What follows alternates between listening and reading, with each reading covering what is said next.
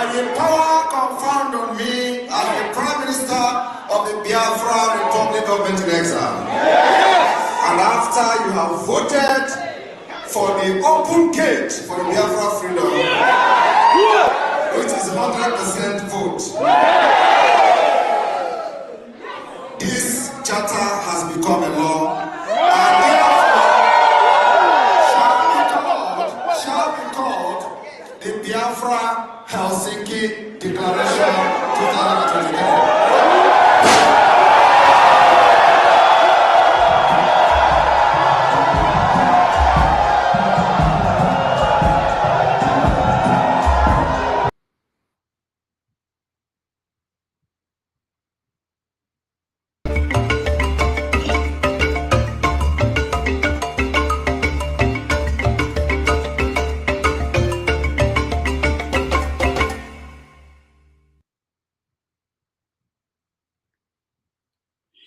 Hello, welcome.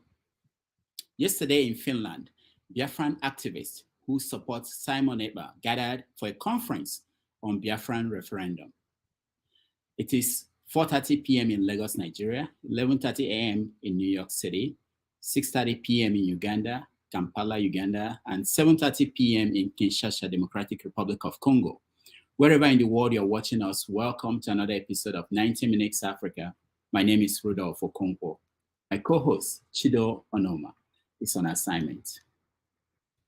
He just published First is Last, a new novel set in the old Biafra, even as the quest for a new Biafra rages from Finland to Okigwe. Dr. Cyril Orji is joining us on 90 Minutes Africa to talk about his book and the challenges of Nigeria for the component units that make up the country. Also joining us on the show is Pa Ikhide, the great Pa Ikhide. He's a critic and a writer, and he has read Orji's novel, First is Last, and has much to tell us about it. Pa Ikhide, on his part, just returned from Nigeria, and we want to know what he experienced and what he saw in Nigeria. So please join us as we welcome Dr. Cyril Orji to the show. Dr. Orji, welcome to the show. Thank you. Good morning. Good morning. I'm Pa Ikhide, the great Pa Ikhide. Welcome to the show. Yeah. Good morning from my side of America. Yeah. How are you? Good morning. Very good. Nice to have you. So let's start. Orji, let's start with you. Normally we start with looking at the picture of what's going on across Africa. But today we want to look at what happened yesterday and the day before, Friday, Saturday. There was a conference in Finland by Biafran activists led by Simon Ekpa. They had a conference and it's around the issue of having a referendum for Biafra. What do you think about the new quest for Biafra, considering that you saw the war and as a kid and what do you think about this new quest by young people who probably did not see Biafra, the old Biafran war? Thank you so much, Rudolph. Let me say categorically, look, I saw the war. I lived the war. So I'm talking out of experience. It is my belief that Mr. Ekpa is really misguided. Okay. I don't think many of us, they say that hindsight is 20/20. Many of us really believe that. I keep asking myself, what I know today, okay, at the age I am today, if I was one of those advising Odumegwu Ojukwu, would I have advised him to declare Biafra? Clearly, the answer is no. Not that I didn't see what happened to us. Not that I am blaming Ojukwu. No, I'm not here playing Monday morning quarterback. Ojukwu was only 31, 32. He did the best he could. He is one of the greatest leaders the world will ever have. I give that to him. But with the maturity, the understanding of international politics, world orders, as I understand them today, I think it is really wrong for anybody to start just thinking Biafra in that sense. I've always thought, maybe I'm wrong, that somebody is actually paying off Mr. Ekpa to cause all the problems. So in my opinion, I think it's misguided. All right, Ikhide, I know. Let me bring you in. And what do you think about this quest for a new Biafra, considering what we've gone through in Nigeria in the last 60-something years, 3 years? Well, I align myself with everything Dr. Orji has said, but I just want to I just want to give it another perspective. I think that in the spectrum of governance, in the spectrum of the fate of the people that live within that space called Nigeria, there are a lot of anxieties. You know, there's the extreme one that we just witnessed, and then there are folks who think one Nigeria is the way to go. I also think that it's been a failure of leadership. When I say leadership, I'm not just talking about political leadership. I'm talking about intellectual leadership. Clearly, if you visit Nigeria, as I've visited several times in the past several years, you begin to find that there has to be a way to move governance and resources away from the center to regions, perhaps to more manageable situations. So people see what's going on in Nigeria, and they look at it from an ethnic lens. And there's nothing wrong with that. And they say, well, this is just not right. We need our own government. We need our own system. And that's what we hear out on the streets. And it's not just Igbo leaders, by the way. I think that the majority groups, the Yoruba intellectuals, in their own way, play the same game, where they, in a sense, they are clearly interested in a regional setup or a devolution to the satellites. So I don't think we should focus so much on the extremes, but we should think about what they are trying to communicate to us, which is the system as we have it right now is not working. And I agree with that sentiment. All right. Thank you so much. Orji, let's go to your book. First is last.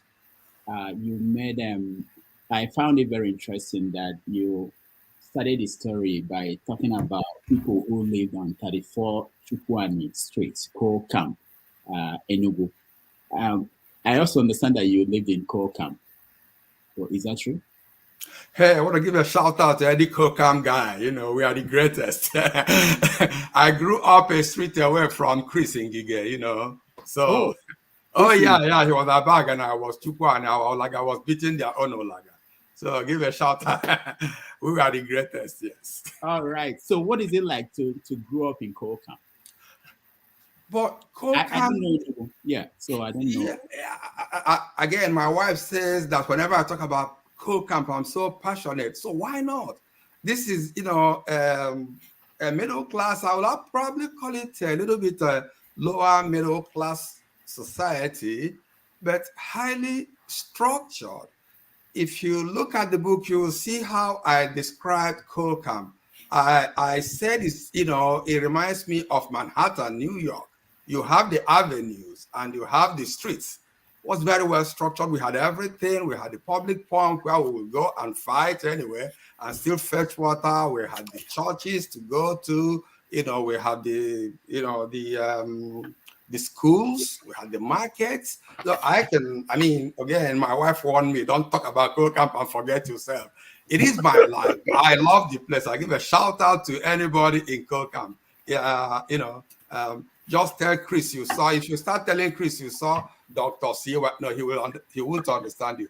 Tell him you saw CY, and then he will say. So yeah, yes, Coal Camp was really one of the. We used to look at one and the others as the elite, but we were the real people. And I haven't even gone to talk about Tinka, Igbo, and all those. We get to them. Wow. Now, in 34 Chukwani streets, you had civil servants, you had Dibia, you had different Obanje. It's unbelievable the kind of how many people lived in that room, in that building. I'm still looking at the yard. There were 13 units. 13 You know, yeah, there were 7 in the main yard, and out of those 7, one was a 2-room, okay, where the DBA lived. He used the inner one as his living unit and the outer one to attend to, you know, his clients. And the others were 1-room units we used to call 10 by 10, just as a measure of 10 feet by 10 feet. So there were really 12 families in the 13 units. All right. So they were living in peace, relative peace, until the war started, and the book started. That's where their life turned upside down. How close is that to what happened to you? Sorry, said how close was? Is the story in the book close to what happened to you as a kid growing up in poor camp?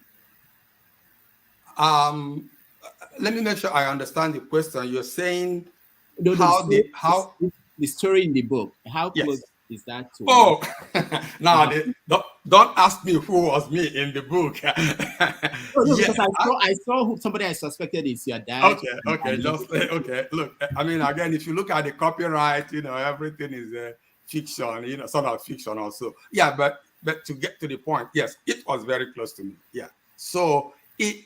You know, one of the things, and Pa Ikhide, when we did the book launching, he did ask me, why did you prefer to do fiction instead of the way Achebe did his own? You know, and my answer then is my answer now. You know, I was a teenager. I wasn't keeping notes. Achebe was already the director, you know, at the distant. And Achebe is Achebe. It's wrong to mention my name and his name in the same sentence. He's a legend. So, how is the book close to me? 100%. Okay, so you decided to now write it now. Why now? When did you start thinking about the book, and why did you decide to write now? Yes, this is my second novel. The first one, Lamentation, I released in 1999, which was, you know, we can talk about that later. But now after that, we spent time, my wife and I, you know, raising a family. I have 4 adult kids. They're all men now. So COVID, so with working and bringing up a family, you know, it was completely time consuming. I was initially an assistant professor, computer science, before I came to industry. And in industry, when you work for a company like Lucent, you actually carry the work home. You work for 26 or 27 hours a day. So it wasn't until COVID forced us into retirement then that I said, okay, you know, again, you know, when COVID came, my company had to shrink. Some of us were already getting there in age. So, you know, things happened, and then it was a good retirement. We moved, and I said, okay, let me start doing what I love to do. I'll tell you the truth, Dr. Damages, I have a PhD in computer science, but that is just to pay the bills.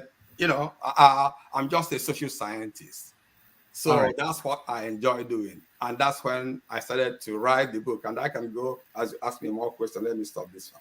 All right, we'll get to that. And for the viewers, in another maybe 30 minutes, we'll get you in and you can ask questions. So, Ikhide, where did you meet Dr. Orji before we continue the conversation? Do you have all day? So, I think that the history of Nigeria will not be complete if we don't talk about NigerNet. NigerNet was really the first social media space that brought Nigerians, Africans together. Then outside of NigerNet, there were anxieties, and out of those anxieties, we had political social media groups like AnaNet, NFF, and then there was IgboNet. As people felt that they needed something more intimate, they would move away. Dr. Orji and I were basically the early members of NigerNet. NigerNet must have been created out of MIT by the Ekundayos in the early 90s. So we are dating ourselves. And I was very, very pro-democracy, to be quite honest. And Dr. Orji, to my frustration, was a lot more sensible. He didn't, and it was quite frustrating because he really, I mean, his heart was in it, but I don't think he trusted a lot of us and a lot of where things were going. So, but between the founders of IgboNet and NigerNet, he was basically in the middle.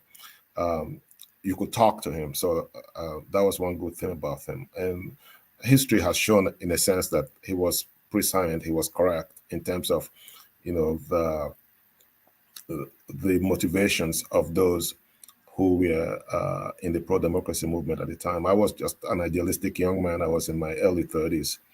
And I thought that regardless of, you know, the players, that MKO Abiola had won fair and square, and we should just push the envelope. And I rallied around people like Wole Soyinka, Tinubu. They all sound very interesting characters today, but then it was, you know, it was easy to romanticize what they were talking about.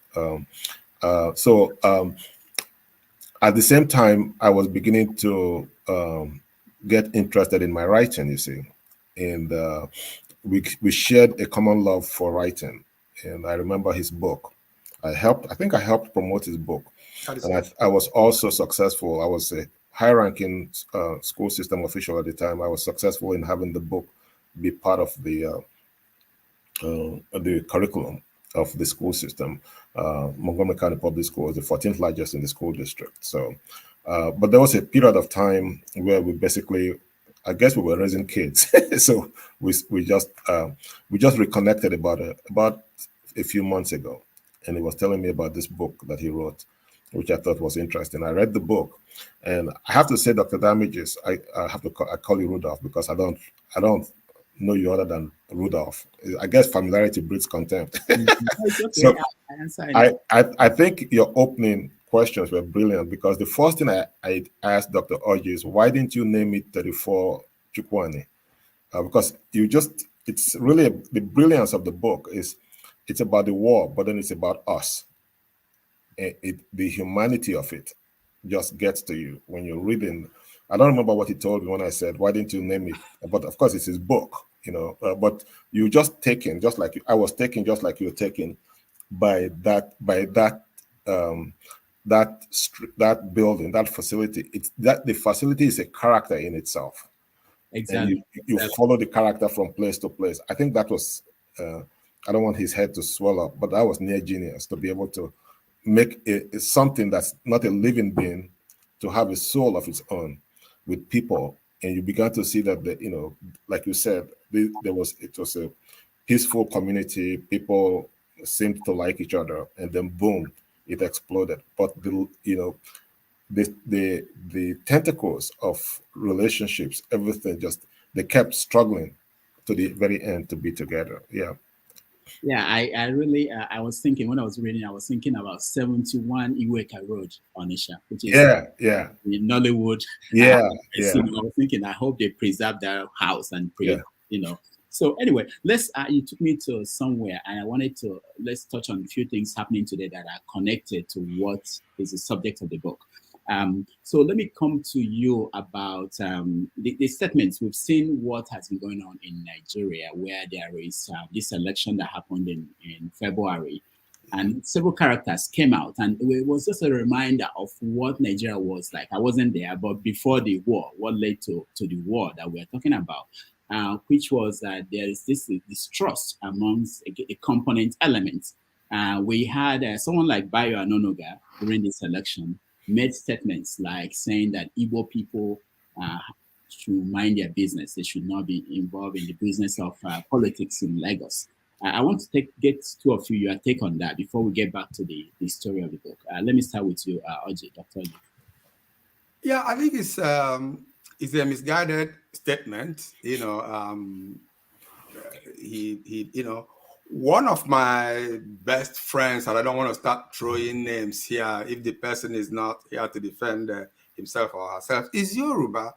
And then again, he kind of sees the Nigerian relationship the way he does. And they kind of turns out to be not the way I see it. When you leave Nigerians on a one-on-one basis, they get along very well. But when you bring that entity called Nigeria, things really start going haywire. So the gentleman, whatever it is he believes, I don't know. But personally, I believe that Nigeria can work. Okay. I just don't happen to think that we should start splintering first. Even if you wanted to splinter, the powers that be will not allow us. They want to keep us as a market, but that's fine. We can still function. Nigeria can actually function very well, if we give it a chance. But then maybe I'm being myopic. I'm not sure if I'm answering the question the way you wanted me to take it, but that is actually what I think about Nigeria today. Okay. Ikhide, I know you mentioned in one sentence, you mentioned Wole Soyinka, you mentioned Tinubu as part of pro-democratic movements that came up in the 1990s, and you were involved. So when you look at Nigeria, start with the question of Bayo, and then when you look at Nigeria and these actors, the role they are playing now, what does that tell you? Well, it's very interesting. I think that we have the wrong people in power. Clearly, they believe in a binary, and they believe in fixed boundaries. And they're old people. They're just old. And when I say old, not just biologically old, they're just old in their mindset, and they are not in touch with the reality of the new world order that we live in, of porous boundaries, of technology. Of technology that's redefining relationships, that's telling us that the flesh is the flesh, but the spirit is stronger than the flesh. So when you look at at what led up to the Nigerian Civil War, and you look at those issues, we were literally living within fixed boundaries. Nigeria is no longer where it was then. It's a lot more porous, a lot more complicated than it is. That is why, if you go to Nigeria today, individually, if there are 200 million people, there are 200 local governments, 200 million local governments. Yeah, because technology and other advances allow our people to basically live their own lives the way they would like them. What is missing, of course, is a responsible government that takes care of things like roads, electricity, and so on and so forth, and good health care. People are just paying their way through life. I don't really see and I'm talking from professional experience, us going back to a situation where there's Biafra or there's Oduduwa land and so on and so forth. I think that we need to now hand over the reins of power to younger people who now live a certain lifestyle different from the lifestyle that we lived growing up. I was a kid in Biafra, and I can understand the whole physical structure, but not anymore. So, but when you have people like Tinubu in power, when you have people like Onanuga in power, and you have thinkers like Soyinka. I mean, Soyinka is almost literally 90. He has tried. I think we need new thinkers. We need new people who are familiar with the paradigm. We have writers in power who don't know anything beyond email, who don't understand what Twitter is, who don't understand what TikTok is, and so on and so forth.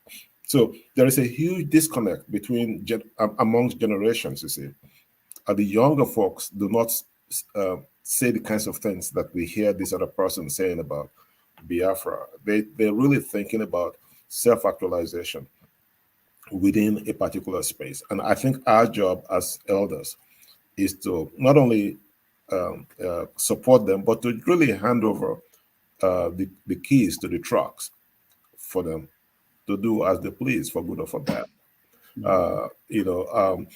Tinubu, Tinubu, Soyinka, Beko, Kuti, Professor Adeyeye, Professor Aluko.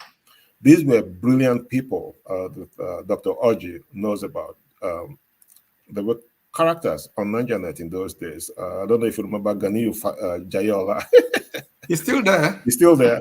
Yeah. And so, but they were I found out that they were really not interested in one Nigeria. They were really interested in Oduduwa land, but they were not being honest about it, you see. And that realization came to me really late. There is nothing wrong with ethnic affiliations. What is wrong is to be pursuing your own ethnic agenda and gaslighting other people into staying in an arrangement that is clearly inappropriate for the times that we live in. And that's why I've been hard on the Yoruba intellectuals. I've said to them that they're basically dishonest. They know that this arrangement is not working, but they are in it for personal purposes and for ethnic purposes. And I've been very consistent about that, by the way, on social media. I've called them out. I've called out Nigerian writers. I've called out African writers, and I've told them, there is no purpose to your writing. There is no purpose to your writing. And the result, of course, Dr. Damages is, as you know, I was thrown out of the great community of writers that I used to be in. I missed all the cheese and the red wine and the stuff that white folks used to give to us. I would like to apologize to them so that they can let me back in so I can start eating. I can start eating cheese for free and drinking wine for free. But you go to social media and you see what young Nigerians are doing individually. You just know that there is hope for our people. Then you look at Bayo Onanuga, you look at all of these folks, and you go, these are dinosaurs. They should leave. They should just leave. I mean, I'll give you an example. Mr. Tinubu, I don't know if it's Mrs. Tinubu. Mr. Tinubu does not know. Mr. or Mrs. Tinubu never, ever anticipated that he will be held accountable to the extent that he's been held accountable by young people like David Hundeyin. I mean, the kinds of mistakes he's making just show the kinds of arrogance his generation had. Like, just put anything you like there. We're going to go to Aso Rock anyways. Accountability is a new term for our people. And these young people are pushing it. And we must support them to help to hold all of us accountable. Thank you, Kide. Someone said that if Tinubu knew when he survived in 1999 that he would have registered at Lagos State University and get a degree before running for president, he would have gotten a PhD by now. But do you know what is interesting? He didn't really need to tell all these lies, though. I mean, he's still qualified, technically to be, whatever he wants to be. But he had to lie. Everything about him is a lie. Everything about him is a lie. But he's not the only one. Everything about our leaders is a lie because they don't respect the system. I mean, it's garbage in, garbage out, like they taught us in computer science in the 90s. They don't respect systems because it's a patriarchy that supports old men, and that's what's changing. I think the culture is changing where people are going to be more careful next time. For that, we just need to give people like David Hundeyin props. For holding our feet to the fire to say, look, we are human beings and we are going to hold you accountable. Now, Dr. Orji, we had this last week, what's his name, Sheikh Gumi make a statement saying basically that Christians are not going to be trusted to run the security of the country. We also mentioned the issue of what happened during the coup of 1966. So I'll come back to you and I say, the issues and the world of 1966, are we close to that? Are we going back to a similar situation environment where there is this widespread distrust and where anything could trigger an event that might not be controllable? Well, Unfortunately, yes, in a sense. I don't really necessarily want to sound as an optimist. Yeah, you know, Nigeria has lots of problems ahead, but Nigeria can actually be one country. Though you can tell me I'm trying to be platonic, you know, the essential thing is, do we really respect, you know, each other or one another, or are we still looking at a war that was fought over 50, 60 years ago? Can we all come to the table as equals? But maybe I'm kind of sounding, you know, I'm really being naive. So when somebody says Christians cannot be trusted, what can I, you know, I really don't know what to tell him. I frankly believe that Nigeria can be won. Okay, Nigeria can be won if such people can be marginalized, but it is easier said than done. Hey, look, I have Yoruba friends who, you know, Pa Ikhide probably knows some of them, but it's unfair to mention anybody's name when the person is not here to defend him or herself, who still, one of them asked me, you think Peter Obi will be president? Seriously? Like, am I out of my mind?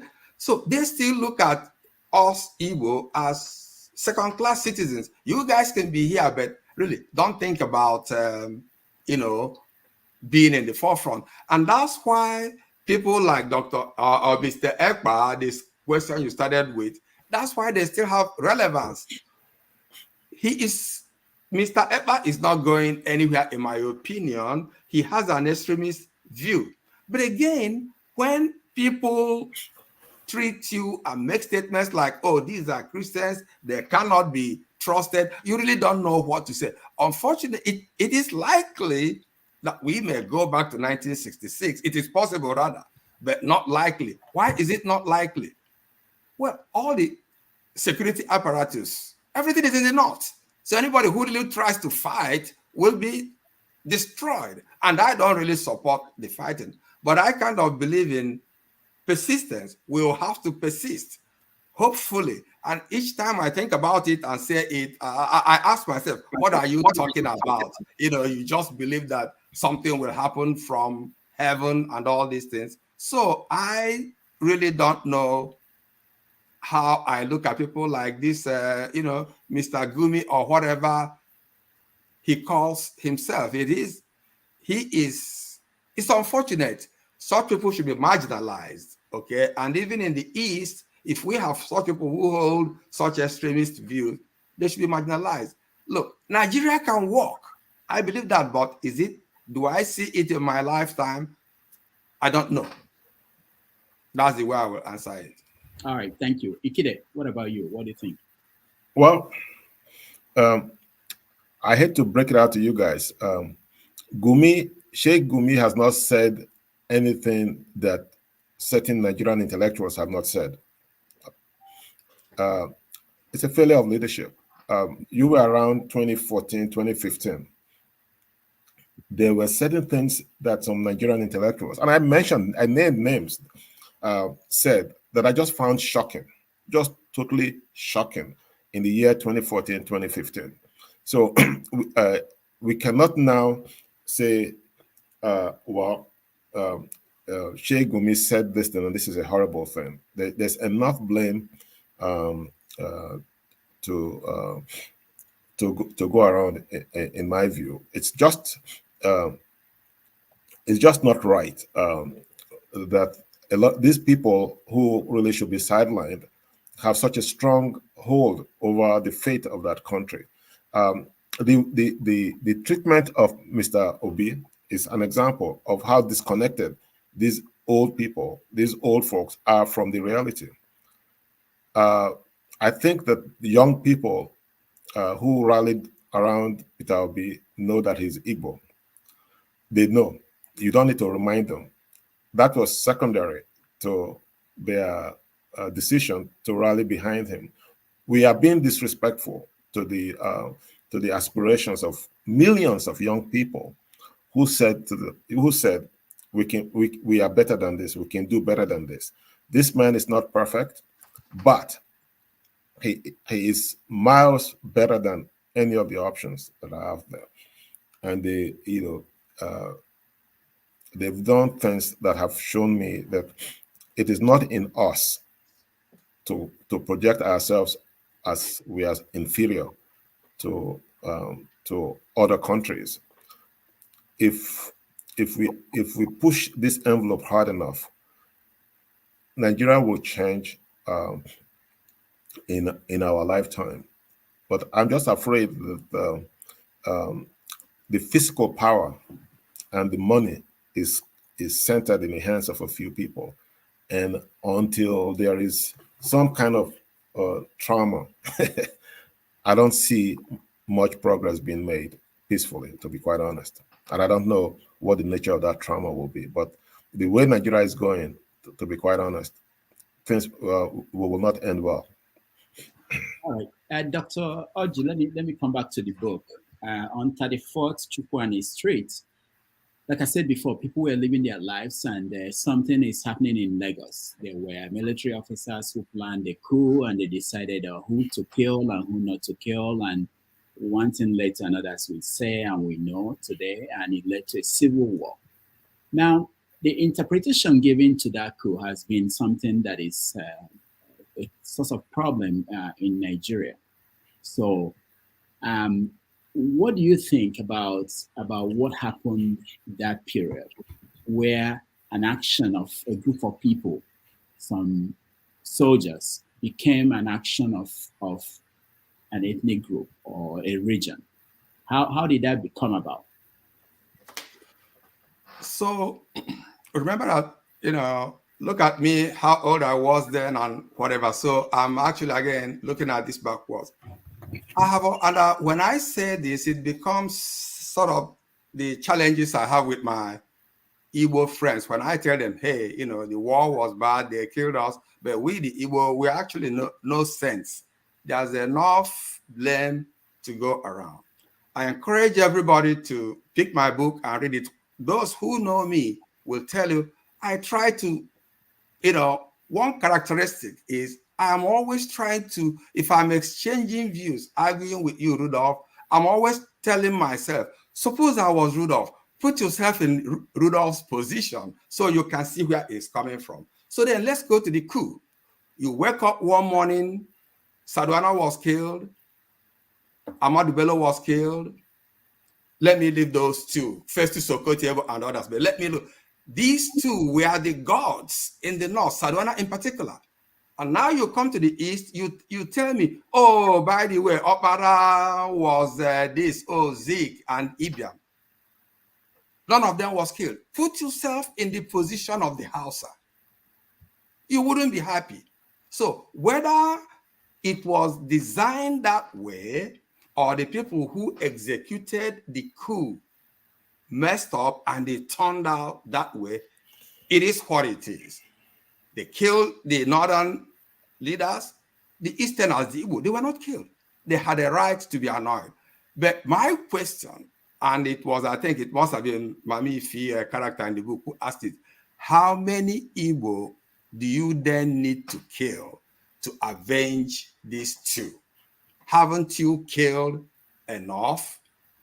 So where I'm coming from is that, look, I suspect, now I'm trying to tell you what I believe, in hindsight, Major Nzogu had excellent intentions to rid Nigeria of the corruption and everything, but then he couldn't be in Kaduna, be in Enugu, be in Benin, be in Lagos. So he sent those he sent, and what happened.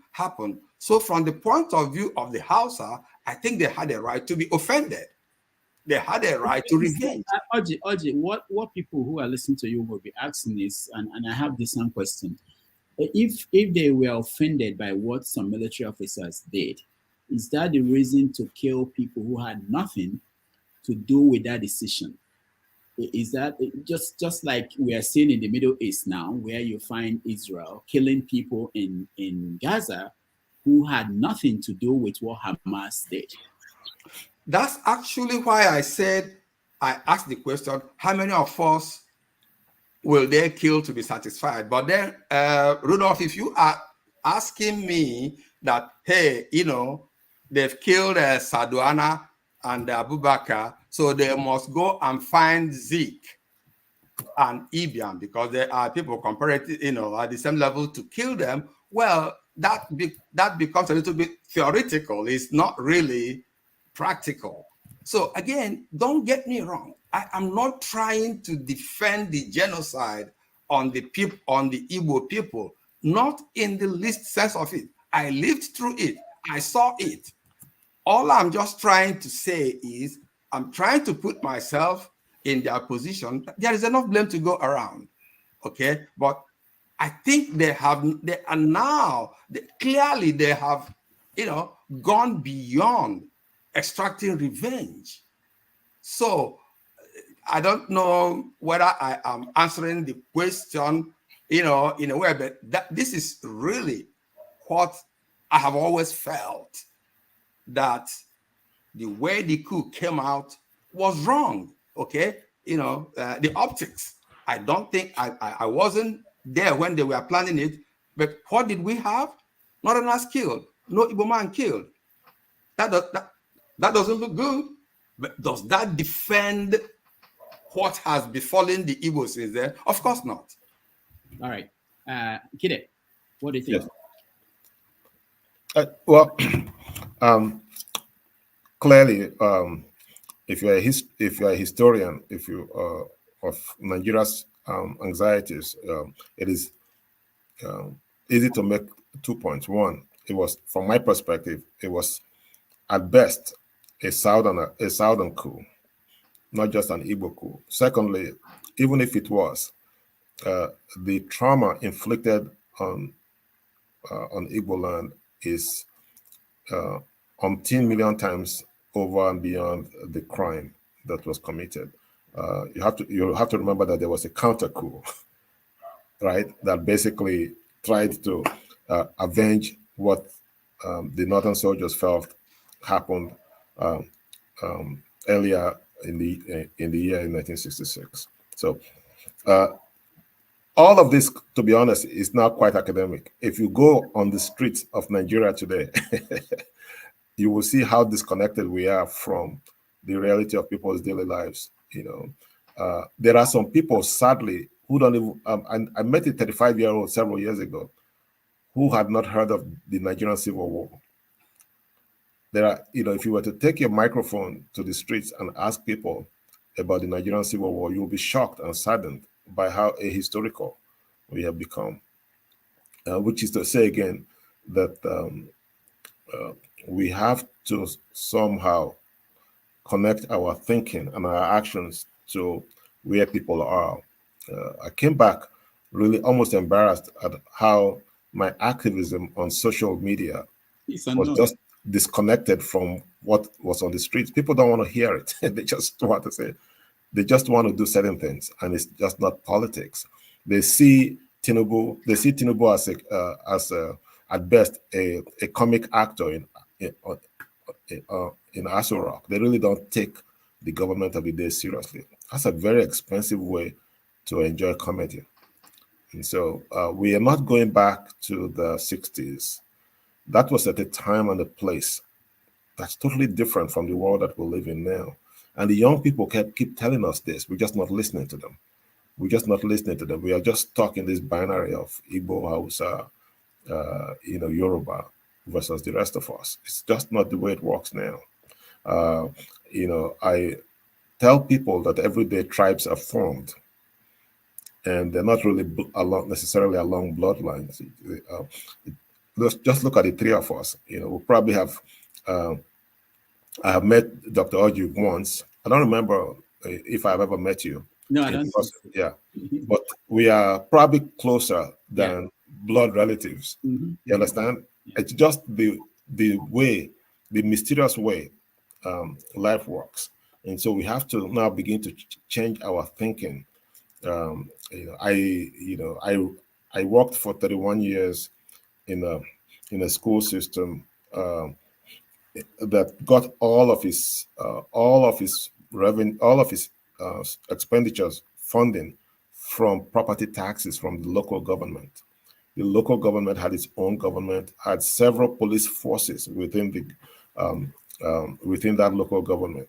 And as you know, whatever happens at the federal level is almost irrelevant to us. You know, I can say horrible things to Mr. Biden, I won't, but it won't affect my income because he doesn't pay me. I don't, you know, those kinds of things. So we need to begin to think about models that work. If you leave Lagos and you leave Abuja and you begin to go into the hinterland, you just see spaces that it looks like time has forgotten. If you go to Ewo, my hometown, it still looks almost exactly the way it looked when we fled Benin City during the Civil War. Those are the kinds of things we should be thinking about, you know. Thank you. Before we leave this topic and go back to the book, I just want to say that if you look at what's happening in Eastern Nigeria, like what happened yesterday. So there are some people meeting in Finland and having their conversation about Biafra. And some people in most parts of Eastern Nigeria, they're not aware of what's going on there. Yeah. But again, when whatever happened in Finland, when soldiers are killed in the east, and when the military go in there and they bomb. Now they use fighter jets to bomb houses, and sometimes people who are not aware of what's going on wherever they are victims of what's going on. So you see that even though we can extract ourselves from what some other people are doing somewhere, it doesn't mean that we are going to be excused and we are going to be free from the consequences. You understand what I'm saying, Orji? Yes, I do. You know, and I said it before, and let me say it one more time. I look at this clown called Dr. Ekpe. I don't take him seriously. In fact, one of the things that happened that I started rethinking whether I was a little bit too harsh on him, I never thought the last election that people were going to vote in the East, I thought he was going to create problems. I've always seen him as somebody being paid off to create problem in Igbo land. Okay, I could be wrong. I don't know. Because I said, look, I mean, I don't understand, you know, this and I'm just trying to stay focused on the book also, but I am somebody who I'm a strong believer in Nigeria. When COVID hit and I retired, I sold my house. I moved all my things. I have houses in Owerri. I moved all my things to when I was returning to Nigeria.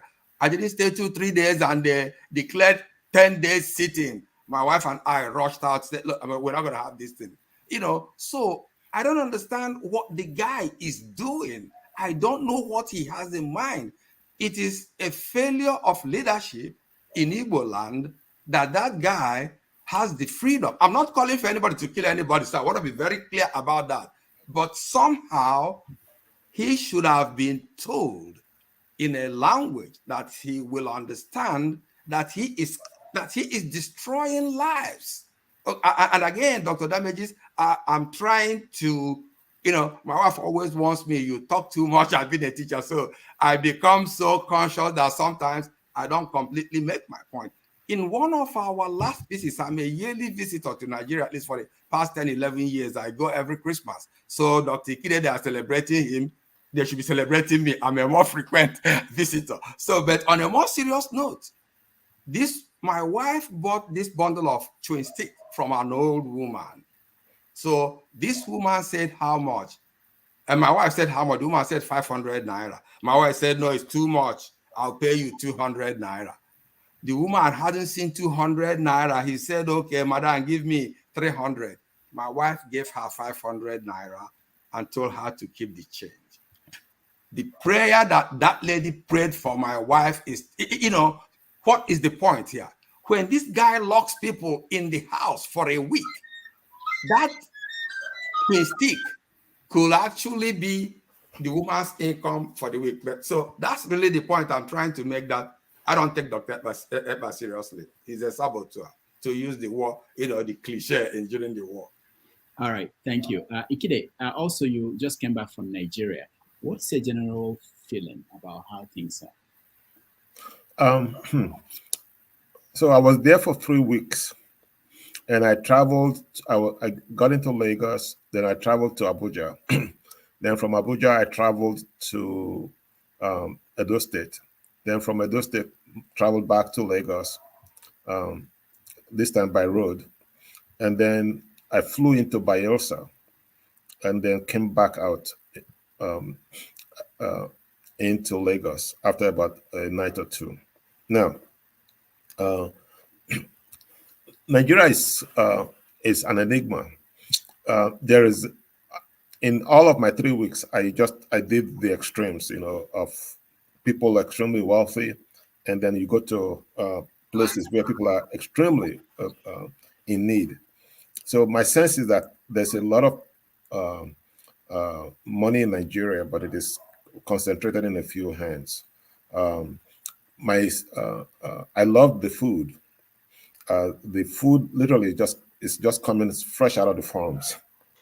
There is nothing in Nigeria that you won't find. It's just money that's just not available. People,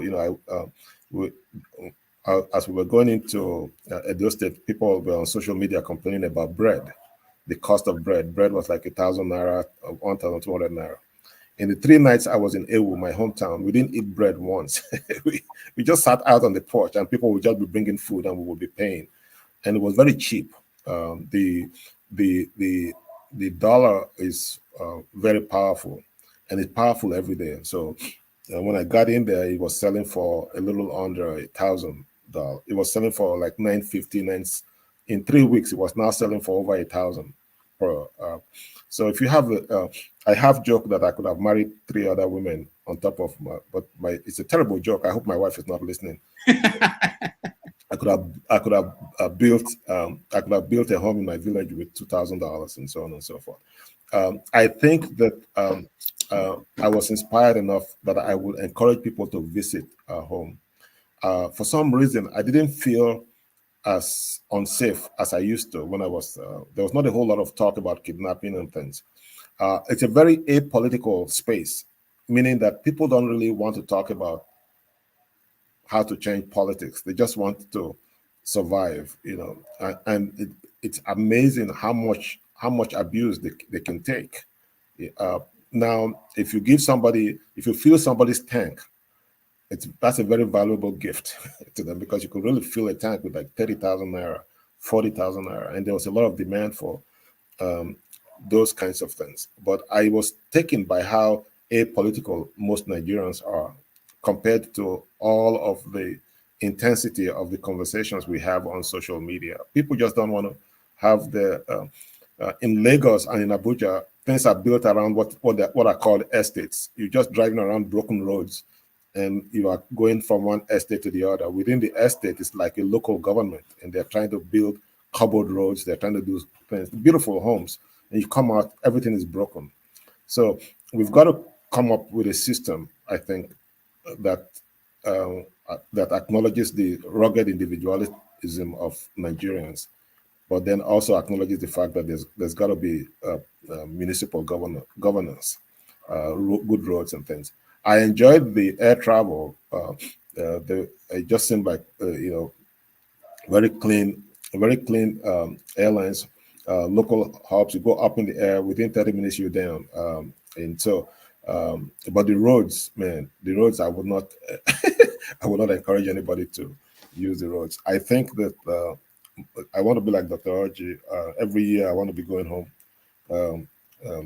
Every year, and then when I finally retire, maybe get a nice little place in the suburbs somewhere, stay there for 6 months, and when it is warm in America, come visit the kids.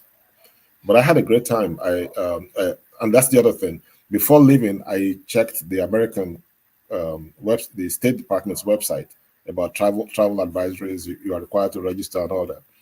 If you read the U.S. travel advisory about Nigeria, you will not leave this country. it's just like, oh my God, what are you doing? Don't go. If you absolutely have to go, these are things you have to do. Blah blah blah blah blah blah. But the food is beyond organic.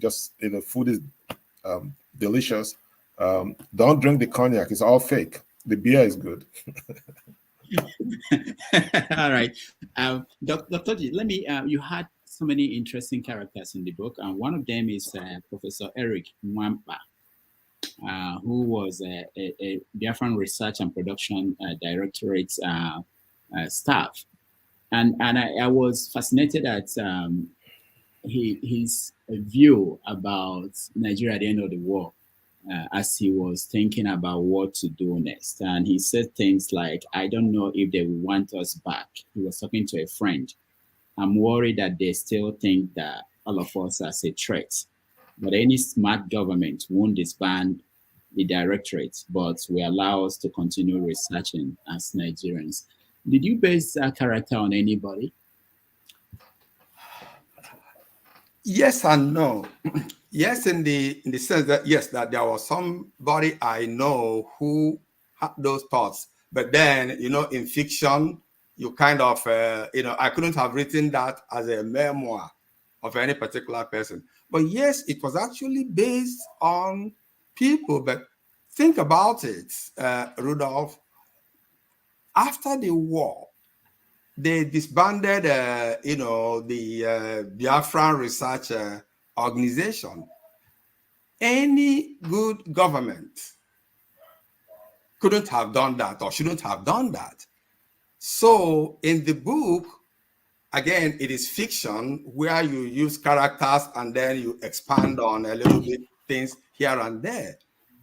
What any good government could have done is keep those guys and watch over them, so to say. That's actually what you have in America today. We are all here.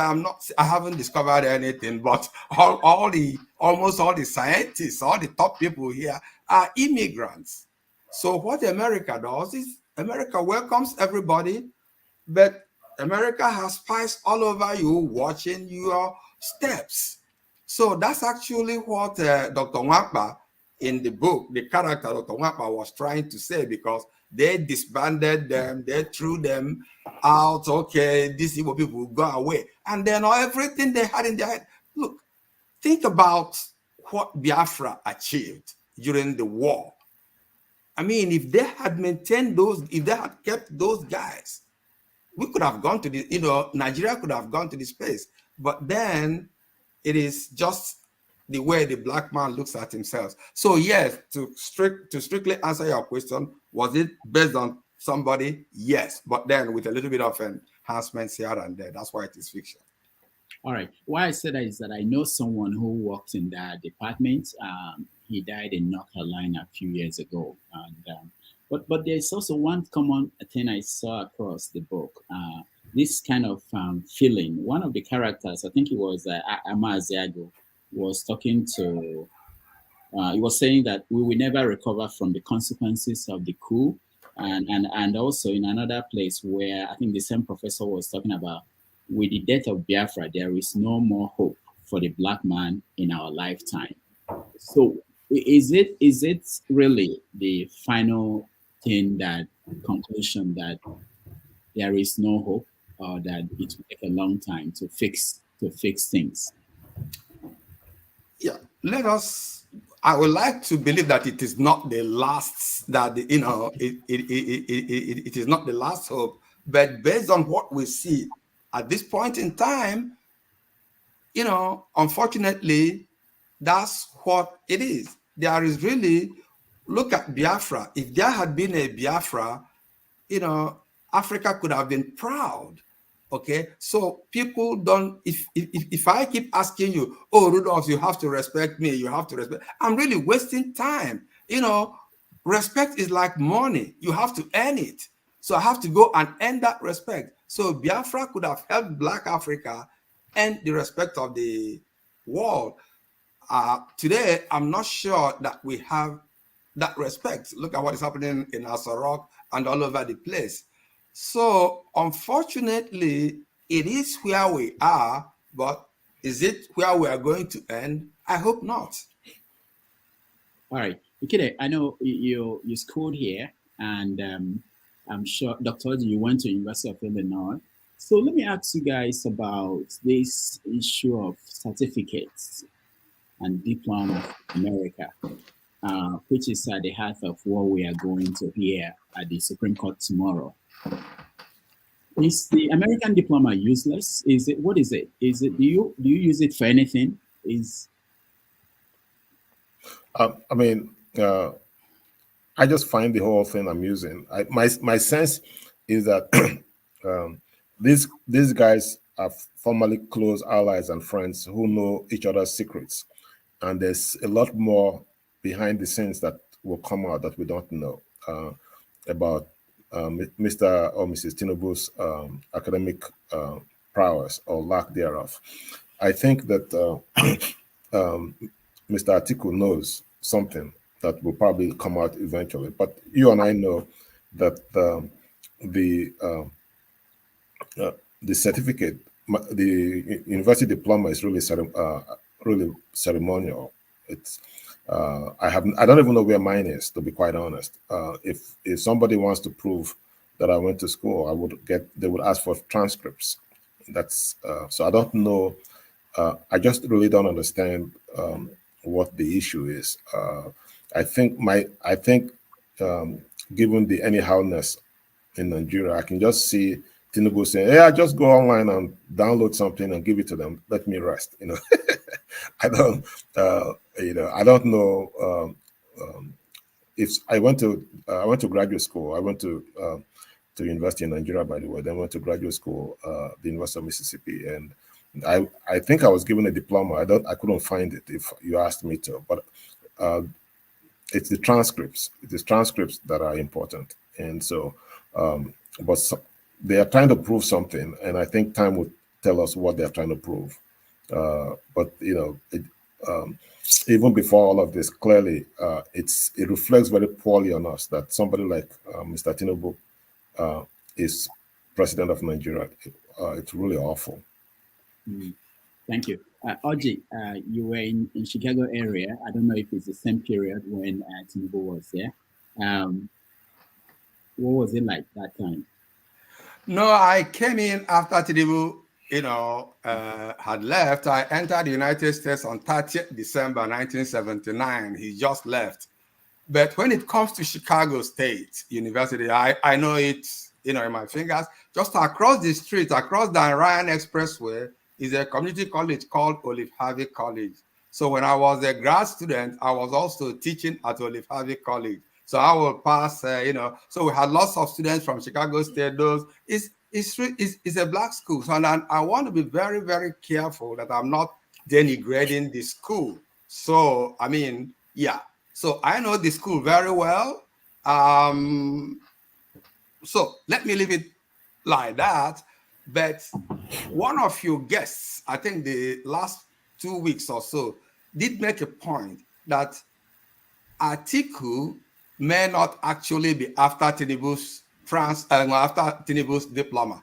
One of the things that came out, at least from my perspective, is that we're not even sure the high school he went to. So he may have forged the documents that gained him admission to Chicago State. So putting aside the gender, male or female, today I have a PhD from University of Illinois, Chicago. If it can be proven that the documents I used to enter the university, that I lied, the university can easily withdraw the diploma. So my suspicion, I didn't talk to Atiku or his people, my suspicion is that it is not essentially the diploma. Nobody knows what diploma is. It is transcript. But it is other things surrounding the man. He graduated in 1970 from a school that opened in 1974. And I mean, look, even when they were talking about the BBC, here is a country, BBC, where the prime minister resigned because he held a party in the basement during COVID.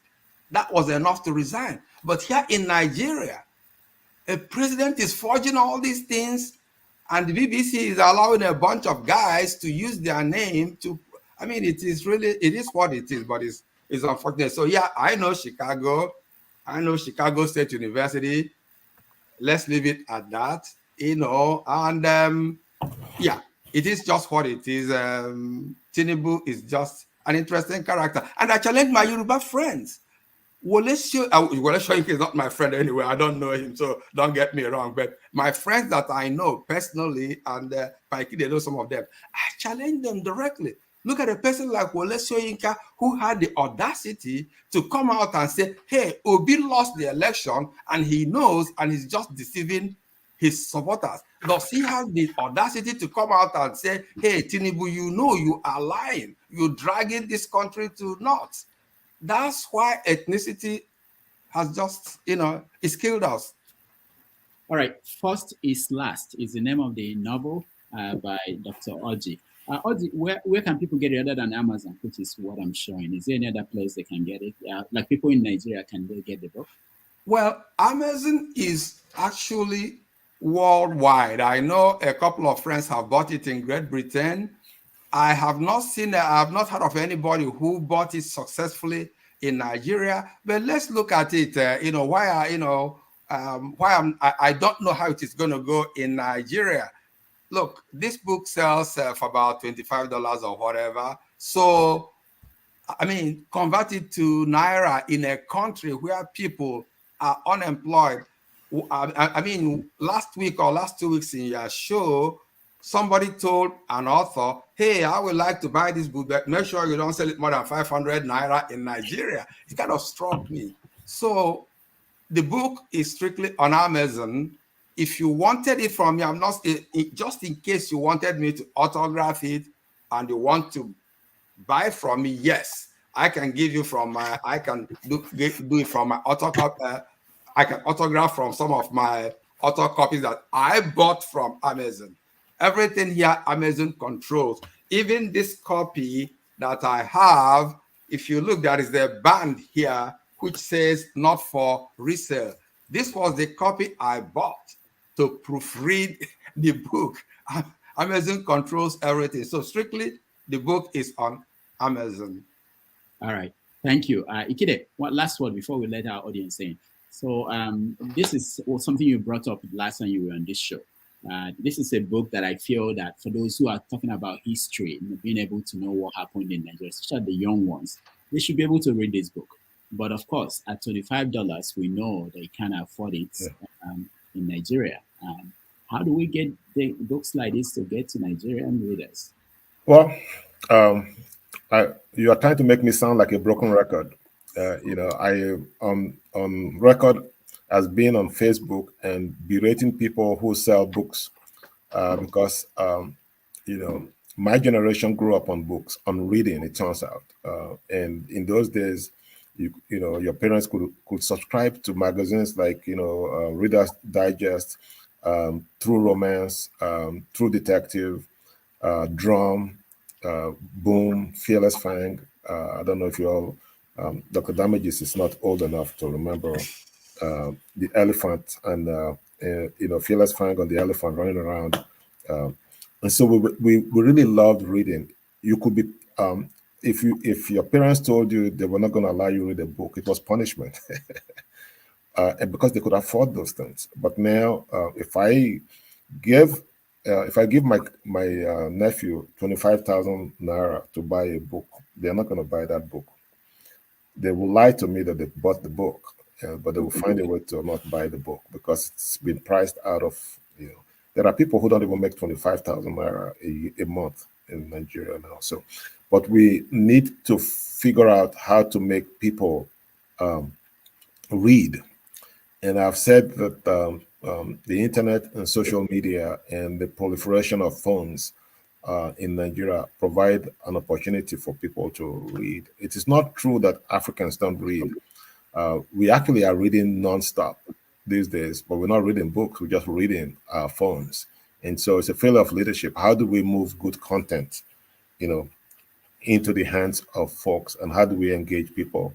And I think in my lifetime there will be people like Dr. Orji. You subscribe to their it's already happening. You subscribe to their thing on social media, and then you read their content. That's where we are headed. Just think about the music industry today. Fela is richer than he ever was when he was alive because of streaming and all of those things. If they insisted on the cassette, we wouldn't be where we are today. but our writers keep thinking about books all the time.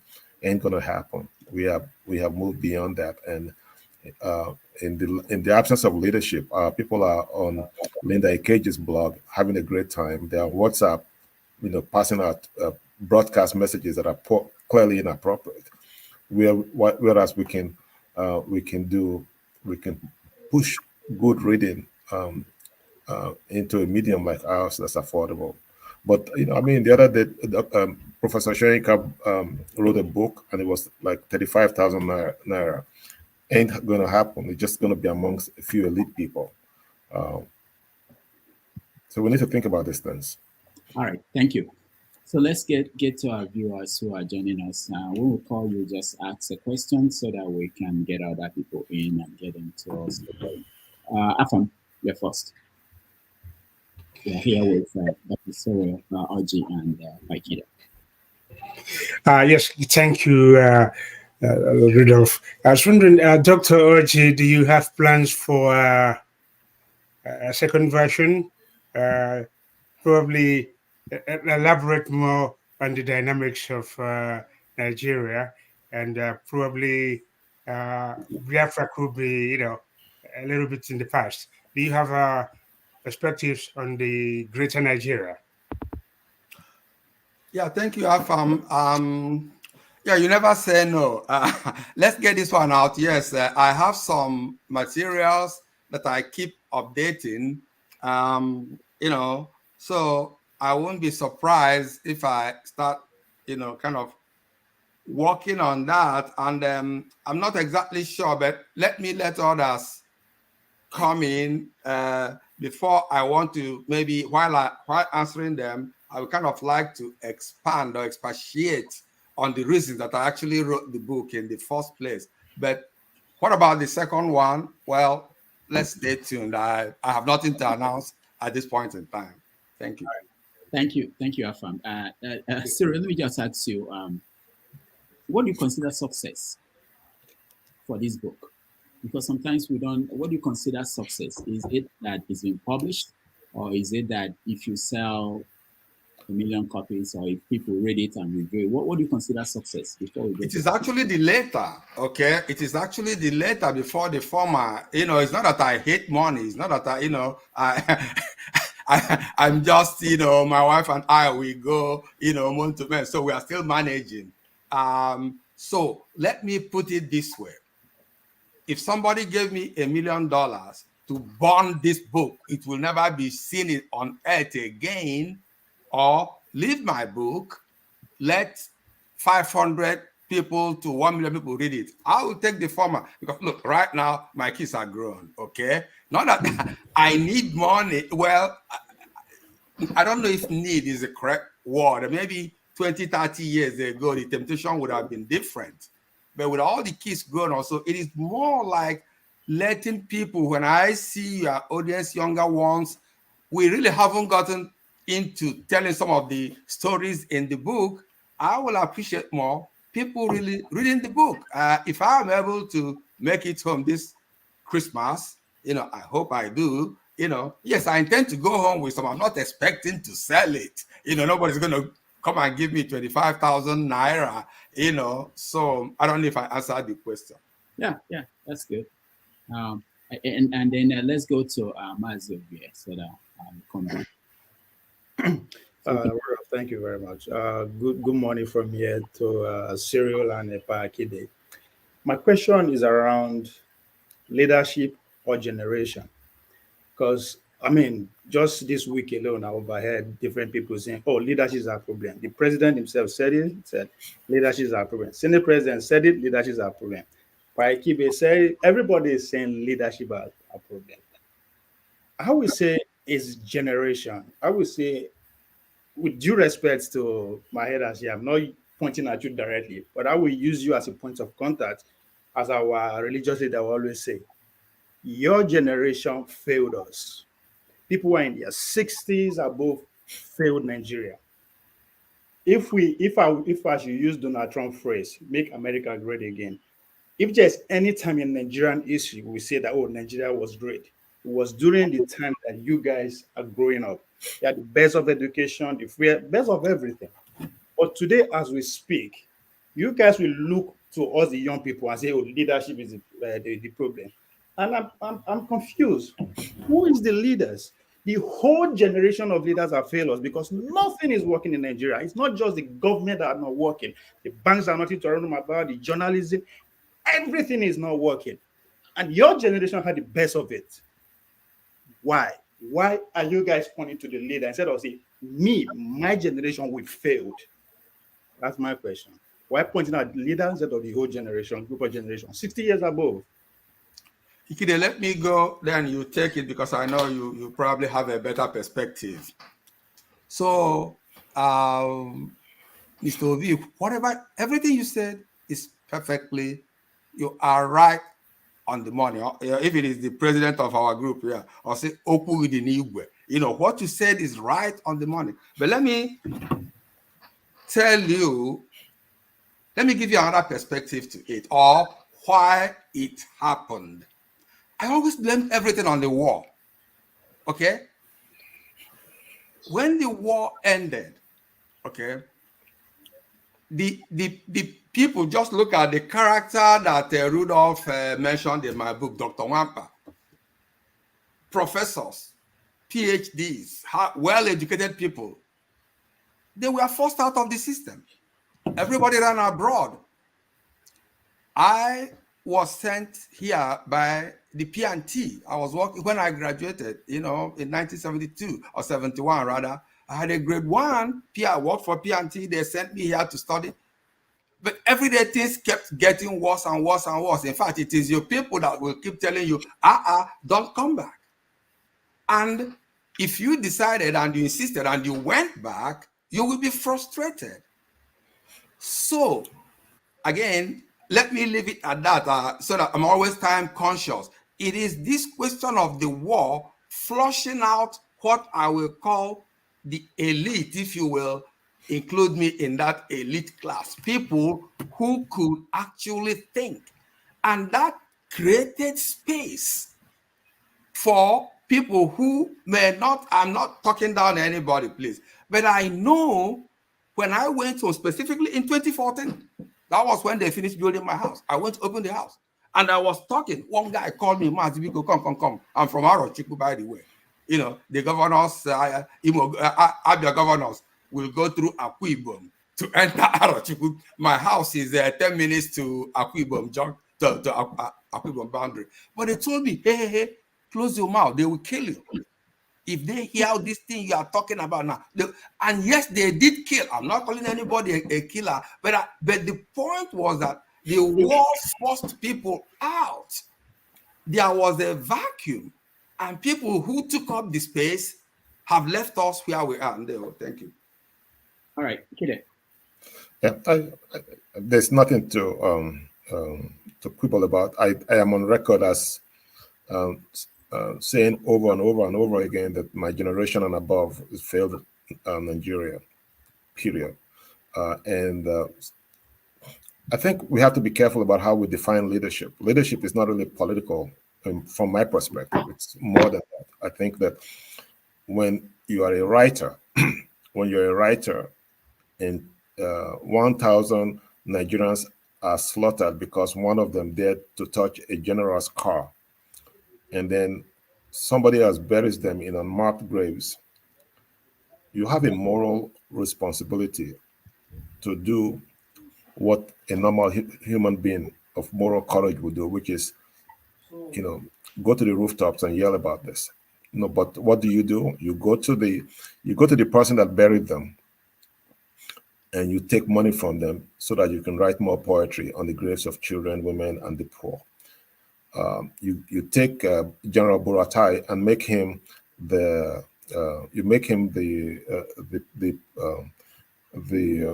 sponsor or whatever it is of Anna Abuja. So those are the kinds of things I call a failure of leadership. We all have to accept some responsibility. And by the way, some of the worst leaders today in Nigeria are young people. They are the ones writing talking points for old people like myself. to justify the incompetence and the thuggery and the stealing and so on and so forth. They're the ones chasing after me and people like David Hundeyin, looking for dirt so that they can stop us from talking about these things. So we all have, there's enough blame to go around. I have told people that African literature is currently trash because there is no moral core to the bulk of the writers. And I've gotten flack for it. I don't care. I'm just telling you the truth. But, there is hope, actually. It's not as bad as I make it sound sometimes. I was just home. The banks work. The banks work. And the banks are struggling because now I don't even know why I have a bank account in Nigeria, because I can simply send you the $100 that I have straight up, and you go pick it up somewhere from an aboki. Technology is just redefining the paradigms that we know of all the time. And if I can do one thing, if I can just take the power from these ancient people, not just biologically ancient, just ancient in every way. And when I say power, I'm talking of political power, I'm talking about intellectual power, and just retire folks and just take the power and give to young people. I will do it in a heartbeat, because I just think that time is running and that we need young people to run their affairs. And it's not, by the way, it's not just in Africa, it's a global issue. Up until, I'm embarrassed to say this, up until COVID, I had no idea what Zoom meant. I had no idea what Teams was. Turns out my children had been using Zoom and Teams and things and humoring us, making us to go to work 9 to 5. I worked for a $7 billion operating budget, local government. We moved all of our stuff online overnight in the United States. And what occurs to me is that young people are living lives away from us because they know we have the power, but we have no clue what to do with the power. So they just ignore us. It's a very toxic way of living, but that's what it is. We just have to find an alignment where we respect each other and where we say, look, we are in our 60s, our 70s. We no longer understand these things, But people, even young people, when I tell young writers, why are you writing books? Nobody's reading this stuff. They think I'm saying they shouldn't be writing. No, I'm not saying that. People are not used to thinking out of the box. They just are not used to thinking out of the box. I just said, Fela is wealthier today than he was when he was alive because of technology. Nobody is putting music in cassettes or even CDs anymore. They're streaming it. But we are still insisting on writing our best ideas and trapping them in books. Finally, talking about failure of leadership, all of our scholars, all of our writers, all of our thinkers, where are they? They're in the West or looking towards the West. They are behind paywalls. They are writing expensive books that nobody can afford. So we are losing our best minds to something insidious, but we're not looking at those. So it's when I talk about a failure of leadership, I'm not really talking about political leadership. And in fact, when Chinua Achebe, I suspect when Chinua Achebe was talking about failure of leadership, he was probably thinking about intellectual leadership also. All right, thank you, Ovie. Let's go to Pansat. Pansat, you're next. Yeah, Rudolph, thank you very much, and welcome, Dr. Cyril Orji and Pa Ikhide, and hello to fellow panelists and those listening to us on the chat session and other ways. Now, some of my comments are going to be primarily directed to Cyril Orji. You put a lot of big topics on the table. For example, the Civil War. I believe you even said everything leads to that war. So to you, that war is very important, and it is important, right? But it's nothing to be toying around with. You wrote a book. The subject of what we're here to talk about, first is last. And it's not like a historical book, some kind of metaphor, a fable, a combination of all that, a tale, a myth, right? But we don't know where the lines cross over. The war is important. The history of that war is important. Now, biblically, first is last, the way we understand it in Matthew 20, chapter 20, verse 16. The last will be first, and the first will be last. You turn that around. Now, your most caustic, your most absolute discussion is on Simon Ekpa. You condemn him with the most ridiculous of adjectives. If I had time with you to go one-on-one, I'll be asking you, how old is Simon Ekpa? First, let me just find out from you on that. Can you answer that directly? How old is Simon Ekpa? Rudolph, please, it's my time. Let me use it a little bit. I want to get a little bit. Let me get some. Pansat, we've said this. We are not here to query. You are not cross-examining the guest. Okay, well, what I wanted to know is I want to know how much you know Simon Ekpa. No, yeah, you can say that. If that is your question, say how much do you know about Simon Ekpa? Okay, I wasn't waiting here an hour to ask that kind of question. I have a question from at the end. Okay, question. Yeah, just assume that he knows. All right, so, sir, you are an able man. I respect you. You wear the face of our people, right? And that war affected many people in many ways. Some of it put fear in some people. And I believe that you're suffering from some of that. That it manifests itself in many ways. Fear is not just fearfulness, right? In some people, it puts agitation, some anxiety, some distress, apprehension, all sorts of things. But I'm here. One thing I want you to take away from here, because when you come as a guest, we learn a lot from you, like we've been doing this morning here where I am. We learn a lot from you, but I want you to take something away from me today when you go. Don't be afraid. Don't be afraid. When we went to that war, who were the allies against us? There were many allies against us that are not against us today. We fought the entire country. And our cause was just, sir. I want you to know that today. Nigeria is fighting that same. If they had any sense in Nigeria, they would be apologizing to us, praising us, for trying to stand for what is right and to stop these people. So when you come as a guest here and you bring the most pedestrian discussions that's all over the internet, try to make it like it's the real thing.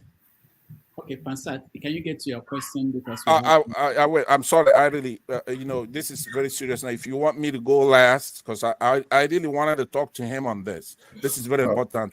Let me ask unanimous consent that I reverse and extend my remarks a little bit. Could you see if anybody is against that? Then I would cut it short. Because there's a couple of more things I want to talk about here. I want to treat this properly, please. Is that okay? Can I use say 4 minutes, 5 minutes to deal with this? No. Mr. Pansa, just as the guest, decency requires me to kind of shut up. Everybody finishes. But just in the interest of everybody, I'll be very happy to talk with you offline or later on, or depending on the moderator, whichever way he wants to do it. I'm all game, but I'm also looking at other people so that they can have a shot. I can give you my number or whatever. Okay, that's fair. The only reason why I want to do it publicly, our people in the proverb, if you come to the market and you see somebody's stole something in the market, and then you privately go and consider he didn't steal it, right? What I'm saying is that your vitriol against Simon Ekpa, I want you to put that aside for right now. That Simon Ekpa is not our problem. The problem we have in Nigeria is not unique to the Igbos. If you go to the thieves, they're going to tell you that they're suffering the same thing we're suffering. You go to Southern Kaduna, they have the same issues. Maybe they're not big enough like we were to fight, to go to war. So let me conclude by saying to you, I believe Mr. Ikhide said that we shouldn't be having vacuous conversations, right? He didn't use that word, but that summarized what he was saying. I don't want you to be having discussions in abstract terms or things that would require vector quantity, magnitude and direction. You reduce it to a scalar. Don't be afraid. The Germans went to war, post-World War, and they lost. But they did not get the respect they deserved. They went back the second time. If you go to Israel, Hamas is fighting Israel. This is probably going to be the 4th or 5th or 6th episode. We have a problem in Nigeria. The thing, let me conclude by saying this to you, and I am going to talk to you. Rudolph has my number. I authorize him to give it to you. Don't be afraid. Don't disrespect our people. We don't have in Nigeria. We all hope to build a new Nigeria. The allies that are arrayed against us have tasted a little bit of why we went to war today.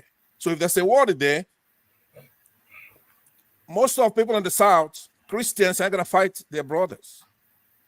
We have a Sunni Islamic problem in the country. We were the first victims. That's the only way I could put it to you. And that war is coming, right? Unless miraculously you could change it, but you can't change it. So when you said, and I say this finally, you said you're looking at the arsenal that's already, you say they have all the guns in the north. So if we do anything, we're going to, it's like committing suicide. Well, that's bull. In the Iraq model, people from here in the United States talked to neocons here and they escorted them home. And they want to take their country back and put Saddam Hussein on trial. Nobody in Nigeria is as strong as Saddam Hussein. These northern Muslims and their foolishness, it's about time we stop that nonsense. All right, Pansa, thank you. All right, so you shouldn't be afraid of anything. I applaud you for writing a book. I'm not condemning the book. I'm going to pick it up and read it. But I would say going forward, if you don't know Simon Ekpa, take your eyes off of him. I don't know him, but you shouldn't go condemning him. And then when you're asked about Gumi, you say you don't know what to say to somebody like that. You don't know what to say to somebody like that, but Simon Ekpa does. Nobody has all the answers. Now, if I ask you a direct question, do you know everything right now? Okay, let me ask you. Do you know everything? Dr. Orji, do you know everything? All right, Pansa, thank you so much. Let's move on to somebody else. Orji, you want to answer Pansa? Yeah, no, Pansat, I really appreciate, the passion with which you approach this. I have been, I've watched, Dr. Damages. I was here also last week or the week before. So I know you are passionate in this, but one thing I can tell you is that you are no more Igbo than I am. I don't know how old you are, but I lived through that war. Okay, so what I was just trying to say is my perspective. I'm not saying that this is the absolute true and nothing but the truth. Simon Ekpa, I said, I respect him, but I disagree with him. So finally, if you pick my book, and I hope you do, one of the last chapters, the two female characters, the Mama Ifi, Mama Chinelo, they actually use this Matthew, to end. One of them said, hey, remember, in Matthew, blah, blah, blah, he said, the first shall be the last, and one of them, they kind of use it. So yeah, there was a sense of first is last, that we, the Igbo, I'm not trying to say that we were the best in Nigeria, but I used, even though that I'm kind of using this to say where to explain one thing, how the title of the book came. I never thought in mind that the Igbo were the best. That I don't believe that. We are good, but we respect others. So, but I try to say, but the war has made us the last. So I thought myself, what would be the most provocative way? I will say it. And given the reaction I've gotten from some of my friends, I think it is achieving the purpose. That's how that first is last came. That the Igbo, we were there, and now we've become last. But so, in conclusion, Pansat, I really appreciate your passion. I share them, but we may have some differences of opinion on how we approach it. Please, let me say this, and I'll give somebody else a chance. And by the way, let me just say to you, you're my brother, right? And Everything you just said right now is in tandem, right? But we did not. We're not last, right? I want you to understand that. We are not last. We ended up winning, right? How do you measure a society? How do you measure a community? We are first. We're doing very well, right? We may not have the infrastructure, but you don't measure people by infrastructure. All right? So please walk with your head very high. I'm going to pick up your book. I'm on your side. But because you have the gummies, you have the airbags. Like you said, I believe it was actually you who said, what gives credence to people like Simon Ekpa are people like Gumi. And that's right. You cannot have a Nigeria that you wish to have. You have to have the Nigeria that you have. And we're going to have to deal with it. And to me, the only way I want this thing resolved is by war. The way they've made it is the only way we can do it and get it done properly. And maybe go up and drain the swamp further north. So we can have a country that we can be proud of. Thank you very much. I will exit and let somebody else have it. All right. Thank you, Thank you. Yes, sir. Infotech Africa, you're next.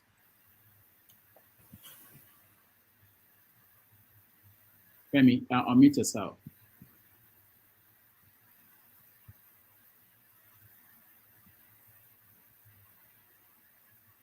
All right, your connection is not good, so you have to fix that. You can come back again. Let's go to Dan. Dan, you're next. Yeah, good evening good morning to everybody in America. Good evening here in Europe, Sweden. Anyway, I was listening from the beginning actually, and I was enjoying how you were explaining the situation. But for me, I'm not concerned about the book, to be honestly, because the book for me, many people have written a lot of versions of Biafra, a lot of films about Biafra. And I think the Biafra war was fought in a way that I did not like. But eventually they say no winner, no vanquish, or no loser, no vanquish, how they ended it. But up to today, I know that the Igbos, which I'm one of them, we lost that war. You understand? Because after the war, up to today, the Igbos are still fighting, very difficult. Finding it very difficult to stand. Politically, leadership-wise, we are nowhere to be found. And sometimes if you're a real Igbo man like me, it hurts us. Because we won that war, but we were overpowered. But anyway, my own point is the Nigerian problem. So I'm talking more, my question goes more to the Pa Ikhide or something like that. You just came back from Nigeria and you were telling us how Nigeria is going. Please expatiate more on the situation of the Nigeria, the poor people where I belong to. What is our hope in that country? Thank you. All right, Pa Ikhide, Dan is a poor man. He wants you to explain how. If Dan is a poor man, I want to be poor. Look at his teeth. The man has just confused me. This is how they are poor in whatever he is. Okay. Well,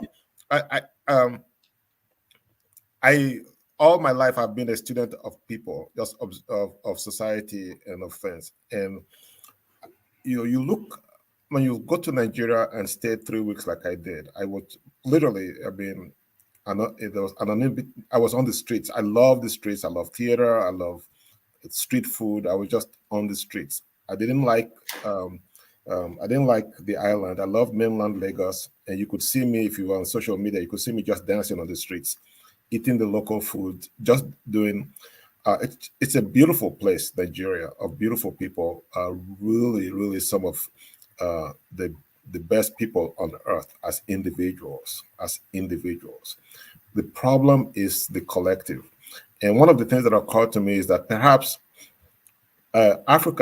Nigeria, as it is a peek into, for good or for bad, communities of the future, where technology allows people to be municipalities of one. Does that make sense? You have your own borehole, you have your own electricity, you have your own. Well, you are talking from the perspective of the big boys. I'm talking on no. A poor man cannot have a borehole now. They do. In Ewu, you would have you have to get water from somewhere. Is my point. My point is that they have ignored the government of the day, because they have no hope, no expectations that the government of the day is. So I tell people, if there are 200 million Nigerians, there are 200 million local governments. It's a new model, for good or for bad, that we have to figure out how to work within it. You understand? And there's a sad thing happening. If you don't have money, is the infrastructure. Money is the infrastructure. If you don't have money to make it through the day, you are screwed. So we have to come up with a system, I think, that takes all of this into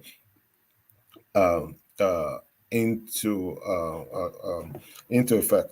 And it's not new necessarily to Africa. In the United States, for instance, where I have lived for over 40 years, they say all politics is local. You know, I live in a local government area, Montgomery County, and everything there is almost like what you would call an enterprise fund, meaning that everything we need to take care of that county comes from within. We pay, we get we charge people property taxes, and in return, we use it to fund schools, the police, roads, and so on and so forth. So if you leave Lagos, if you leave Abuja, and you begin to go to the hinterlands, you begin to see neglect. Total neglect. There is no government in Ewu, where I come from. There is zero government. If armed robbers come to you, you are screwed. Nobody's going to come for you. Nothing. So that's a problem, and we just have to find ways to force the conversation. I think personally, there's a coming trauma. I don't see Nigeria ending well. Nigeria is currently. I think I see trauma coming up. It could be war. It could be. It could just be chaos. Let me just put it this way: the day Nigerians figure out they can simply sack a police station and nothing will happen, it's over. So those are the kinds of things that I worry about. Technology. I mean, literally every Nigerian has a cell phone. You may not like the quality of the cell phone, but so from your view, there's no hope. That's my last. There will be and I've said this publicly. There is a coming trauma that will reset Nigeria culturally, materially, and so on and so forth. What the nature of that trauma will be, I have no idea. But people are quietly angry. And let me put it in perspective. The politicians of the First Republic, Okotiebo and them, they were shot. They were shot for one thousandth of this. They were shot for. These people are just literally getting away with murder. They're killing in a democracy. They're killing Nigerians. They're doing all sorts of things, and they are still called statesmen all over the world. So we can't continue like this. It's my point. At some point, there will be some major violence wreaked on that country, and things will just have to be reset. It's not going to be peaceful unless a transformational leader comes and says, "Hey, guys, we can do this." And that was the whole idea of the pro-democracy movement, by the way, of which I was part in the 90s. In 1999, beginning with Obasanjo, they just came, just like the ANC in South Africa, they came and they became the oppressors. Today, Obasanjo is a statesman. He's an idiot. Nobody talks about him because compared to all these other folks, he looks like a statesman, but he's an idiot. He started us on this path post Abacha downhill. So there are a lot of conversations we need to have, but you can't. People are just not interested. They just want their little 20K, 10K, so they can move on to the next. And I don't blame them. They live there. They know what they have to put up with. But I don't. The bar is very low in Nigeria. I just don't understand why. All right, thank you, Pa Ikhide. And thank you, Dan. Let's go to Igbo basics. Dr. Cyril Orji, I'm sure you remember this face. Igbo basics. Thank you, sir. Pa Ikhide. Yeah. It's good to see you here. Thank you. I have listened carefully to our conversations here, and the last statement Pa Ikhide made, I will jump right on that. There's a trauma coming. in Nigeria. What shape it would be, we don't know.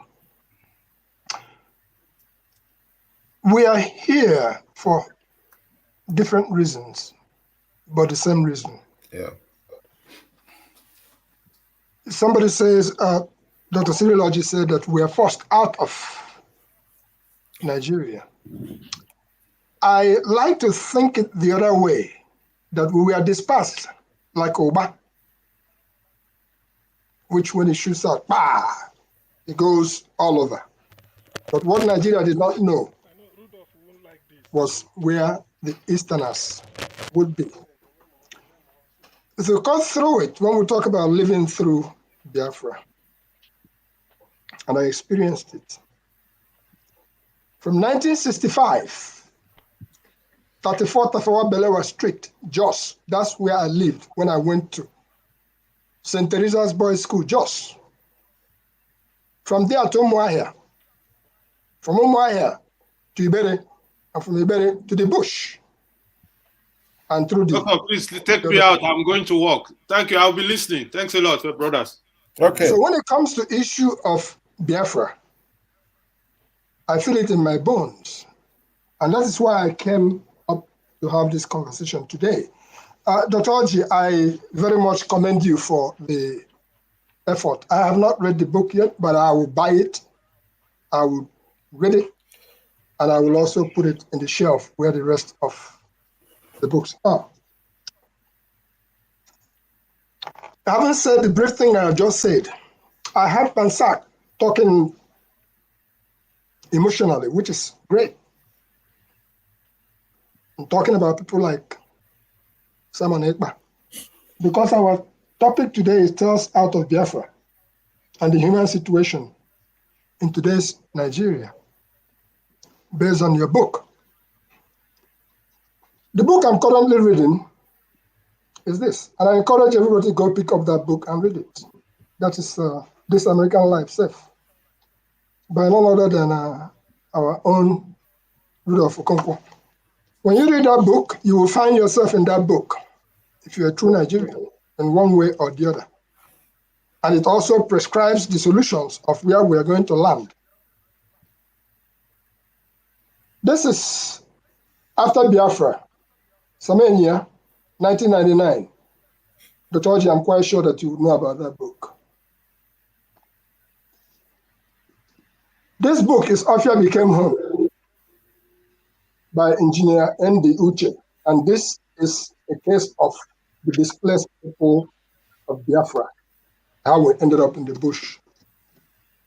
Without all that said, I'm going to try to deal with it from the perspective of the few things that I've listened to here. And if you will oblige me, Dr. Rudolph, first of all, thank you for the great job you're doing. The reason why we do what we do here, it's a labor of love. Let me be very blunt. Even the book Dr. Orji has written, it's a labor of love to leave something behind. Somebody will say Igbo Basics is coming from a different perspective. No, I'm not, but I'm coming from, again, I looked yesterday, I found another book, National Geographic, 1964. The other one was 1965. I hope I'll be able to find a National Geographic of 1967 through 1970s to see what they did and what they presented as far as that is concerned. We have a problem. That problem we have is called Nigeria. And I'm not going to delve into the certificate or no certificate. I want to go at it from Nigeria has lost or is losing big time. Why is Nigeria losing big time? You find a set of people with all their talents, and because they are who they are, you refuse to use what came out of that war. War should have been something that would have been beneficial to everybody. Nigeria should be supplying arms. Igbo Basic, sorry. I want to just let you know that we have about 10 minutes. We agreed on 2 hours, so we have to go quickly so that we can get other people to ask their questions. So all right. I guess so, I have to leave it. So with that said, and this changes the equation because of that. We add this to the airport in Nigeria. You'll be looked at differently. And that is the fact. I just want to commend Dr. Orji for what he has done, but the issue of sit at home, I'm going to dive right into it, and that's the question I'm going to ask Dr. Orji, Pa Ikhide, and the rest of us here. During the last election, I remember on this particular panel, and I'm repeating it again, I threw a challenge to the man named Simon Ekpa, and I said to him, if you are man enough on this sit at home, meet me anywhere in Igbo land for a wrestling match. That's the way we settle things in honor. I don't think he's going to take that up. I don't know the last time he went to Nigeria.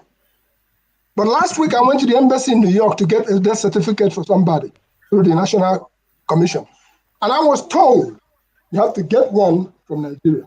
It turns out to be for us to do that, we have to wait till Tuesday. Where do you do that? Why? Because there was sit at home. What is happening is that this sit at home thing has gradually done our people in to the extent that somebody who normally would get up and go about their business on a Monday is sitting down, waiting till Tuesday. Do you know how much we're losing out of that? So my question is this. I applaud the things that have been done and how we are looking at things in the Eastern Zone. And I also hear Pa Ikhide saying 1 million boreholes and things like that. What can we do, Dr. Orji? I know you went, you experienced it, you came back, you told the story about how you made efforts. We cannot run away for good. We're going to be there. What can we do to support the efforts of Akuluno? What can we do to support the last? And I always go regional. The reason why I go regional is that when you strengthen your region, then you can bargain in the front. And let me say this, if anybody wants to fight a war, it's not going to be the war, the kind of war that we fought before. It's not going to be the cha-cha-cha-cha war. No, it's a different war. But let me sound a note of warning of what we've discovered. Go and try to get some yam in your village now. You can't get it, joku, and things like that. Where is our yam coming from? From the north. Where is our food coming from? From the middle belt. And what do we have? You can't drink oil. So I'm sounding a note of warning that the villages are being deserted because everybody wants a fast money. Yeah. What can we do to engineer the young kids? Everybody's coming out to the town because for me, when I retire, I'm going back into the bush. What can we do, We're going far. Dr. Orji, Yeah. to see to it that sanity returns back where everybody is not in the town, that we can be able to cultivate and feed ourselves and then do our industry as we're known. What can we do? Based on your writing. Yeah, thank you so much, Igbo Basics. We go way back, so I know. So the point is that if I told you I had a silver bullet, I'll be lying. So one of the things here, is that we've talked about lots of things, and the situation in Nigeria today. Actually, my book, in a sense, which Rudolph, I'm glad to say again that Pa Ikhide, has read it back and forth. And another person that has read it back and forth is Miss Evangeline Ugoji. So they too, what I tried, in a way, I may not have answered the question directly, but what I tried to do was to take a look at who I was in this 34 Chukwan. And again, I give a shout out to Coal Camp, we're the best in Enugu. So I tried to discuss my life in Coal Camp. I tried to talk a little bit about the politics of Coal Camp in those days. If you lived in Enugu, the Wawa people and the Onitsha people, that's where actually you get the two of the measure. Actually, as Pa Ikhide correctly pointed out, 34 Chukwan is that character in the book. But we now have Mami Ifi, the Onitsha woman, Mama Chinelo, the Wawa woman. So we, I tried to discuss the interaction in the yard, how they went in, how we survived the war, how we all became farmers. And like Pa Ikhide correctly pointed out, thanks to him, my book was actually the only one he has seen, and I have quite read a lot. I haven't seen the one that discussed this idea of Afia attack. Okay, I participated in it. I was too young to go to war. My elder brothers were all in BOF, Biafra Organization of Freedom Fighters. So this Afia attack was where we were people who were sneaking into Enugu. We were into where they call Arago Bowa, behind enemy lines. Those places that Nigeria conquered but couldn't really control every square inch. So I tried to discuss that. And one of the reasons that I wrote this book is sometimes during the war, the Igbo, we were so wonderful to ourselves. Forget about what is going on now. But I really needed a special shout out to the people of Aragobo. If anybody knows Enugu State, that is the Owaimezi area. I'm originally from, not originally, I'm still from Arochukwu, and the Arochukwu people, we are all over. You will hear of about Aro and Aro this, Aro that, Aro that. That's where we settled, and when you pick up the book, you can see the dedication. My father has started catching kwashiorkor, had that deadly disease due to starvation. So my father, was one of those men who will tell the children, okay, eat, I'm fine. And we are eating, and the man was starving, and before you know it, kwashiorkor had started.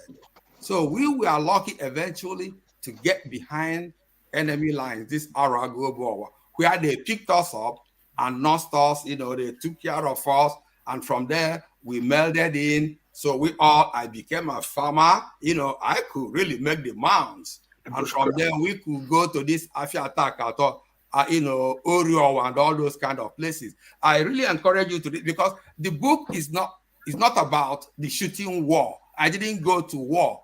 I never handled a rifle. But it was how the people of 34 Chukwane survived. This war came upon us. So how we survived. And then towards the end, it also tried to discuss a little bit about how we tried to get our lives together after the war, looking at how in the north and in the west, people got back their properties, but in the riverine areas, people couldn't get back their properties, and it was the northern leader, Yakubu Gowon, and Awolowo, the western leader, whose people gave our properties back to us, that was encouraging the riverine area not to get the properties of the Igbo. So this is actually so the book, in a sense, is just a story of how these people of 34 Chukwane, how they kind of went through the war, and they also touched on how Awolowo with his 25 pounds and all those kind of things. So just to give an overview of the book, I may not have answered certain questions directly, but maybe if you read the book or so, and with time, depending on other questions, we can visit. But Orji, because you talked about Afia attack, if you give me 1 second. No, we don't have. What currency? What currency did you use? Basic. In Afia attack. Basic. Because let him teach us a little bit, if you don't mind. What currency did you use in Afia attack? Because I was also involved in Afia attack. Yeah. Moderator, should I go ahead? Go ahead. You're already. Okay, I will just answer it in 10 seconds. Yeah. So I discussed Afia attack. I discussed the 4 markets. Oboete Enugu, where the Nigerians were, Owaimezi, and then it came to where we were at Agobo. People in Owaimezi will go to Nigeria with coins. So that, in fact, in the book, there's a chapter that discusses how we prepared for Afia attack. So we took all the coins and wrapped them, and we will wear them. So the single answer, the straightforward answer in what currency was used, it was Nigerian. The Biafra had their pounds, which was invalid. It wasn't a legal tender. So Afia attack was strictly coins, just to keep the question simple. But because it was something I was involved in, I can discuss it to the minutest details, and I tried to do my best. My daughter kept telling me that they have no idea what you're talking, so I kept rewriting it until somebody in America could understand it. I don't know if if I answer the question. No, actually, a point of enlightenment there. We use Biafran pounds, okay? And the people who are on the other side, which is 1 mile away, they are the people who use the Biafran pounds to buy with, and they are the people who, as a matter of fact, they were trading by barter. That was also going on. That's a different topic altogether. So it's a different topic, and I try to discuss the one I specifically participated in. And in the book, I said that there were various Afia attack sectors, as there were what you could call Biafran islands, because as Nigerian conquered people, you had these Biafran islands. But let's not, I completely accept what you said, it's fine, but I described the one that I participated in, and I rushed through it in 30 seconds. It's about 3 chapters in the book. Rudolph. All right, thank you, Igbo Basic. Thank you, Dr. Orji. Let's go to Evangeline Orji, sorry, you're next. Can you hear me? Yes. Yes, so thank you, everybody. I've been listening, much as the last gentleman who spoke had been listening right from the inception of this program. As Dr. Cyril mentioned, I have read this book inside and out, I would say severally, up to and including an amended version. I did not live through the war. However, my interest in the book, from what I would call the invested academic point of view and from the cultural aficionado point of view, was in the fact that besides getting the experience of the war, I was more interested in those cultural structures that were the backbone of the resilience that was demonstrated by the Biafran peoples in all their ramifications, whatever area agreed onto that nomenclature of Biafra. In that regard, I thought Dr. Cyril did a phenomenal job of leaving templates of the culture, folklore, and traditions as of old, and I think futuristically, so for newer generations, perhaps such as myself, who did not live through that war, I think that it tells a lot about how the makeup of a people plays into their response to adversities such as Biafra was to the peoples of Biafra. And so I have listened to different perspectives about the takes on current political turmoils in the country. I am generally in agreement with the fact that Biafra is still an ongoing phenomenon in Nigeria. I subscribe to the view that despite the optimistic takes towards a union, meaning democracy, one Nigeria, as Pa Ikhide said, people were not forthright in their respective agenda for fragmentation of the country known as Nigeria. Nigeria is a product of colonialism and remains so till tomorrow, whether anybody wants to admit that or not. And so my interest in Dr. Cyril's book, again, is one of education, self-edification, to inform about those things that make up a people and that perhaps could instruct on the way forward with all these divides.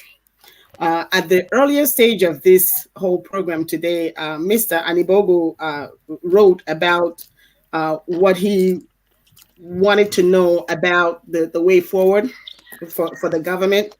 And I responded to him in the chat room and I said, currently, I believe, as the two gentlemen, that's Dr. Cyril and Pa Ikhide, substantively said, that despite their respective views about perhaps the fragments of Nigeria might have been stronger on an individualistic basis, that they somehow hold out the hope that maybe there will be some resolution, some salvation of what was to be the model known as Nigeria. I joined them in that hope because as I responded to Mr. Anibogo in his questioning about the way forward, I said, I know of a school system in Nigeria that is called the Command Secondary School. I don't know if any of you on this platform is aware of that. it's a sister school system to the NDA as of old and currently today. The NDA is a school where they train the military people of all the arms in Nigeria.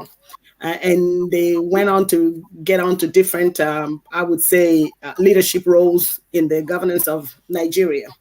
Obasanjo is one of them, as has been mentioned. I don't think NDA lived up to the ideal upon which it was founded, and the command system agrees. When I say the command system is a twin school system and school of thought, and in my mind, reform for the way forward, it embodies what I would call the true demographics of Nigeria. In other words, all ethnic tribes, all religious divides, all over Nigeria.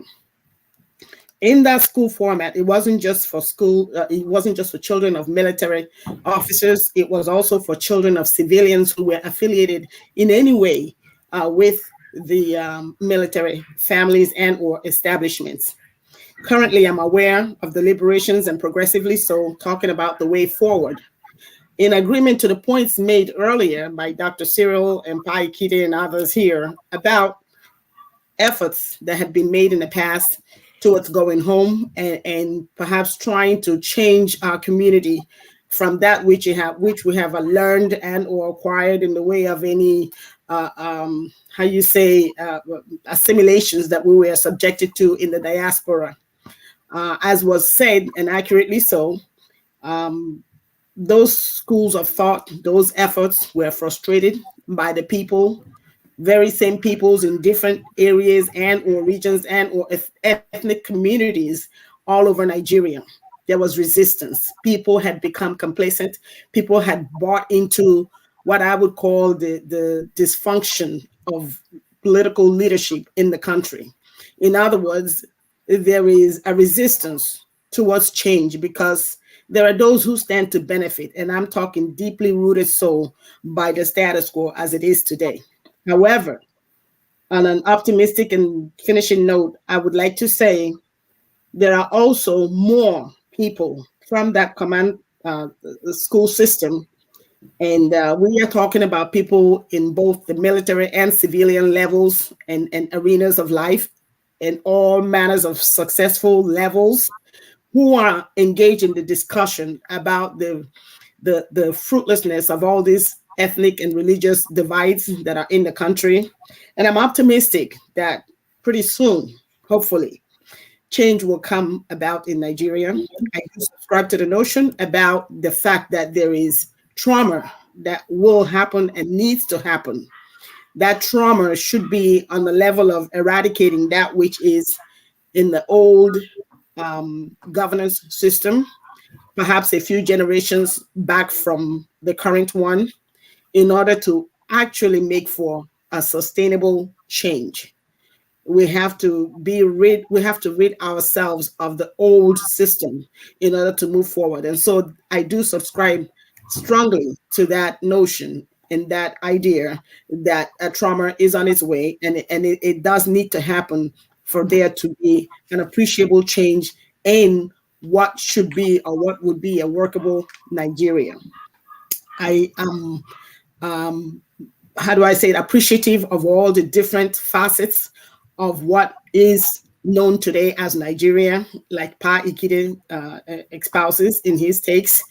I do hope that change happens. I am working fervently with those in the command system and would, hopefully, possibly have a platform on which to introduce and promote when those deliberations become more, substantive in the current. So that's what I have to say. But Dr. Cyril, thank you, because as I say, affectionately, culturally, every culture needs to be preserved. If God wanted to make all of us the same, I dare say he would have made one uniform set of people, but we are a different set of people, even within the original African homeland, that is the homeland to all other so-called races, So I am an anthropological cultural aficionado and believe in the preservation of all the differences in God's wisdom as he made it, as he created and made it to be today as we know it in this world. Thank you all kindly. I encourage people, my generation and younger, to pick up Dr. Cyril's book. In fact, having read through all the characters and the prominent character that is 34 Chukwani Street, I am of the opinion that it needs to be made into, how do you say, skits, screen adaptation, skits. There's some of that are out in proliferation on YouTube. I can't wait for the same adaptation to Dr. Cyril's book. And thank you all. All right, thank you so much. Any comment from you, Dr. Orji? No, not really. In the interest of time, I just kind of wanted to thank Evangeline again. She's been with this. So when you pick up this book, you will see a blog. She wrote it. So she's been, essentially, this is really a family project, me and my kids. She was the only outsider, she's a family friend. And then, her input has been wonderful. And I thank her for not going into the characters and the parts of the story that did not make this book. We always have that conversation offline. Rudolph, is yours. All right, thank you. Ikhide. This has been fun. I'm so glad Ms. Gorgie was able to show up and titillate us with her intellect. A lot of you don't know, at the luncheon, she and I were the key players, and we greatly appreciated what she brought to the table.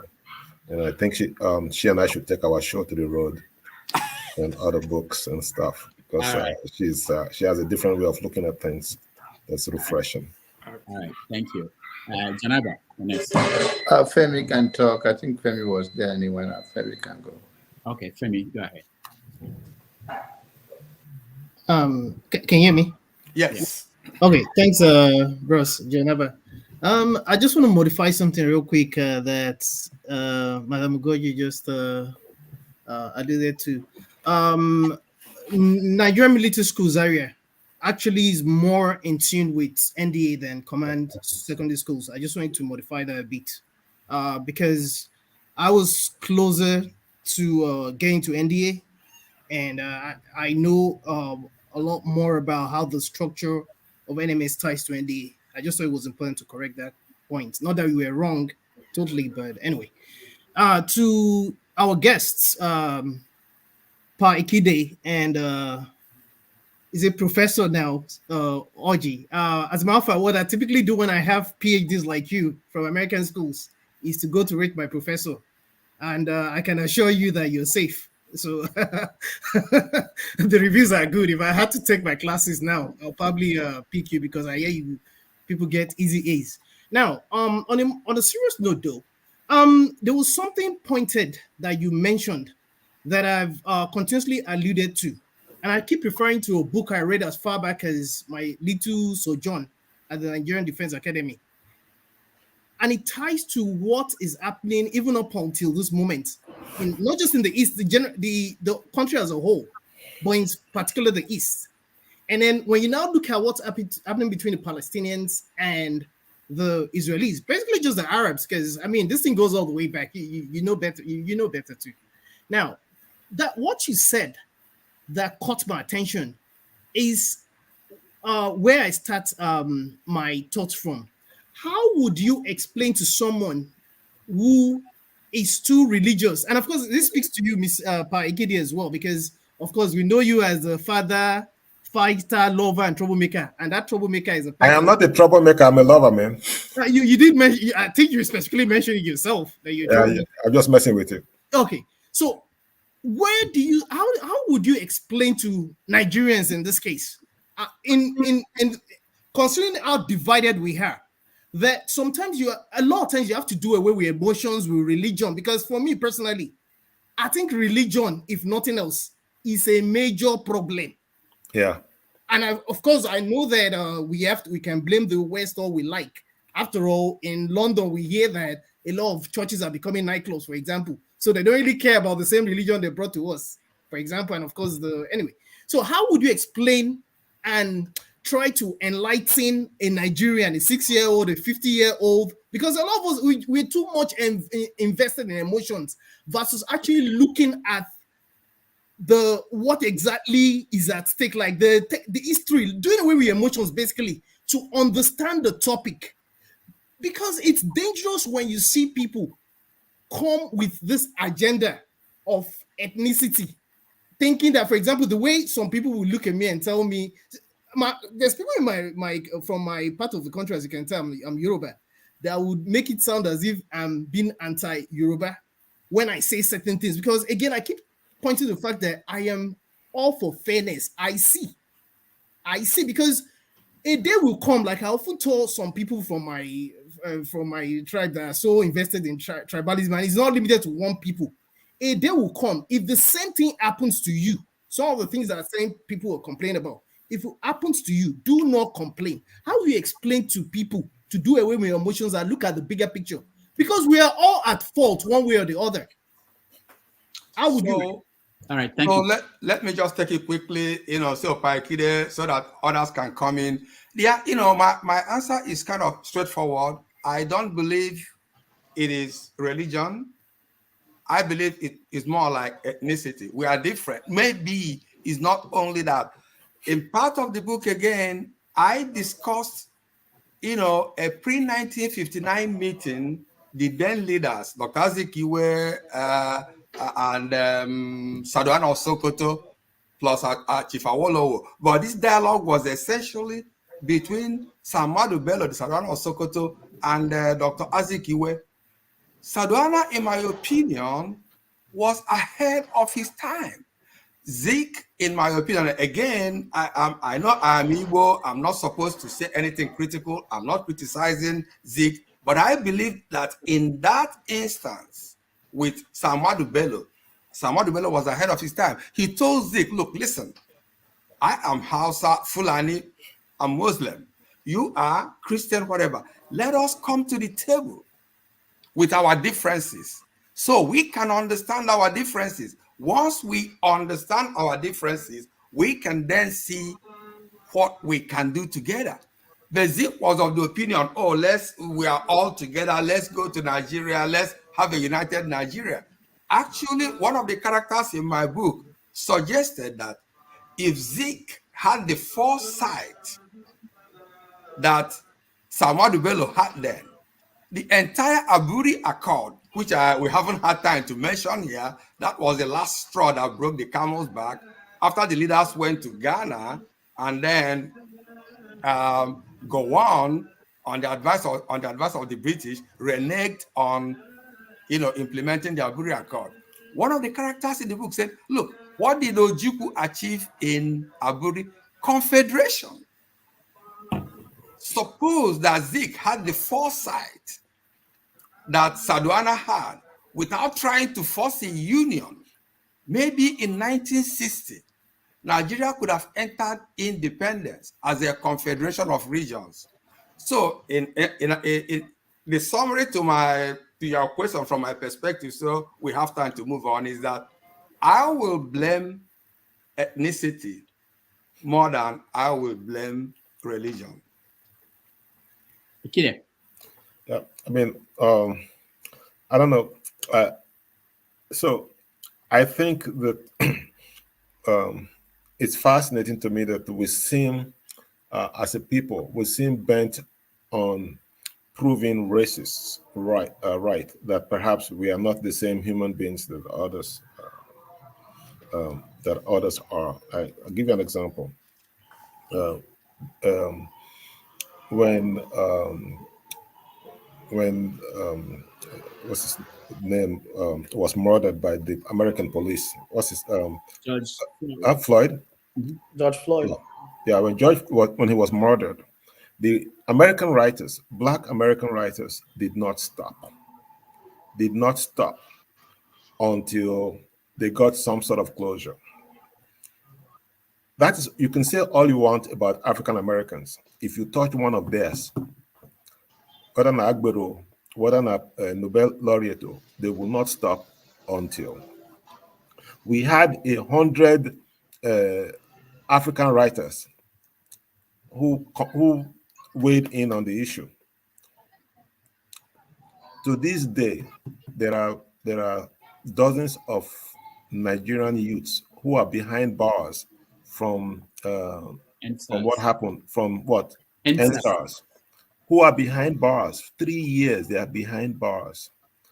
There are writers and critics who disappeared in a democracy. There has been at least 3 genocides since 1999.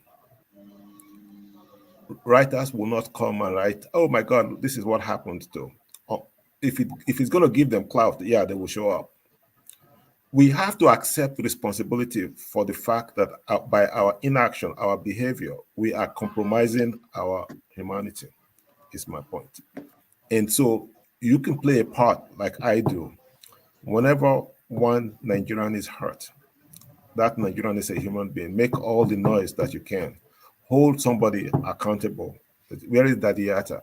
I will say it, nothing will happen, nothing. Nobody, they will just walk up past, nothing. So you can't complain when you can't complain about all of this when you are treating yourself poorly. Your leaders, your intellectuals are literally getting away with murder. The people that are now talking about Africa rising in South Africa, in the cafes of Europe and North America, are the same people that screwed you. And they're the same people that racist whites listen to, because they don't believe in our humanity. We have to take charge of it's all I can say. The new Christianity, I have nothing but contempt for. I think that it's a way of dehumanizing our people for the most part. It's a way for keeping them not to address their own issues. Ethnicity, I don't have a problem with ethnicity. I just have a problem with the way they are using it, period. I don't believe in one Nigeria as is currently constituted. We just, like I've said, we need to go back to the basics. So there's so many reasons. The bottom line is we have to accept responsibility for ourselves, for where we see ourselves. All right, thank you so much. Let's see him. Yes. I have a hard stop in 3 minutes. Okay. So I can leave. You guys can continue. Yeah. You can. Yeah. When Sim, go ahead. Yeah. Good evening. Good evening, Rudolph. Dr. Orji, welcome to our roundtable.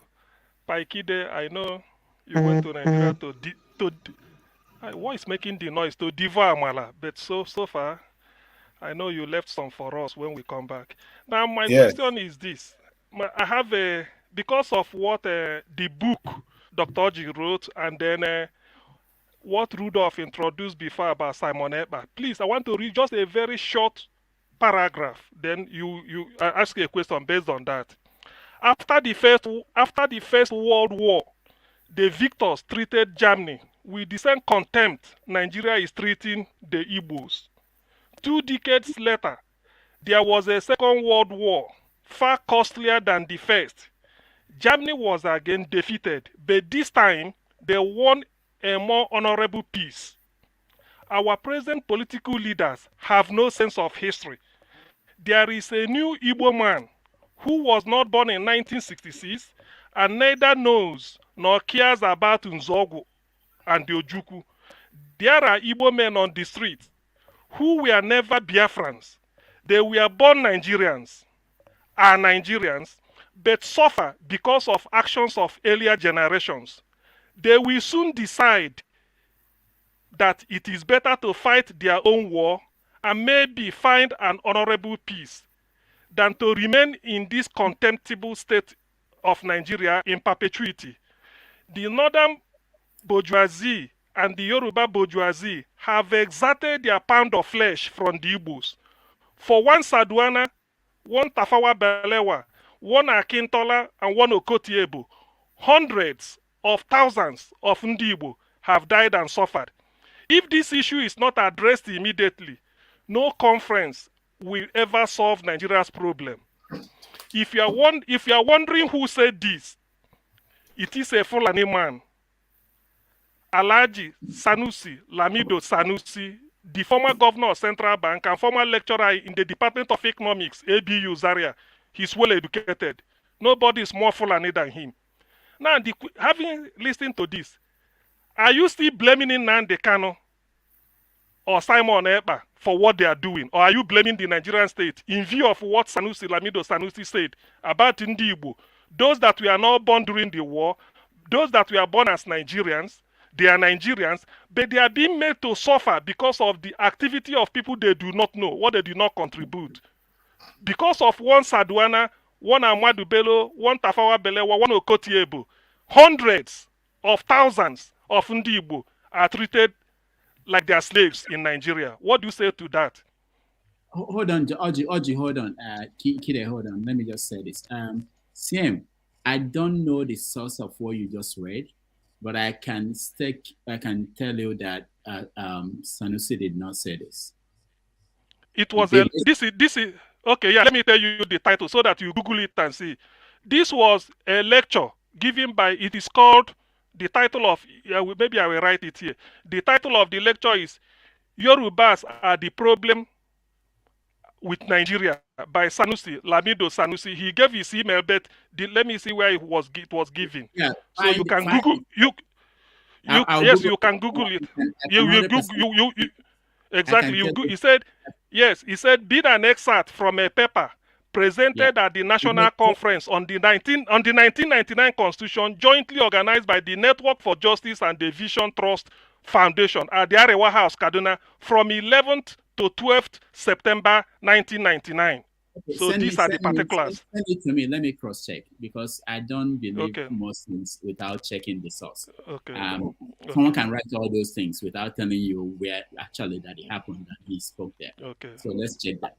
I saw a few links, but we still have to dig a little bit deep. I've seen these two links. So, it's too unlike him. It's too insidious to be something that Lamido. I don't think Sanusi will say this. I can bet that he didn't say that.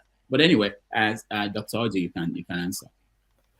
So the question is whether Lamido said it or not. From my perspective, is not really, the issue.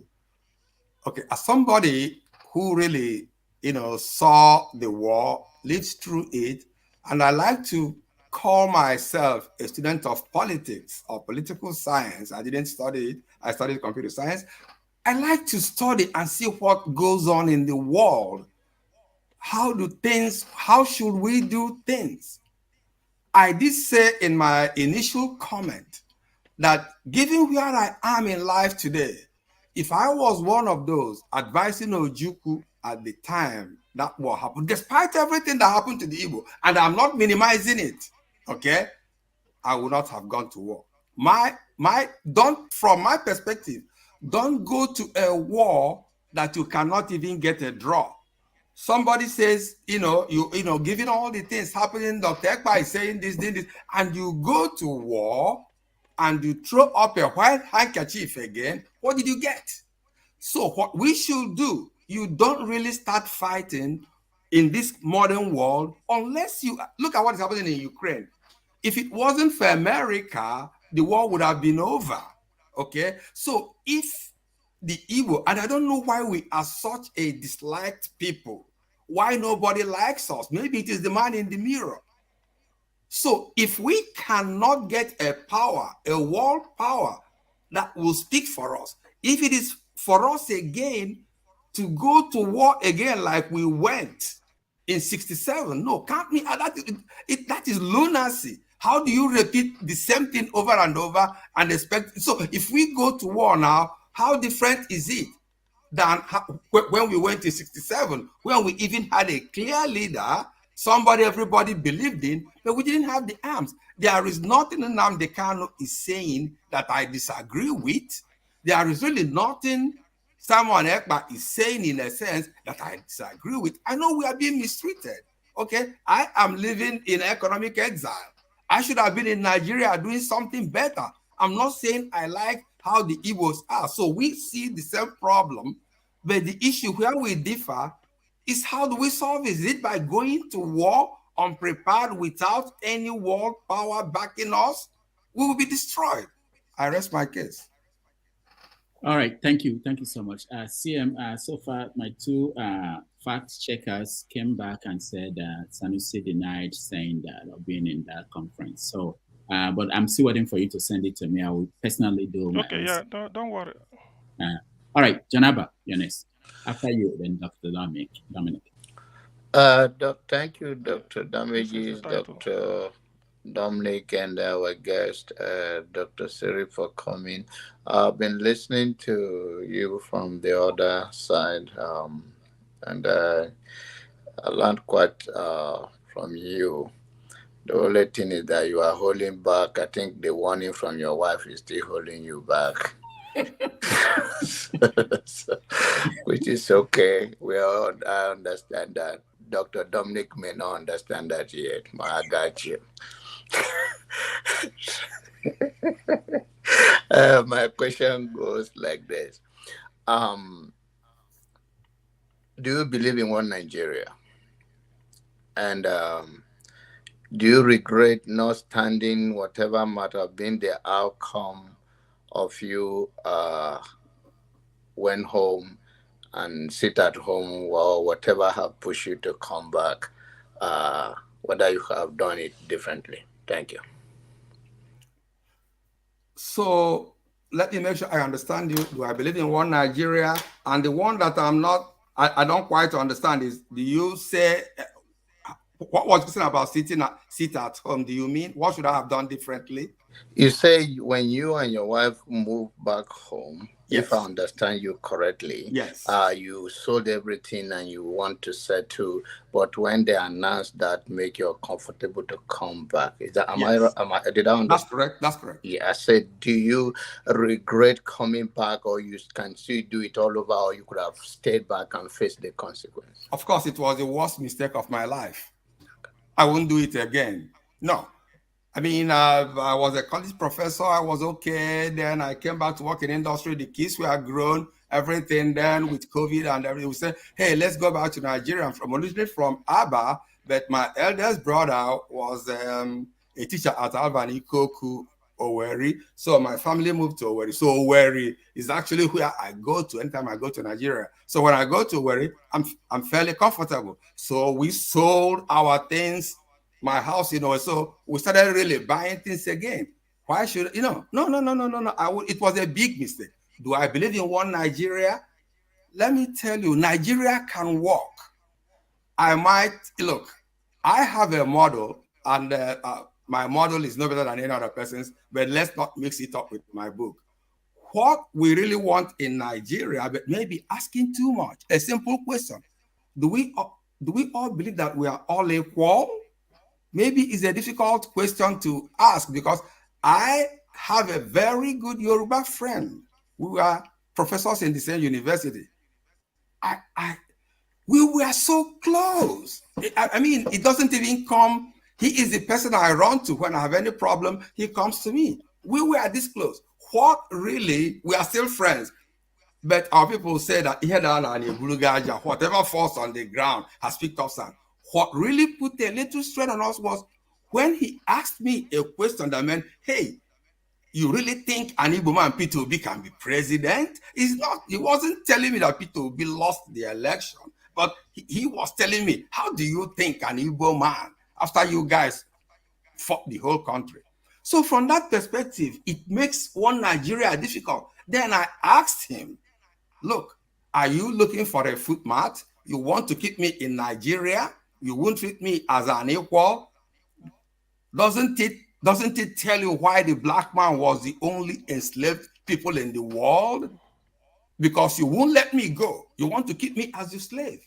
So from that perspective, there is no idea of one Nigeria. But if you ask me, can one Nigeria work?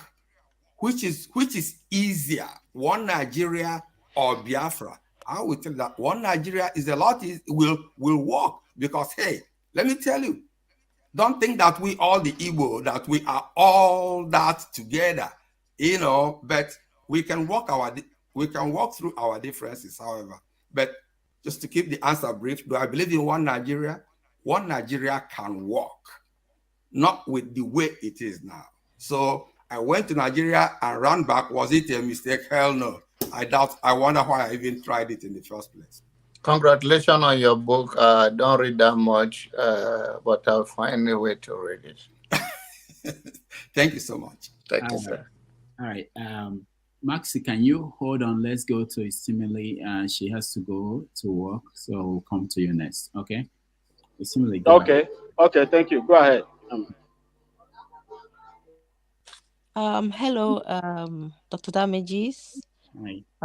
Our honorable guest, Professor Cyril Orji, our wonderful viewers, and our people in the chat making this this session complete.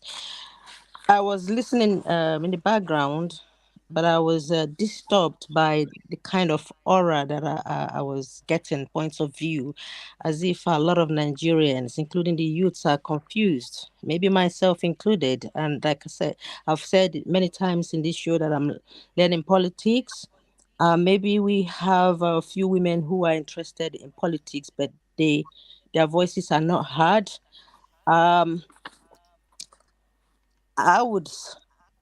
I'm not trying to ignore your book, sir, but do you believe that some sort of therapy counseling be provided to the Igbos and others affected by the trauma from the Nigerian Biafran War? That is one. Secondly, do you, as an Igbo, I find it uncomfortable that every time the camera is on me, when you go to some websites, they're using the Igbo as a baggage to grow their platforms. Igbo has become a kind of trophy. Would you say we are such a special people in Nigeria that other minor tribes are ignored? And you said you believe in Nigeria. I believe in Nigeria as well. If Nigeria has to work, why are other tribes not being zoomed at? Why are Igbo? Why is it that any Nigerian cannot finish a single sentence without involving Igbo? Does it mean there are no Kelegs with other tribes? Are they not having problems? I know that there was a Biafran war. My father fought in that war and got shot. But when I spoke with him, he was bitter. I used to be very bitter about the war because of the way it was narrated to me. But going to make researches by myself, I'm trying to kind of help soothe him by saying, I know you experienced the war firsthand. I can feel your pain because I'm from your line. But I need to pick the baton from you and run this race for the sake of every individual in Nigeria, making it absolutely possible for every Nigerian to become better, not just for you, Dad, but for my neighbors and other tribes in Nigeria. So it pains me when I still hear grown-ups that are young in Nigeria still having the old mentalities of blames, trying to make it as if the Igbos, like myself, feel like victims. So can you please try to answer my first question and possibly educate some people that think they know too much about the Igbos and they are not Igbos themselves? Thank you, sir. Thank you so much. Great questions. And, Dr. Damages, I'll give it my best and I will say if anybody in the audience has any views on it, feel free to. Number one, do you think the Igbos need counseling? That was the first question. I will actually say no, that the people who need counseling are no longer alive, those who fought the war. So the generation of Igbo we have now, I'm not exactly sure the kind of counseling that, but maybe I'm missing something there, but that's what immediately sticks out of my mind. And I'm going to try to keep the answers brief. The second one is, why is it that every time it is the Igbo? It's been said severally that the only thing that unites all Nigerians is their hatred for the Igbo. Yes. So, what is the problem? Could be the man in the mirror, could be us. I've asked that question to myself. Some of the characters in the book asked it. Why is it that nobody likes us? It's just like a little girl, little kid. crying now in the class. Everybody hates me. So why? So think about it. We don't want to get into what is happening in the Middle East and all those places. But somehow you see you see the Holocaust that happened to the Jews. But the Jews happen to have a big brother who is defending them. But look at what happened to us. Evangeline and I, when we go on our one-on-one, she likes the word Holocaust. She blames me for not using it in my book. I said, just let's keep it at pogrom, okay? Because I said, let's keep it at pogrom. But even the pogrom is a step below Holocaust and genocide. I'm saying, why is it that nobody likes the Igbo man? Even if you bring it to the current time, look at even this P2B election. Everybody in the world is kind of keeping quiet. Okay? So, again, I didn't count the votes and this, but based on what I hear or based on what is in the news, one will suspect that P2B probably won. I don't know this for a fact. But you see that once it is the Igbo man, there is that hatred. So why is that so? I think that Nigerians haven't gotten over the fact that we went to war. Okay? And I will say, this is my opinion. There's always this competition between the Igbo and the Yoruba in the South. The British created Nigeria so that the North alone is bigger than the other two. So they keep playing us. And that must have been the part of the reason in 1959, Zik decided to pair with the Hausa instead of pairing, because if just a little bit of history in 3 seconds. During that 1959 election, any two groups, the North, the West, or the East, any two groups could have combined to form the government. Okay? So Zik and Awolowo could have combined, but Zik went and had that alliance with the Hausas, Saduana. The Yoruba have not forgiven us. So I don't want to digress so much, but what I am saying essentially is that everybody hates us. So we probably need to go back and ask ourselves, why does everybody hate us? Sorry, sir, not that I'm trying to go back and forth with you, but I, for one, from where I am sitting, I don't believe everybody hates us, especially me, because I see myself as a special Igbo person. Wherever I go, I hold my head high, and I want to represent Nigeria. But I believe that other tribes possibly see something special in Igbos that Igbos are not seeing in themselves. So we should stop attacking one another. And I do believe that when it's time for politics, the so-called people in politics use the Igbos as a bargaining chips to get to their personal places that they want to be. I don't really think that most people hate Igbos, to be honest, because that's the way I feel, and it's never going to change. I don't think hatred is the right word for me, but I believe that Igbos can play a better politics. Okay, yeah, Doctor, that's fine. Please, Dr. Orji, just a minute on what you said. Why do people hate Igbos, or why do they hate us? This year's election, as far as governorship election in Lagos State is concerned, there are 3 front runners. It is either any of those 3. Either Sanwo-Olu Yoruba for APC, or Jandor Adediro for PDP, or Rose Vivor for Labour Party. Do you know, because your sister from Abia State married somebody from Lagos State that gave birth to Rose Vivor, who went to contest for governorship in Lagos State, Ndibo were slaughtered in cold blood. I lost a cousin. I've said it here several times. Igbo businesses were decimated. Of course, you know this. Till today, no compensation. Deliberately, Ndibo was told not to vote unless you are going to vote for APC. Some of them refused and they were killed at Okokomaiko. It was shown everywhere in the TV, on the news.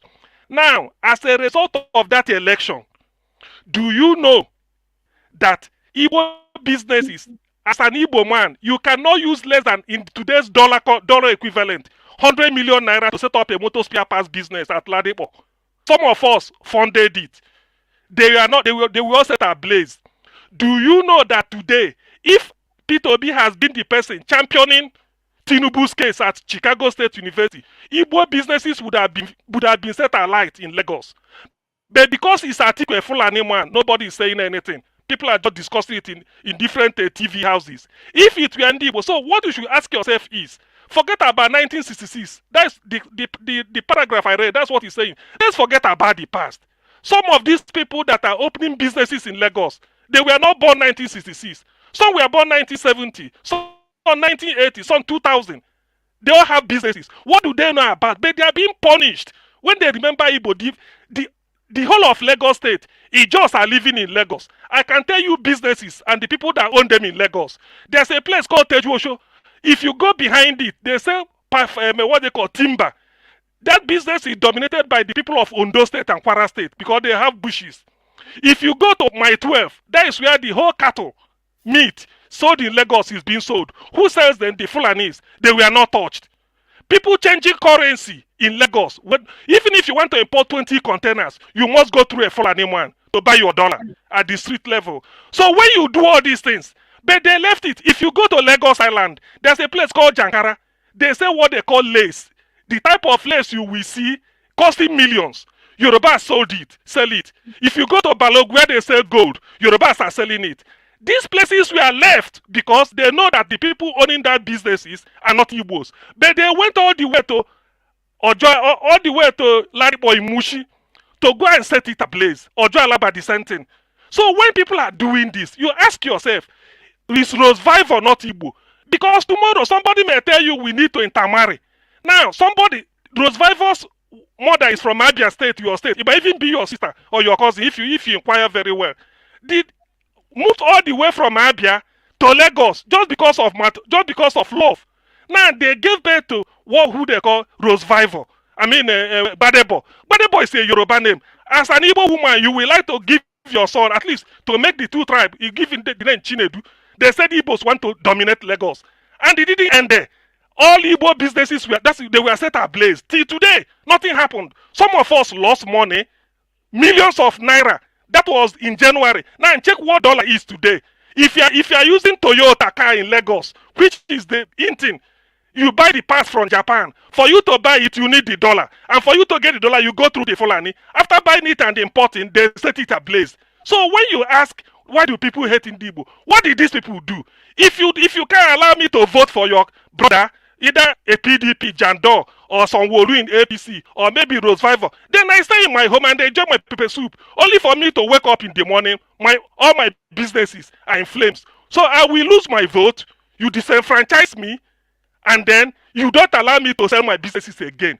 So most Igbo now are stranded in Lagos. Some of them cater to me. So why I'm saying this is that you factor it in answering that question yourself and ask yourself, if after 1966, Igbo are still visited, by the way, Bayo Ononoga, a journalist, bachelor's degree, mass communication, University of Lagos, a fellow of Hubert Humphrey Fellowship, University of Maryland at College Park, he wrote in black and white that Igbo should hands off Lagos, Igbo should hands off the affairs of Yoruba. What is affairs of Yoruba that I want to elect a leader for Lagos? And somebody is telling me that I'm Igbo. But Ijoman in Lagos can vote, Ichekiri can vote, Urobo can vote, Igede can vote, Igala can vote, Fulani can vote, Hausa can vote, Kanuri can vote, Kaje can vote, anybody can vote except Igbo. They should not vote. Oluomo said it, and nothing happened to Oluomo till today. But an Igbo man who saw what happened because their shop was burned down, they said they're going to bring, if police can't protect them, they want to bring indigenous people of Biafra from the southeast to come and be sleeping in their shops at night so that they can guard their shops. The man is still in detention as we speak. He has not been released. So when you are asking, why do they hate us? These are some of the things that some of us don't like. If you want to embrace one Nigeria, let me tell you, if there was no election this year, my cousin Emeka Moneke would have been alive till today. My cousin would have been alive if not for election. So at every 4 years, Igbo will get slaughtered. For what? For what? Are we the only ethnic group in Lagos? Why? There are businesses there are businesses in Lagos that could be burned down. If they want to say businesses are blazed, there are many of them. They're one dominated by, there's a place they smoke fish in Lagos, in Mwakoko. It's dominated by Yorubas. That one is even close to the fire. Why can't they set it out? Why can't they set it ablaze? But they leave it because it's dominated by Yoruba. Then they now go to the one dominated by the Igbos and set it ablaze. Is that the one Nigeria you are preaching for? Thank you. Yeah, no. So my, my question is, why do they hate us? It's actually meant to be a rhetorical question. So, everything you said, I know very well. I don't have an answer to it. But then, we have to ask ourselves, just the same question everything you said, I don't need to, just in the interest of time, they didn't burn the job, they didn't do this, it is only the Igbo. Then why?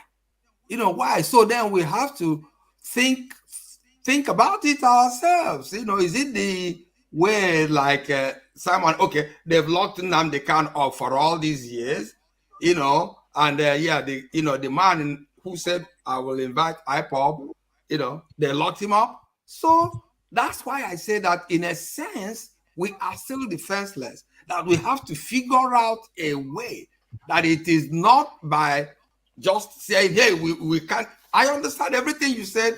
I completely understand, and I associate myself with you, the sentiments. But maybe where I'm coming from is, so what is the solution? It is not telling the Igbo people to sit at home, don't go out and look for your livelihood, or just unprepared, start a war again that we're not even ready to get a draw. That's actually all I'm saying. I don't want to leave the impression that I don't sympathize or I don't understand what is happening to us. I understand it, all those things very well, but how we go about it is probably what we are all working through. All right, thank you, Dr. Orji. Let's hear from Dr. Dominic. He hasn't had a chance to speak, and then we know how much time Orji wants to spend more with us. We can go around for another round of questions. All right, Dominic. Good afternoon, Dr. Orji. Nice to meet you. It's actually my first time hearing about you. I have not read the book. I will be honest about it, but from what you've said, what you've been saying for the last 2 hours, I'm really interested in reading your book. Just as a disclaimer, there are people who are here on screen who are espousing their opinions, educating others, also humbling themselves and learning as well. And there are people who are part of this show who are in the comment section. Please be as civil as possible. I've seen a few comments that border on ethnic bigotry. I'm not one to, cancel our comments or block people, but those who are doing that know themselves. All right, so to go to the topic at hand. One thing that struck me when CM was talking, and just going back to some of what has been said, is demagoguery. I was thinking of Trump. So let me read just one sentence definition of what I found as the definition of demagoguery, right? It's the political activity or practices that seek support by appealing to the desires and prejudices of ordinary people rather than by using rational argument. So one thing that I would say, I'm Igbo. For me, the one thing I've noticed, especially being in the US and seeing Black people and seeing that Black experience and seeing how certain dominant groups are able to separate Blacks from Africa and Blacks from the US, one thing I've noticed is politicization of identity. When your identity is politicized, there becomes this gag, this unwritten rule where you cannot say certain things, or you cannot proudly espouse your identity without someone feeling like you are trying to suppress them or you are trying to bring up trouble. Why am I saying this? In Nigeria's political arena, right, when certain politicians come out, they can say, I'm Yoruba, I'm this, I'm that. And they can bring up cultural groups and things of that sort. But when an Igbo man comes in, and this is not to be disrespectful to you, Dr. Orji, I noticed you made a disclaimer about, I'm an Igbo. Why is it that everyone who is Igbo feels at the back of the mind? Even a child who was born yesterday always has to say, oh, by the way, I'm Igbo, but. Like, you can say you're Igbo, that's fine. But because of how politicized it's become and how we are training our children, and it's been engraved in the mind of every Nigerian, the Igbo-ness is politicized. And so when you are Igbo, you're born Igbo. There's nothing wrong with being Igbo. It's fine to say you're Igbo, but everyone is always walking on eggshells and doesn't want to mention it. There's nothing wrong with that. Rosvaiba can say he wants to run for an election. He's Yoruba, but he's also Igbo. You can't take that away from him. But we all, because of how Nigeria is and how the Igbo identity has been politicized, everyone who is Igbo or who is Igbo affiliating always has to skirt around the corners to be able to be seen as one Nigeria or to be accepted in the public sphere. And that is something that I think is why every time someone mentions Igbo, it is blown out of proportion. And it seems like all the discourse in Nigeria is all geared towards Igbo. And this I learned just being in the US and seeing how, for example, if I'm a physician, so it's not that common to see a lot of black doctors, especially in very predominantly white institutions. And so I have a lot of white colleagues and people who are non-blacks. And every once in a while, you see people make comments about, oh, you're from Africa. Oh, wow, Nigerians are one of the most educated. And they would make these subtle jabs that if you think very well, you see they're making those jabs at the black Americans here because of how politicized the black identity is. And you see certain black individuals or Africans who would revel and enjoy that encouragement and it's sort of like when the white man puts down your fellow brother who's black American and praises you who's Nigerian, who's a physician, it makes you proud. Like, that's not something to be proud of, right? At the end of the day. And so for me, what I've seen in all of this is the reason why every single discourse seems to be centered around Igbo is how our identity has been politicized. And it's something that is hard to take away. The only way you can take this away gradually is by the education of the populace. History is something that is not being taught in Nigeria. I mean, I read history when I was in SS3 back in Nigeria, but it was kind of, it wasn't even that in depth. We did a few of, about women's riots, maybe some of the Edo wars, but there was really nothing in depth that covered some of the post-independence. It was all about the pre-independence. It was always like there was this unwritten rule about like never speak of what happened in the Biafra war or the independence time, right? So there's a lot of education that has to happen. And this goes to my question for you. As we have all these African writers series and all these books that we are reading, which I was opportune to read and learn a lot about Nigeria and Africa as a whole. But what are you as writers doing to make sure that stories are being told that can edify the young populace, right? So that the man who's not educated or who is minimally educated still has some sense of the truth, so that when he goes to educate his child, he can be able to teach him something that has to do with the proper story, right? Because then is one saying that I always have in my head is when you give a little bit of information to the ignorant, they blow it out of proportion and they make wrong actions out of it. So what are you as a man of literature doing maybe in your hometown, in your home state, to make sure that the kids who are growing up now are educated about the war and understand that war is a terrible thing? Because if you are removed from history, it's simple for you to say, let us go to war. But if you have it firsthand or someone teaches you and shows you the light, at least you're able to understand that, okay, maybe there are other ways to go about this instead of going in a violent manner. Thank you so much, Doc. I think it also goes back to the failure of my generation. Pa Ikhide and I, we considered that we are a failing, or if not a failed generation. So maybe there is really nothing I can say, hey, I am doing in that sense, except, when you pick up my book and read the preface, okay, that's where I explain the motivation. And I say, I look at all these things happening. So where I mention, everything about the Igbo is becoming negative, and there is pretty much nothing a person single like me can do. I have kids here who don't know anything about Nigeria, even though they visited Nigeria. And I kind of say, the least I can probably do is write my story my own way and not allow another person to write it for me. But I want to touch on what you said about the caveat. Oh, I'm Igbo. Oh, I'm Igbo. The reason I say it is deliberate. Whenever I need to say anything critical about the Igbo man, say, for example, when I said that when Dr. Okigwe and Saduana met, that, you know, I felt that Saduana's position, in my opinion, was, you know, better. It is important for me to say, look, I'm an Igbo man, but this is how, you know, I saw this. Also, when I want to, could I interject you on that point? Just for a second. Let him finish, please. Yeah, and I'll just try to round it up with this sentence. So what I am really trying to say is, whenever I see myself trying to be critical of an Igbo man, I want to tell you that I'm an Igbo man. I understand what he did. In a sense, for example, I said, the last thing you want to do now, from my perspective, is to start to criticize Ojukwu. Oh, why did he go to war? Why did he go to war? He did the best he could at that young age.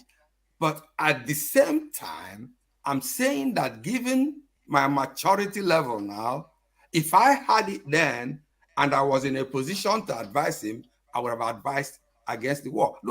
I don't see anything conflicting about them. I stop by that to give others a chance. All right, thank you so much. So we've gone round. But I wanted to interject on that point. You said that you hold on, but I want to interject on the last point. I wait for my turn. Hold on. Do you allow interjection or you don't? No, hold on, Spencer, please. So, Dr. Orji, I don't know how much time you want. You want to stay longer? We can go around again and get people to probably ask you second questions. So, what do you think? So, yeah, I'll be happy to. The only appeal I will make is... You want to take a break? No, I'm fine. I have my cup of water. The only suggestion I will make is if we can just go to the question. Okay. You know, everybody, Dr. Damages, that was one of the reasons I told you, please, to help me. I want Pa Ikhide here.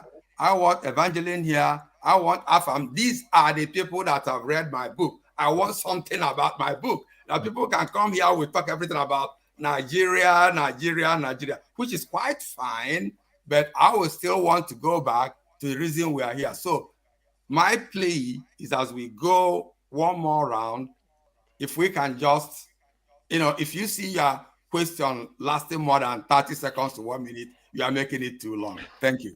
All right. Thank you so much.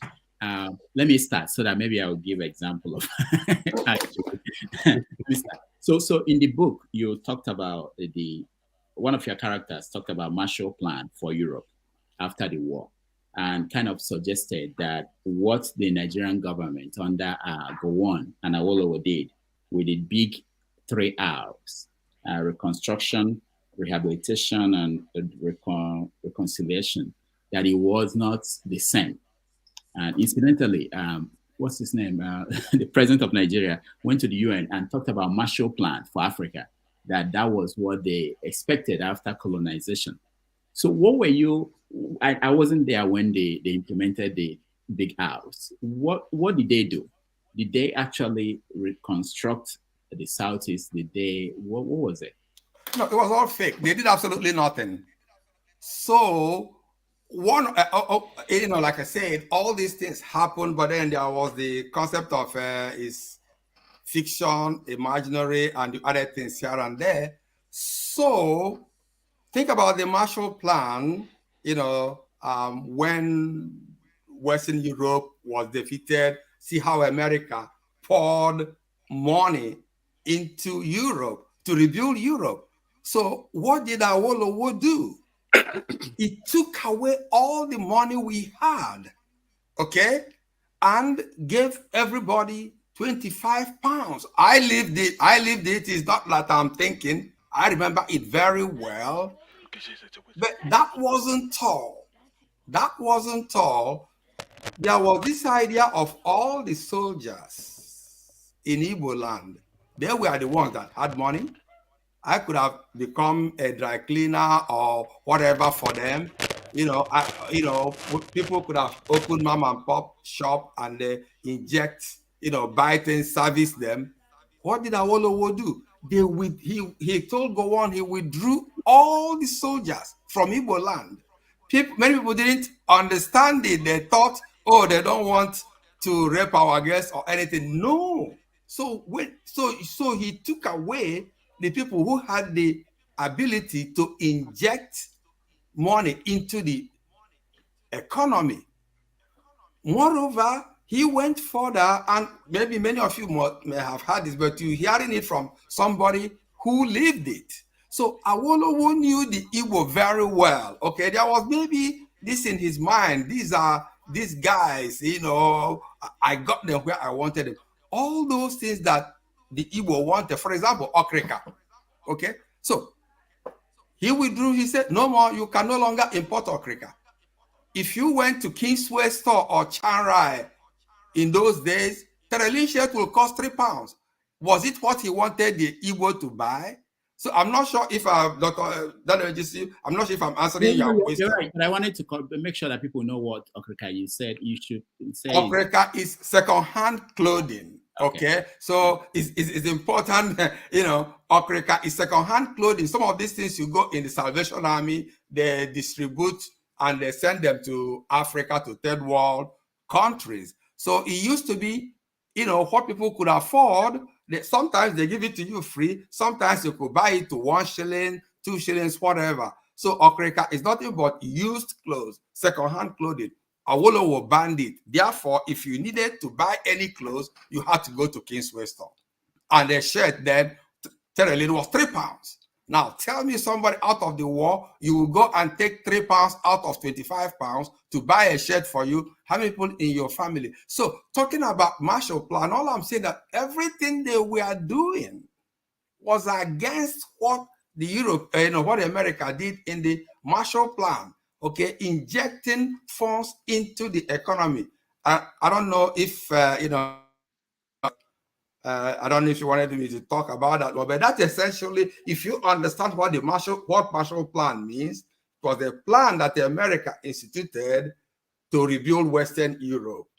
Okay, injected funds, they rebuilt cities, they did all those things. Now, what Nigerians did, instead of doing something like that, they were doing the opposite. They were withdrawing cash from the Igbo. They were withdrawing people who had the resources to get the economy going. All right, let's go around again, and let's start with Afam. Afam, just a question. So we'll go from Afam, go right. All right, thank you, Rudolph. So the question is for Dr. Orji. I appreciate your book, but let's think about 2023, 2024 moving on. Think about digital transformation, and let's bring back 34 Ukwane. What would you, Ukwane, yeah? What would you do? Coincidentally, you also are a professor of computer science. What would you do for Enugu Coal Camp, Nigeria in general, and to help digital transformation so that we can now begin to, let's say, recast your book, recast the scenario, pre or post Biafra war, recast it in digital transformation. What can we, and do you plan, what can we do to help that our country? But I do also have one more, other than that, I have a question for CM. I think he's out, but he mentioned about the gentleman from Lagos who is still in detention simply because he was trying to organize security for the Igbo stores in Lagos. Where are the lawyers like Olisa Abakoba? I'm not saying only Abakoba, but there are other lawyers, including, it doesn't have to be Abakoba, but there are so many other lawyers who could speak on the man's behalf. Why is he still in detention? It's a pity. It pains me personally that if I were in Nigeria and I'm a lawyer, I would give him my time for free. Why can't somebody spend some time to help that gentleman to come out, and so that we can have a stance? That's the only way to begin to rebuild the image of the Igbo. I believe that we need a rebranding of Nigeria, not just the southern Igbo Nigeria, but Nigeria in general. But primarily, we need to rebrand the image of the Igbo. So, Dr. Orji, your book, yes, very nice. digital transformation age, what do you intend to do to help? We're there already, digital transformation. And if we don't do anything, somebody else is going to eat our breakfast, whether it's America or China or somebody. So how do we go from here? Thank you. Thank you. For completeness, Afam is a personal friend. We discuss all these things 27,000 times, so he knows the answer. He knows the answer I'm going to give him. I've told him, this is my belief, and I'm not saying it is a correct thing. We can't keep building castles in the air. So he's going to sometimes tell me, oh, let's go do this, let's go do that, let's go do that. And I'm telling him so that when I get to Arochukwu, okay, somebody was thinking about, what is called is BYOI, bring your own infrastructure. I'm going to be building my own road. I'm going to be getting my own water. I'm going to be getting my electricity, everything. So he's going to start telling me, oh, what IBM did. What is? I said, no, you can't look at me as IBM. I don't have the capacity of IBM. So I can go and tell stories about this. Nigeria, in my opinion, is a top-down solution. You and I had a conversation about a prominent person, I don't want to mention his name, who was talking about, oh, we need to have this institute for development, institute for this. BS. Institute for, it doesn't make any sense. Until we come to an egalitarian Nigerian, Afam happens to know my model for Nigeria that I can share. And if you go to my blog, CYO.WordPress, there is a model that will work for Nigeria, but it's not what we are talking about here. So until we can get Nigerians come to the same table and be equal, every other thing we are talking about, digital transformation, this. When there is this ceiling that an Igbo man cannot get to, so I mean, it's just. Yeah, but why must we allow that ceiling to be an obstacle? We can again, that ceiling, like I said initially, part of we lost everything to some extent. Without trying to get it, we are not doomed. We are not doomed because of the war. We can still rebrand. We can still do something.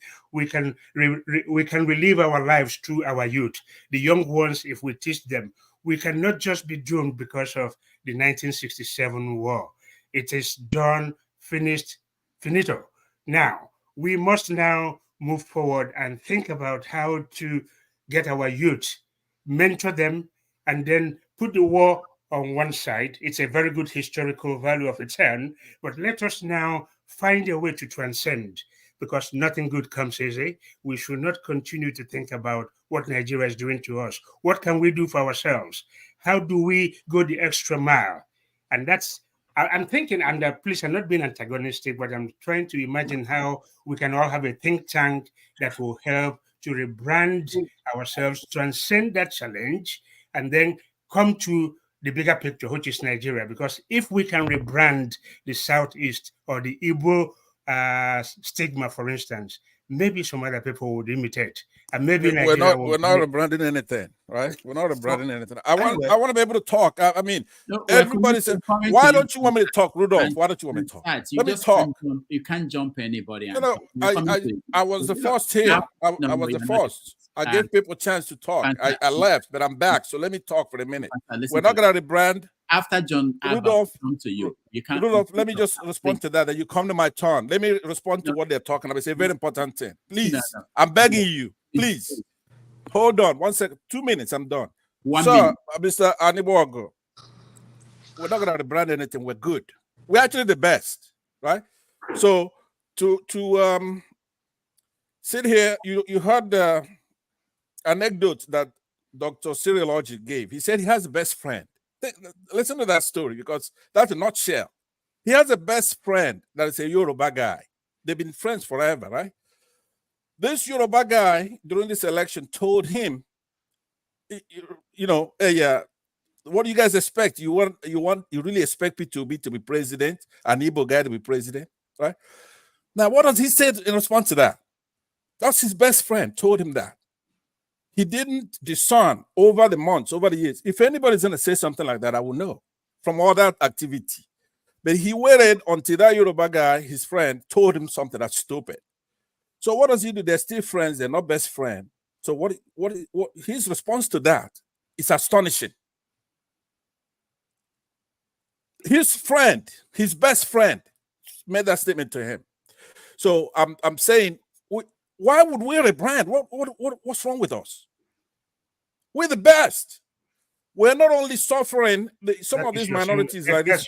That's your singular opinion. So yeah. But hold on. OVA, for example, who's here, it's a minority group, right? From small clan somewhere in the south, right? And others, they have the same issue. Somebody like Janaba laughing, right? His people are being demolished about a score a day. Okay, let's say a score a week. Some in the IDP camps. You don't see it on his face. He's here laughing, right? All these minority groups don't sympathize. They empathize with us. They think, hey, look at these Igbos. They got it all made. They don't even think about us. What about us? That's what they're saying. That's what you see. They don't hate us. What is there to hate? What is an Igbo man? What is an Igbo man? An Igbo man is the best human being. He's technologically inclined. He's a Republican. He's a Democrat, right? He's fair. He's an African. He loves you go to every African country. The Igbo man is there doing very well, doing their thing. Go to every tribe, he's there. So let me land there. You ask me a question. That's okay. And I can't wait for it to get to my turn because I actually came in for something. No, we're skipping you next time. You don't get on again. No, now your turn be this. You don't get another one. Just use her now.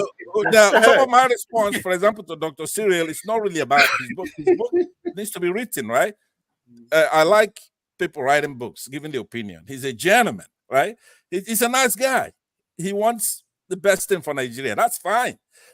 The responses go to people like this, John Abba here, Mazio Vie over there, and a lot of tribes, small clans and small tribes in Nigeria, right? Who give impetus to what we are having. But thankfully, things changed from 2015, right? Talking about 1965 or whatever, that is ancient history. Contemporarily, Nigeria, the epoch we're in now starts from 2015 after Buhari. Every other tribe aside from Fulanese have been Igbonized, right? They suffer what we're suffering. There's nothing special about us as far as the treatment. So now we have to galvanize. Let me end by saying what we need to do, you're not going to agree with it because I'm not making it logical, right? We don't have time for me to convince you. We have to go back to war. Because all these guys will be on our side, right? There's nothing wrong with war. We're in a state of war right now. You're not going to have a shortcut. Every country is going through the hidden problem we're going through, right? Now, if there's a war today, let me just say this. Who's going to be on our side? Let's say the Igbos. Janaba and Mazi Obia will be on your side. They will not be on our side. Hell no. There are people who have sense will be on our side. All right. Ovie and John Abba necessarily will not be on our side. Now, I say that in jest, but let me say to you, listen to what I'm saying. This is important. Every other thing is talk. It's action. As nice as Rudolph is, as fair as Rudolph is, how many Fulanis are on this platform? Or ever been on this platform since he began, since inception? Right? Since this show was in Kuwait, have you ever seen a Fulani out here? They don't have time to talk to you. They don't want to go to school. They're waiting for us to turn off the beavers. Right? When they turn off the beavers, that is wrong. Wait, sir. I was gonna compliment you that how can an Igbo man have that accent you have over there, right? And I'm going, hey, Igbo come in many. Thank you. You will never end if we don't stop you. I'm sorry. Janaba, welcome to the Pansad is the reason they lost the first war. Let me just say this. Pansad, if on Sunday we don't have P2B next Sunday, maybe we should have you as the guest. Maybe I should open it up and have you as a guest. People can. I'm not qualified to be a guest. I'm in a war path. I'm not about talking. You are an elder. You are an elder. I'm not qualified to be a guest. That's why I'm supporting that move. Who's supporting that move? We need Pansat as a guest. Oh, no, wait, hold on. Let me just say this in conclusion, okay? What I'm saying to you. I support we have Pansat here. Or with all seriousness, Pansat. right? No, I'm serious, Pansat. Yeah. I agree, but listen to what I'm saying, right? I'm pleading to everybody. Pansat, there is something else going on underneath that I need you to see. Right. That man named that farm Anibog. 34. Yeah. A lot of things are going on underneath. Yeah. Let's that's true. And this. believe me, my at the age attitude. of 40, at the age of 40 as a road is going to come into play. Let's take it easy. We'll be all right. I am. Thank you. Listen, Igbo music, you seem to know a lot of Jaws. 40 hours a road now, coming close home. And by the way, Pansat, how do you know I'm not Fulani? Is it because you see Afam and Ibogu? I said you're Fulani. I didn't talk too long. Can we move on? Cyril, I'm saying to you, sir, right? I'm saying to you, you wrote a book, you said it's not historical, right? It's not even anthropological. It's an allegory of some sort. You use some characters, but we know what you're saying. But you cannot come and make the statements you're making here, right, and give the long answers you're giving, and then expect us to just swallow it. We have to be able to come back at you with respect, with all due respect. I mean, just looking at your smile right there, you're not evil, right? You don't mean you what I'm saying that you were intimidated. Your friend, your best friend told you that you are not a Nigerian. He questioned your patriotism, right? And you took it lying down. Nobody is going to respect you. You don't know how the conversation progressed, but it is out of the scope of what we are trying to do here. Rudolph? Did you punch him in the nose? All right, No. all right, Pansat, we are done. John Abba, you're next. Thank you. I would advise you strongly, don't have Passat. Your thing will go down. They'll even shut it down. They will shut it down. My brother Passat, you don't wear the garment of sadness to approach issue. We have the best way in doing things, and I understand your way. So measuring me out there is okay. I think we are used to you, and we still love you. When Rudolph is coming to Texas, I'd like you to come and play a good guitar. You are very good in it, so we can have fun and talk politics. Going back to Dr. One of the questions from what you said again, I want to ask you, and. Of course, from the 1967, which is one of those things that have happened, do you think it's as a result? Do you believe, let me frame it this way, do you believe that the Igbos are marginalized within the Nigerian space and beyond? And do you think that the 1967 is still lingering, that for those that the power may be in, you still have to think twice, even if there is free, fair election, that they can use that to hold back and not giving the power to Igbo man? Thank you so much. Yeah, I think we are all in agreement that the Igbo that we are giving the short end of the stick in Nigeria. So if there is really any sort of pushback or discuss or argument, it is then given that what do we do? That is actually the way I look at it, because hey, we've had people make eloquent. Pansat is not the only one who has been eloquent, and I do appreciate his eloquence, and his passion. But I will only want to caution him that he's not the only one passionate about Igbo things. We are all passionate here. The only difference is maybe how we approach, the way forward. So to give you a direct answer so we can move on and get everybody, yes, the Igbo, we are marginalized. We are not being treated well. But then the question becomes, why does everybody hate us? They leave all these houses, all these Ijaw market stalls, they leave Ladiko, they leave whatever. It is the Igbo. May well be because of that war. Maybe because they feel that if they give us a chance, we will. I don't know the reason. So, but what we as the Igbo will want to think about, again, there is no singular person called the Igbo. It's just the collective will really lack leadership.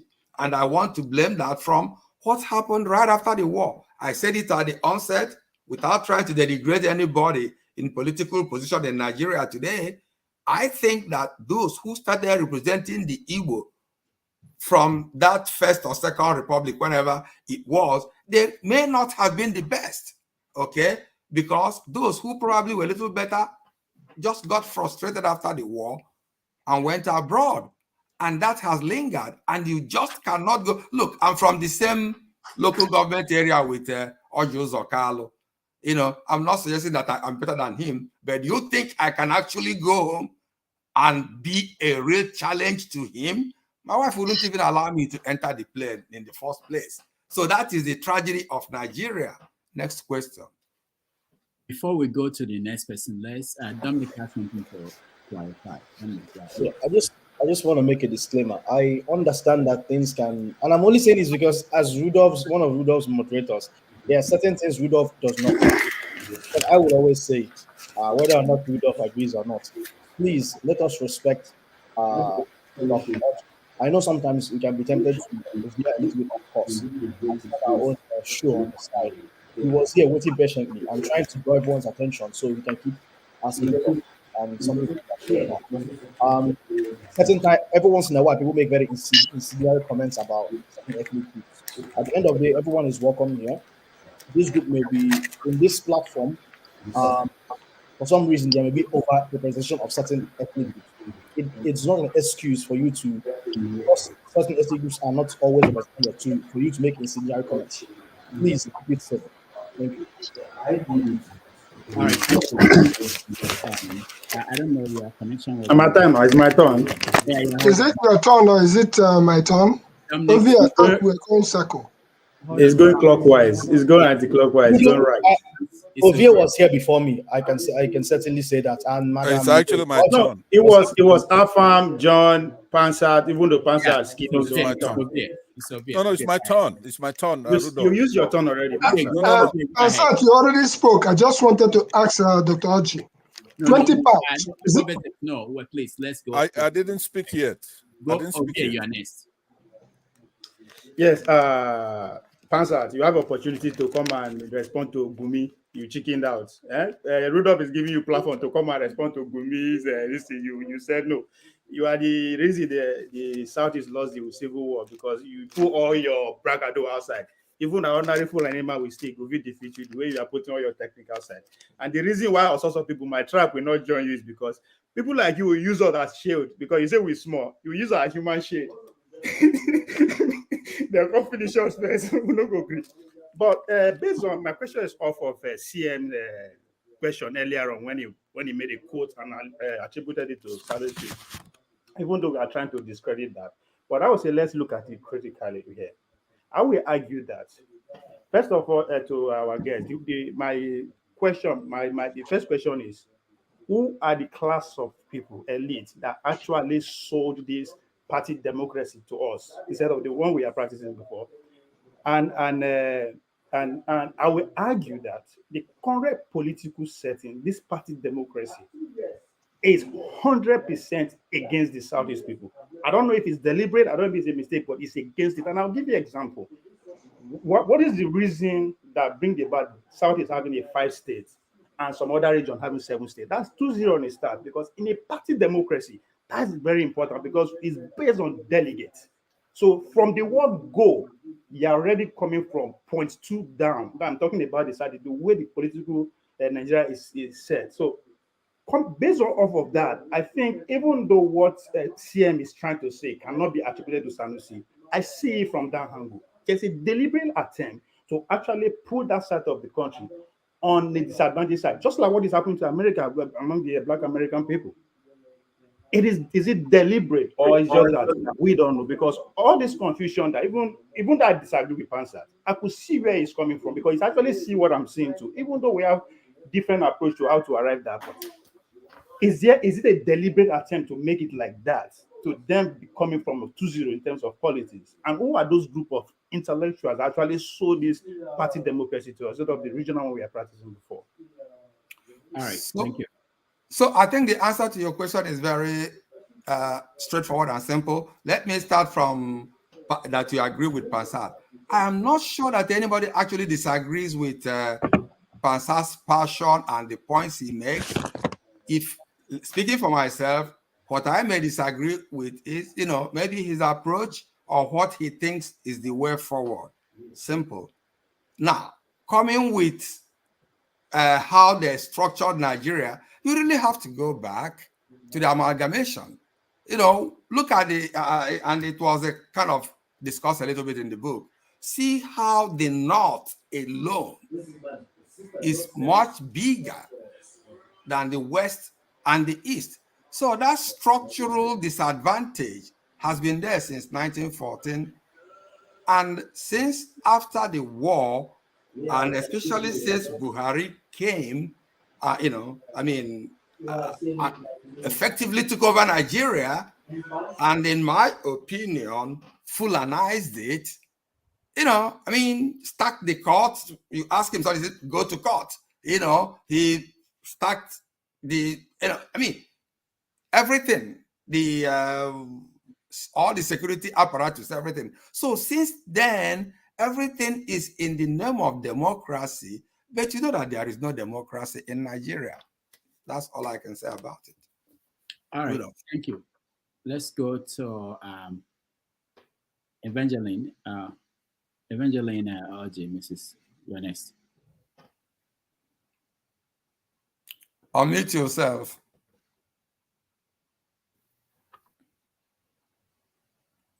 Yep. Can you hear me? Yep. Okay, good. Let's make it brief, please.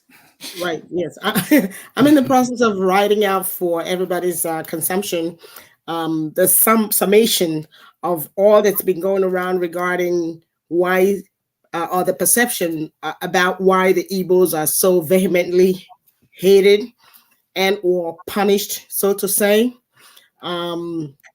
Basically, in the chat section I had written, I made a reference to a TikTok post by a young Black American lady. And the adaptation to our discussion here is simply this here, that the Igbos are hated for their presence with drive, their presence with aspiration, their presence for achievement, their presence and resolve for resisting subjugation, their presence for demanding their rights. And so basically, they are being hated for having the knack, I suppose, of almost rising out of the ashes like a phoenix. And this is basic human nature. People hate anybody who is able to survive under all kinds of odds. And that seems to be the plight of the Igbos. And so I don't necessarily think that it is that Igbos need a rebranding, but as Dr. Dominic mentioned, all these things I mentioned that are the strength of the Igbos against all odds, it is being used against them, borrowing, like he mentioned and defined for us earlier, demagoguery, to try to go against them when there's nothing else that they have to go on, simply because they possess all these qualities that I mentioned. They're just being, how do I say, just being punished for what they are as a resilient people. In other words, they want them, but then they're afraid they'll come and take over. And so in the general politics, like in the USA, in the context of the USA here where we live, borrowing from that demagoguery allusion by Dominic, the people in these here United States, the progenitors of so-called template of democracy in all its true forms, they elected a person such as Trump as payback for Obama being in office. And then what does he do? Same thing like Dr. Dominic said. Demagoguery is what got Trump elected. And what does he do? He proceeds to roll back any and all substantive and beneficial legislative accomplishments by Obama, even if it was against they themselves who hate him. So I liken that to the plight of the Igbos here. It's a love-hate relationship with them. They like them for who they are, but they are also hated for the very same things, because the people who I would say, gang up together to punish them for these qualities are afraid that because of those very same qualities, they'll take over. Simply. All right. Thank you. Okay. It's my turn, Rudolph. No. When we go around, if we have time, we'll come back to you. Dr. Orji, you want to respond? No, not really. I think I associate myself whatever she said. We are all sort of Igbo except for the I know we have a friend here. I mean, we all understand we are marginalized. So the question is, how do we approach it, Rudolph? All right, thank you. you. Dr. Damages, could you clarify, point of clarification, could you clarify if it is 20 pounds or 25 pounds? It is 20 pounds. Look at my body. So if I said 25, it was a slip of tongue. It is 20 pounds. That's what Awolowo gave to every Igbo family. All right. It's 20 pounds. All right, Dominic. Just to maybe you can make another clarification. Well, was it that 20 pounds was given, or that whoever whatever amount of money you had prior to the war, you were only allowed to inherit 20 pounds? The letter. And then I'll bring whatever you had. Remember that during the war, Biafra created her own currency. Okay, so we had all the currency. So by the time the war ended, for completeness, some of us who were behind the line, who were doing the Afia attack, we had some money because we were trading in Nigerian currency. We had lots of coins. But take that aside, that we were sort of a minority of the Igbo people. So after the war, Awolowo told every Igbo man, bring whatever money you have, go to the bank, they take it from you, they give you 20 pounds. Okay. Now to go to the main thing I wanted to talk about. I heard what if I mention his name, then he wants to talk, so I'm not going to mention his name. I heard what one of a gentleman who's very outspoken said. So my understanding, my dad went to the war. So I've heard so many stories, lots of stories, and it's at some point it gets tiring. But I always enjoy listening to him during the Christmas time. My understanding is this: there was a coup, there was an Igbo pogrom. Now, whether or not it involved other people who were from the eastern region, because it wasn't only the Igbos in the eastern region, I don't know. Only you can be able to tell me that, because you experienced it. And then the instruction was to come back to the east as a place of protection. Now, the then Nigerian government was not doing anything to protect the killing of the pogrom that was happening, and so the east was a safe space.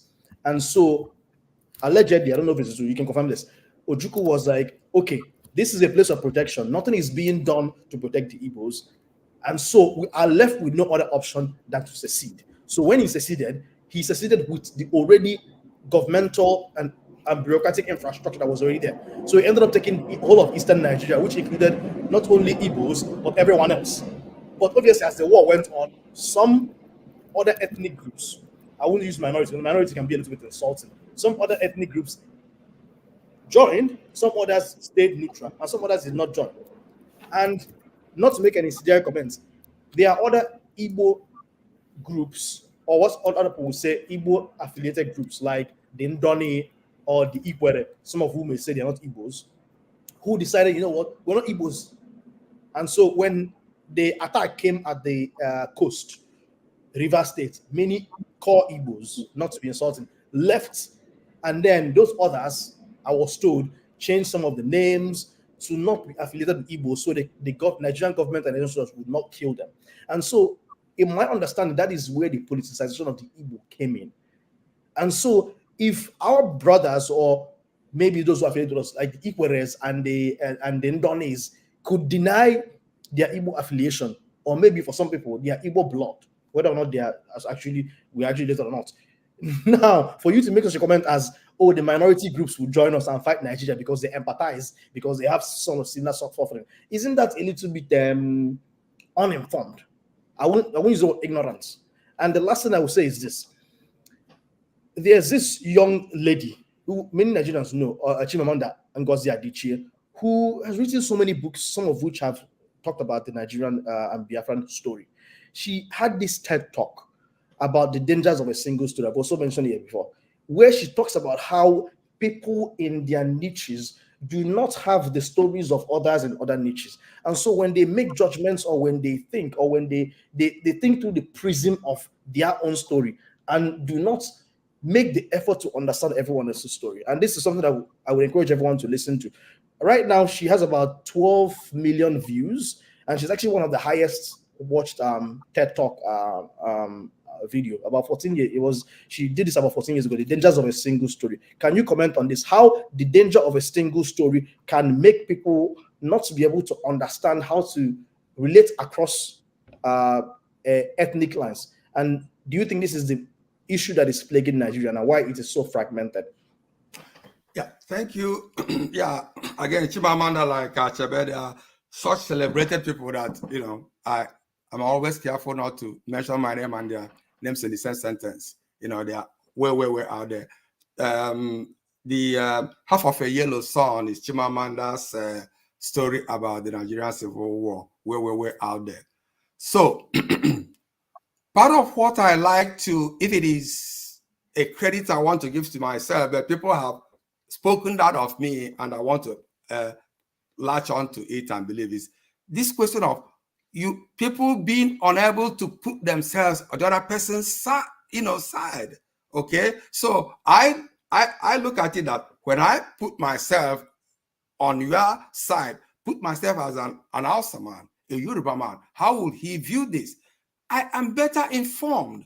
I think it is just better than staying in my little enclave, talking only to Igbos, thinking about all they did to us. We are going to go to war. And I'm not saying they didn't do anything to us. Don't get me wrong. But to your point, there is nothing as good as, really, even my high school debating teacher would say, hey, think about your opponent, what he's going to say, and that will make you a better, debater.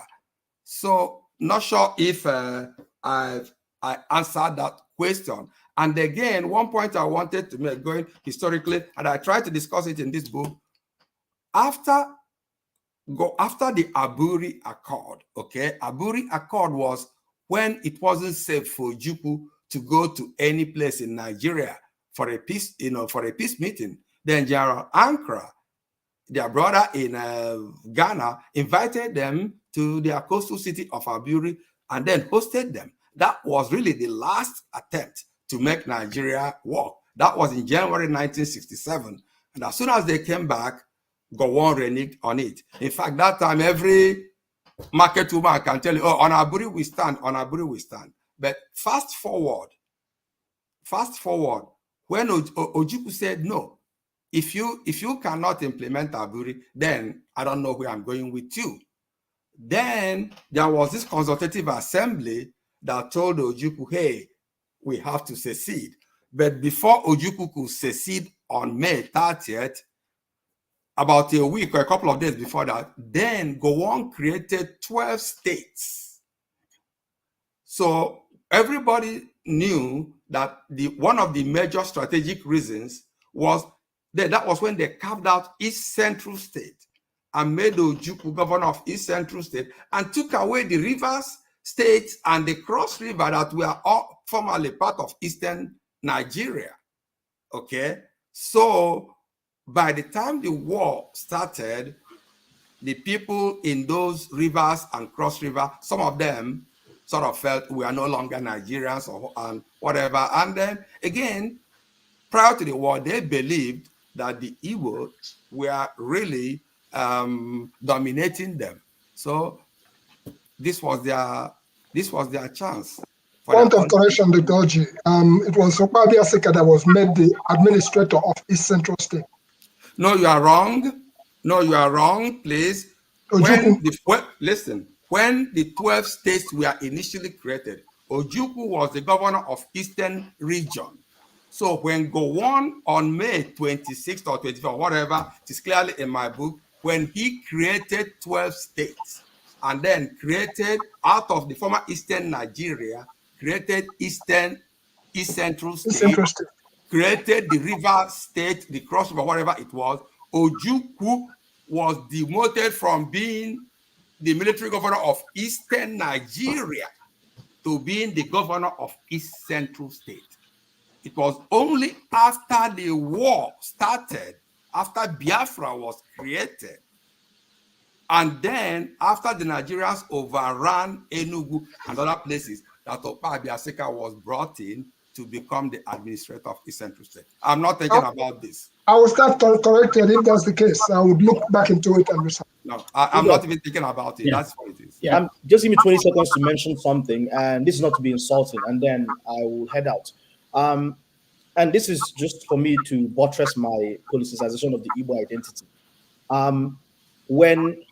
When someone, for example, misrepresents your ethnicity and says, "Oh, you are this," and whatever you are misrepresented as is actually being celebrated, that person may not complain. But if it's something that is being denigrated, you may complain, right? Now, I'm not saying people who are Ndoni or Ikwere are Igbos, or whether they. I'm not going either way on it. But one thing I looked into when I was in my undergraduate was I looked at literature actually talking about Ikwere culture and Ndoni culture, and most of what I could find started in 1970. Some of the literature trying to talk about the culture and everything was in 1970.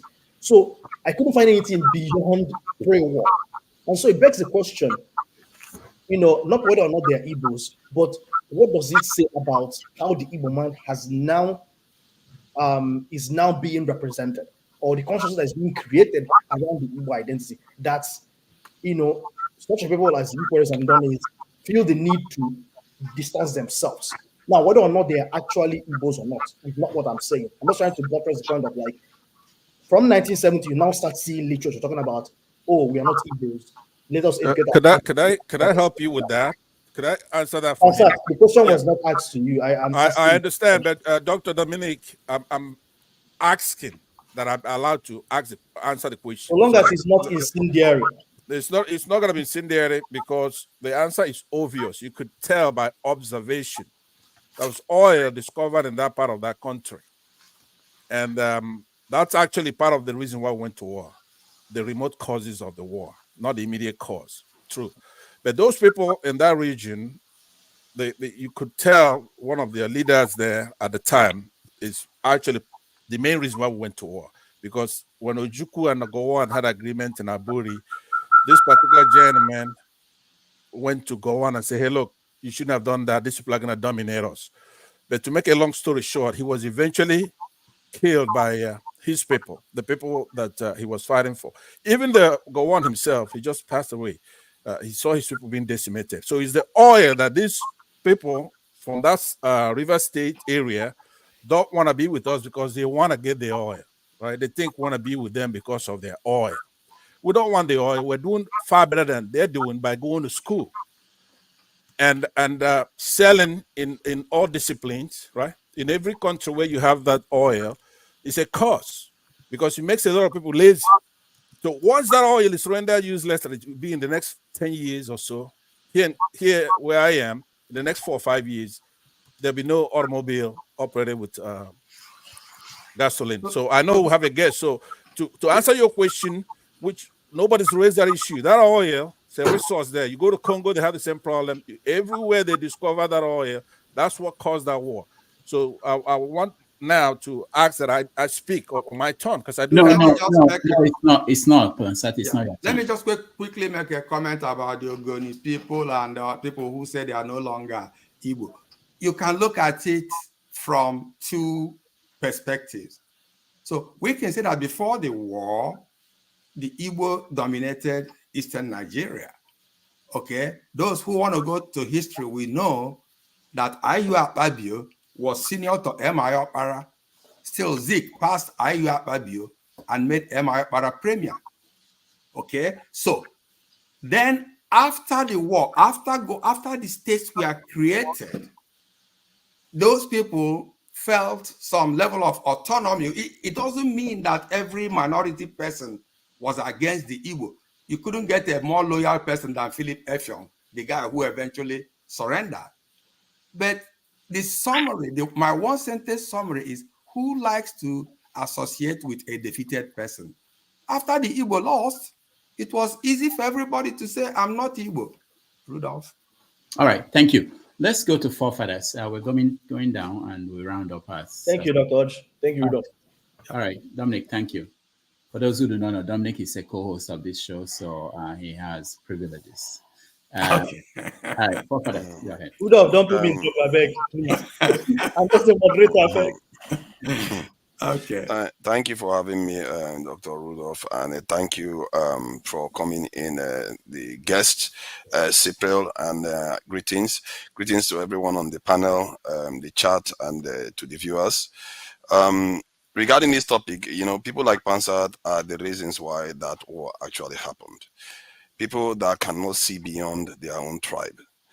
One of the stuff Dominic said was that the coup happened, pogrom happened, and war happened.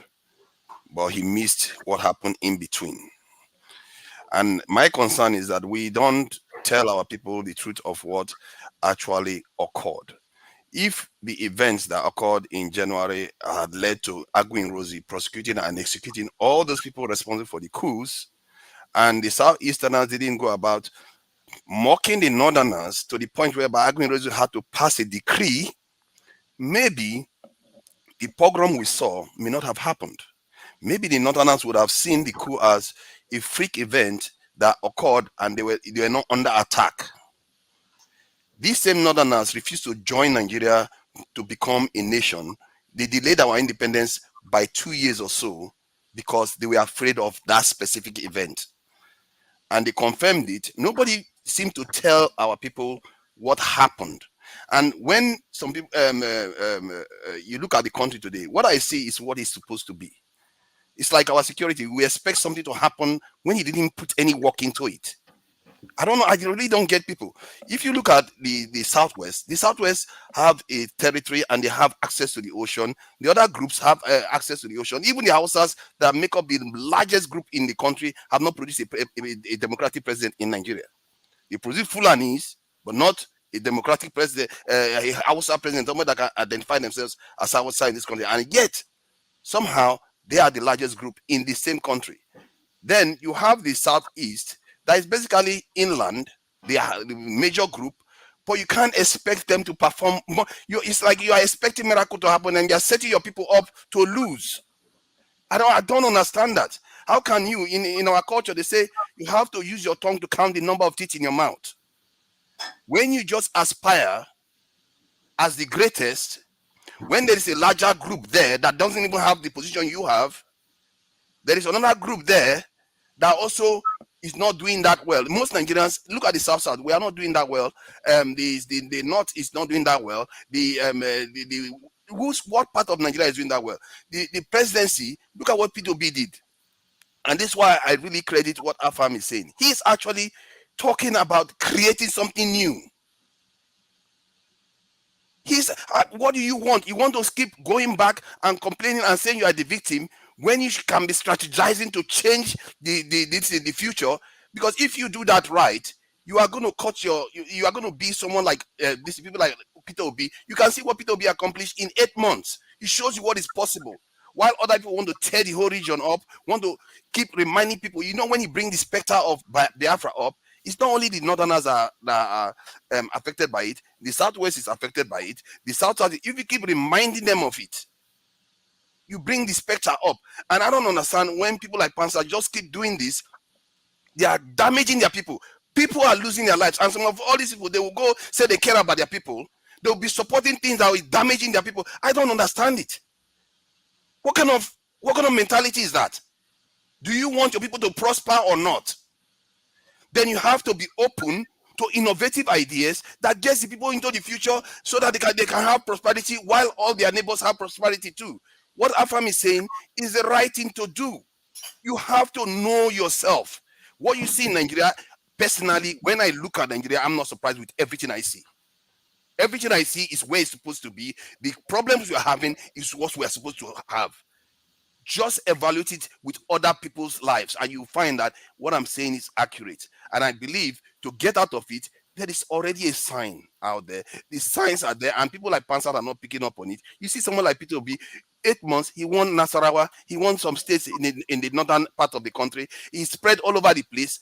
People want to hear people that want to talk about progress. They don't want to talk about people that want to talk about Biafra. You bring that specter up, you are just going to remind people of the past. They will say you just want to break the country up.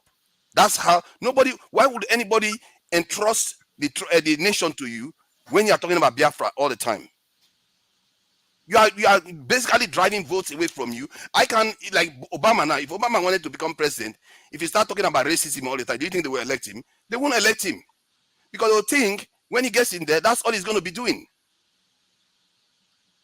And even if he's not going to do that, I really think that we have to change our mentality. We have to look at the things that have been working. And like Afam said, I will reinforce that because he's from the Southeast. We need people like that to be coming forward because they are the ones they have to reshape the future. If that region is going to have a change, there's going to be a change in that region. People like Rudolph, that. could I respond to him? He mentioned me a few times on that. Yeah, no, not yet, because you can't do it in 1 minute. So I'll do it in 1 minute, or less. No, hold on. Let's see what our guests will say first before you. No, I kind of wanted to, Pastor, please, we'll probably cycle back to you. I'm getting under, the usual 2-3 minute football warning. So there are people who haven't had a chance.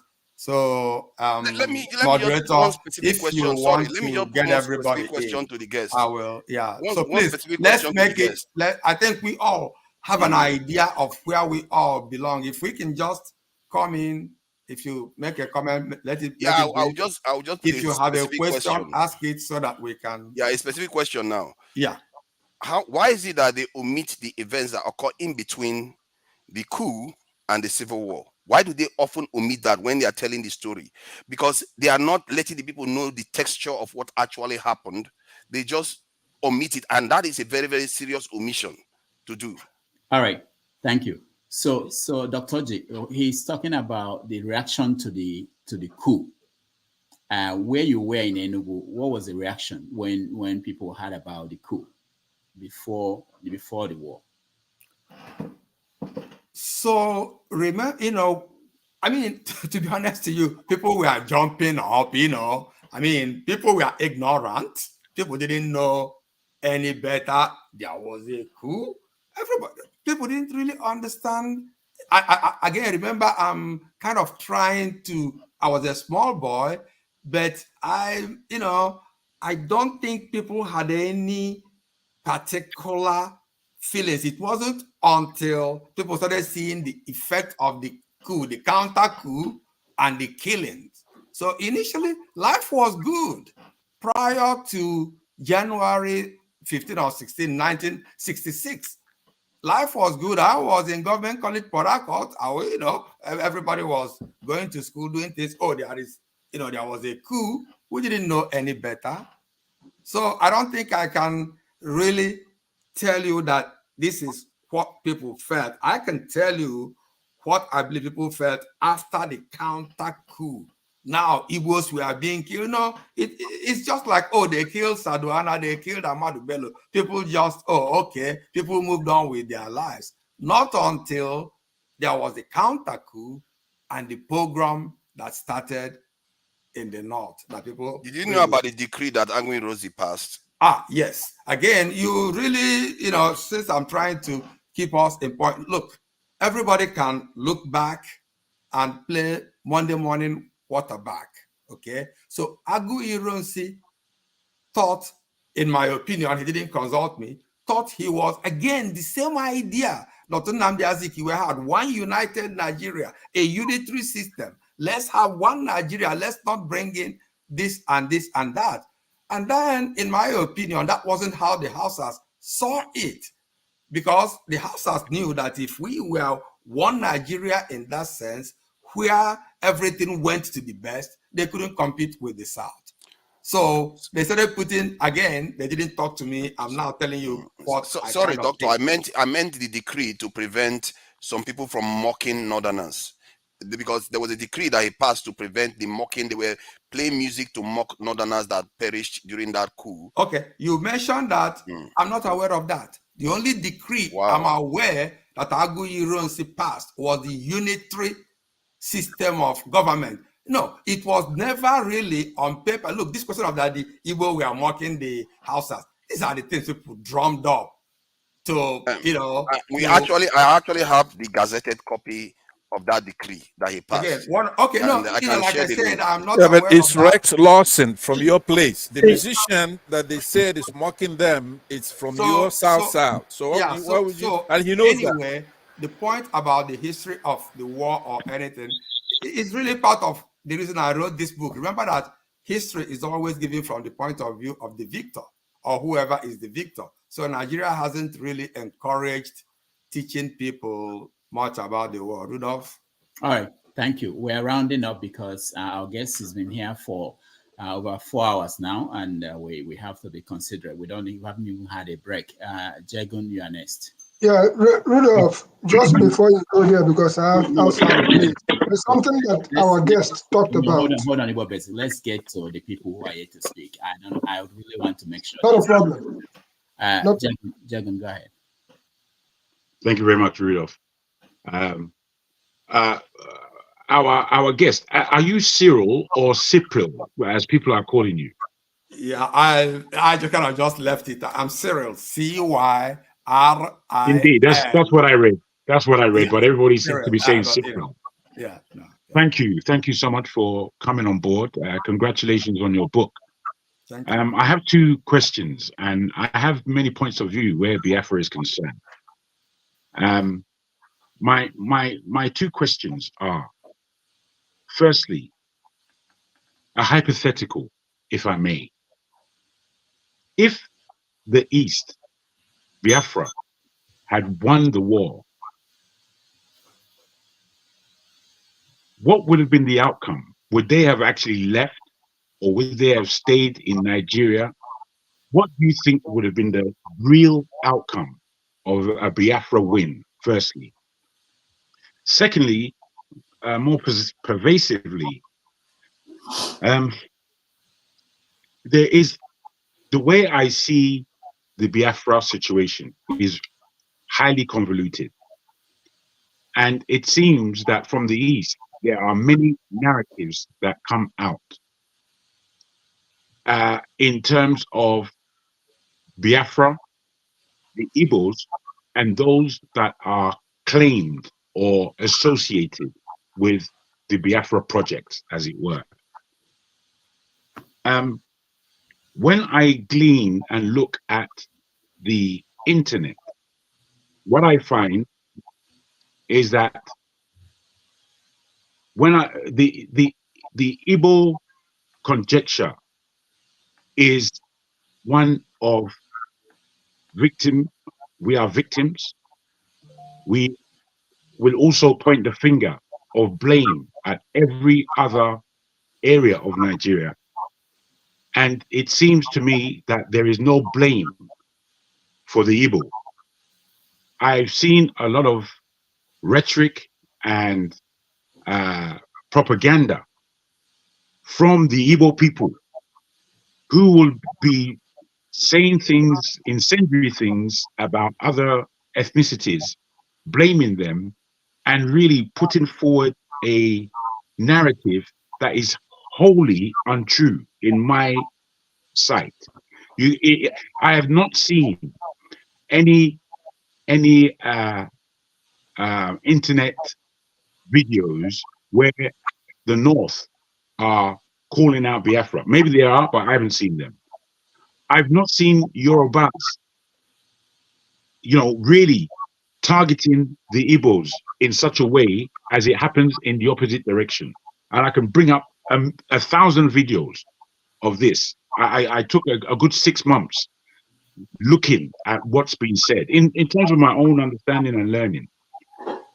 Why is it, therefore, that a group would feel so entitled to point the finger so vociferously at everybody else and leaving themselves blameless?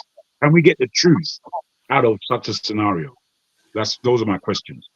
So let me start from number 2 so I can walk my way back.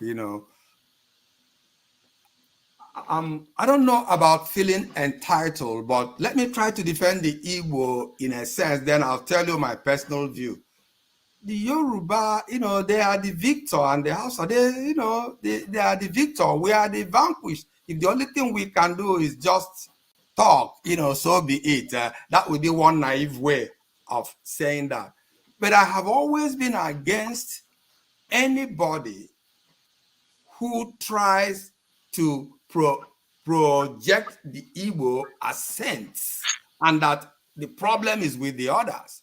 I really encourage you to read my book. I tried to say it just as I'm saying it here, that after that first coup that started the whole thing, regardless of whether it was planned that way or it wasn't planned, you wake up in the morning, the two top people in this ethnic group, they were killed. In this other ethnic group, nobody was killed. I don't know how it happened, but it didn't look good.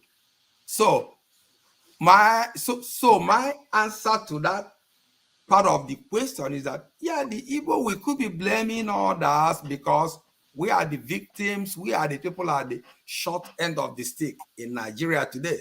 But that doesn't in any way try to defend anybody who doesn't want to sit back and be a mature person and say, hey, put yourself in the other person's position. That's the way I will look at it. And then your other question was, the first one was, if the Igbo had won, what would have happened? Two things. If the Igbo had won outright, Biafra would have been just a country. Just like even if you go to Europe, you see within a small space like this, they're up to 6, 7 countries. There wouldn't have been anything bad about it. But if the Igbo had actually succeeded in not necessarily winning the war, but not losing the war, then may well be they could have gone back, and this is me thinking, I don't know, maybe they could have gone back to something like what they had agreed to in the Aburi Accord, which is essentially a confederation of states, which in my opinion will not work today, because confederation of regions, because you can't go back to Eastern region where the Igbo dominate the rivers and the Calabar people. They will not accept that.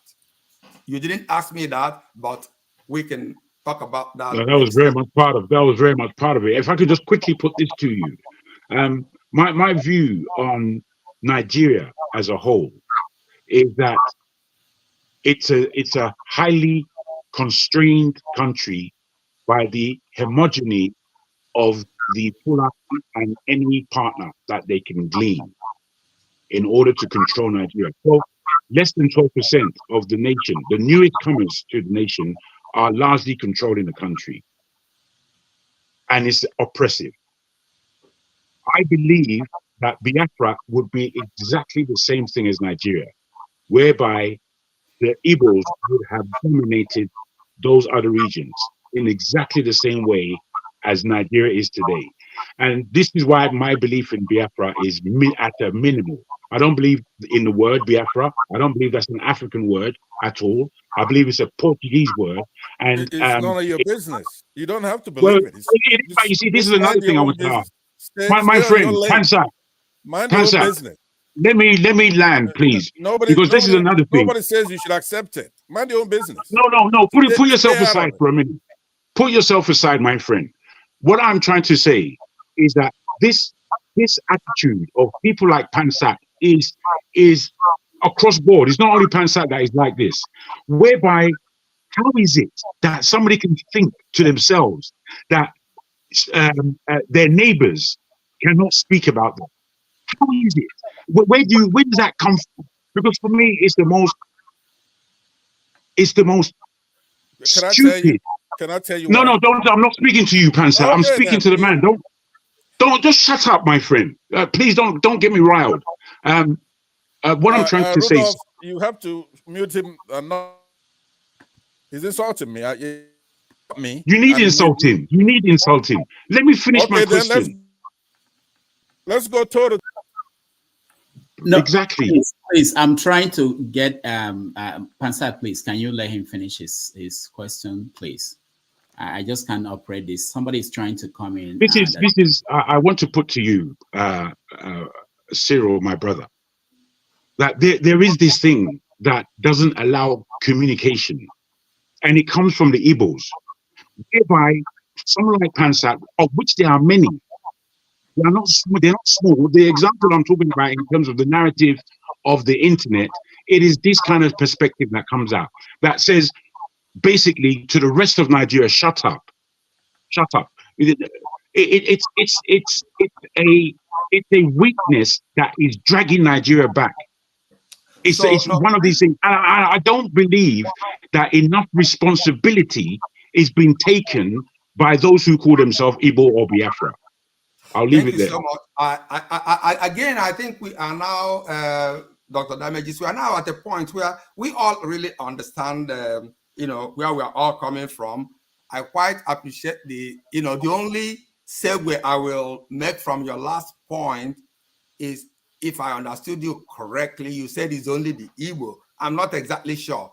The blame goes around all of Nigeria. There are No, many sir. Please, please. Who are intolerant. The only thing about the Igbo is that we were defeated. So, I mean, that's just what it is. So, if we can actually leave it, I think that's too simple. That's too simple. I'm trying to get into the crux of these things. Why is it that we cannot discuss Biafra if we are not of Igbo extract? Why is it that there is such a level of pansattery that goes on that doesn't allow communication to flow? Why is it that people like Pansat believe that the business of Nigeria and everything in it is not the business of Nigerians? I don't understand. I think responsibility has to be taken. That's fine. Rudolph? All right, let me respond. No, right? Why, Pansa? Can you please hold on, please? I can't talk. I can't respond to him insulting me. Well, you told me that it's none of my business. What I say is none of your business. How about that? All right, please, guys. Let's go to CEO. You are next. Foolish. CEO, unmute yourself. Oh, thank you so very much, sir. Dr. Damages. You're a wonderful man. Appreciation from I don't know anymore. I'm losing it. You're a wonderful man. We are all blessed to have you, sir. God bless you. Thank you. Thank you so very much, Dr. Cyril Orji. We appreciate you, sir, for all the wisdom and knowledge you're pouring to the young ones. I will get your book personally. I owe that to you, sir. God bless. I hope I can get it from Amazon. That's correct. Okay, I will get it this week. Thank you so very much, sir. God bless you for your good work. And to my fellow panelists, I'm not calling names because of respect. I think I get a picture of the show Dr. Damages is trying to build. It's trying to build a show that encompasses the whole Nigerian, not a sectional show. So emotional intelligence is very important in addressing ourselves. Emotional intelligence in the sense that you don't have to show anybody that you are more tribal than the other. We don't need that. Emotional intelligence, look at Dr. Damages. I don't know how he keeps his cool, but looking at that, you can see he is showing a very high level of emotional intelligence in moderation. Dr. Damages, God bless you, sir, for that. I learned from it. As much as I see other panelists, the way they riled up. Very intelligent men, very highly educated men. But guess what? Their level of emotional intelligence is very low. They riled up, they call themselves names. Rather than say, shut up, why don't you just say, be quiet, let me speak. Rather than say, shut up. Because I feel, shut up, you're insulting the person to give you just say, be quiet. Then he will just be quiet. I think it's more polite. So please, our fellow panelists, let's try to be very emotionally intelligent. Thank you. Then as for our doctor, please, my question to you, because I was really amazed when you said that you went back home to start all over, like retirement. You went back home with your wife, your lovely wife, and eventually, in the process of settling down in Nigeria, you got you got fed up by the situation, in fact, frustrated, and returned back to your base. And it gave me a very big cause to worry, because as a young entrepreneur, tech entrepreneur in Stuttgart, I have that dream to go to Nigeria in the next couple of years, set up a cybersecurity tech company, and employ people and make something out of our society. But looking at very well accomplished men like you coming here to enlighten us on the frustrations you went through. As a Nigerian in the diaspora, I don't want to use a tribal sentiment. As a Nigerian in diaspora, is it encouraging? Are you encouraging us with this story? Or because I'm a bit discouraged, but are you encouraging us to keep up that plan of going home to establish and make our country a better place? Because I don't want to say Biafra or tribal. No, I want to say as a Nigerian first. Thank you for your wonderful education, tutelage, and may God continue to bless you. Thank you, sir, from Germany. Yeah, thank you so very much. I really appreciate this. And if I have come across as sort of discouraging people from going to Nigeria, I'm sorry. But I actually told the story of what happened to me. There are people who've gone back to Nigeria who are very successful. May well be I didn't plan mine well, so I don't really know. I was just kind of narrating my own experiences. But I'm aware of people who've gone back to Nigeria and have made it. But at the same time, if anybody tells you, oh no, it's easy, go, blah, blah, blah, blah, blah, giving you one side of the story, no, that person is not being fair to you. But if you prepare very well, maybe go and take a look, come back and prepare very well. It is our country. It's going to be fine. So I'm sorry if I sounded very negative. No, not at all. You're being very honest. Thank you so very much for your honesty. Thank you, sir. God bless you. All right, thank you. So let's go to KJ. KJ, welcome. Thank you so much, Dr. Damages, for always doing your best to get some of the best people around here for us all to listen to. Doctor, thank you very much for your account. Though I didn't start as earlier as I would have, because Dr. Damage have played us wayo. He puts it in the Sundays when we're in church. Wow. So we're not able to come and ask the tough questions, But I appreciate all you have said, and I don't have anything to add, but just to say thank you. We need to, and a lot of the Igbos like us, we need to keep writing this story, irrespective of whether the people want to hear it or not. There are many ways of writing stories. I am one of those people. I don't know if you know, he's late now, Kalokbi, who used to write for Pesetas. Okay, I read a lot of his book up to the point of meeting with him, and he was the one who gave me the book written by Freddy Foster on the Biafran War, because he also took part in it a lot. So I have gleaned from here and there a lot of the stories of the Civil War, and what I've heard you say today, and some of the things talked about the Nigerian history and all that, and Igbos, I quite totally agree with. And just like China Achebe will say, until the lions learn how to tell their own history, the history will always go to the side of the story of the hunter to be the victor, the victor, and of all the time. So what has really happened in the Nigerian situation is that a lot more of us are telling this story hitherto have not been heard before. And so it begins to, some people don't want to agree that this is the truth of what happened. Some of those stories have not been heard before. Some of them have been heard before. Some of these accounts have not been held also from people that they consider to be authorities in the field, just like people like you. So I want to thank you. I'm not just I don't have anything to add, just to say that we will continue to tell our story, because this is what happened to us. We know the people it happened to. Just like you said, and many years ago before my dad passed, he said, because Igbos lost, so we are looked as a conquered people. And no matter what you are saying, it is not believed, because what do you have to say when you've lost in a fight? So it's either you take what they're giving you, or you live and strategize to fight another day. And I just want to thank you for coming. God bless you, sir.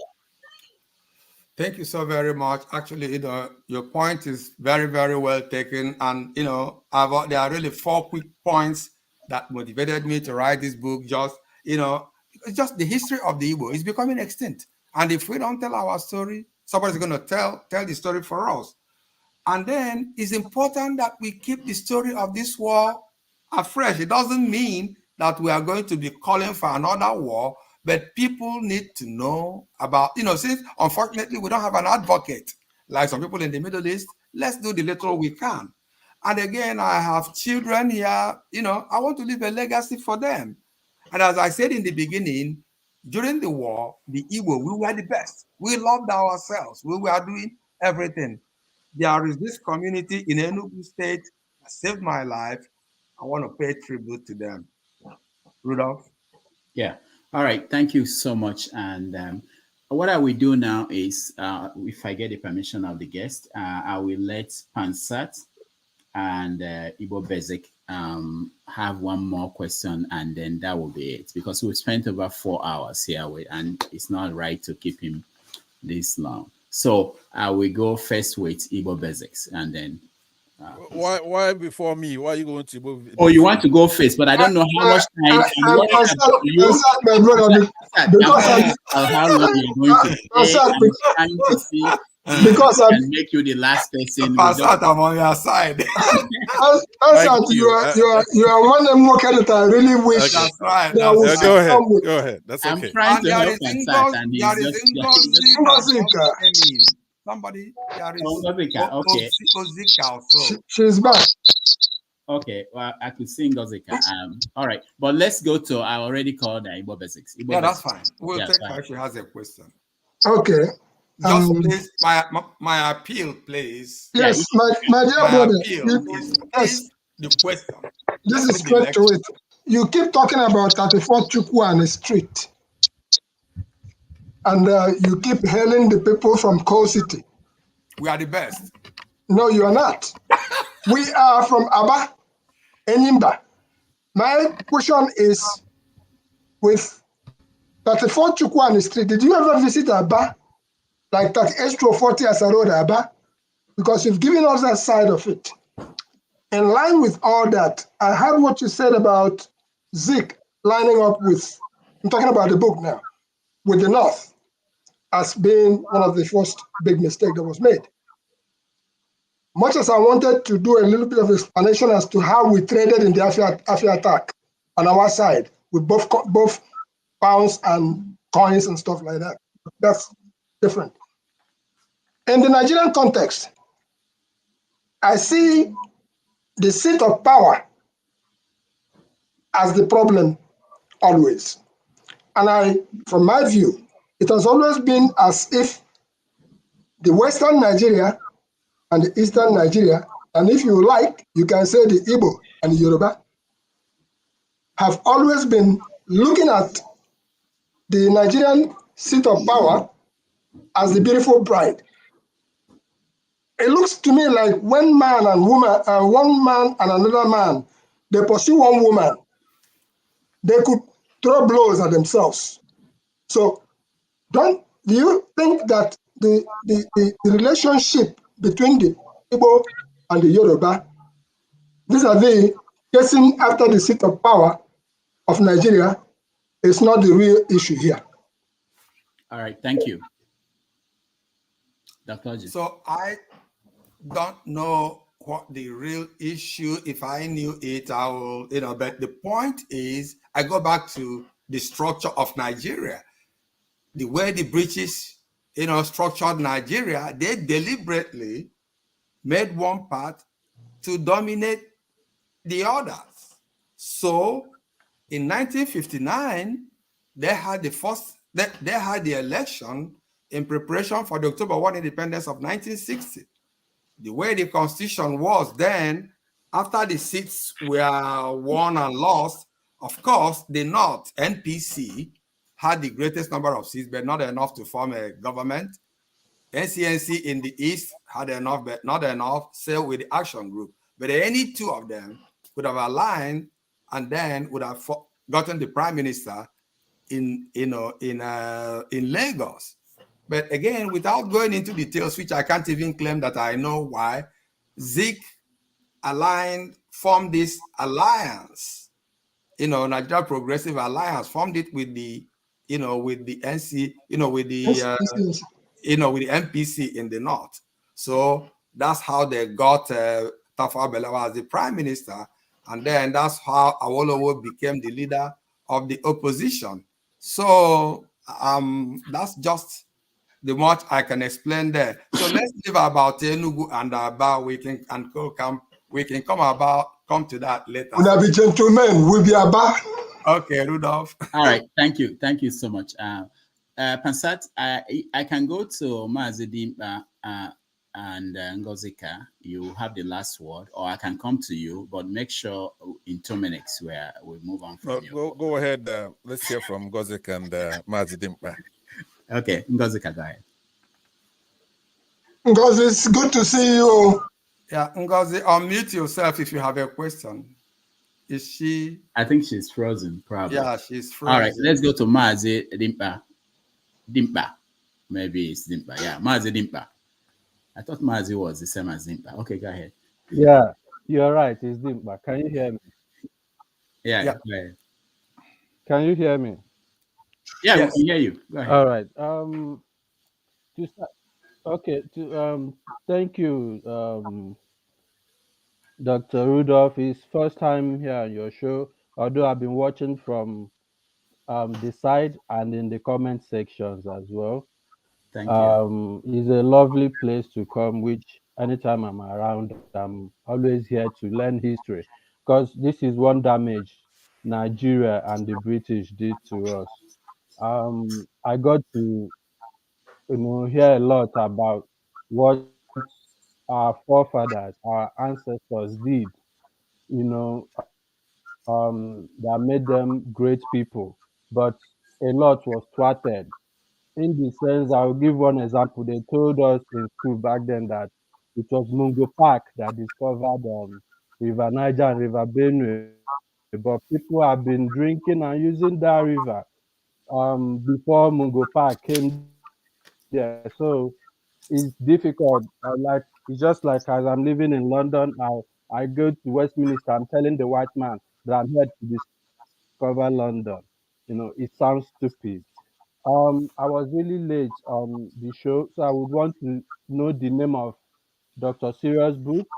I would love to get it as well, because he, has explained everything here, but it's kind of dicey to be able to answer all the questions here. So I would love to read that book, and if I have questions, and I can contact him directly. So what I want to ask is this about Biafra is we've seen how the power play is going on, and even the leaders we have at the moment that is representing us, even in the seventh chambers, everybody is there basically for their pockets. So what do you think about Biafra when it comes? How are we going to do the leadership thing? Because it's not enough just to fight and get Biafra. How do we get the leadership right? Because this is the same thing that is happening. They will tell the Igbo man, you need to get allegiance. Someone was here saying you to stop talking about Biafra.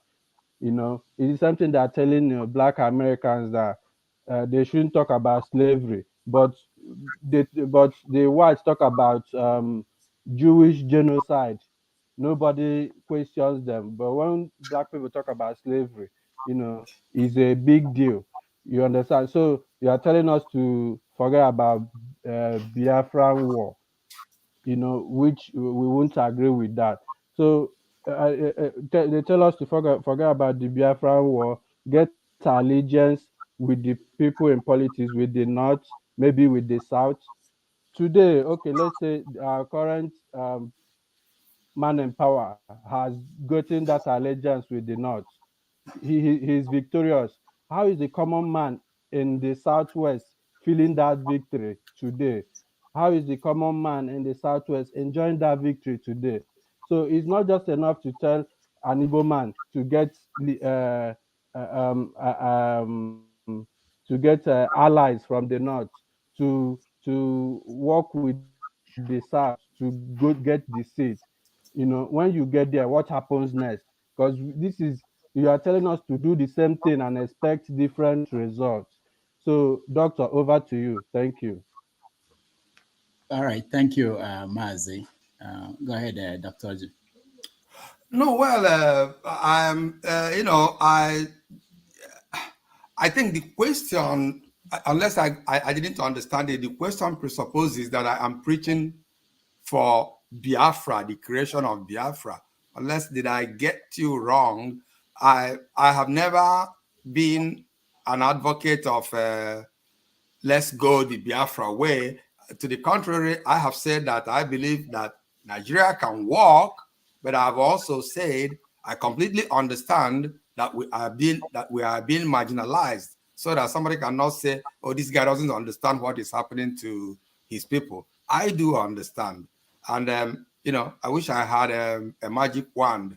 So, I mean, probably what you said goes even to say, look, for those of us in the eastern part of Nigeria, we know that it's really Nigeria can no longer be as homogeneous in the sense of even the Igbo being homogeneous, the Wawa man and the Onitsha man and the Abia man. We have all these challenges, but those may not be the reasons that I am not necessarily advocating for Biafra. Essentially, I am saying that looking at the way the geopolitical situation in the world today, that what happens in Nigeria is not necessarily being determined in Nigeria. We have to think about what Washington thinks, what London thinks. It's not enough. Maybe like Passat will say, no, don't think about the British, don't think about this. That's one thing to say all those things. But if we are realistic, we will know that we have to take them into consideration. Rudolph, please. What I am really, you may see me looking down. We have really, so if we can get all the questions together, so I can address all of them once. Yeah, we have only one, unless who else? Forefathers and Mr. Ugoji, if they have questions. Otherwise, we have Pansat. That's the only person left. So why don't we just have Pansat? Pansat, please. Okay. If you want, I really appreciate, Rudolph has, said I've been here as if I was any special person. No, I mean, we are all, so we are all here. So nobody's doing another person any favor. It's just like, as I said in the beginning, my wife always wants me. She has texted me because she believed that this was going to be something. We have other things to do. And if I come back and tell you guys I slept on the couch, nobody will like that, So, right. Pansat, please, with all due respect, sir. Can you get to the point? I will, but before I really do address you, I wanted to address Rudolph. Doctor, can I have the name of your book? Sorry, the name of your book. Oh, the book is First is Last. So if you Google First is Last and add my name, Cyril, it just comes out. First is Last, Cyril. Because if you put First is Last, I have seen other things come up there. But if you go to Google search box and say First is Last, Cyril, my book will pop up. Yeah, I tried it with First is Last in Nigeria, and it also popped up. So, all right, Pansat. Okay. Yeah, okay. Yeah, Rudolph, I wanted to say that when CM was here, he cited a speech given by Sanusi Lamido Sanusi, and he did make that speech. And I have, if you need more things, but if you Google it, you're gonna see it right there. It was a very prophetic article. It's him. So that is the way he was treated wasn't proper. I thought he was here to. But he's gone now. So that's one. Two, I posted a video on the private section. It's only 2 minutes long. If you want to play for Dr. Cyril Orji, you can, or he could take it with him. So why don't I take it and take a look at it later, please? Yeah, because that will be the Ahmadu Bello talking about Igbos, because you just given an anecdote of when Aguirre did this with him, or whoever did something with him, but you get to see his outlook of the Igbos in that video.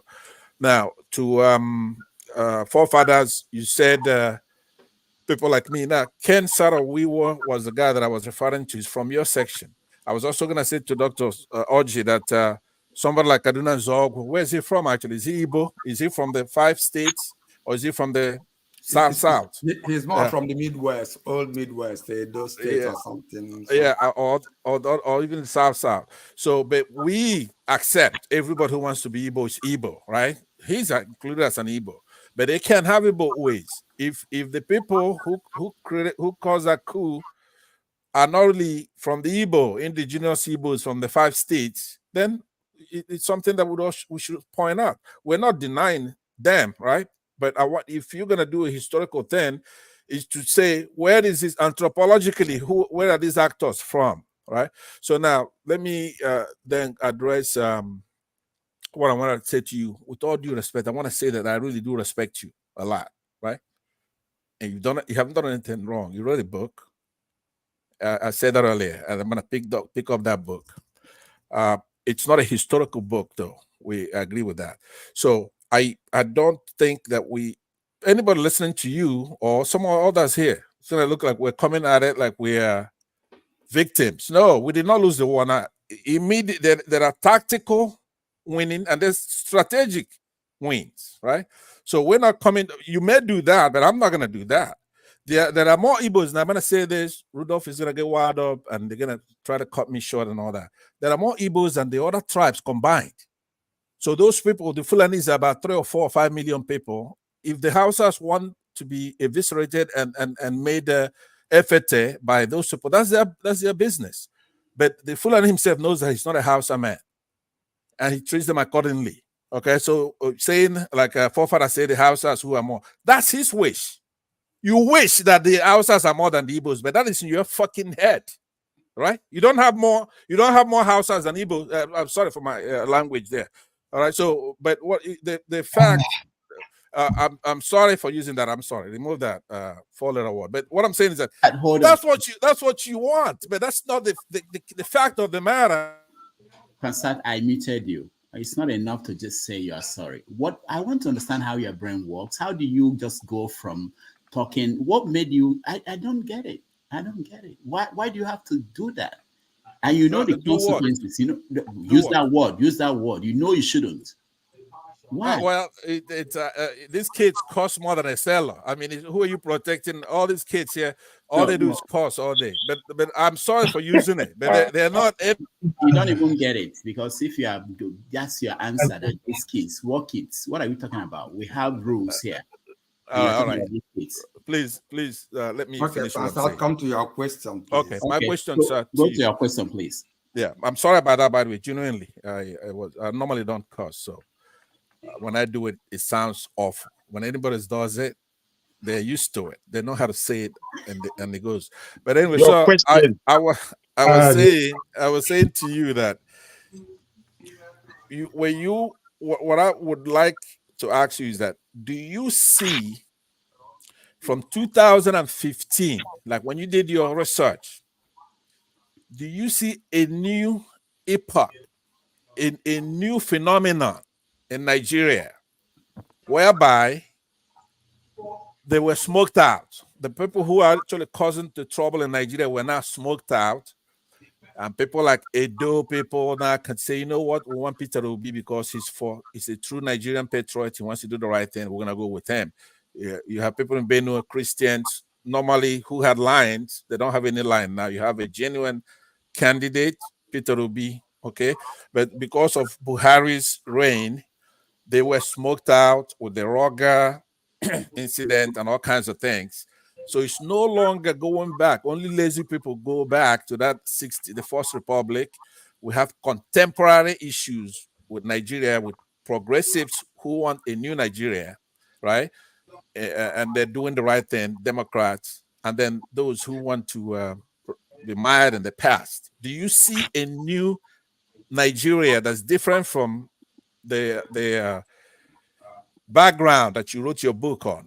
Do you understand what I'm saying? Yeah. So if I can just pop in here, and I think I get the picture, so we can use this to round up.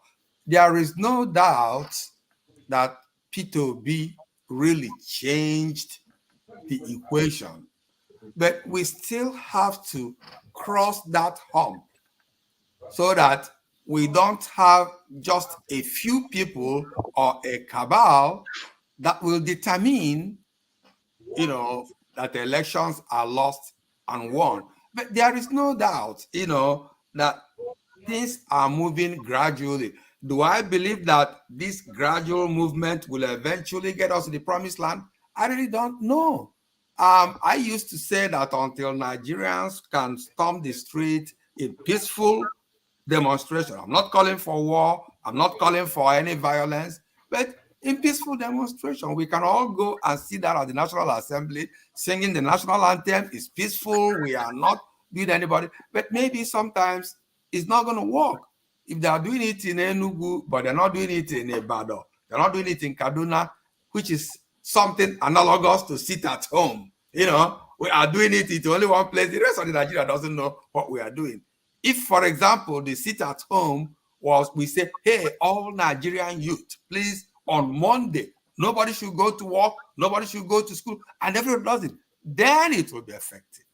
But if you are forcing only just that little group, I don't really see where it is going. But in any event, I want to also say that I really appreciate everybody that has come here, that has come to, I don't have the answers. I'm just, and one thing I wanted to correct, Pansat, you keep saying that I said the book is not a history book. No, there's a lot of history here, but it's kind of written in fiction.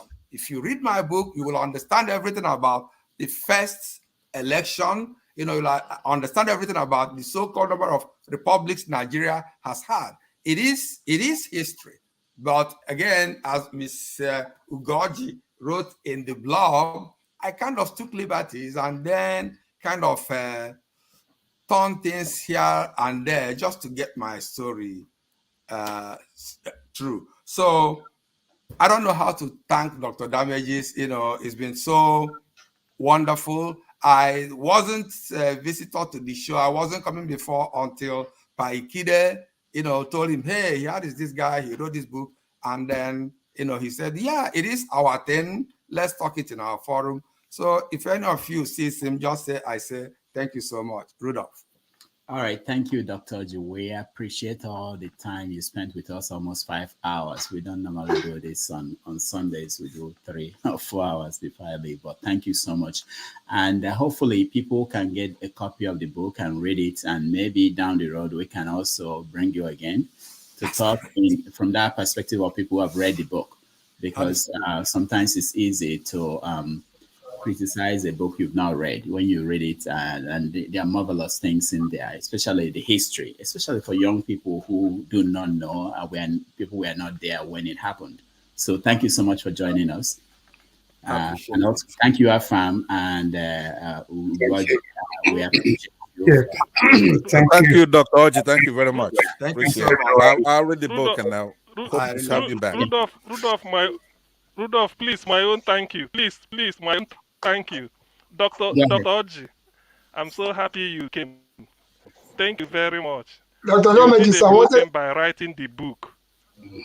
I wanted to appreciate Evangeline Orji. The book. I appreciate it. People like you,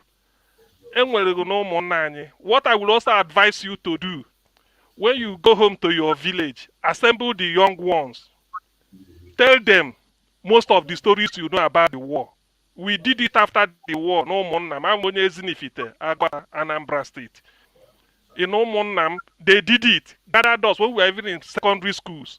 They told us, all the old men, they told us how they ate lizard, everything. It's very, very good.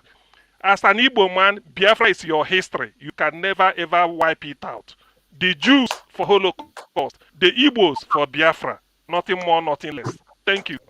Thank you so much. Dr. Damages, I wanted to appreciate Evangeline Ugoji on her clear answers that she gave to us, referencing the Igbos and how they are liked or not liked. And I also wanted to extend my appreciation for Afam Now we are 34 Tafawa Balewa Street. Yes. That's how far we go. St. Teresa's Boys School, Jos. So I just made a new friend, and we'll keep it up in the background and do what needs to be done. Thank you. Just for the record, I'm from west of mine. I just know where Tafawa Balewa is. Madam, we got you ahead. Thank you, sir. I just wanted to say for everybody's benefit and consumption here, I am a student of political science. It's one of my degrees. I studied here in the United States. And that's one of my core interests in this history of Biafra, and thus Dr. Cyril's book. Like he said earlier, he doesn't want to use certain of the terminologies, as has been alluded to in this here forum, that I use. And my answer to that is, when you minimize what's been happening to you and your people, others get to minimize you. You have to stay on it. That's why the Holocaust has come to have the say that it has today with generations of the Jews. And I dare say that we are the original Jews. Thank you so much. All right, thank you. We'll take a break, and when we come back, we review what happened today. All right. Thank you. I may not be around. No, you are not. You are not supposed to be around. Okay, thank you. We don't want you here. We talk about you. Okay, I'm gonna drop out. Yeah. All right.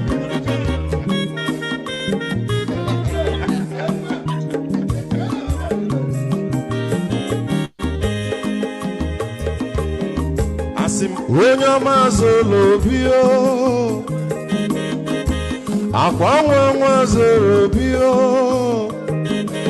Max ịbịa bunye gokwanụ m n'ofube n'azụ ụlaga n'ịbịa zugo, mmanwụ ụlaga do n'ịbịa zugo, akwa nwa nwilochi yo biko rapụ zoro ka ọ nabazi ya.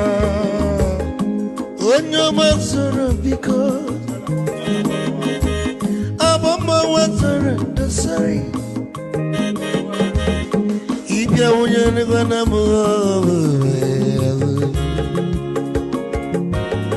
ụlagado n'ịbịa zigo, mma ụlagado n'ịbịa zigo, abọmma nwilochila biko rapụ zoro ọ nabazi ya. Mazi wekọwa odogwu na kwere ezinụka, onye ọma n'ịgadele m mazi n'ịbịaziga ibugo with melody.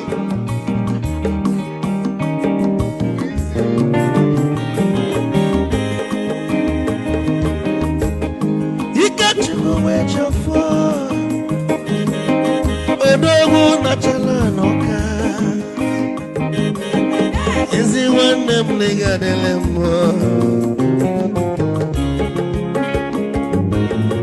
ụlagado n'ịbịazigo, mma ụlagado n'ịbịazigo, amama nwilochilo biko rapụ zoro ọ nabazi tee onye ọma zoro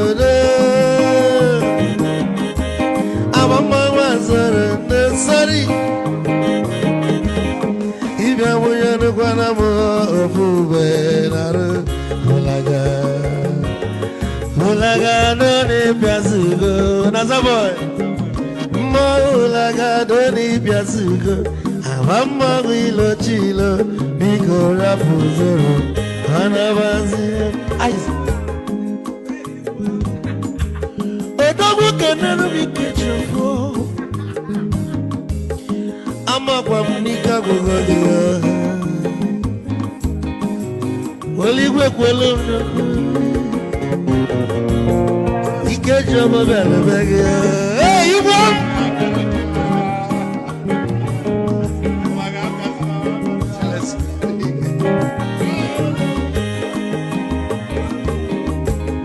Eku kampune kene, Omogo ndinso.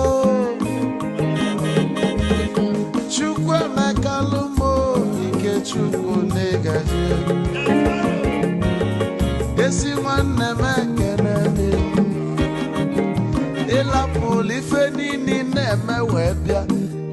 gosili na anyị na gị bụ nwanne wisdom ga-adị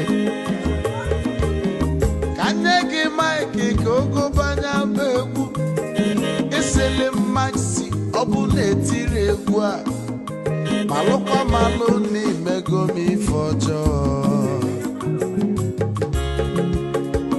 wee sị gị nwanne m ife ọkụ na ịchọlụ na ngeme wisdom onume ekene gị gbamanwe ihe ihe biko lapụ ọnabasị ya zoro zoro zoro zoro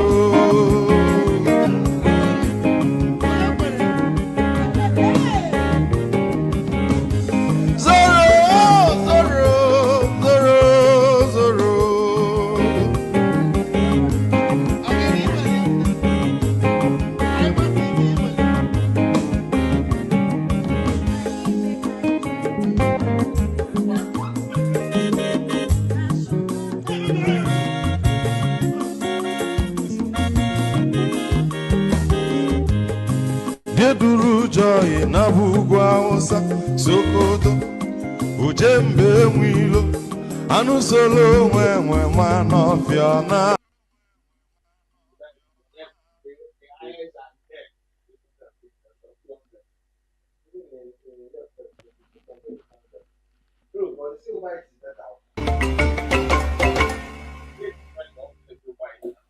He said it's better, but most I don't give you any other. And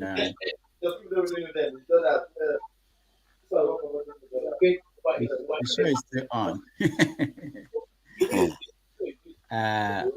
Forefathers. Yeah. Thank you. I think somebody is talking in the background. Yeah, let's see who KJ. That's KJ. I've muted him. Okay, all right. Mm.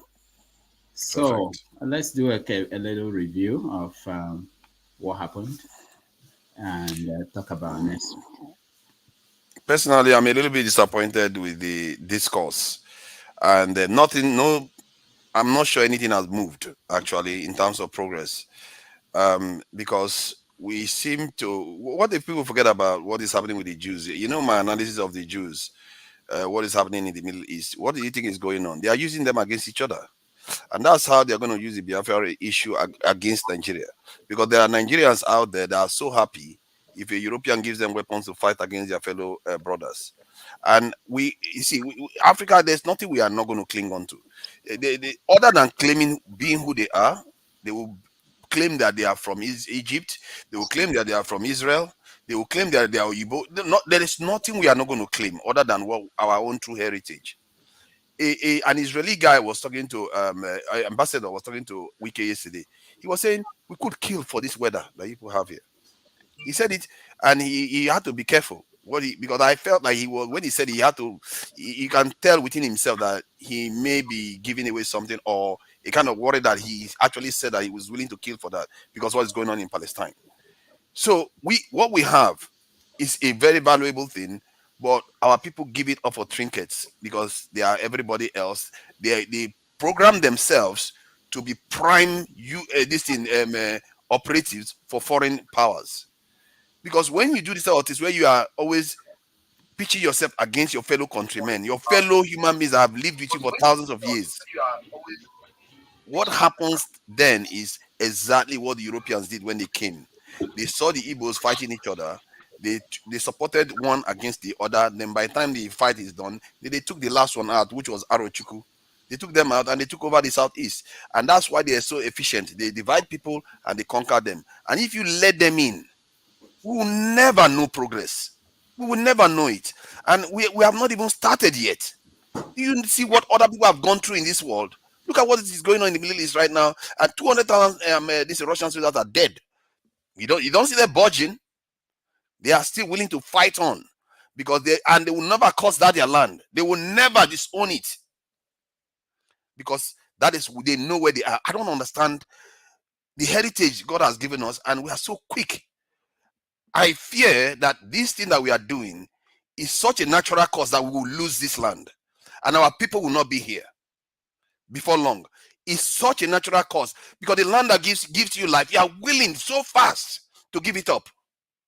And see other people You are from some other people. So I don't understand. Sorry, forefathers. Can you clarify? Who are you talking about? I'm talking about the ones that would like to claim that they are Jews. They are saying they are Hebrew Israelites. They are always saying that they are against their fellow countrymen. Like Pastor will talk about other tribes that have lived with them for thousands of years, like all these minorities. And what kind of thinking is this? But what is wrong in people hearing their concern? What? No, that you see now. Don't it change is a free country. Concern is a different thing. Hold on. Concern. What I said just now had nothing to do with concern. You see, this is the low IQ thing that right. Hold on. I never said anything about concern. I don't understand how you can move from there. That is their concern. Let them say their concerns. What is wrong with our men? The colonialists didn't treat us this way. Why do we treat ourselves this way? Hold on. Are you clearly hearing me? What is this? I'm hearing you. Let people. Who said anything about concern right now? I never said that. I said disowning. How is being a Jew a concern? How is disowning your own land a concern? Another man's country will treat me better than my country will treat me better. How is country is that? Oh, so that is a concern? That's what you call a concern? Listen to people. No, I'm listening to them, and I'm saying I'm listening to them. I'm saying that other people that have had difficulties don't go about disowning their destiny, and that's why I said Afan. What Afan stands for? Hold on, you're just arguing for argument's sake right now. You're not letting me talk. See, what Afan was saying was the right thing to say. It's not because history didn't happen. You can't force people to identify. Hold on. I'm not forcing anybody. I'm airing my own opinion. If you're not treated fairly, Olumide, you're going to get your chance to air your own opinion. Okay, let me talk. If you go about disowning what God has given you beyond, oh my God, any people I know, most people in this world don't have what we have. I don't understand it. We are going to lose this land. And your children may not make it to the next century. I say this because if I'm on the other side, I will be brutal with you people. I tell you this. You don't understand what this life involves. What the sacrifice other people have made. What is wrong with us? But we are brutal already from what you have been saying here. I'm not. If you think this is brutal, then you are brutal. See, the way you talk about the Igbos, you are brutal already. No, the reason why I say that about the Igbos. The reason why I say that we are not children here. The world is full of bloodshed. Russians lost 18 million people just after the Second World War, and Stalin went on to destroy a lot more to build what they have today. This is the world you are living in the same world with them, and we are running to those countries. These are people that capability, they have it. See, Russia is not even and you think you're going to survive on this earth? Hold on now. Country you should be envious of. Oh, I shouldn't be envious of them. You're not talking of Norway. You're not talking of Finland. You're not talking of Iceland. You're not talking of. You are in America. You're in America that is like Russia. You don't even want to mention US or UK. You're not talking of countries where. What are you talking about? Hold on. You're mentioning Russia. Okay, hold on. The West that you're talking about, do you know how brutal they are too? They are the ones that colonize. Those are the ones that colonize your forefathers and enslave your forefathers. What are you talking about? What are you talking about? This kind of low. See, I'm not going to engage. I can't argue with you on this. Don't mention countries that have no chance. They have no reputation. You will have your own chance to talk all the stuff you want to talk. Come on. You're not letting me talk. Come on, man. Thank you. Why are you so angry? I'm not saying anything that controversial. What I'm saying here is that if you care for your people, you have to cherish them a bit more than always going with your feelings. Men should have to put up with a lot of pain to get to where they need to get to, because the next generation is not going to thank you. Hold on. You understand? See, I'm going to move him out. He's not letting me even talk. Let me have. Yeah, stop disturbing, man. What's wrong with you? Are you a jumping box? Just go back in your box, man. Hey, Olumide, hold on. Okay, you keep quiet. Olumide, you know you got. What does flip-flop mean? Let me all these terms that you got from all these terms that you got from the idiotic comment section. Flip-flop. That's what you are. What does that mean? What does my brother? Shut up. Exactly it's what best. it means. That's what you are. Oh goodness, he's not going to let us talk. All right. Complete idiot. Yeah, but why remove Olumide now? Why did you remove Because you're Olumide? not letting me talk now. Why you cannot do that while I'm here. Rudolph, but Dr. Damages, you can also remove Genghis for this is the second time of telling somebody shut up. Somehow I'm blaming you, Dr. Damages. You are part of the cause. Forefathers, Dr. Damage, is there where we can speak to these individuals at the backdrop? Because me coming here and hearing this, shut up, shut up, shut up. Do you guys see? I don't have to be here. On a serious note. All right. But to be fair, Let's do something about it. Olumide I'm wouldn't let me tired of finish it. a short statement. He wouldn't let me finish it. So, and that's where He the whole shouldn't thing let you degenerated. finish. You are talking See, rubbish, Pansad, right? you've had You're your not making say. any sense. I Why disagree would with you. Rudolph? I disagree. Why See, would Rudolph? Okay, Rudolph, let me respond to him. all Could I these people, just they like respond to, to they him? like, Let me you're respond not to going him to what he respond to me. said. You're just going to be insulting me. You're not going to No, address I'm the not going to point. insult you. Let me respond to you, please. Then let me finish my submission. Then you can carry on and go respond as much as you want. My take is that if we keep weaponizing ourselves against our own people, we are going to be instruments of our own destruction before long, and we have to start seeing things from a greater perspective, because that's why I like what Ismiri said and what Afam said, because these people what they've understood is that you can't always react based on just only one identity. We have multiple identities in this world. Just like you have your family identity, your clan identity, your tribe identity, you have your national identity too, and you also have your racial identity. Most people in this world operate on a racial level right now. This is why black people almost universally are performing worse all over the world. If you want to confront this challenge, we are the only one of the great races in the world that number over 1 billion that haven't gotten their act together. It's so terrible. If you know how terrible it is, I almost weep every day I study other groups. You guys don't know how backward we are. We are arguing about these things. The whole world is moving on. And we are in a way cursing ourselves, saying, oh, this land is not ours. We want to go to the Hebrew Israelites. We want to go to Egypt. We are going to lose it.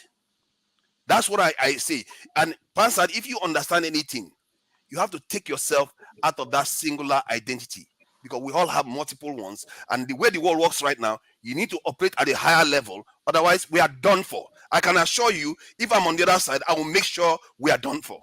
Thank you. All right, thank you.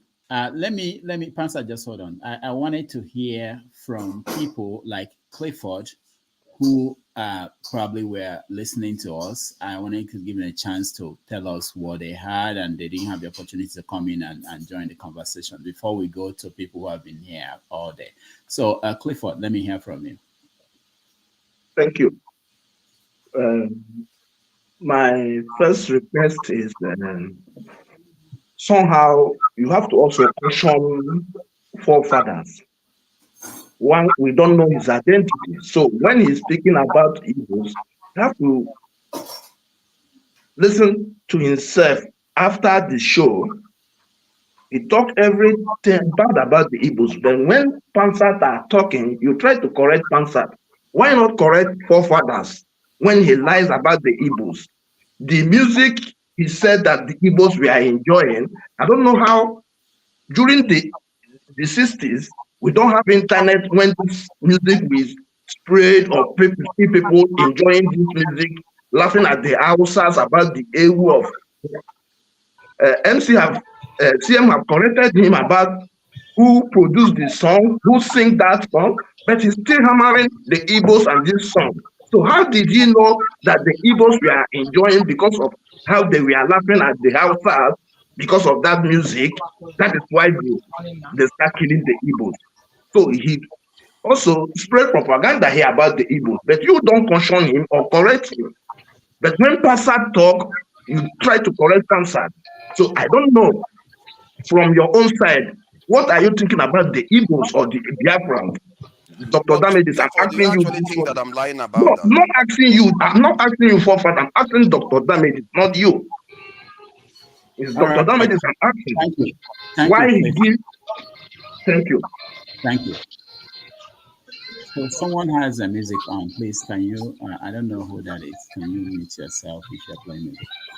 So the idea of what we do here is really to have a marketplace of ideas where people can air their views and people can challenge them in a respectable way.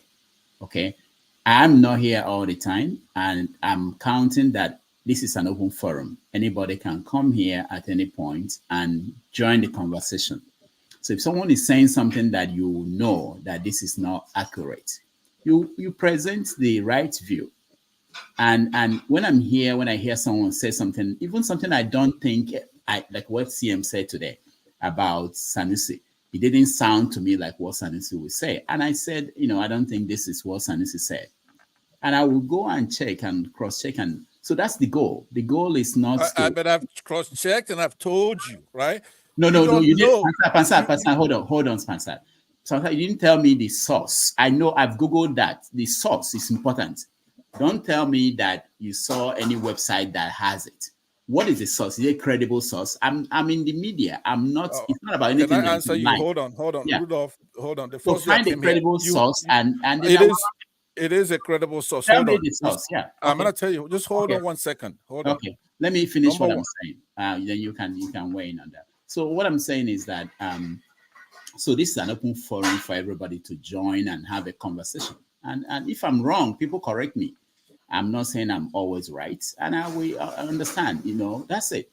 So I'm not going to say that I would be 24 hours monitor the platform. Anybody that says, and you are there, and if you know that something is wrong, we challenge it.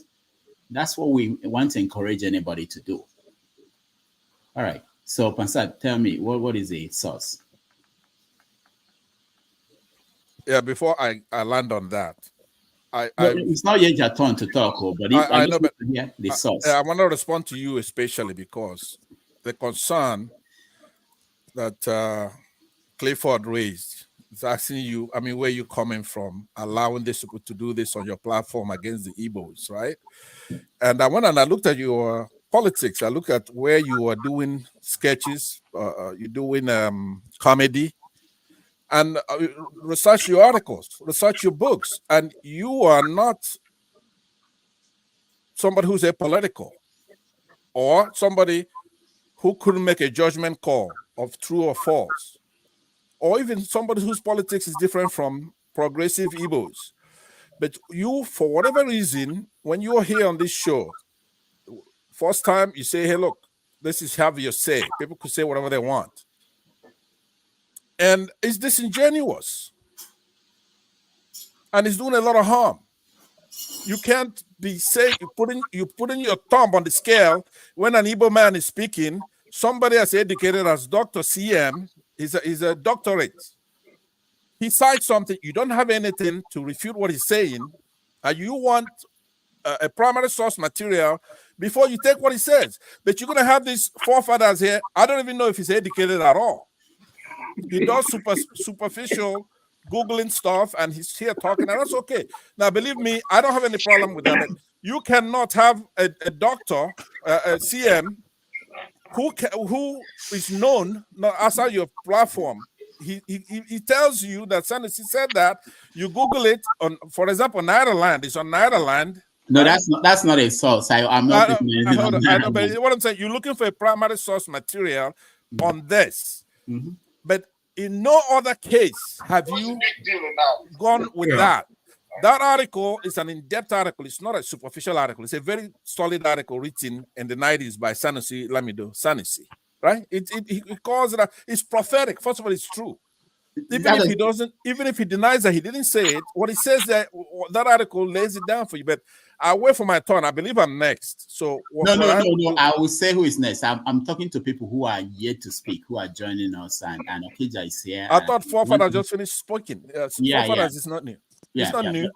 No, he's not new. But when we started, he was having a conversation. So I want to go to talk to people who are okay. Because I've been here long. You're not gonna have me to kick around anymore. After today, I'm not gonna come to your show. I'm still waiting for you to give me the source. Okay. All right. You'd say you're not gonna accept Nederland. So no, it's not a publisher. They're not publishers, so they don't claim to be published. Okay, but you don't have anything right now to show it's not true, do you? Just go with the best evidence rule. You don't have anything right now to say that it's not true. Pansat, if somebody tells me now that Pansat is in love with white people, that he loves you, I will say no, that's not true. You better believe it. I will say no, that's not true. I need proof. So no, based on what I know about you went like Sanusi, this before. You've transformed to where you determine what is true and what is false. No, that wasn't the way you were before. And don't go that route. You do not determine what is true or false. You don't. Based on what I know about Sanusi, okay, and remember I've been in the media for over 30 years, so I've followed these people. So based on what I know about Sanusi, there's something you tell me that Obasanjo said today, I would say no. I could be wrong, but okay. Do you want to bet money on this? Let's bet money. Yeah. Go ahead. You have more money than I do. Let's say $5. Let's just $5. No, let's. That's what I can afford. $100. $100. No, not me and you. Let's find somebody else. Find somebody else. But just to tell you that I believe in what I'm saying, I can say $5. You know. But okay, it's a bet. $5. Okay. So let's prove it. Now let's go to what's Okija. Go next. Okija, are you with us? Okija, unmute yourself. Okay, I think he's watching soccer or something. Olumide, are you calm now? Yeah, I'm okay.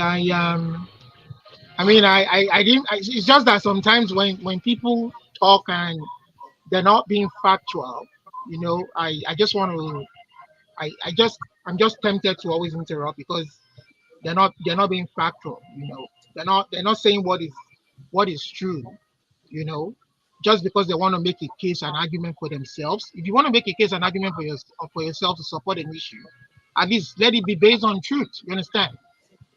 I mean, when you say the Igbos are complaining, there's every reason for them to complain and air their concerns in the country called Nigeria. You understand? The name doesn't reflect any of the ethnic groups in that country. It doesn't reflect all the ethnic nationalities. You understand? We even coined that name, but we're trying to live together as one. You understand? And just because we went to war, there was a civil war. We have gone past that stage. We don't continue to marginalize them, and they're saying they're feeling marginalized. And there's every reason for them to have that concern. Look at the recent election. We're hoping that the country will be won. For me, really, I want my own ethnic group to have their own sovereign state too, Yoruba. I would very much love it because all these complexities are too much. All these baggages of one Nigeria is just too much. Maybe if we have our own country, we'll be able to deal with issues squarely the way we should deal with them and not hide under the umbrella of ethnicity or religion or whatever. You understand? I mean, if the president truly wants peace for the nation, call these ethnic nationalities together. What exactly do you folks want? You understand? If it is going to be, if you will take the ability to sit down and fashion a new document, I keep saying it all boils down to these documents that will be fair to everybody, that we will all agree to. Without a document, you can't have a good nation. You can't have a civilized society. We've seen it. We've seen Sweden is there, Norway is there, Switzerland is there. It may not be exactly as they have in the US or the UK, but everybody has come together to fashion a document that is agreeable to them, not something that when one person gets there and a Yoruba man gets there, the other ethnic will feel cheated. Now look at what Gumi is saying. That is what gives room for people like Gumi to utter the nonsense that he's uttering right now. To call, just because Wike is a Southerner, is a Christian, to call him Satan for meeting with the Israeli envoy or diplomat. To say that it's only a Muslim man or a certain ethnic group that qualifies to, because the country it's unbalanced the way it is. It's even with the Yoruba man there now. I mean, it's just so sad the way things are, and we are pretending like this concern. So now look at the Southern Cardinal people. Look at the people in the Middle Belt. We never thought we would get to that stage in our country where these people will be killed daily, and these were the people who even fought to keep the country one.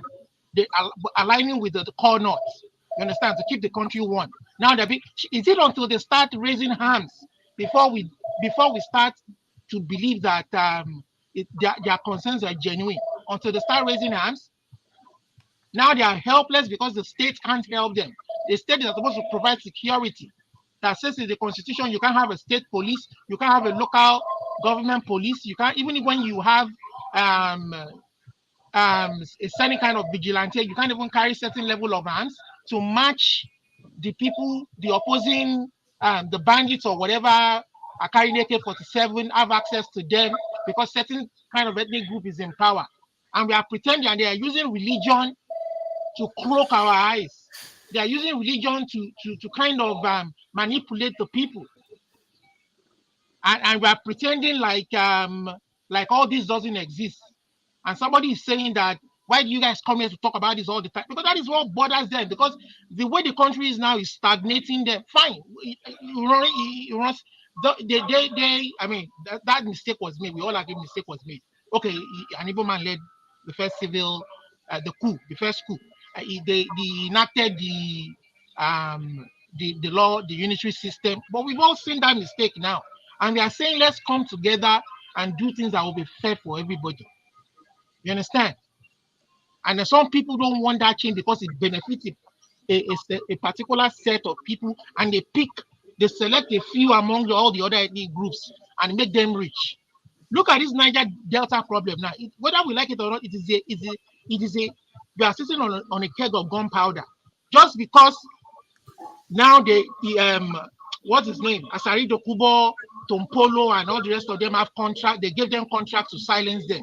What about the rest of the population, the Niger Delta people? What happens to them when these ones go? And a new era of Niger Delta militants will spring up and say, we want our own share.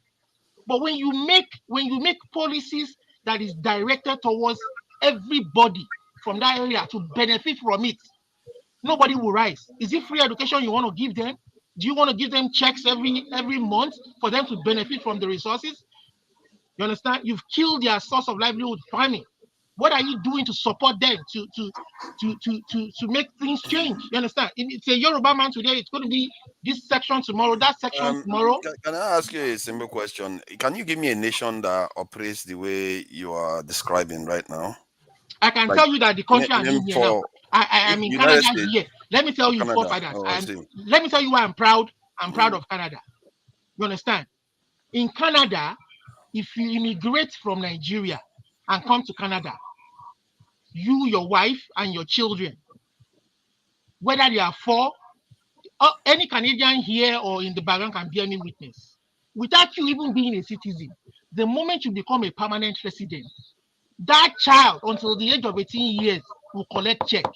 The question I'm asking is that the question I'm asking is that there are no imbalances in Canada where some regions are doing better than others. See, even in the US, as good as it is, they're saying that in how did the US say that phrase? In pursuit for a better union, Road of Help me. A more perfect union. You understand? They are saying that even though things are good, they are still not perfect. That is why they keep making laws. They keep changing laws to reflect the present time. Is that an acknowledgement that there are imbalances even in Canada? That is why we say for a more perfect union. There's nothing perfect.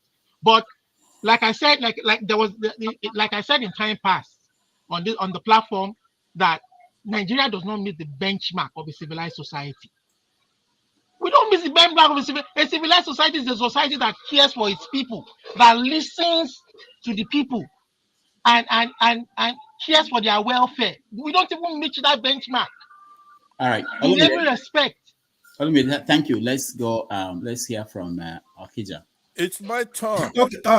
It's my turn. Pansal, we're going to people who are yet to say anything today on this platform. Okija, go ahead.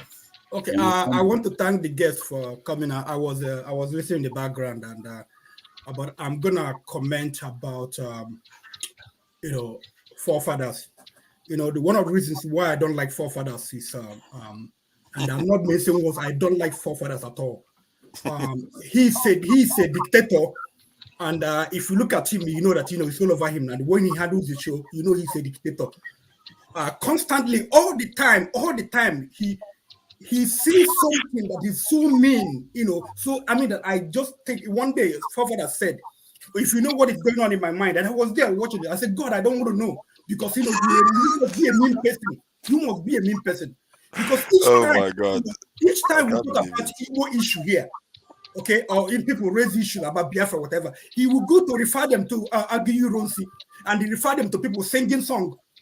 Okay, let me tell you something, forefathers. Okay, in history of Nigeria, every time there have been Q, people rejoice. When in my life, the one when I don't know well, December 31st, 1983, when Shagari was overthrown, because the government was corrupt. People were so happy. Okay, when a Q attempt against this guy happened, IBB happened. I mean, when IBB took over from Buhari, because Buhari came and he's the one, with all these things, against Nigerians, military people, molesting Nigerians, treating them, with impunity. The people were angry. So when the people, Babangida came and Abacha came, August 1984, the people were happy. When Oka attempted coup against Babangida, people were happy even though it didn't succeed. It has been like that all over Nigeria. When military, when they come in, people are looking for salvation. The same could be said of 1960 whatever, 66 or whatever. The people, listen, because maybe you don't understand it. In Nigeria then, okay, it was pitted north against the south. The northern government, after the election, the one of the most bitter, the bitterest election in Nigeria, if I can use that word. The north, they manipulated election, used that Adelabu in the west. The things that happened, all the evil things that happened, Awolowo was dislodged in the west. The people were angry. Even though Zik was aligned with NPC, the people didn't like, the MPC. And who were the figureheads of NPC? Sultan and what's his name? Tafawa Balewa. Okay? So when the coup happened, even if people were singing, do you tell me that it was only if people were singing? Do you think that people were not singing in the West, where that they were so happy that this government that is Roger Wolowo, that they were happy with this government? That Southerners, the message caught up with them. Don't you think that happened? No. Even in a middle belt, where they manipulated election in middle belt, in some places they declared state of emergency so there could no be election. And then Okija, can I just add some context?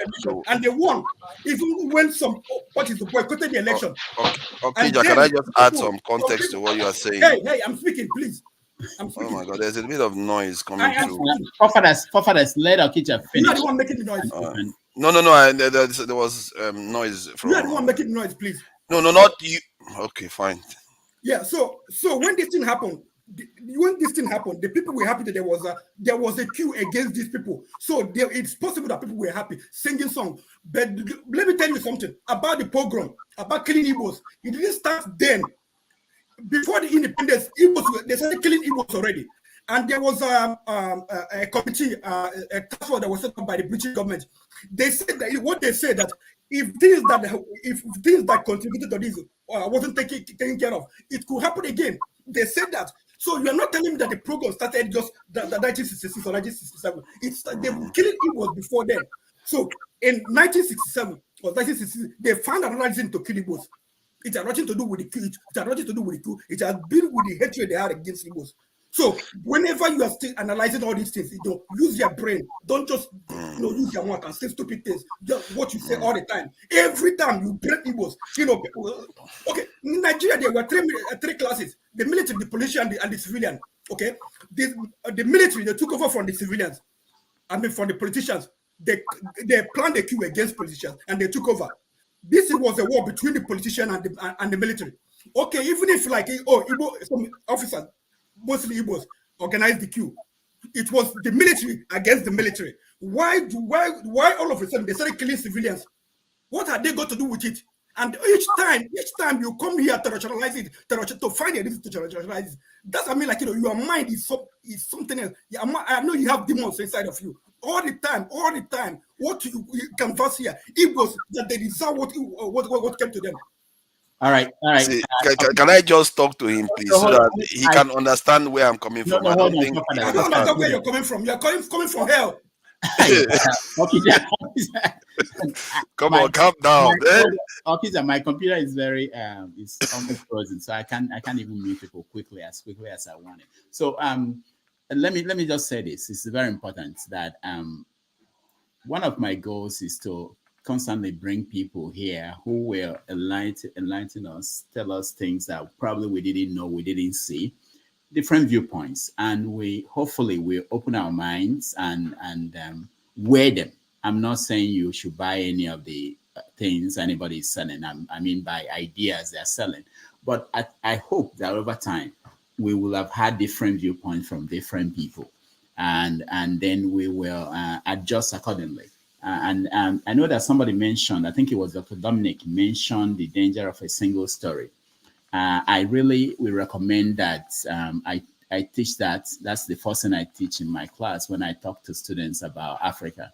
They have to listen to Chimamanda Ngozi Adichie, The Danger of a Single Story, because I think we all make that mistake. It's not just anybody. Things you don't know it. So we tend to fall for that. There's a single story about the people, and that's the basis of which most of the evil done in the world today is around that. When you define a people and you use a single story, and that's why you judge them based on that single story. I use the opportunity to mention that Alicia will be at Princeton on Wednesday, October 25th at 4:30 p.m. So if you can come to the event, that would be good. I will be there. And anyway, so back to what we're saying. So we want to have this kind of conversation, want to have people share their viewpoint and listen to other people. More importantly, to listen to people. I think we do more of talking than listening. I really enjoy when I listen to people, irrespective of their opinion. And be open-minded. You might learn something. I learned something from everybody, even people you may not think that they have a viewpoint, because it's important to know why people think the way they think. And maybe as someone who I do commentary, like Pansat was talking about, I do commentary. I will sometimes it's the reaction of people that will give me an idea what to write about, because I want to say, okay, how do I educate this person? If I know this and this person doesn't know this, how do I educate this person? That will become my challenge in my commentary. So that's how I approach these things we talk about. Yeah, I think we should listen to other people more than we want to pass our own view. And when I come to this platform, Pansat also mentioned that, and I want to address it. When I come to this platform, I'm not here to share my opinion. I have platforms where I share my opinion. I do videos, I do so many things. So my goal is not to be here to tell you what I think. My goal is to moderate and help moderate and hear what you think. That's it. It doesn't mean I don't have opinion about all these things, and I don't shy away from that. So, yeah, Maxi, you're next. I have been here for I think quite some it's time. not fair. No, I think it would have been good that people understand where I am coming from. And No, where I'll come back to you next. Wait to Niger. I'll come back. Maxi. To Niger, wait. Me, I've been here for quite some time. I'm in my farm. If you can see now, I'm in my farm. Can you tell us where the farm is again? I like the name of the town. It's in Bolgatanga, the beautiful city of Bolgatanga, in the upper eastern part of Ghana. Okay. That's where it is. Yeah, go and ahead. I'm happy to say, just like people love their cows in Nigeria and can kill for it or fight for it, I don't have the zeal to buy anybody because of my cow. I'm expecting at the end of November, I'll be having an additional 125 cows. And hold on, you are buying them. Are you buying them, or are you? Where are you getting? No, they are giving birth. They are giving birth. They're giving birth. Wow. They're giving birth. I have the last time I told you, I said 278. Wow. So, and there are more of female cows than male cows, and we are adopting. There are some Netherlands, Dutch people that are here trying to coach me on how to modernize it instead of improvise. So that is what I do. Nobody is killed for it. I came in here before when Cyril Orji, was giving his submissions, and I was not happy. I wanted to ask him He is an elder. He is one of the elder, statesmen in Igbo land, in Southeast. I would have loved to tell him, with all due respect, that he failed. His likes failed our people. Most of them went through the school curriculum with, let's say, free scholarship. They went to school through scholarship. There is no Nigerian today that can even boast of having scholarship. Most of them that have been in scholarship in abroad, the federal government of Nigeria has refused to pay them. You saw them, the Niger Delta militants and so on and so forth that were sent to abroad to go and study. Some of them were complaining of food and tuition fees they were not able to pay during Buhari's time.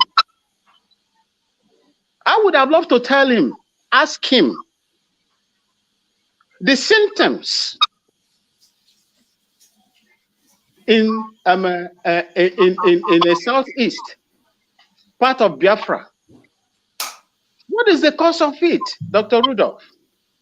What is the cause of these symptoms that we are treating today? Instead of us to treat the causative agents that are now causing these symptoms, why are we treating the symptoms instead of looking at the root causes of these problems? There is gross injustices that is going on in Nigeria. Look at the appointment of Bola Ahmed Tinubu. 70% of them is Yoruba. Buhari did it, and nobody spoke. Even when you speak, people will come out and tell you, oh, forget about it. Oh, forget about it. But a precedent has been set from that man. And today it's repeating itself. And Nigerians all over the world are clapping for it, taking it, making it so trivial that it doesn't matter. In those countries, developed countries, that most of you stay today, enjoy work, your children go to school free, you have security, you have development, you have infrastructures. If it were like Nigeria, will you be there today? You will not. You will never be there. Why are people validating criminality, impunity, injustices in Nigeria? I know my own country here, Ghana, too, suffers the same thing. But we have a way of removing them. And I will challenge all of you, Dr. Rudolph. If I will have my way, I will invite you to Ghana when we are going to carry out our election 2024. And you will see what happened and how people vote. It's not Uhuru in Ghana. The place I am now is bush, 160 kilometers away from the municipal assembly. It is bush. But when you look around, you see lights all over the places. How can you develop a country without electricity? Your people are living, running away from Nigeria to these places looking for greener pastures. I would have loved to ask Cyril, because they are the kind of elders in Igbo land that are called people filled with hypocrisy. They lie to themselves.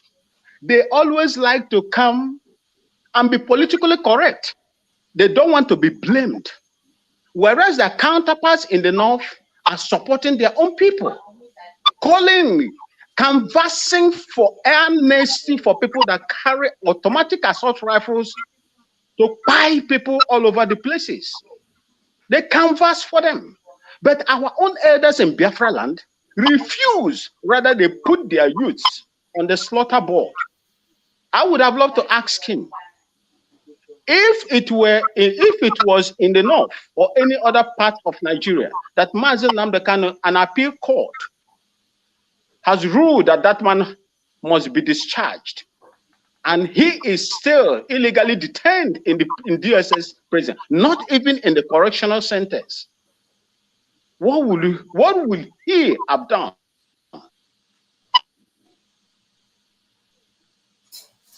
All right. done? That is what I wanted to ask you. But it's unfortunate our people refuse to understand that the foundation of Nigeria can no longer hold. Be better for everybody. Nigeria is on a parallel line. Look, it will get to a stage where the vehicle that is carrying that country is going to be grounded, and people will carry their baggage. Thank you.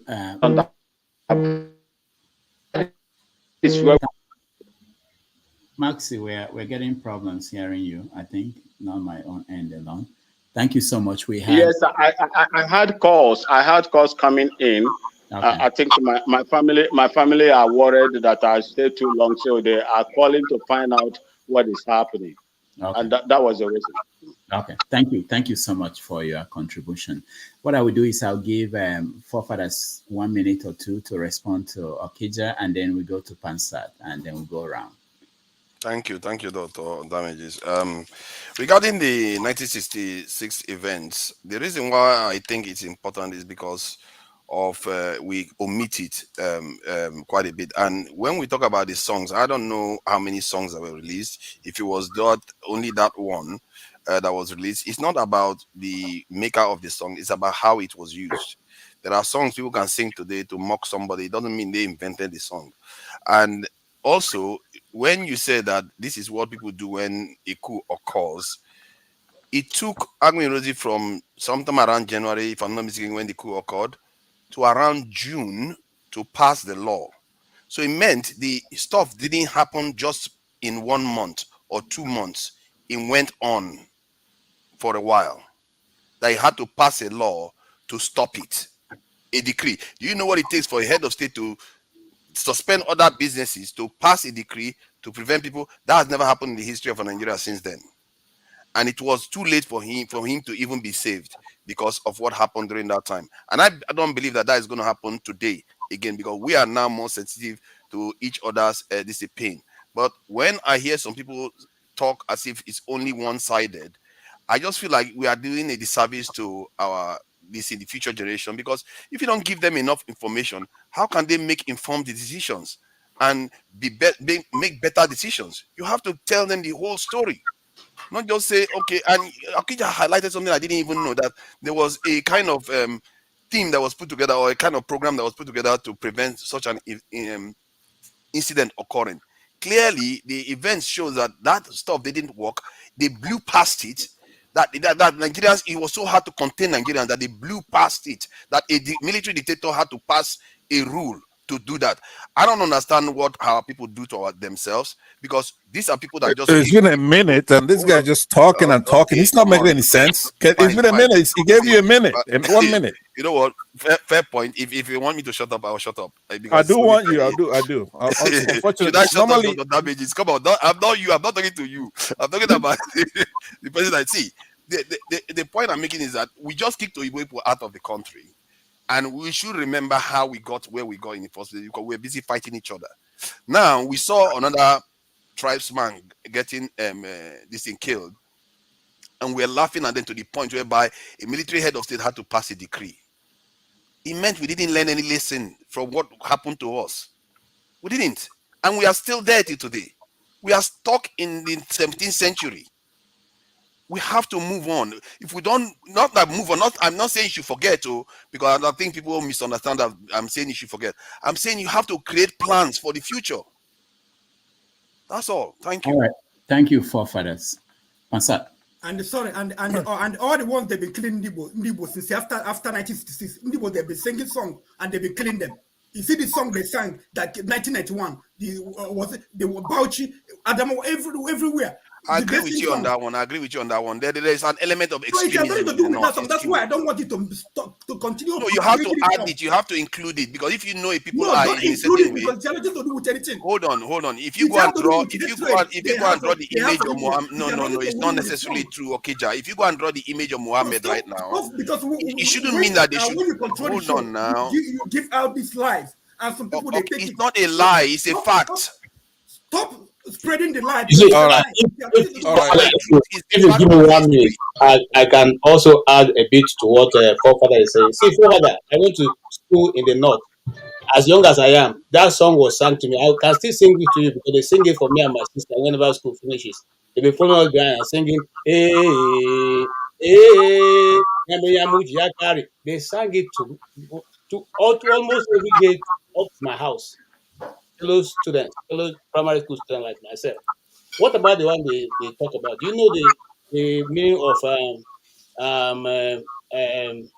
Nyamri? Do you know how it came about? Do you know how it came about? So when you say these things, and you even say this one you're quoting happened in 1960. What about before 1960? When the Southerner sat in an interview with a British reporter and said the Igbos are like cancer. Was it as a result of the war?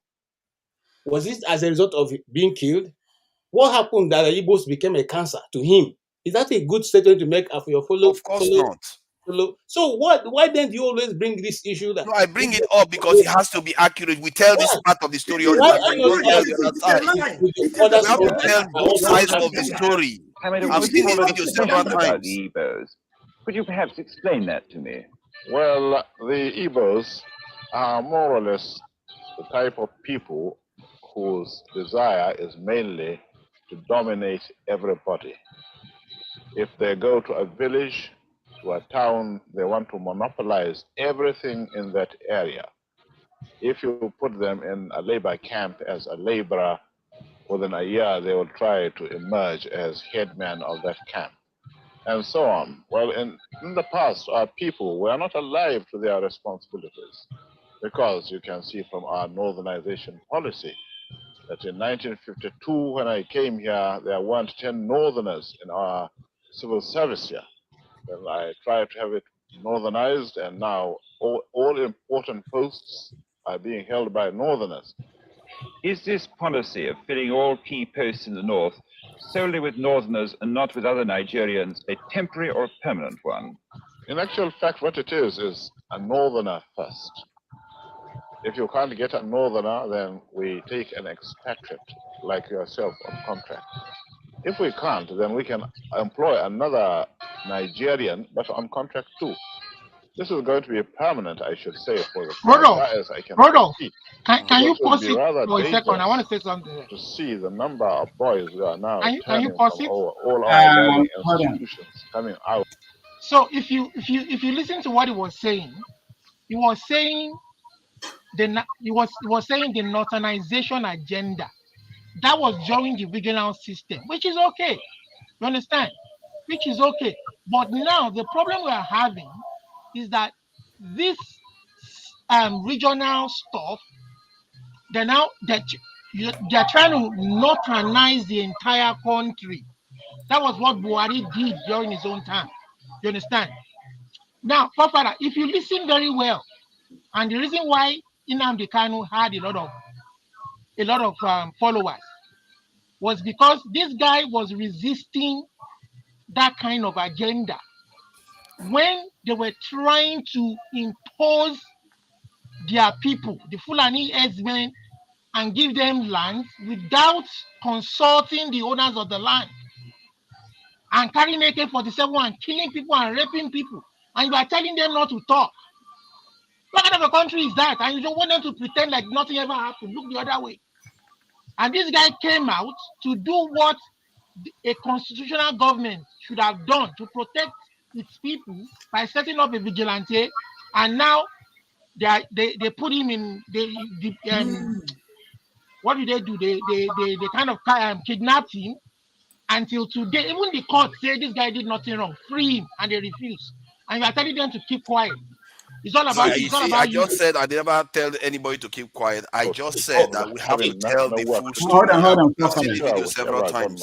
Of the day might be, it will feel rather embarrassed, and it might even lead to bloodshed.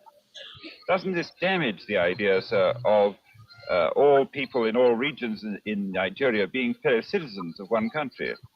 Well, it might, but you are, new to our region, but how many northerners are employed in the east or in the west?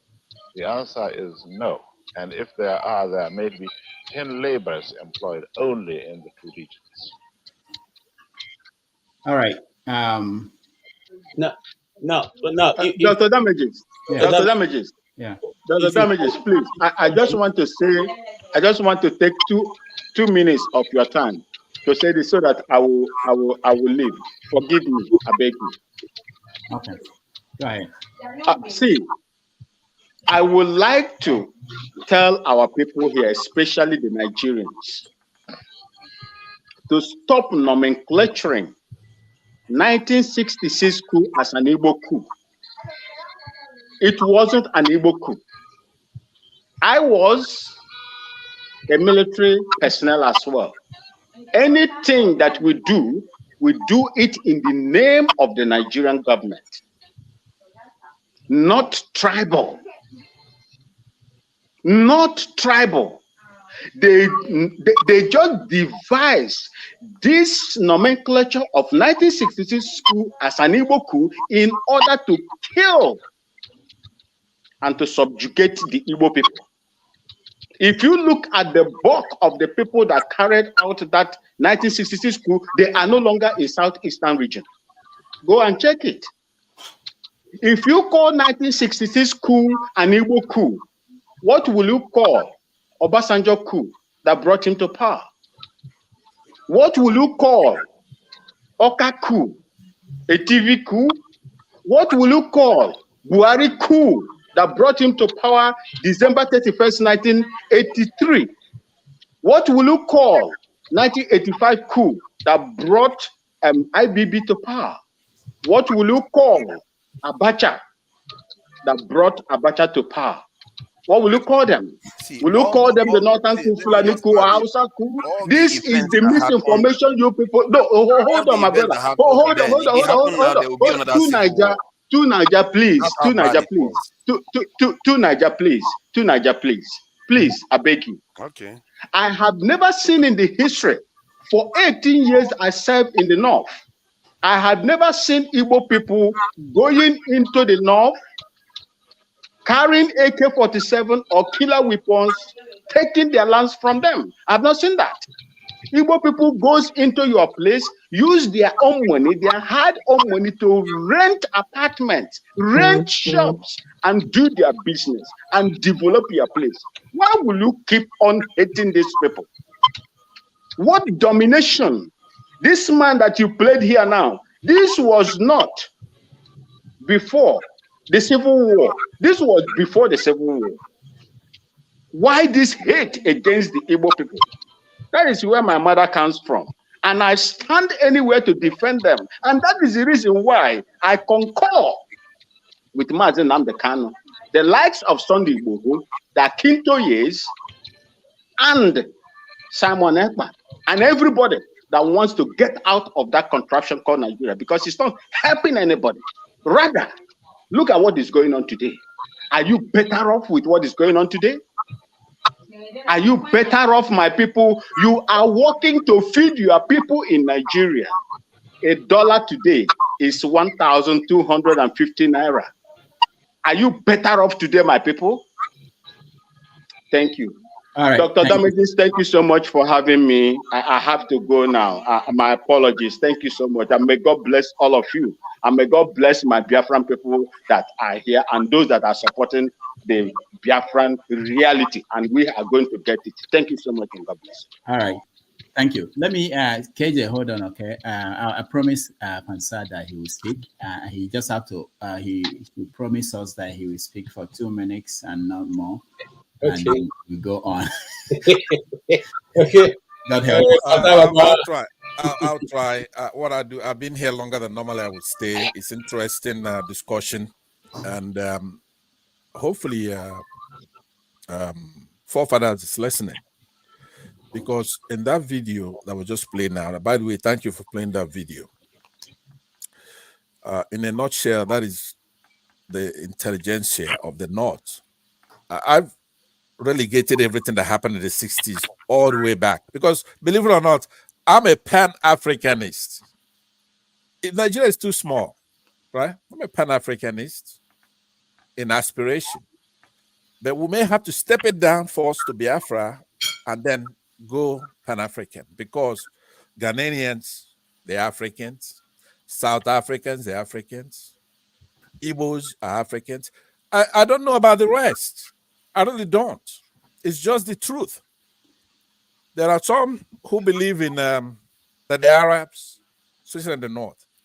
But I'm hoping that since, I guess, 2015, even our people in the north, Hausas, are beginning to get it.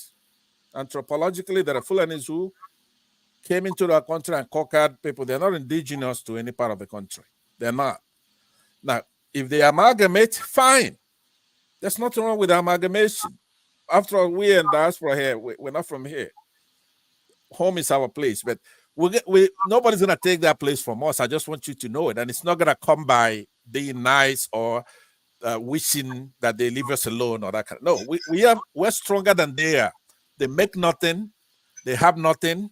They have no copyright stuff. So I would end my 10. I want to revisit the discussion about. Hold on, Passat. Hold on. You see, that's why, not that we don't want to cross-check people when they say certain things. You said they don't make anything. They don't. Who are you referring to? Are you talking about Northern Nigeria? They don't have software. What software do you have? It's not software. There's something called, when you go and you invent, say, a computer or you invent a car, right? Mm-hmm. You're going to have intellectual property to that. You're going to have a patent, right? A patent, right? Or you win a Nobel Prize, for example, right? You do something that is internationally recognized, or you build something from space. Hold on. A lot of this is by observation. And I know in my case, you want me to proffer. No, because I can tell you 10, 20 Northerners who are doing exactly what you are saying, who are even building give cars, me one. who are building cars, who are give me one patent, one. Well, because you have to go what I said. Okay. But before you know what? Because of what you just said, now I just booked somebody that will come in here on Sunday.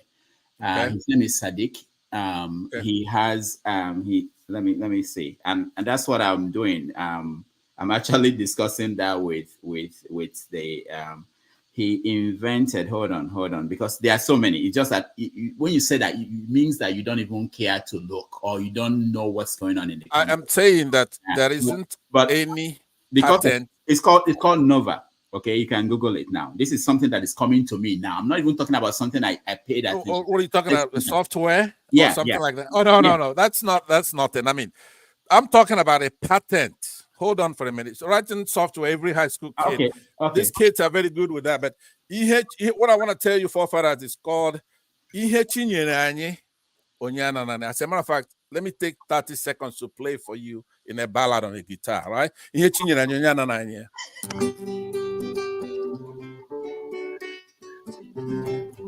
I like that song, actually. That's Oriental Brothers. Exactly. So I want to tell you, forefathers, everything is not a joke here. You can laugh all you want. It's not a joke. You saw that video. What did he say? Amadu Bello, the Sadoana. He says this to a European guy, an American or somebody who's interviewing him. He says, look, we're going to try to employ Northerners, but if we don't have Northerners, then we're going to employ expatriates such as yourself. And then if we don't have expatriates, then we can then employ other tribes in Nigeria. Imagine that. You come third. If you're a Do guy, if you're Yoruba, you don't even come second. You come third. So what a shameful thing for somebody to say. Now, our guests, as much as I like Rudolph bring Igbos here who are intellectuals, if I'm tribal, I'll just listen to what they're saying. I'm not going to give them a hard time, right? But I'm not going to do that because I'm not tribal. This Saduana is who he's holding out at a beacon when he's talking to our Africans who try to make Nigeria, Africa, actually a unit. These people were not looking at tribalism. Somebody like Nnamdi Azikiwe. I'm sorry, hold on 1 second. Your time is up. You've gone beyond your hold time. on.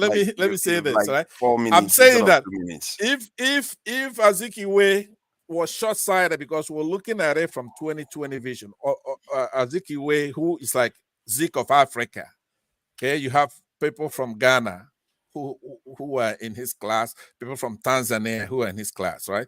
Zeke is not your average guy, right? These guys are African big shots that were fighting these Europeans to wrest from them that independence. So he's thinking big, right? So if it was not successful, why should we hold somebody with a myopic view, with a big mouth? He's an educated man. You saw that he's educated. It was if you always insulting Oyibo, you say, hey, this Oyibos. Look at a white guy telling one of our forefathers, say, hello, but that's not fair, man. You want to build a country. How are you going to exclude people based on their tribe? That it's not going to be a good country if you do that. Shamefully, right? Oyibo is on our side. You think so? This one, of course. Wow. You gave me a chance, right? After 60 years of colonizing your country, they are on your side. Now, you couldn't change it.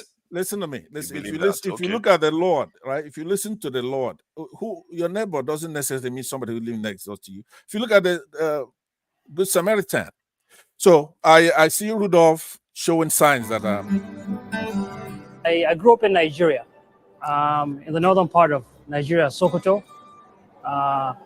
in the capital of Sokoto State. And I've always loved cars since I was a little kid. And my brothers and dad also loved cars a lot. And I love drawing, so I thought I'd put the two together to really go into car design. And as you know, there's nothing like that in Nigeria. Actually, in the whole of Africa, there's no car design. So I had to go outside Nigeria to study automobile design. When he arrived in the USA, Jelani Aliyu, like many newcomers to a different country, had some challenges. The hardest thing, I think, was the weather. Especially, I came in the middle of January. So in the middle of winter, I left Nigeria. It was very, very hot. Nigeria, Sokoto, coming to Michigan, very cold. So that was really the biggest challenge that I had. And the school itself was very, very challenging because a lot of people wanted to get into car design, but there were only a few spots. So you really had to be one of the best to get in there. And the competition between the students was really stiff. Despite these challenges, Jelani excelled as a student and left a memorable impression among his teachers and fellow students. I found Jelani exceptionally.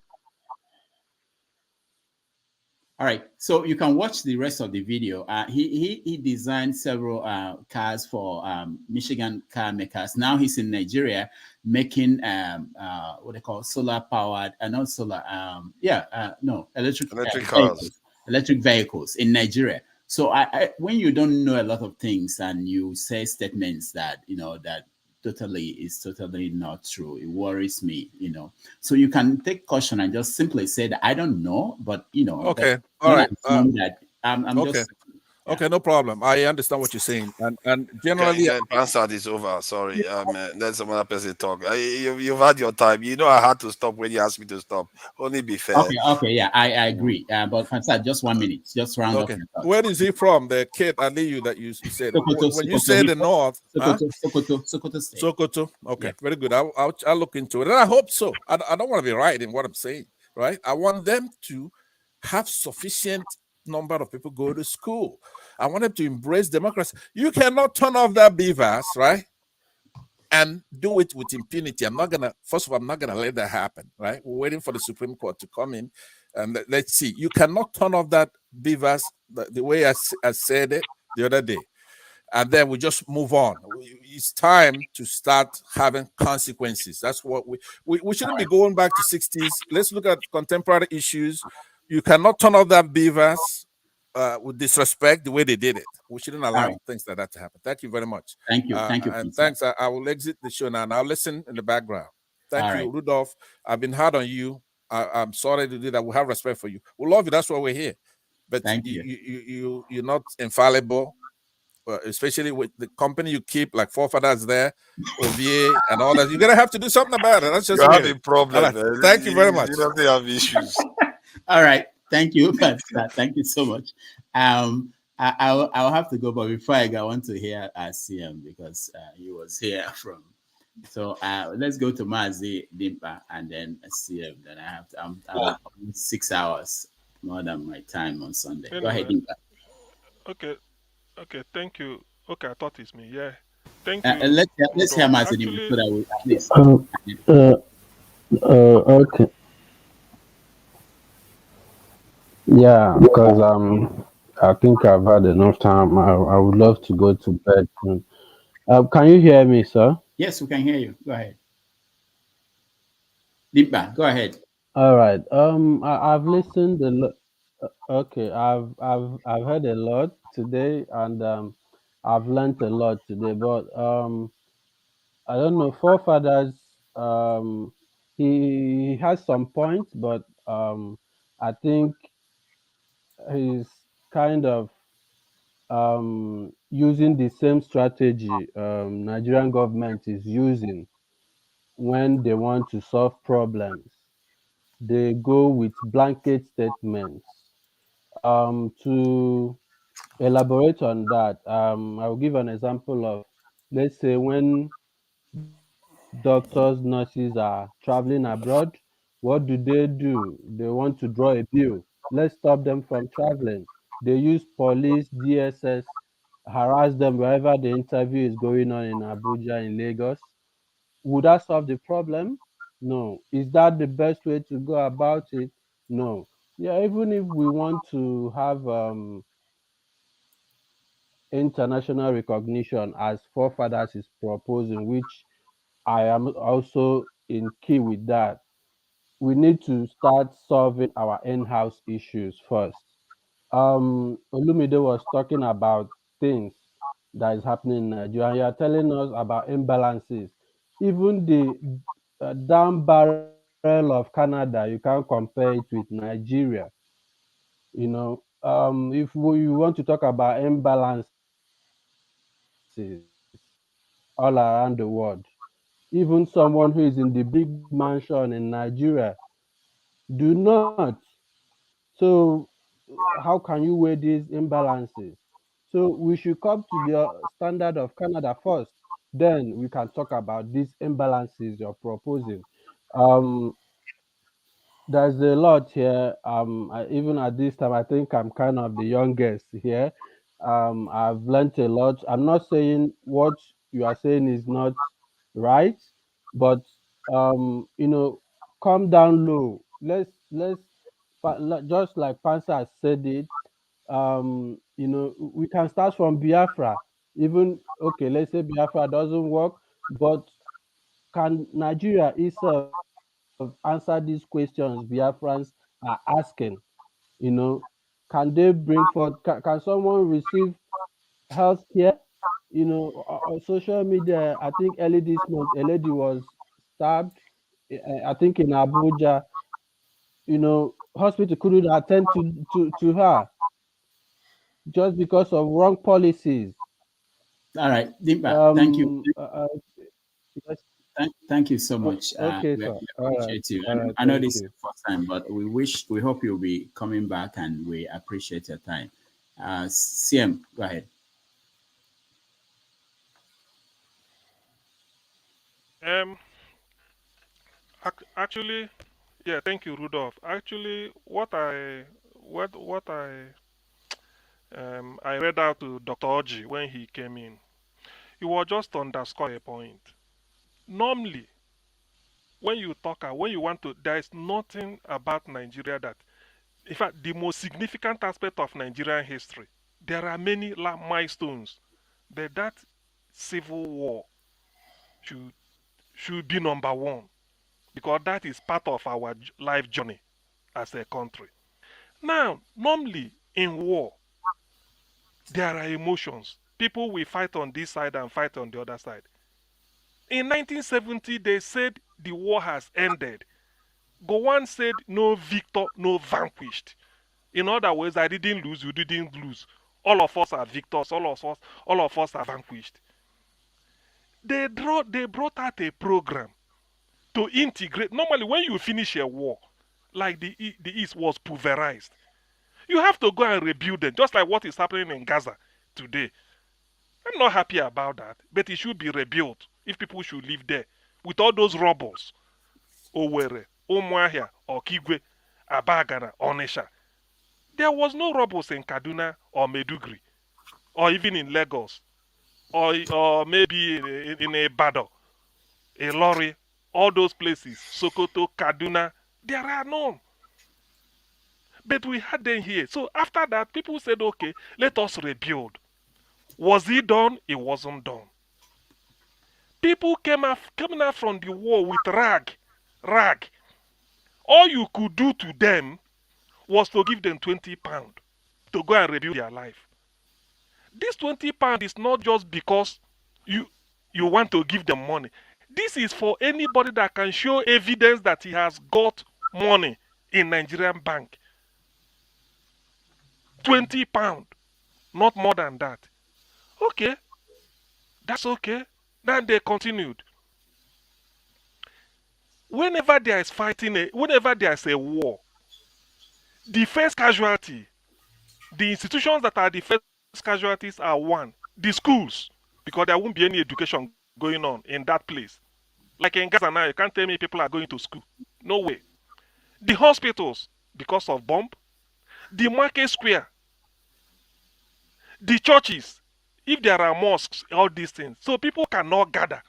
Now, all these things were for 3 years, between 1967 to 70, nobody was writing WAEC in Southeast, in the Biafran area. Primary school. So they were taken aback. I agree, these are the consequences of war. I'm not trying to make...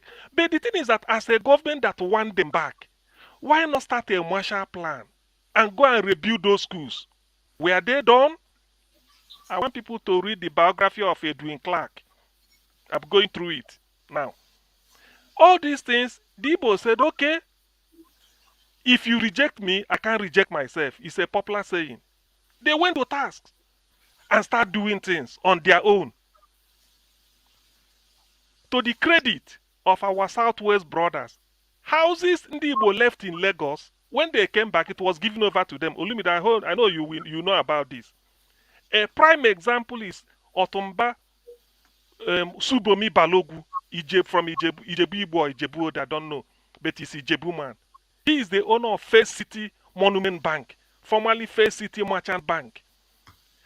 Number 9, Bombay Crescent, belongs to Alex Ekweme. Bombay Crescent in Apapa belongs to Ekweme. Probably number 8 or number 7 will be that of Subomi Balogu, because they were neighbors. But Ekweme has to live at night, disguised. All these are Chebede, they ran away. No handover. But Subomi Balogu noted that that house is being used by hoodlums. He drove them away, used his own money, repaired it, and put it for rent. 1970, Ekweme came back, was trying to see how he go. So the man called him and said, come. He went as a neighbor to greet them, say, look. Also, me say, I know you, Alex Ekweme, come in. They sat down after talking. He go and he brought out cash. Say, this is your money. That house is your own. I repaired it. People were living there. Ekweme never handed over to him. Ekweme didn't hand over anything to him. But he did it out of his own, decision. What then happened was, as God will have it, by 1979, Ekweme became vice president. By 1981, they are talking of liberalizing bank. Subomi Balogu, a lawyer, one who was working with one of the banks, either National Bank, wanted to set up his own bank, the first indigenous bank, merchant bank. He remembered the Ekweme, and the Ekweme paid him back. Why I'm saying this is that Nigeria has not treated Ndi Igbo very well. But on individual basis, we were able to excel. Tell me why we should not be talking about Biafra. All of us here, let's say we are 10, 11 years. Let's forget about abandoned property in River State. I mean, people have been what they abandoned. If I say it now, most of you know. Let's say all of us here, 10 of us, we are from the same states different states in Nigeria, and we are to write common entrance exam to enter into federal government college. Very tough exam, very tough. Definitely, me and the Olumide can't score. We can't enter with the same cutoff mark. Me and the VA can't enter with the same cutoff mark. What are you trying? These are 11 years. The people that are 10 or 11 years. At that age, you are beginning to tell them that, look, we come from this area. Forget about all of us will be sitting in Zaria writing the same exam. But then we say, Jagu, your name sounds like somebody from this is your cutoff. Okija, your name sounds this is. So when we are doing this is what people now said, what is common? That is what Yinko Dumaki, before he died, he said, what is common in common entrance exam? When we do all these things, and when, okay, all those ones are past gone, we Igbos, we are living with it. We don't bother. You complain. Okay, let it be. You come from Sokoto with 7 marks, I will be 139. It's okay. We know the implication. Now look at the election held this year in Lagos. Slowly somebody explain to me why Ndibo should be singled out. 4 years ago, the Oba of Lagos said, or 8 years ago, that Ndibo must vote for the candidate he choose for them. This is not what Ahmadu Bello is saying. That is what they call the impunity. So these are the things that trigger off all this discussion.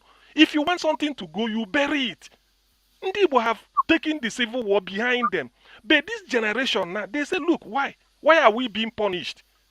You want me to score 139 when I'm 11 years, 10 years? I want to enter federal government college. Somebody will come in with 11 and tell me we are building the same country. 10 years down the line, I'll be 21.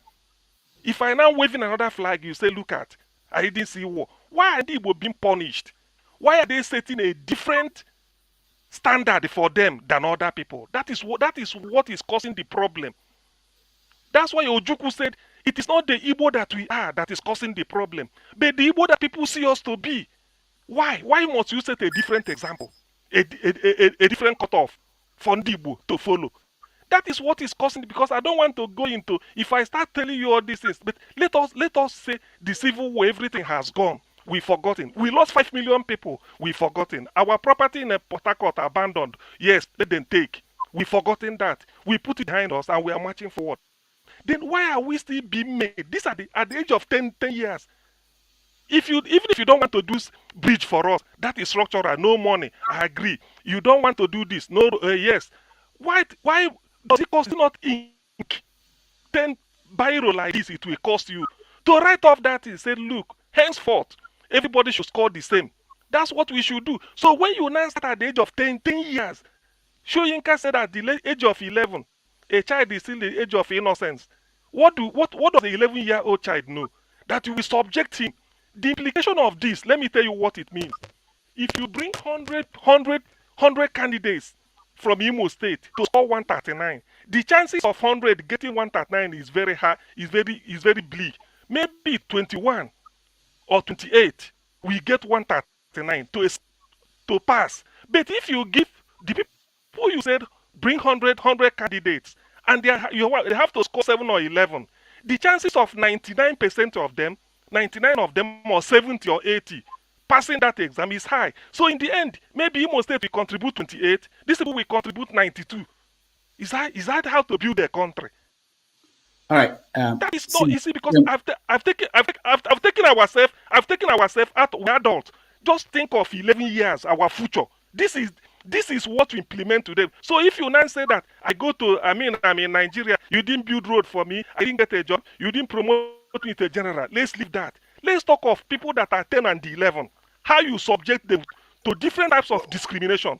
CM, I wanted to, because you have used this term about education stuff of different scores in terms of how they admit some people. But I don't know whether you are aware of a weighting system that universities use to admit people, even in the West, where they take into account your background, your age, and different things to admit you. So it's not necessarily a level playing field for everybody.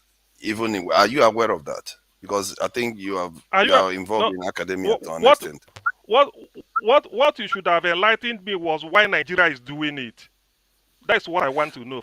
Let's forget about others. Tell me why Nigeria is doing it. For the same reason why other people are doing it. If they feel that some people are a little bit disadvantaged, okay. And they might do that. Let me say my final. Hold on. Let me say my final thing, and then you guys can go Please, Dr. Damages, before you go, let me just, on our earlier guest, Dr. Cyril Orji, when I argued about Ojukwu not being the governor of East Central State, in theory, from my findings in the background, it turns out to be that Ojukwu was, by Gowon's own view, in theory, for 4 days, between May 27th and May 30th, Gowon had tried to make Ojukwu governor of East Central State. So briefly right after that, of course, that was not going to hold.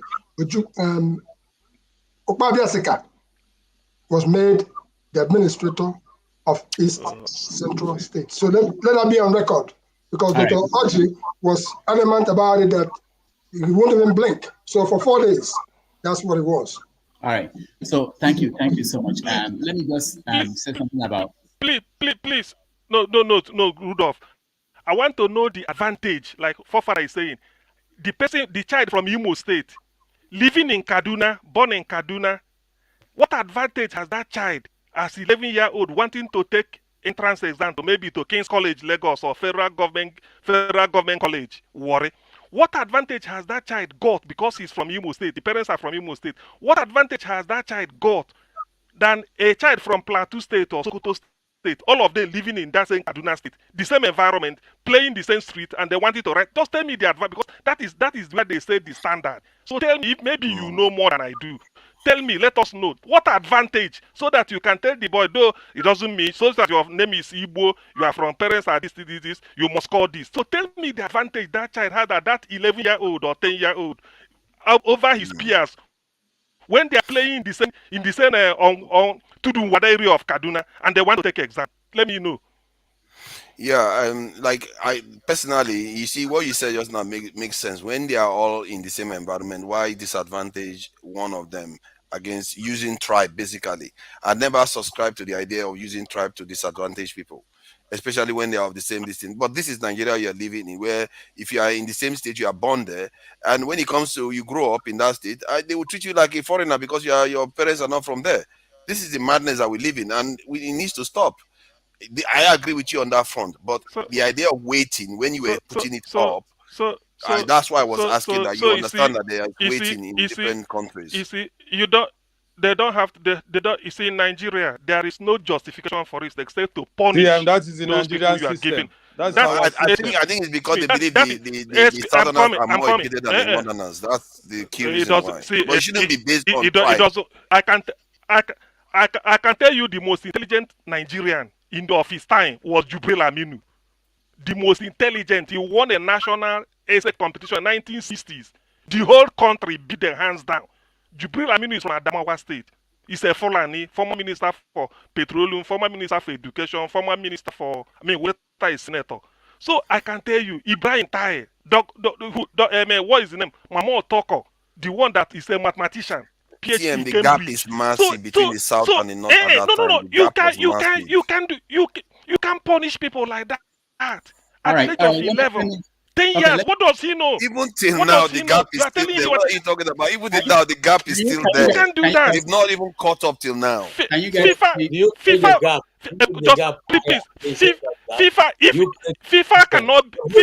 if Sierra Leone, no, let me face it and I go. See, if Sierra Leone is playing against Brazil in a football match, you can never say because this is Brazil. Therefore, Sierra Leone should be 20-0 ahead. Then before Brazil, they say start, you don't do that. Competition, not within a nation that people live together. You don't do that. The match. Can I have a last word and you guys can continue? Let me just weigh in on this, because I have studied what is going on. There's something they call affirmative action in America. And in Nigeria, we have the catchment area, and you have the one that you're talking about now, which is where they say these are disadvantaged states. There are two things I want to mention that everybody should bear in mind, and this is how I look at things. The first thing I look at is, okay, so I understand that the feeling at the point it was started, maybe 30 years ago, it's been going on for too long. And then the idea is that the Northerners are not, they are disadvantaged in terms of education, which you saw Banu Bello talking about in the 60s. So the question I ask myself is, having done this for 30 years, the score has not improved. The people have not been basically improving their scores to be able to get to that level. Isn't that a failure of that policy? If the policy is the other way, which is when you say you have to make this score, people will work hard to make that score to pass. Otherwise, over time. So Rodolph. Hold on. Let me finish. One more thing. So the other thing I think about is also, if you look at America, for instance, affirmative action has been attacked, and the Supreme Court finally had to abolish it. Who were the people attacking it? The people who felt that they are disadvantaged, the white people, the Indians, who felt that because of this action that is put in place, that some of their people who should have been in colleges are not going in. And they took it to the court, and the court said, okay, we have to abolish this. It's not good. So I'm saying I'm putting these two things out there in the way I'm looking at this, to say that for people who feel that someone like CM, this is a major issue for him, should understand that it's the same way white people in America feel that this affirmative action that allows some black people to get into colleges where, because of that action, that is disadvantage to them. So there's a kind of people flipping it, and people saying that it's something that we want to see stopped. So it's legitimate for people who feel that they are being denied opportunity because of this system. But Rodolph, see, where people like me kind of have a different view from that is when you lift laws and policies from a different country without thinking of the ramification and applying it to your own society. That is why when we say a civilized society will make and take decisions that directly affect its people. The Swedish, you won't see Sweden copying people law for law. You won't see Norway copying law. They have their own things that work for them. You understand? But The affirmative action, listen, the affirmative action was meant to address the minority people. There was the belief that the blacks or the minorities or the colored were being denied admission in favor of the whites, even though they scored good results. That was why they made that law. In Nigeria, who is the minority? No. He just tweeted. He said, even though they scored good result, that is inaccurate. No. That's accurate. That's accurate. No. It's not in Nigeria. Affirmative action is not only that. Now go lower the benchmark. No, they also admit them when they have lower scores too. They also admit them when they have lower scores. That's what I'm trying to highlight. Rudolph, what you didn't add in your statement is that those people who also went against the affirmative action are some of the black people who are supposed to be beneficiaries. They said, you guys look at us and say we're not able to make that score. So don't tell us we can make the score even with your affirmative action or not.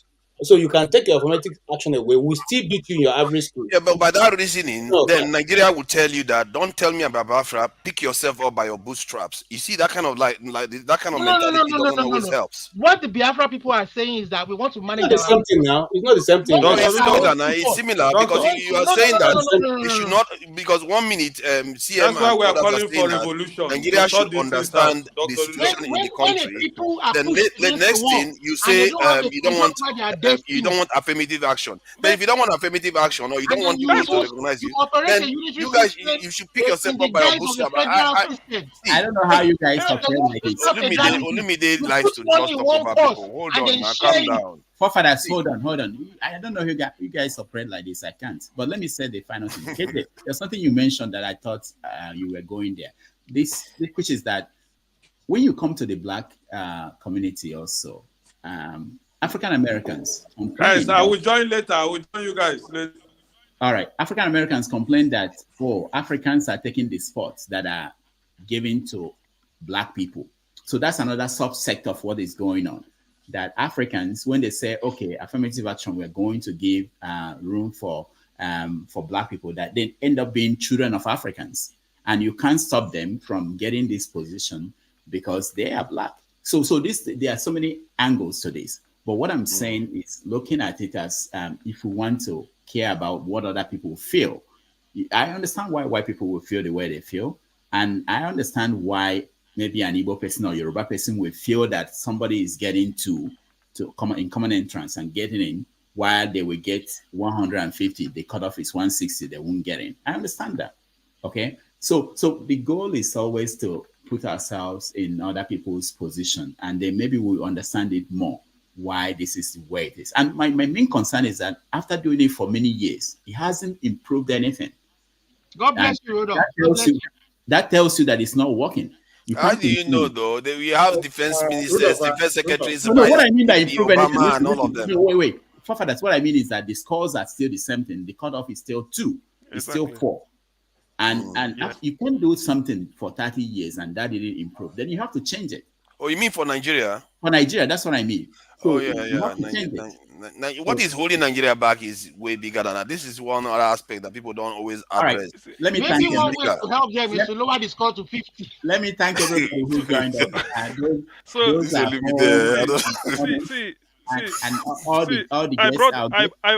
brought up before you leave. Thank you, Rudolph. I brought up that. Thank you, Dr. Damages. What I brought up is that if you want to build a country, it doesn't mean anybody we can compete. We don't favor any side. I remember when people talk of love in Nigeria, you don't talk of love. Just say fairness. Treat Ovie the way you treat Olumide, they will love each other. Be fair to any show the way you are to Okija, they will love each other. In Nigeria, you don't need to come and start to say this one will be. You don't do that. The way they play Super Eagles, if you can meet up, you join it. It doesn't mean when you win, everybody wins. So this idea of, they say, this area, that is what brings people will now say, look, if my area is treated like this and you are treated, then we are not one country. I better go on my own and then draft my own way. It doesn't work that way. It doesn't work. Or if you want to even do it, why not do it in everywhere?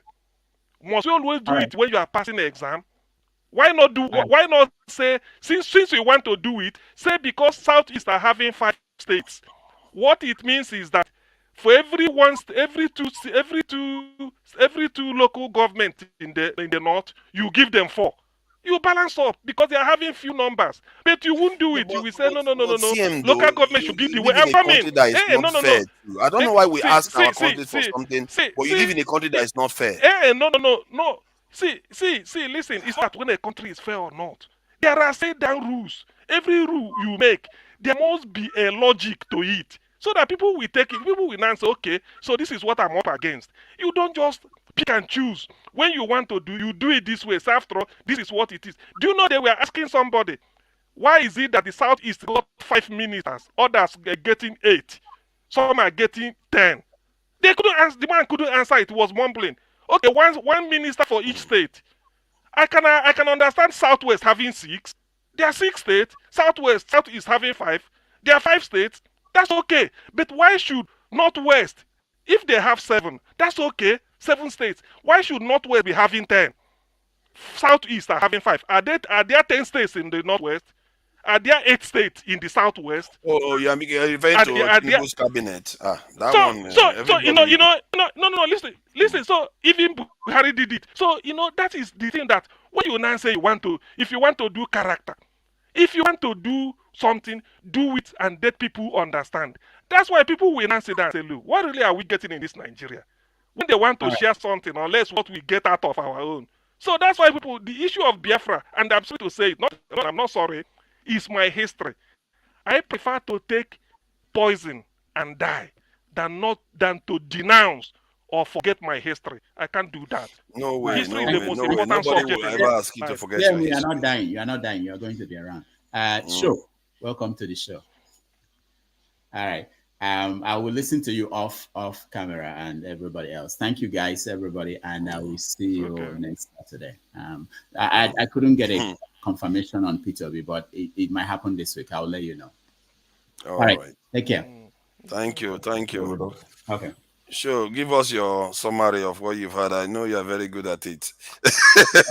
I went out. Gentlemen. I went out. I came back. In fact, I was listening slightly in the car on my way back. I didn't hear anything the guests said. I didn't even see them. I don't know what they look like. I didn't watch any of it. But when I joined, I think it was when Okija, the para for you, Then you had your rebuttal. That was when I joined. So someone said, "Oh, show us in the comment section. Go on the panel." I said, "I don't know what to say because what I've met on ground, I don't know where to come into it. I think it's the Biafra issue, the perception that you're obsessed with the song and all of that. So I can't weigh in on it. It's not a topic that I'm very vast in. So I don't discuss it as much as I can avoid it completely because I'm not very well versed and I don't want to offend people by being ignorant on the matter, which people are passionate about. So I'll pass. Well, you're going to pass completely. Nothing on waiting and everything. Waiting? No. I mean, my general perception about the Biafra course, if that's what you're asking. No, the waiting about education and where we were discussing the last one you met now. Oh, that's someone posted something in the comment section. I'm go to the next person. The guy. Someone posted something in the comment section. Obi hasn't said anything for a long time, to be fair, and Jagun has been very quiet. Yeah, why you stressing him? You are stressing him. You are stressing him. Someone posted something in the comment section, I think copied from Sahara Reporters. I mean, you can check it, you can scroll up a bit. I think the news, I'm not sure if it's new, but the person from the code was saying something about Sahara Reporters, Nigeria High Court orders uniform cutoff mark for all unity schools. Stop disparity recurring 134 average mark for Southeast as low as 2 for Northern State candidates. So maybe, they've unified it. It's like the Naira now. So it's the same market. They will have to unify. You see, all these things, this is one area of Nigerian democracy to an extent that I like to think that they are trying to improve some things. You see that every year they are amending the constitution all the time. But it just shows you that is not at the core of our problem. The lives are harder today than it was last year, even if they just modify the constitution. So the core of our problem is, like I was trying to remind CM that he lives in a country where the last 6 prime ministers, 5 of them attended one university in the UK. The southeast of the UK basically has far more resources than other regions in the country. So the country itself is not very fair. This country we are living in. So when you have to understand that nations have peculiarities. It's just that sometimes when we have grievances, we mistake it for being specifically targeted. All regions are messed up in Nigeria. That's what I see anyway. I don't know why forefathers keep saying that. Hold on, Sam. Let's go to the Nigerian question. How many schools are produced in Nigerian head of states?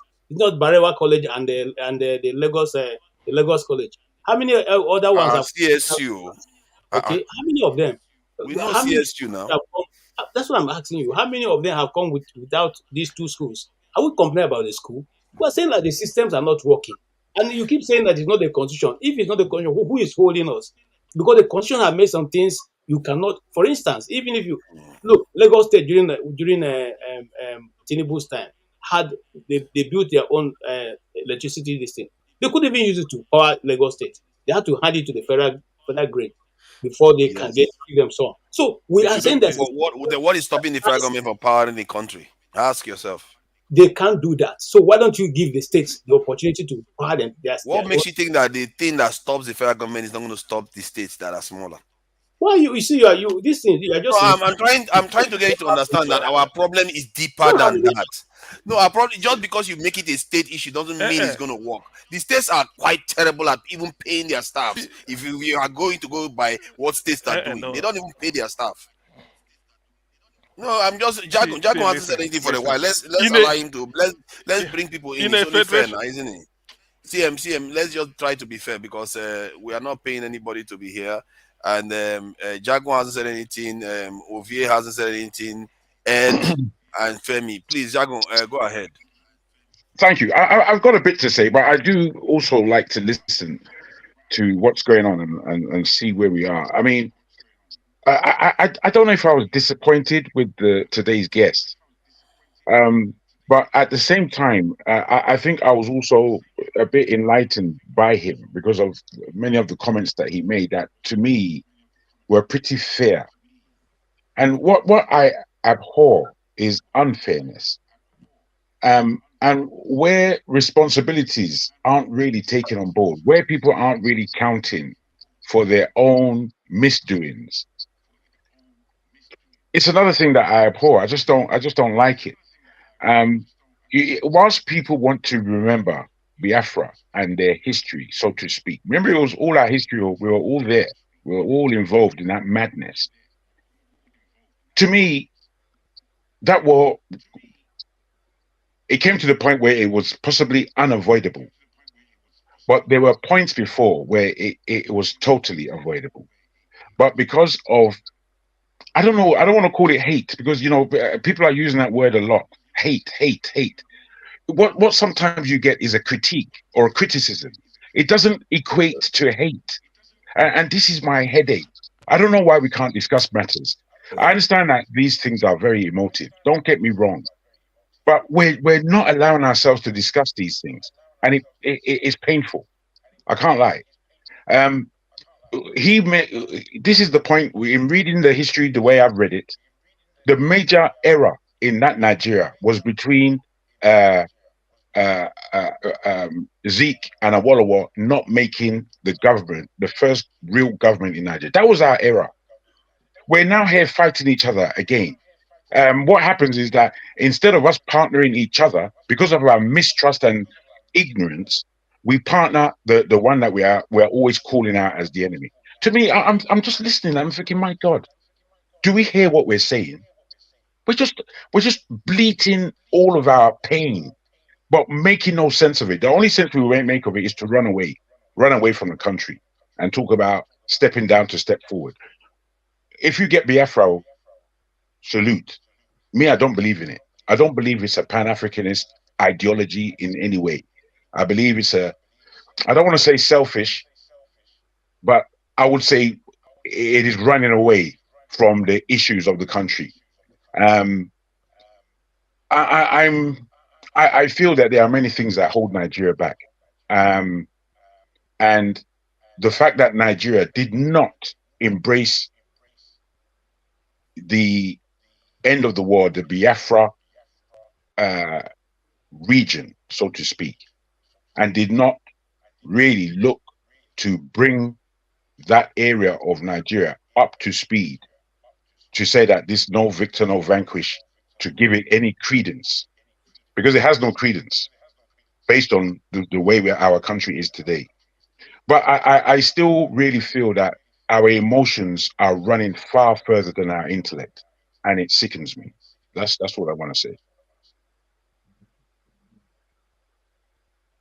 Okay. Nobody wants anything. He has You're finished. muted, Forefathers. No, Forefathers is speaking, but it's muted. He doesn't realize that. You're muted, Forefathers. I know you're speaking. So when I was saying something very, very, poignant, and I was completely muted, but it's all good. Thank you for Jagon. I think what Jagon said, I think that his critique was quite a very strong one, and I think he actually spoke quite well, I must say. And but Ovie, you can let us know what you think. I know that some people think that Jagon is a bit too harsh with some of his criticism, but other, like the way he spoke just now was quite clear. Please go ahead, Mazi. I wanted to Go ahead, go ahead. what you said. Sorry, You want him to go ahead. Said, there's a man called yes, please, Jagon, what you said. There's a man called Sam Ogbemudia. When the Civil War ended, he was a member of the armed sort of a Supreme Military Council. He mooted it to go on. That now that the Civil War has ended, let us gather these Biafran scientists. They should then be the Minister of Science and Technology. Let's move forward. It was shut down. How do I know about this? Edwin Clark, who is the Minister for Information, put it in his memoirs that I'm going through now. He said it was mentioned in the meeting. Said this is what we now do. Let's get all these scientists with all these scientific invention. Let them form the bedrock. They said no, they don't want to hear that name again. CM.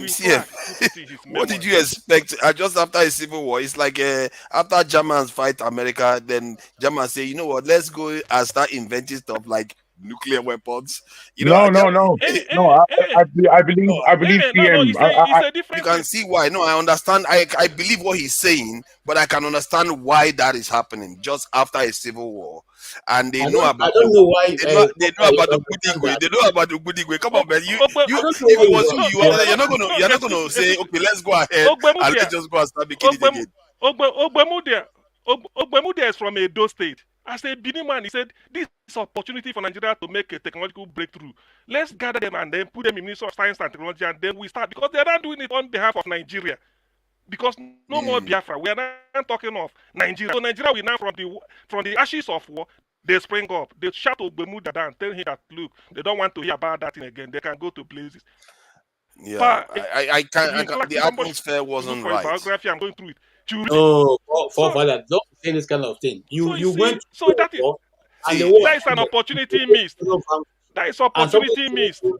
A concrete advice, and you say that you can. What can you understand? No, I see. You have to understand that there are people. See, the way my head works is that. See, hold on. The way my head works is that. Tell me what you understand. The way I understand it is that. And now I'm trying to explain to you now. You have brought them into the one country. Somebody now is giving you a pertinent advice that is so concrete. Let us use this opportunity. Look at all this invention they were able to put together. Whether they are good or bad, let's bring them together now and put them in a place where we can utilize these things. No. What do you understand? Okay, hold on. What year was this again? Sorry, what year was this CM? Does it matter the year? Does it matter the year? It doesn't matter the year. No, I'm coming. Does it matter the year? He gave it. It doesn't matter the year. Come on. How can you not understand that? It doesn't matter the year. Oh my God! Listen, you can't just finish a war and say go and start building this in technology. You always come for Nigeria how to fix Nigeria, and someone contributed. Listen. How can you can't listen? Whatever they are doing, the war ended. The war ended. So after the war ended, you want them to give you ability to go and make more money. Americans brought German scientists, Italian scientists. Americans brought them together. Listen. It's not giving them. No, they brought them to America. They didn't put them in Germany. Then take them to Kanu. Excuse me. Someone should take them to Kanu. Excuse me. They're not that creative, I guess. Excuse me. Go ahead. Excuse me. There's a man called Mo Farah. He's a refugee from Somalia. Today, he gave Britain 2 gold medals during the Olympics. They brought him in. He's a talented sportsman. Gave him British citizenship. He competed for Britain in the Olympics and gave the gold medal. Who remembers in Somalia? So when you now say these Biafran scientists, they are Nigerians now. What you do, whatever they manufacture, made in Nigeria. See, the equivalent of what you are describing here. So, Ogbemudia, I'm coming. Let me give you a better equivalent. Ogbemudia. Fighting Al-Qaeda. No, then wait, after Al-Qaeda, after the war ends, when they say Al-Qaeda, come and we are not. No.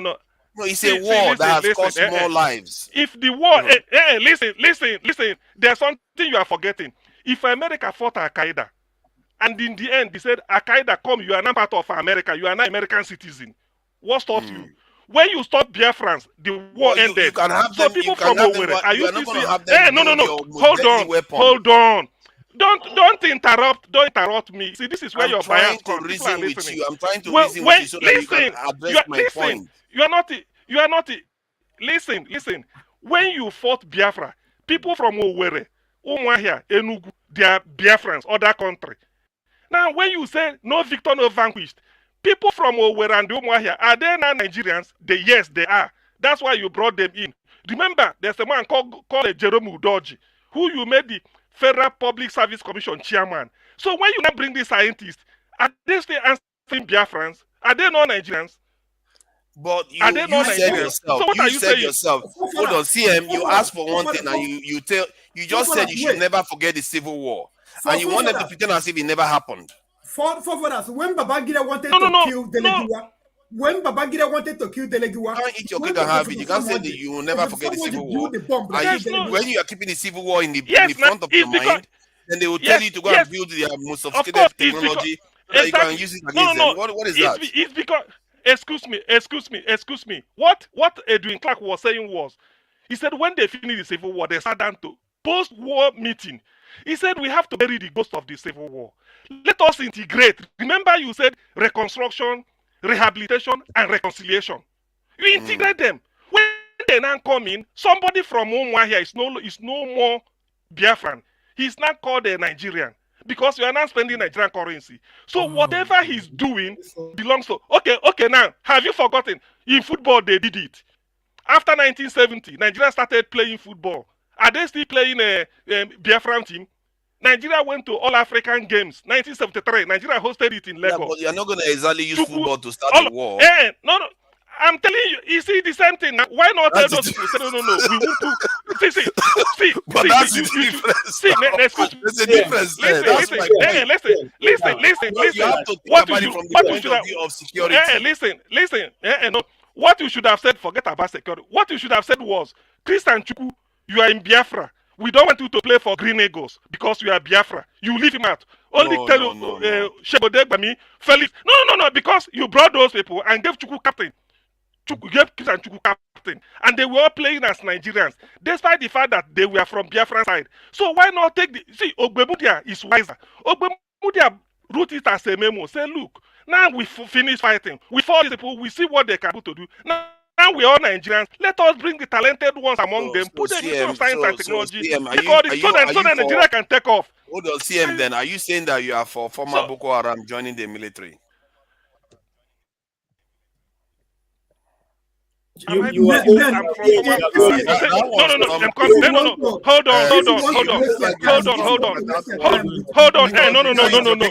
I'm coming. Listen. Listen. People are. Can somebody else talk? Listen, let me tell you. You've been talking all day. Can somebody else talk? Okija, seriously, I really want to talk to Okija. Please come back. Because I think Okija totally misunderstands me, actually. I really believe so. Yeah. You guys cannot just arrogate. You cannot just be talking. CM doesn't want anybody let's else both to of talk. us. Let me and you keep quiet so that they can talk. I think it is Ovie's turn. Clearly, he's a Nigerian hero. As you can see, he's got his Nigerian image behind it. He's one of the few that has actually represented the country. We have to respect. Okay, Ovie, please go ahead. CM, thank you for actually bringing that book to bear. That's Edwin Clark book. I didn't know it's already hit the market already. I don't know. It's sad the way we talk about issue, especially this particular one.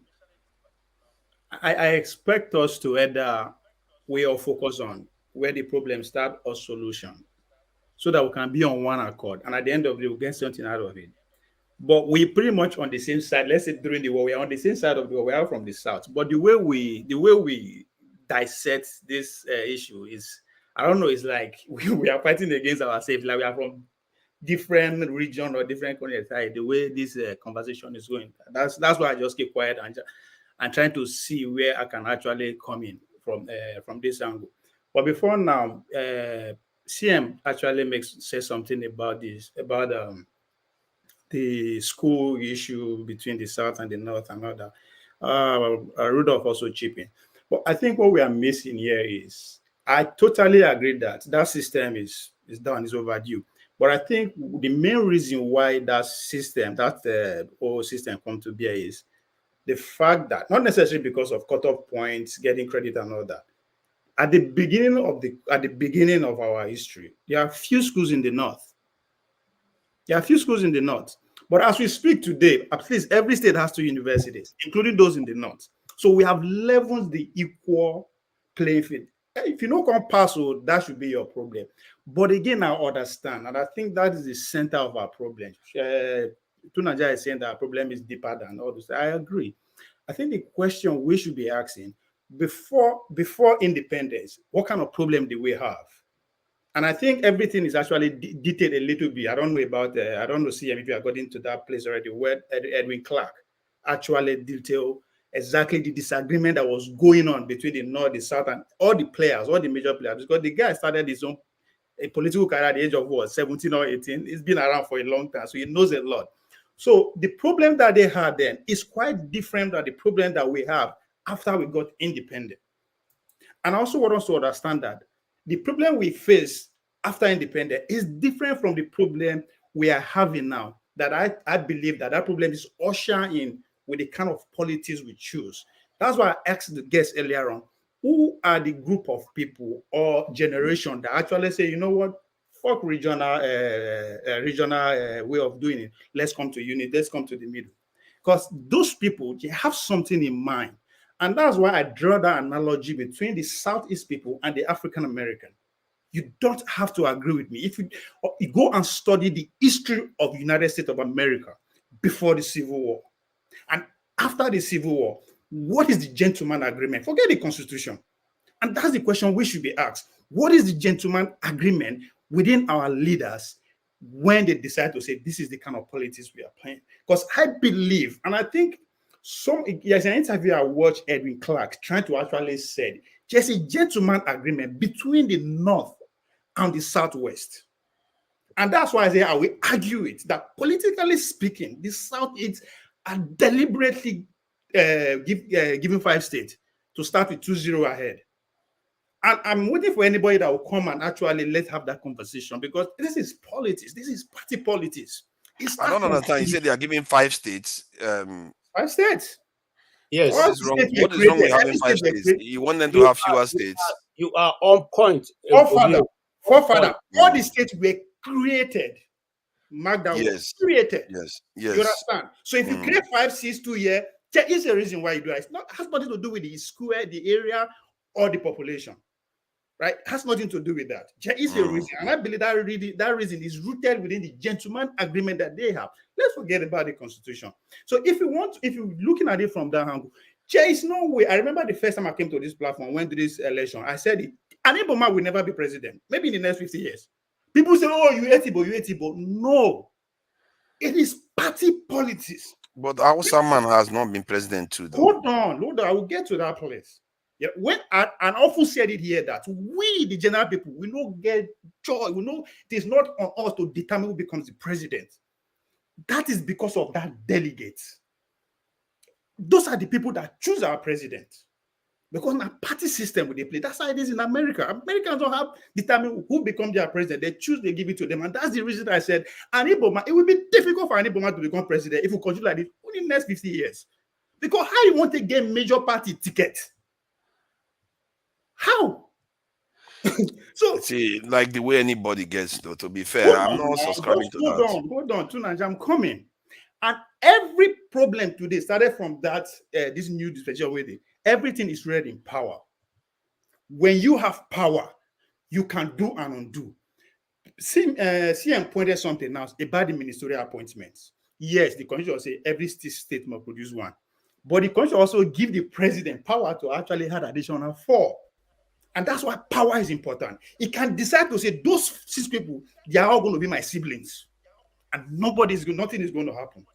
Because the constitution empower the president like that. So you see why when we choose this system of democracy, power is very important. I don't care who you are. Everything that we are arguing about, when your person gets to power, he will find a way to even all those things.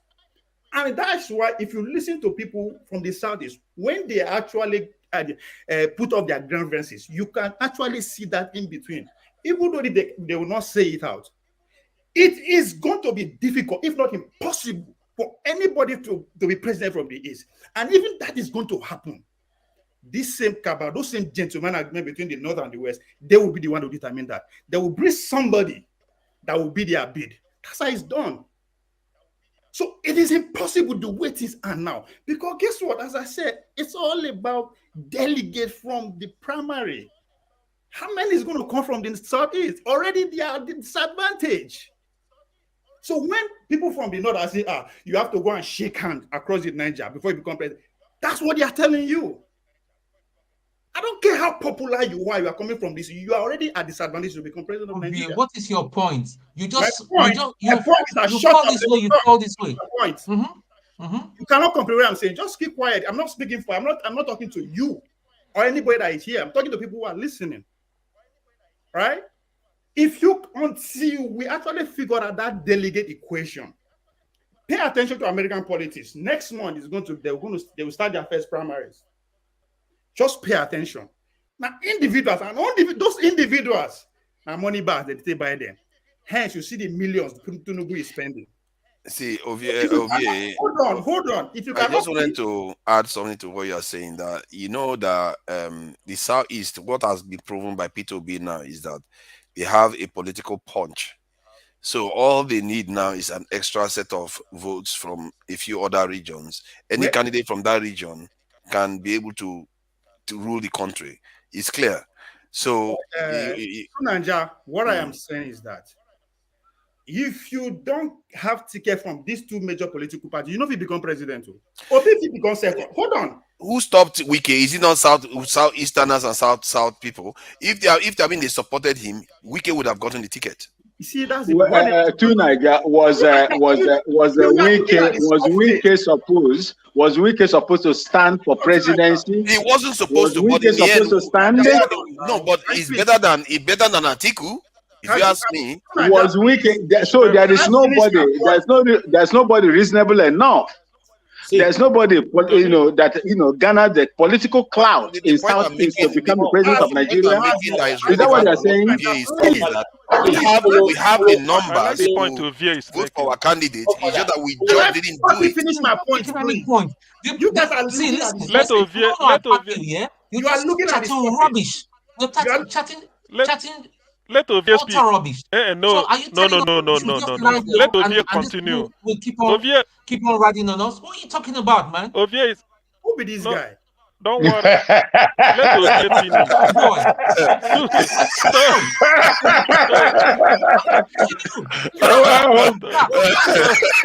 Wow. Welcome to the new regime. You don't know now you do.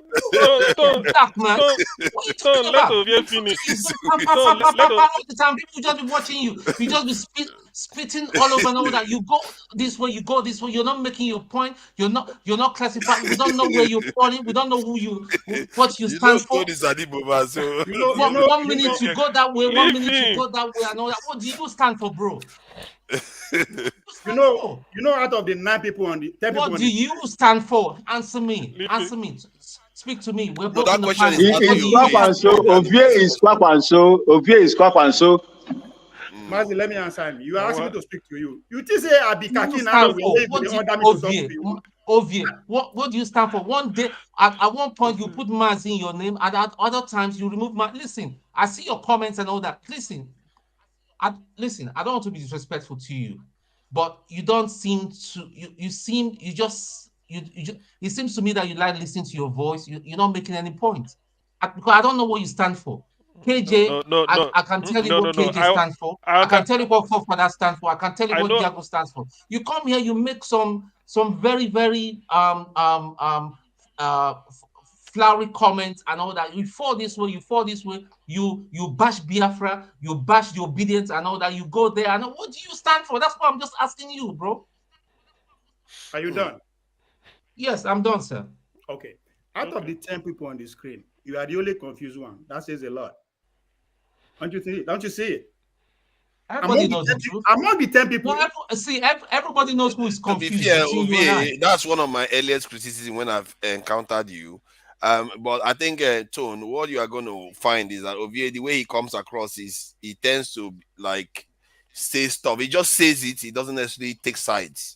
And it can be very, very disconcerting if you hear him and you feel like he doesn't understand anyway. Wait, now make I talk. I feel answer him. Ovie is Kwakwanso. I have that problem with him. You have to take don't take him too seriously. I'm not going to take it. I just will make it finish. When it's finished, are you done? Right?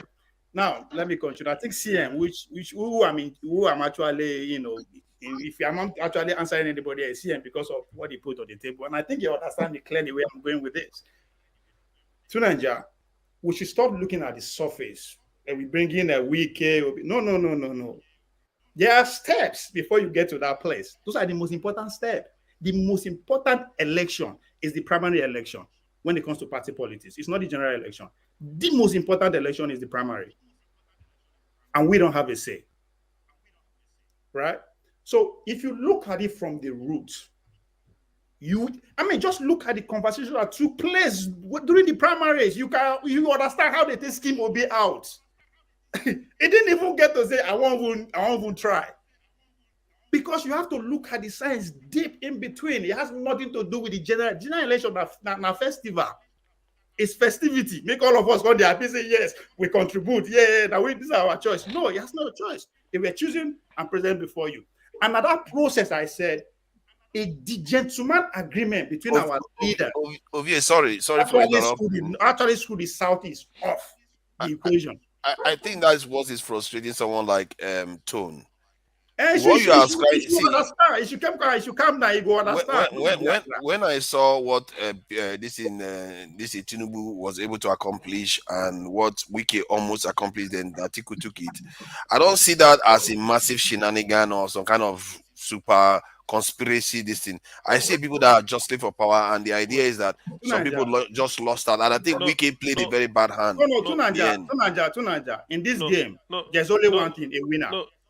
If you come close, it no count. It no count. It's about the winner. I agree with that. If people are in control of the system, they can make these two people to come and draw self if they want it. See, when you keep putting these people that control this, are you talking about the people that are begging foreigners? That when I'm sitting maybe next to that same foreigner, I will be looking at like a normal person. See, these people are not as powerful as you make it look like they're too powerful. That's what they really bothers me. There's some kind of cabal somewhere controlling everything. It's all about winning. How you win doesn't matter. I agree with that one, but it's when you paint it like some kind of cabals and just doing all this. No, they are not as powerful. They are not our masters. These are babies for Western powers. Political party are private business. They are not to me. They are just excuse me. What Ovie is saying is the gospel truth that every analyst of Nigerian politics should know. I agree with him 1,000,000%. Ovie is saying it. No, some of us may not agree. Ovie is saying that one, whether you are an angel from the southeast, without those people from the north or southwest agreeing to bring you, you're already at a disadvantage. Ovie said it, and it's true. It's confirming your bias and you're believing it. No. Listen, we know that. Listen, I'm not talking to me. Allow me.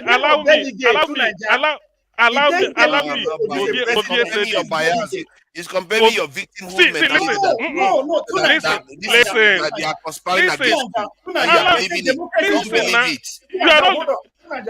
Tunanja, why are you doing this? Now you are a moderator. Why are you interrupting them now? You are a moderator. I'm not a moderator. I'm a commentator. I will leave and go. I will listen. No. I'm coming. You will add. You will add Ovie. You don't know that this session is different. What do you see? It's because Oh dear. See, Ovie, I thank you for saying this. And do you know what should have topped the apple cart? It is an attempt to go against this rule that Ovie is saying through P2B that they switch up the Vivas. It is to go against, to really maintain that status quo, to make sure, because P2B is not in PDP, it's not in APC. Let's see what it's going to do. Power has moved to the south. Power has moved to the south, APC. That is the permutation. Atiku being in the north is just to make up the number. They want the south. But power coming down to the south, of course now, the power that be, the people that want Tinubu to be there at all costs, has to make sure that Mahmoud switch up the Vivas. 3 elections on the same day, only one was not uploaded. He just to make sure that so Obi they wanted to skim out of PDP or Igbo man. He now went through the backyard through Labour, and now look at the massive following. That if we allow this to happen, that rule Ovie is trying to let us know will be broken. And for it not to be broken, we must do everything possible to switch up the Vivas and do it our own way. Ovie, you are right. You said the correct thing. 1,000,000%. Hold on. Let's allow who's next? Let me just say this. Democracy is a game of number. But what they did not tell you is that it's a game of number, but it's a game of numbers of people that are allowed to participate. Hence the primary. right? Yes. We're selected. It's true. So it's a game of number. It's a game of everybody, but you have to be choosing to participate. So they have to be choose the amount of people that will participate. Oh my God. Okay, do you think these people can be stopped? Okay, yes. Never. They cannot be stopped. Forefathers, I want to grab it and run away with it now. No. Exactly. Allow him. Let me tell you how it can be. I think we need to time it so that it goes round. No, we don't need to time it. We just need control. Professor Love is here now. There's no control, obviously. We have to Let me talk. We have to I get want to through talk. Professor It's Love. my turn. It's my turn. Can I answer the question that Tone asked? Ejo, Ovie, we agree with you, but please allow more people to speak. Just so that.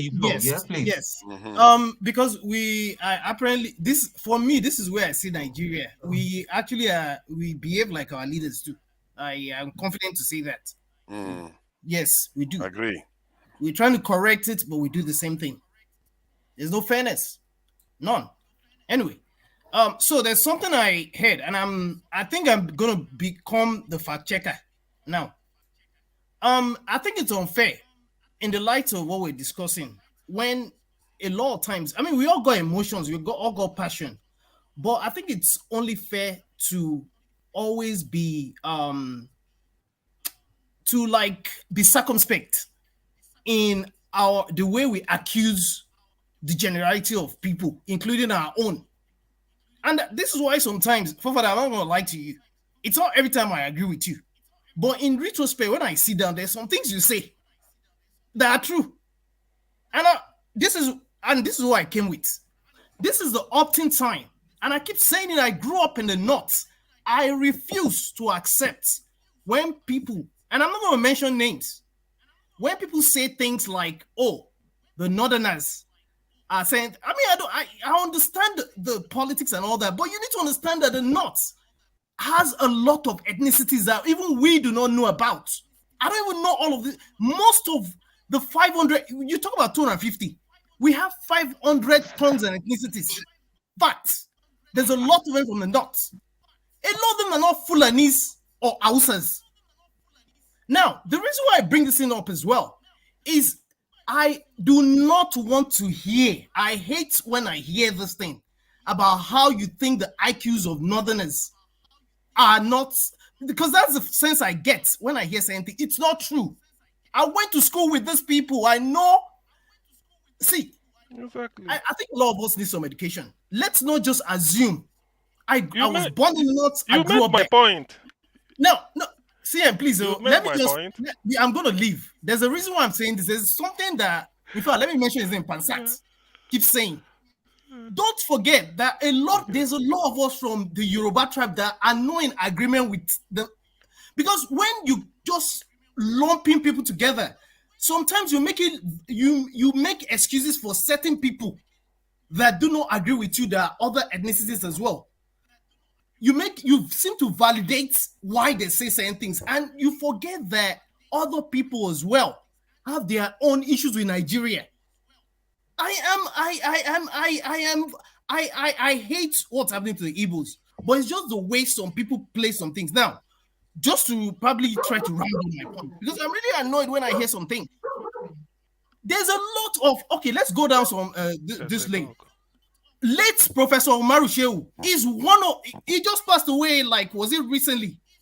That's one of the most renowned physicians in the world. He's from the North. The guys are Mr. Rudolph. Abubakar, Jubril Aminu, many of them, Ibrahim Tahir. There are many. The mathematician. He was world renowned. Yeah, exactly. Femi, can I stop? Why? That's why I said they can compete. Nobody said that the Northerners were. There's a reason why I'm bringing these things up. See, Bayero University Kano Teaching Hospital is one of the best teaching hospitals in Nigeria right now. They've had some of the best world-renowned CMDs back-to-back. 3 professors back-to-back. You would not believe when you see some of the accomplishments of these people. In fact, I remember when I was moving from New York City to Texas, a news broke out. The very first person that had a first class in either pharmacology or pharmacy in Coventry University in UK, She's from the north. So the reason why I bring this up is that sometimes we got to be very careful when we say certain things. A lot of people don't understand that the reason why the north is the way it is educationally is because, apart from the fact that the emirs have a stranglehold in addition to the not the ruling class now, their elites. It's an intentional thing. These people are smart. They can compete. Femi, please hold on. Please, my brother, hold on. Exactly. Pansat's opinion does not represent everybody's opinion. I know. See, listen, Tone. That's why I said when I came in, I wish I could have faced him one-on-one. He's an elder. I understand. That's why I specifically came in to reboot. This is not the first time I'm rebooting what he's saying. I understand it's not a representation, but I get quite a number. It's not everybody. CM makes points that I don't agree with, but it makes a lot of points that are logical that I agree with as well. But it doesn't necessarily spew certain things as though I'm the reason, for example. Why? Because like I said, you don't know how many people from my tribe I have to fight over some illogical things they say. And every tribe has this issue as well. Let's be honest with ourselves. So I'm not necessarily saying that. But at the same time, sometimes we just need to check ourselves. I'm not the reason why, just because I'm Yoruba doesn't mean that I agree with certain things that happened. We also, after all, even the likes of Igbo, I'm in support of him. Well said. Well said. I think we have to check ourselves. With passion. Many of us in the West here accuse other type of racism. The moment we talk about Nigeria, we become tribalist against each other, which is very counterproductive. If you want to build a nation, it's very simple, really. You have to do away with certain negative, toxic aspect of tribalism. Please, Tone, I think it's Tone's turn, isn't it? Before SMO. Ovie was going to address something very pertinent. Please, can you allow him to speak? Ovie? You mean Ovie? Yeah. You remember? Come on, please. Ton, can I use your turn? Ton, can I use your turn? Oh no, don't do that. If we look around, something that is very pertinent. Because if we look around, if we look around, we can clearly see other people haven't spoken. But that doesn't concern anyone. It's so bad. Yeah, it really concerns me. Terrible. I'm looking at SMO. You have this little lack of respect. It's a Nigerian factor now. It's a Nigerian factor. Not disgusting. We calm down. SMO is looking at us like that, like he's just walked into somewhere. What is going on here? Nigeria is a Nigerian factor. What is going on here? I'm just observing. I'm just observing what's going on. Tone, after Tone, then SMO can go ahead. I asked Ovie earlier. I said, how can these people be stopped? Good question. Can they be stopped? He said yes. So I want him to tell us, please. Two things. We can either force them to. Okay, now first of all, you ask me where I stand, right? My goal in life is to see this system called this two-party system I'm practicing crash. That's my goal. If there's any aim in life as I live, is to crash the system because it's not for us, it's for the elite. Now you say, what is the solution? How can we counter that? There are two ways. One, we have to go with what transpired in America, what the African America did, which is one of the most successful movements or third political party in history. In the 60s, when the African America take everything by the own, now that we did for years. And that forced the system of America to change a lot of things, give them a lot of right. That's now one. Two, plan. Kwame Ture said, if you plan much, you get much done. If you plan little, you get little done. If you don't plan at all, we don't get anything done at all. And as far as I'm concerned, we are not planning. Kwame Ture. Shetigbo. Kwame Ture. Because if you look at the Nigerian system, the most organized set of people among us are the politicians. They fight every day. They disagree every day. But they are united on one purpose. Power. Because once you hold on to power, everything follows suit. So we need to keep our differences aside. I understand the Southeast people want to go. I'm with them. I am crying marginalization. The Kanuri man is saying, man, the zero. Yeah. So we need to identify all this. We come together. What is the goal? Is to take power. Just like what Tabawa said, More get power first, then we go know how we go do them. That's what the elites do. Once one person get power, see, guess what? That's what everybody is clamoring about. If you look, the criticism around Tinubu among the elite is like, oh, the government is getting too big. Because he has to satisfy some certain group of interests. Right? So if we get that power, we now see them as, oh, the Saudi say, okay, they are not in tune with this system. We start our own way to make sure they go. And that's the only way. Let's have a purpose and work towards it. And guess what? It's not going to be 4 years. It's not going to be 8 years. It's not going to be 10 years. Because these men, these men who are in charge, they've been in charge. But do you believe us in the diaspora can actually spark that fire to start burning? Spark that fire. The only thing we can do now is money. Put our money where things are actually happening. When I mean things are actually happening, if we plan, we are going to have group of organizations everywhere, in schools, in mosques, in church, just like the politician does.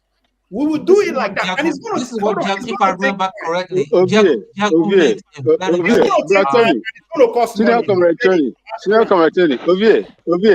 see, stop sending money to Nigerians. That $22 billion that you are sending annually, stop sending it. Let them fight for it. That's the problem. That's the problem right there. You have to, as I said, you have to study the people you are going to war with. What is their weapon? Poverty. The more you enrich or you make vast majority of citizens depend on you, you are in power. So sending money back home is good. But we have then, which means you are going to spend more. You will spend more. Money is meant to be spent. That's what money for. My grandmother said money and snake. Now they say if you use them, kill them. Money is meant to be spent. How you spend that money is what we are talking about here. You have to send money because guess what? The people who are in Nigeria suffering, they are not suffering because the elite are doing well. They are suffering because they are conditioned to do like that. So we have to meet them halfway, which is where the money comes from. But we need to coordinate that money. That's where planning comes from, right? We should stop giving money directly to people to eat. Go to that community. What do they need? What factory can we put? What business can we put that we employ people around there? So that if these elites come tomorrow to come beg them with $1,000 bag of rice, they will say no, because to eat is not my problem. Yes, I don't have millions, but I can feed. So that's where we need to actually coordinate the money that we are sending to the right places. We should have people in school who are just preaching. But at the end of the day, as I say, we have one goal, all of us. We don't agree. I don't agree with this. I don't agree.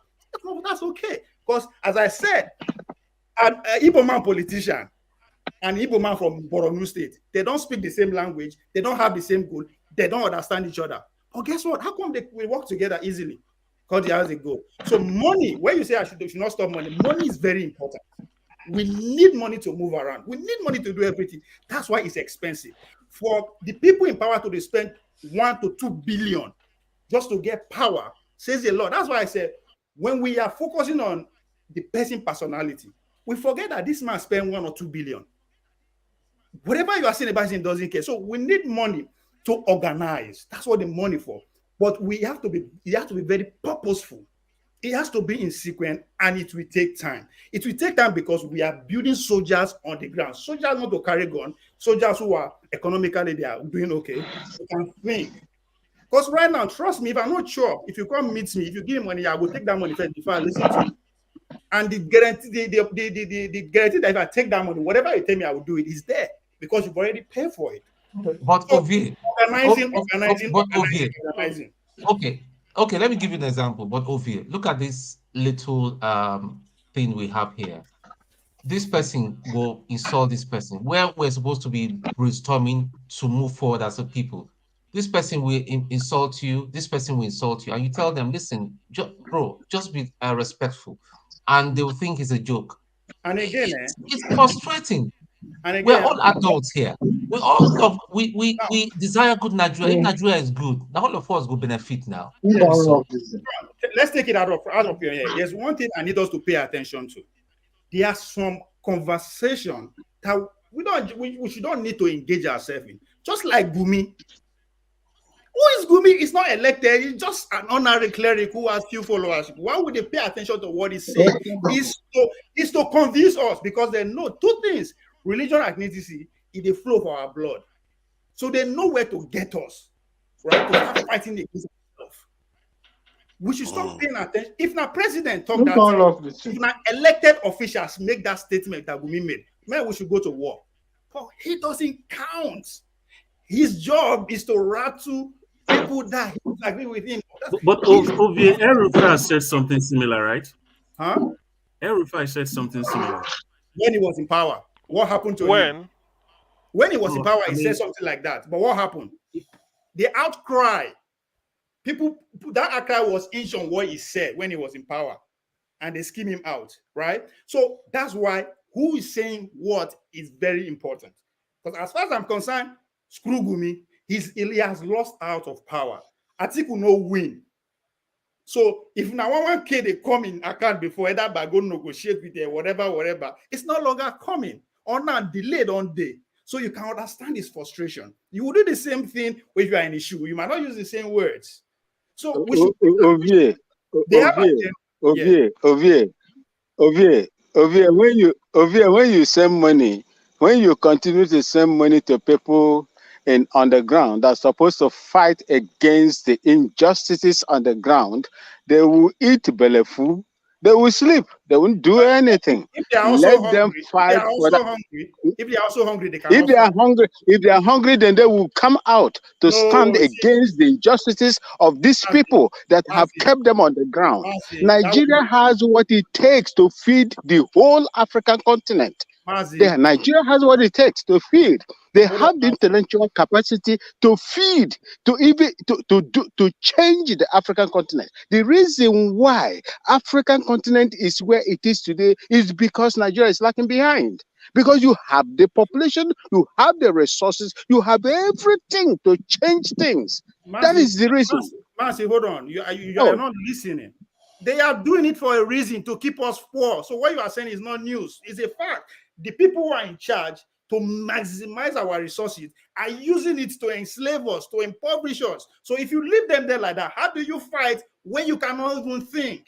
If you are hungry, if I come meet you with a 100 naira, if you collect that from my hand, I will tell the guy, take this gun, go and kill that person. What choice do you have at that time when you've already collected my money? If you don't take them, I will kill you. So we have to keep sending money, but I advise us to actually coordinate those money to go to the right places. We should be forming institutions. We should be forming organizations among the young people. Because my actually criticism of the NSA space is that why are we not seeing symposiums of young people just talking? But if one elite come out and say something, we will begin fight. We will begin go protest. We will begin. No. Why are they provoking us to do that? Why don't we take action and take them on our way? And another thing again, why organizing is very important. When sit at home first started in the Saudi, I say, man, that's a good thing.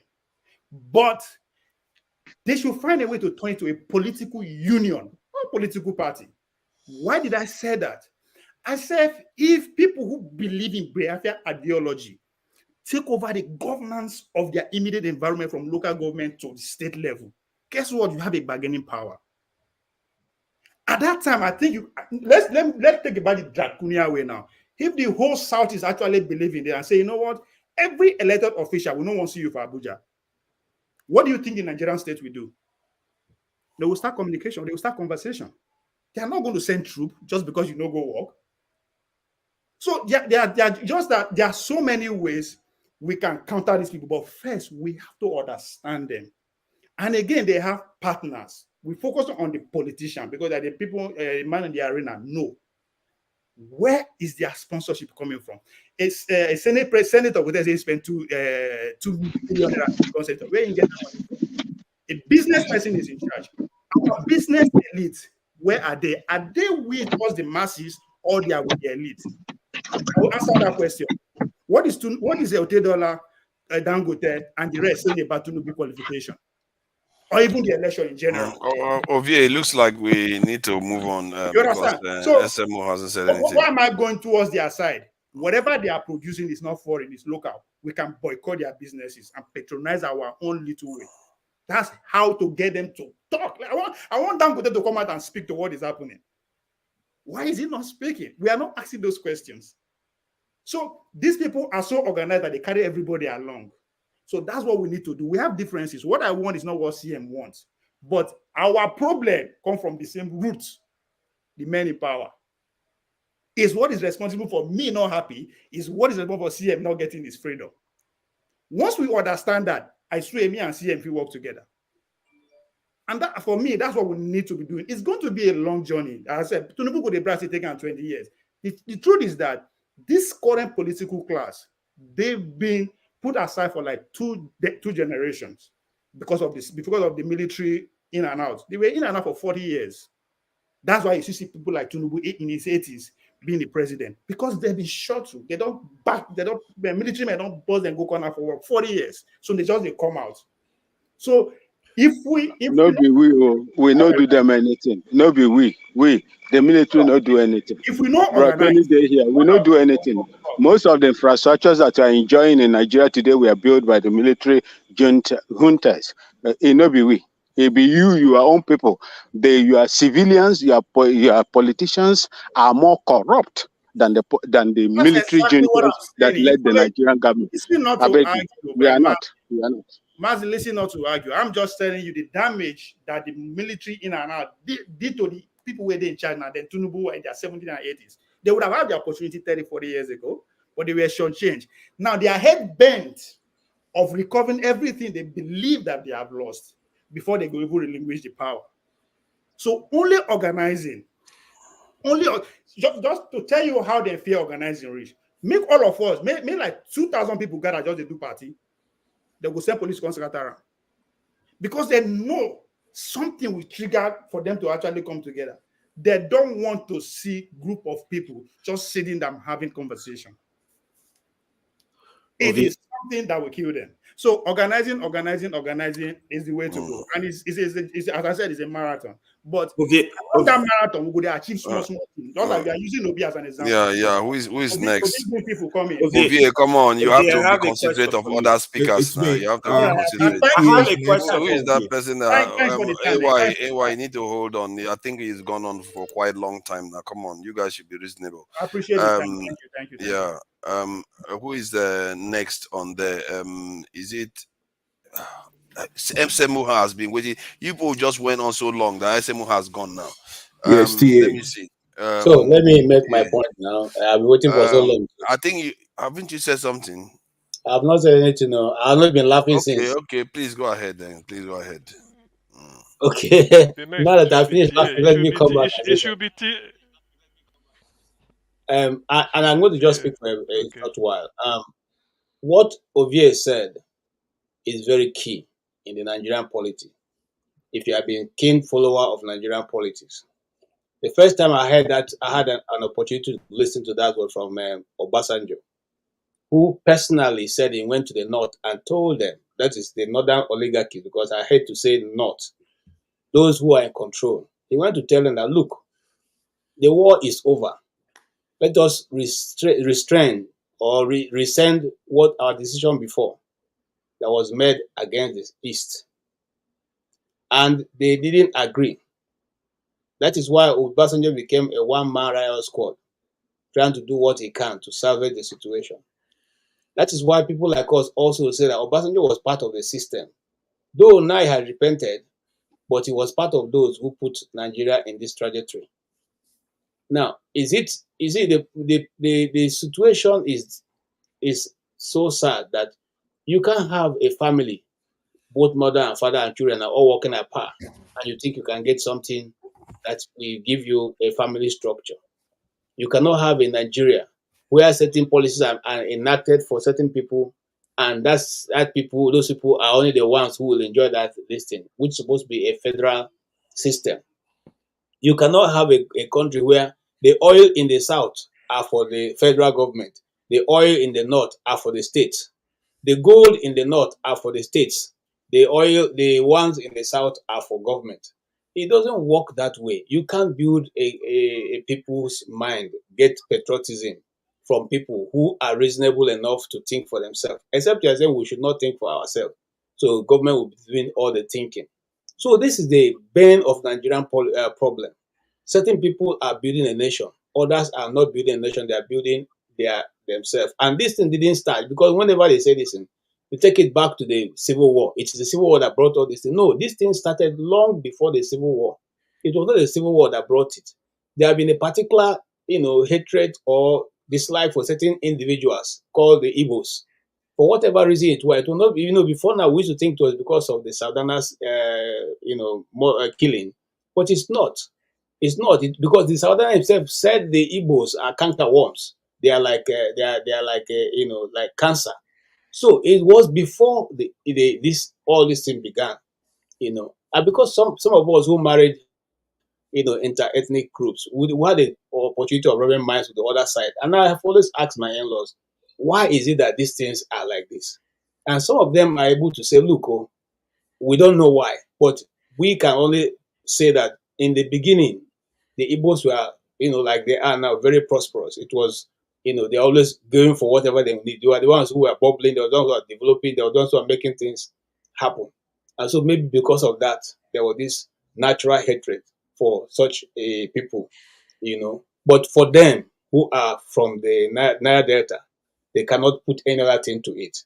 Because just like the Dr. Orji said today, and I said here before, you see, if you are saying that the Delta state is not an Igbo man, and they're not Igbos, but then why do you now attribute the coup that was done by Chukwuma Zogu, who happened to be one of my heroes, before now, Why do you attribute his coup to the Igbos and punish the Igbos for what he did, since he's not an Igbo man? So it doesn't make sense. See, if you look at the more you look at the Nigerian situation, the more you unravel the package, the more you see different packages inside that don't seem to add up in any which way. Okay, we have agreed to come together as a nation. Why can't we sit down and map out development? Why can't we sit down and say, okay, this contraction, this constitution we built, some people are saying they don't agree with it. What then they agree with it? Let's discuss it. Is that a crime? It's not a crime. Some people are saying, okay, the constitution is not the problem. How can we? No, listen. You see, that's my challenge, forefather. You keep saying this thing. You are not confronting the real problem. You just keep distracting us. Hold on. You are in a federation. You forefather, okay, from your own side, you say it's not a problem. My own side will say it's a problem. What's the problem? Why can't we discuss because that? you are not confronting the real problem. The real problem actually needs you to do real things. Not talking about constitution. Israel doesn't even have. My problem is that we have to do some deductive reasoning here. We don't have time for this. See, you find that. Let me finish what I'm saying now. Let me finish my own point. People are allowed to interject. When I want to interject, nobody wants me to interject. No, let me speak. When I finish, you can interject. You are the moderator. What is the point of interjecting? What point of interjecting to get in when you are talking? Let me finish, forefather. When I finish, you have all the time. Respond, you mean? You see, the Igbos in Nigeria are the only single tribe where everybody know what they should be doing, apart from the Igbo people. The Igbos cannot say this is what we want and it will be accepted. No, somebody must say, no, you cannot do that. You must shake your hand across the Niger. Just like Ovie said, if you like, shake your hand from across the Niger from now till tomorrow, till your hand cut. Nobody will give you that position. It won't be given. I had an interview that I spoke with a guy who was the agri-racist ADC, who is another one. And one of the things he said that in that interview, toward the end of the interview, he said the reason why Shagari was overthrown was not because he was doing very bad. He was overthrown because they had seen that if Shagari completes his term, Alex Ekweme will take over, and they didn't want that to happen. He's a military man talking. So what am I saying here? Probably need to time it because this is going to go on way too long. This program is not going to go too long. I thought we are done with this. This is going to go on way too long. People are just going to be monopolizing. Don't time it. No, I will time it. Jaco, don't tell me that I have to time it. I'm only pointing it to you. You see, sorry, forefathers. I know I'm here listening. You know the timing before, but this guy spoke for almost 30 minutes. He's going to go on. And it was a general distraction, if I may add. However, I would think because there's a flow going on, if we could just take small manners and allow people to speak and allow us to listen, that's all we need. And then the others need to be able to speak because when you want to interject, they will not let you to interject. So they want to go on for 15 minutes. No, well, again, this is your job. This is your job, forefathers. OVA was making a lot of sense. OVA was making a lot of sense, but you could have curbed it. You could have curbed it in order to bring Shmo in. and you should have done that. Yeah, but you So said that, they shouldn't time people now. That's why no, I you have don't to have to time time people. it. You OVA. Forefathers. Believe me, we would listen to you if you moderate correctly. I'm telling you, you So need to moderate. if I stop KJ now, you will say KJ will say, "Why did you stop If me?" you After stop all of them KJ went in on. a proper way, it would be done. However, you know, we There's we no still proper allow it. way. We still They allow will it. It's still done it. complain. No, There's no, no no. proper way to stop I somebody. They like, will still you see, complain. when you do 2 minutes here, bro, we know it truncates. We don't like to follow rules. This is exactly what Femi said. No, wait, Bros. Nobody wants to follow rules. All I'm trying to say is just what it is. What exactly has KJ said that you want to cut him off now? I wanted to ask him. It's not that he needed to cut him off. It's not that he needed to cut him off. All it is that please, forefather, please do a job of moderating. Please. I'm not doing a job of. I'm allowed to ask questions. I'm not doing a job of. No, moderating you're not. Well, how can you not, bro? You know that you're doing. Wait, if I may, please don't crash me. It's not necessary. I'm not going to land long. You see, my brother, it's not fair for you to be here, mastering all of us and not doing a job of. It's not fair, bro. It's not fair. People have just spoken for about 20 minutes. You are not letting me your moderate. Fault. You see, now I'm not going to listen to you anymore. That's unfair. The last time you said I should let them speak. Then I let them speak. No. This is what I'm saying. There's a way of doing the job. There's a way you like. No. There's a way of, because I know allow me to do my job, okay? Because so you're going to do it? No, because basically what you are doing is that you are telling me to do the way you like. I'm not saying that. You know the way. Do it my way. You keep telling me what to do.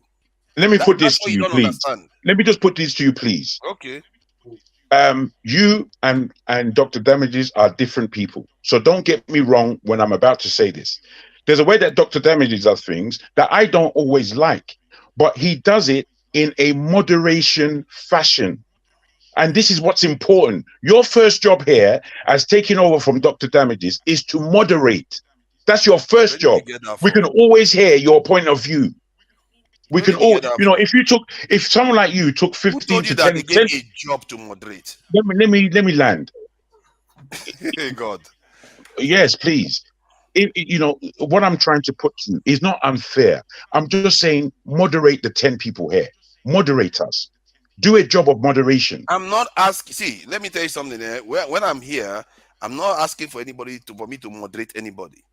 I'm here to share my own opinion and ask critical questions about what people are saying, because I've had very, very terrible discourse within our community, and it's happened today again, where people don't confront the truth. They pretend as if they don't know the truth, but carry on. Someday you people will know what I'm talking about, because there will be reckoning. You will all find out one day. You don't ram your view or down somebody. I will to an extent. You don't talk down on anybody. Because if you are saying something wrong, if I'm using evidence against it's very simple. You don't talk down. Everybody's listening. I'm not talking down to anybody. I just wanted to. Moderation. Listen. They are stopping us. We don't want to follow rules. Moderation. Calm down, guys. Moderation. Moderation. What you are doing is not fair. Moderation does not mean having the thing line over there. Somebody asking for stuff. It don't be. So CM. You are delaying I understand what Jago is saying. I understand what Papa is saying. But let's calm down, please. Yeah. He's just going to talk and talk. He's still talking in the background. See, let me make this clear. My presence here is not necessarily to moderate like Dr. Damages. Maybe not to even moderate. If you don't want to come, don't come. Seriously. I want to have an intellectual conversation with people. A conversation based on evidence. A conversation based on facts. A conversation that actually moves us forward. Anybody that doesn't want to move forward, that just want to suit their feelings, go and suit your feelings. That is not what this session is for. That is what I'm here for. I'm not here to just say, okay, let's just go on with the way we are. If you want to do that, there's the earlier session, you can do that. As a matter of fact, when Dr. Damages leaves, this thing goes down. Please. Okay. What are you talking I mean, about? at this point, I need to say something. Forefather, you see, Why should I give it to this in when, the show? No, because you said you're not this just here to moderate, you want to speak. yeah, when So you speak this way, you make it look as if you have to. You can't Because tell us okay, whether you we can should hand come. it over to show. You can have it. I personally, I don't have it. If you want to do that, Jonathan, but wait for your when I turn. come, when Forefather, I wait for put your my turn own to show, speak if when you I want to put my own speak. this thing on, people that I expect to come to the platform, if they want to talk, they come and talk. If they don't want to talk, they don't come and talk. It's very simple. That is how this one started. This one is not basically an extension of Dr. Damage's program. It's a kind of program where I just say, okay, from a discussion they've just had, let's discuss based on facts. Let's discuss based on evidence, based on things that's going to move us forward. If you don't like it, if you just don't want to engage in that way, that's fine. And the issue I just had just now was that I was moderating based on time. Jack would say, don't do that. Then the people went for 20 minutes. Then I want to bring it back to time. He said, don't do that too. What am I No. supposed to do? I You can't just keep tweaking this I'm all the afraid. time I'm afraid. because somebody doesn't like the way I moderate. No, forefather. I'm afraid you misunderstand me. You misunderstand what you're taking too much umbrage. I'm not trying to give you umbrage. All I'm doing is lending some small advice. If you don't want to take it, fair enough. You understand? But if you are not the moderator and you have the biggest voice on this platform, because after everyone has spoken, you want to speak, and for that, it's unfair. You may not understand it to be unfair, because you're there and you want to do it like this. It's my show, and if you don't like it, get away. However, if we can ask Show if he would like to do the job of moderating, I would appreciate someone to do that job. Okay, please, you can ask him. You are very free to ask him. I don't have any problem with that. Yeah. All right. You said it all. You're very free to ask him. Yeah, guys, forefathers, I think it's high time you start using time factor now. Please. If it's going to be 2 minutes, let it be 2 minutes. Some people If it's going prepare to be 3 minutes, let it be 3 minutes. If Show was available to be doing this thing all the time, then he can do this thing. Then the one that prefers Show will come to Show.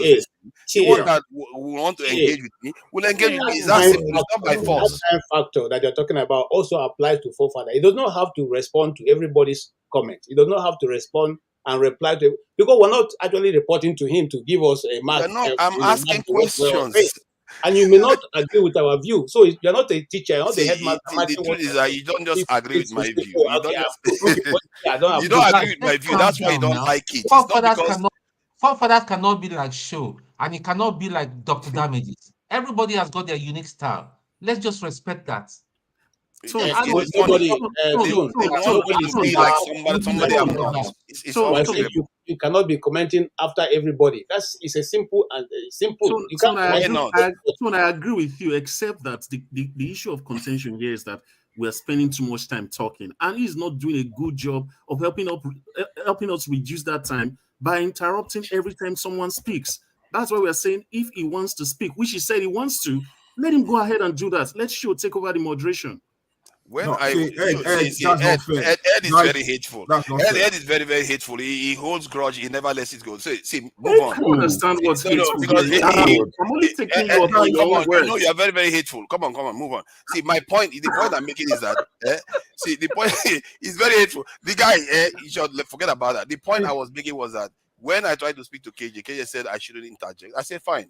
If he doesn't want me to interject. Other people interject other people all the time. But somehow I'm not allowed to question what they are saying, because that is why I'm here. And people don't like it. They don't like to be questioned factually on what they are saying and challenged on their ideas. And that is why they hate it. If you don't like it, fine. The people that I engage with, you find that they will have better quality information, because we'll be checking it. If somebody finds anything wrong on me, they'll reveal what I've said wrong. But if nobody's checking each other, everybody will just carry on. How many people knew that some of those things that happened in 1966 happened? Even a professor, a PhD person that came here said he didn't know, because nobody is digging deep. Nobody's asking serious questions. And I've seen this in our community where people just go on spewing stuff, and we look like people that are doused with petrol and waiting to light it up, and you all are very happy. And I feel that some of us are actually people in the society just waiting to light us up on fire and destroy the whole society. That's what they are doing. They divide us and they don't want to tell us the truth.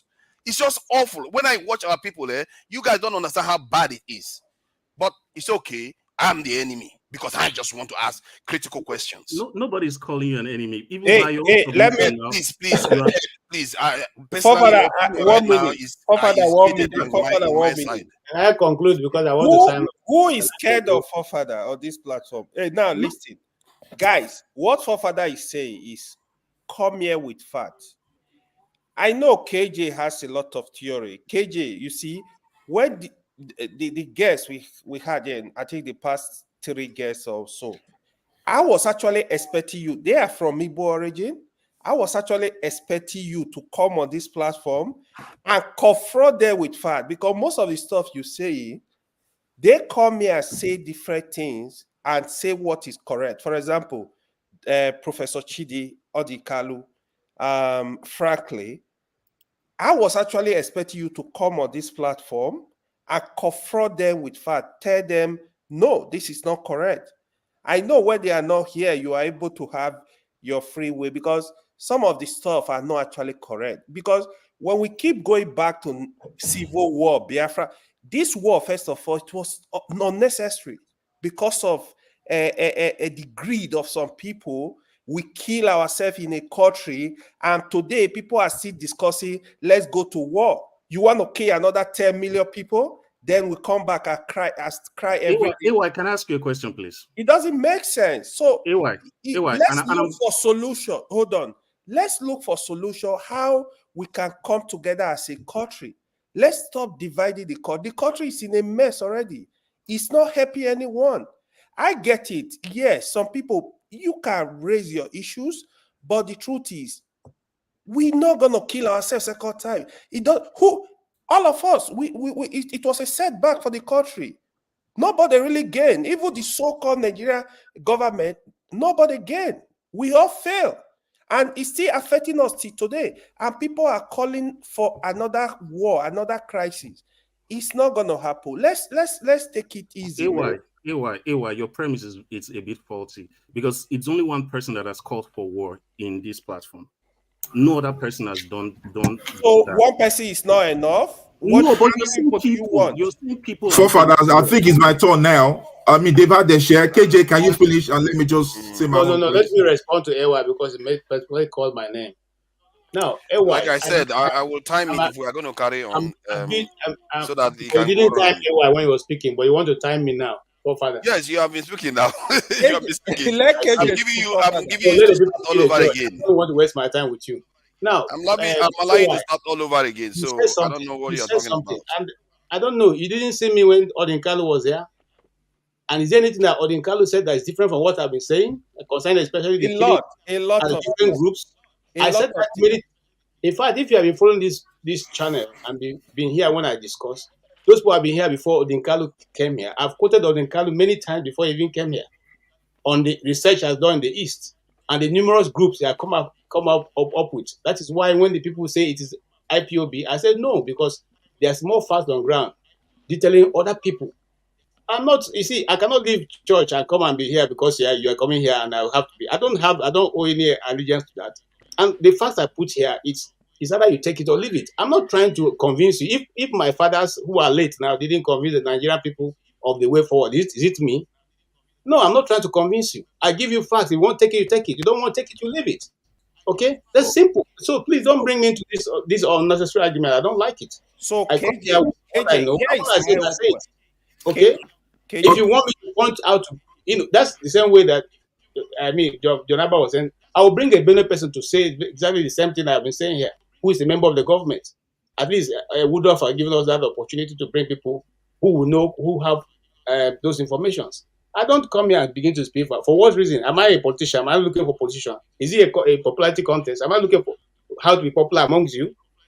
But brother, cool down, no. I beg. KJ. Wait, KJ, are you finished? KJ, are you finished, KJ? Yeah, he has finished. Peace okay. Are you next? Crisis. Yeah, I'm next. Yeah. Okay. Mr. Okay. Love, you can. Yeah, Mr. Loverman in the house. Yeah. Please go ahead. How many? Okay, so I'm not going to take too long. 3 I'm not minutes. going to take too long. How many? 3 minutes. Yeah. 3 minutes. Yeah. So it goes round. Okay, that's fine. Look, where's Ovie? Yeah, Mazi Ovie. man, look, I respect your talk, man. What you said was bang on. I respect that. I mean, what you're saying basically is like going back to the basics. You understand? Foundation. I remember the way the Tea Party was formed in the state. You understand? And look, we have to start doing that. We have to start joining hands together, you know, to I mean, to force those people that we don't want there, to force them out. You know, we are the people. You understand? And I believe that, you know, when we come together as one, you know, forget about, like I always say that look, forget about Igbo, Yoruba, and Awusas and stuff. We're all one. We're all Africans. You understand? Let's just join hands together. Let's put some money down. You know, maybe we send somebody down there, or maybe we start going one by one, educating people the way forward. You know, someone like Shurek are not doing on his own. You understand? So that's one point. The another thing that I want to bring on as well is about the Igbo being persecuted. You know, when I look at what's happened to the eastern side, I mean, I feel so sad because when you're losing a lot of people, you know, here and there. But now that begs me to ask this question on the panel. I'm going to throw it to the panel now. That why is it that no, okay, before I do that, let me quickly say something about just I'm trying to relate it to the Jews, because I remember there was a time where the Jews were being persecuted as well, but they put their acts together and they more or less controlled the wealth, you know, of the world, and that's where they have today, and that's why you have the Jewish state Israel, you know, just like the Western world, you know, like the way, you know, everything in the Western bit has been transferred into Israel, and that country is booming apart from, you know, the war that's going on. Now, bringing it now back to Nigeria, I want to trade to the old floor. Why is it that my brothers from the East are being persecuted, not only in Nigeria now, not only in Nigeria. So in South Africa, you know, they were being persecuted, you know, where they had to go down there to pick them up. Is it hairpiece or something like that? In Ghana, they're being persecuted. Yeah. In Kenya, they're being persecuted. Now, there was a video that just came around as well. KJ, why are you laughing? so in there's a video that just came out as well. In Pakistan, you understand? They're being persecuted. Please, can someone just share more light that? Why is it that things like that happening in you know, to the Eastern Bloc?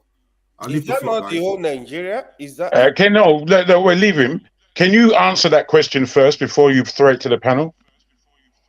No, that's what I'm trying to see. That's why I'm bringing it forward, that the persecution around the world of the Eastern. What are your thoughts about your question? That's what I'm asking. Is it the Eastern? I hear your question, but what are your thoughts about what you're asking? No.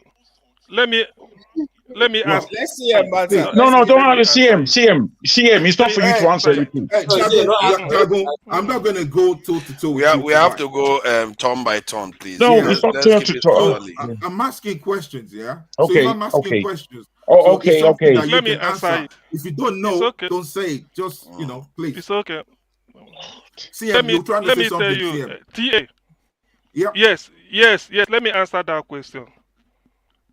The question you framed is very, very faulty, ab initio. Igbos are not being persecuted in South Africa.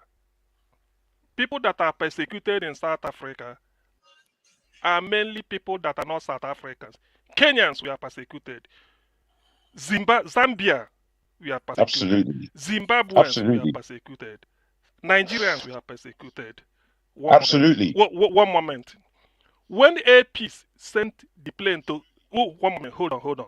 When AP sent his plane free of charge, it wasn't Igbo that is carried. It carried every Nigerian.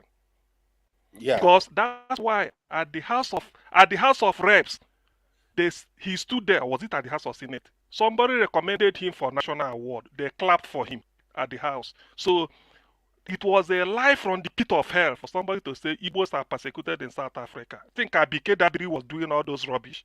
It's not Igbos because Zimbabweans, Angolans, people were living. It's not only it's not only Nigerians.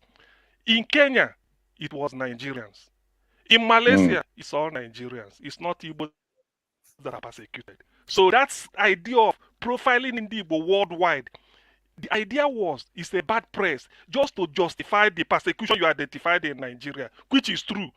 But that of worldwide is Nigerians. The Kenyans don't know who is Igbo.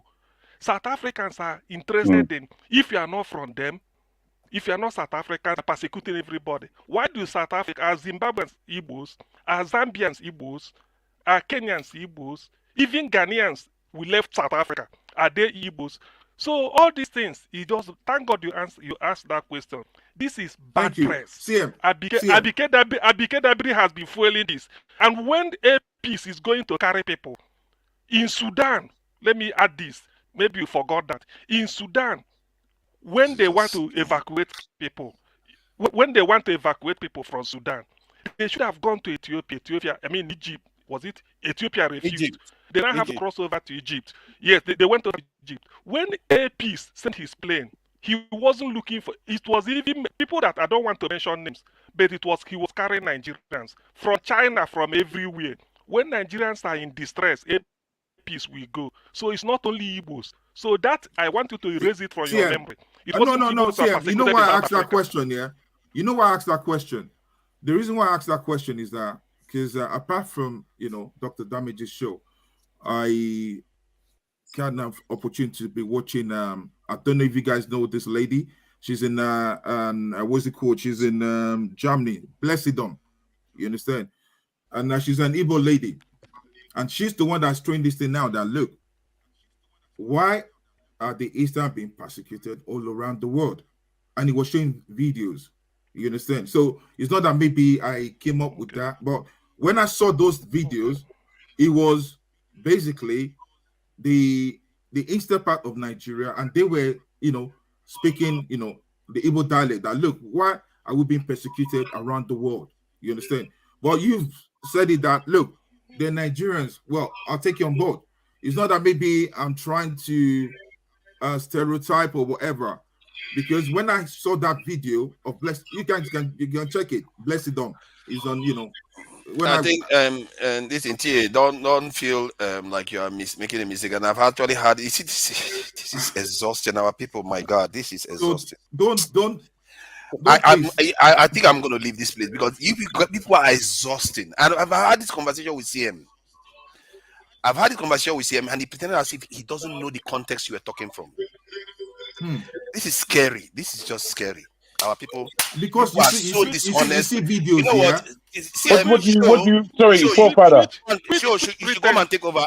You are too dishonest. No, let me see. I'm tired of you people. It's unbelievable. Show can come and take over. Show you can come and take over, please.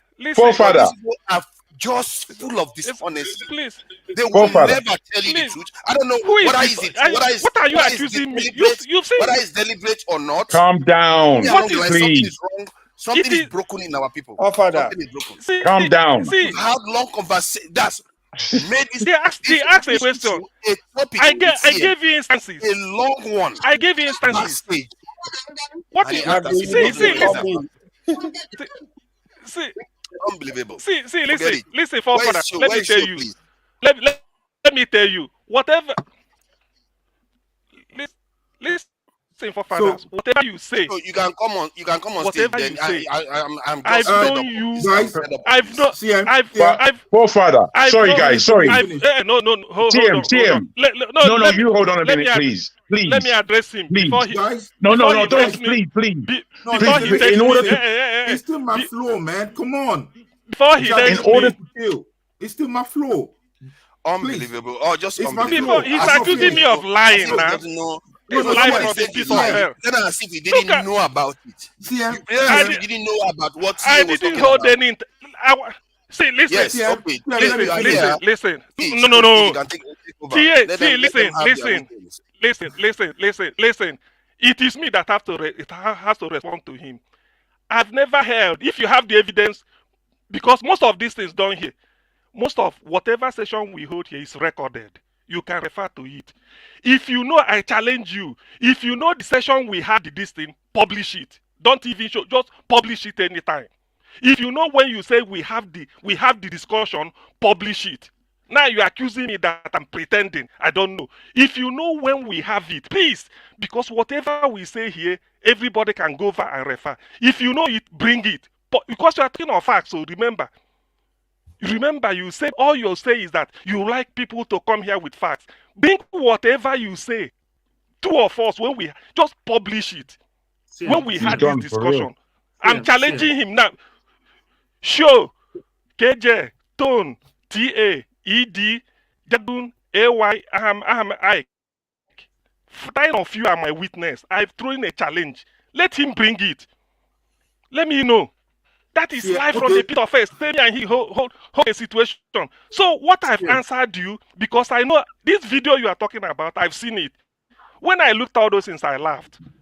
Indeed, we are not persecuted worldwide. Nobody even knows. All these things are just make-up stories to paint us black.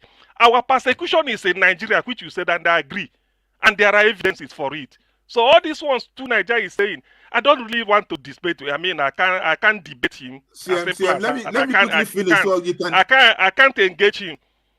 Let me quickly finish, guys. Show, I still have some minutes left. Let me quickly finish. It's good to see your face, Show. As I was saying, look, because when you start seeing all this thing that's happening in Nigeria, anything that pops up, you want to check it out. And when I saw this Blessed Dawn video and stuff like that, and this lady, she's what's it called? She's a Nigerian. She's from Igbo side, and she was, dissecting everything and showing all this. And that's why I was worried that look, I don't have too much fact. I don't know too much, and that's why I was asking that question. So please, if it offends anyone, please, it's not for me to say. But now, lastly, this is where I believe, solution going forward. Like I always say that, look, the eastern part of Nigeria, just imagine, you turn that eastern part of Nigeria to Dubai, and a lot of money were coming in. And you use some of this money, the taxes that you take, and you give it to federal government that, look, federal government, this is $5 billion, we want out. Or this is $10 billion, we want out. You understand? They will reason with you. You understand? Because when it comes to economy, you're doing best. So look, I've said this several times. If you turn the eastern part of Nigeria, turn into mini Dubai, a lot of people will flock there and they'll be doing a lot of business there.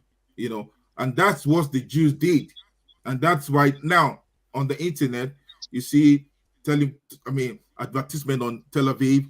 You can come around, you can enjoy yourself and whatever. So, but something happened anyway. I know something happened with the war. I love that you almost comment. So is this true? Is Choma correct? You need to address that, man. Yes, so that's a tough level. It's not even about the rowdiness. It doesn't bother me most times. I've got a bit of stomach for the rowdiness. For me, it's the time. I'm not the type that would stay up till 6 a.m., 5 a.m. I live in the UK. It's what Jagun would know. It's 12:30, 25 minutes to 1.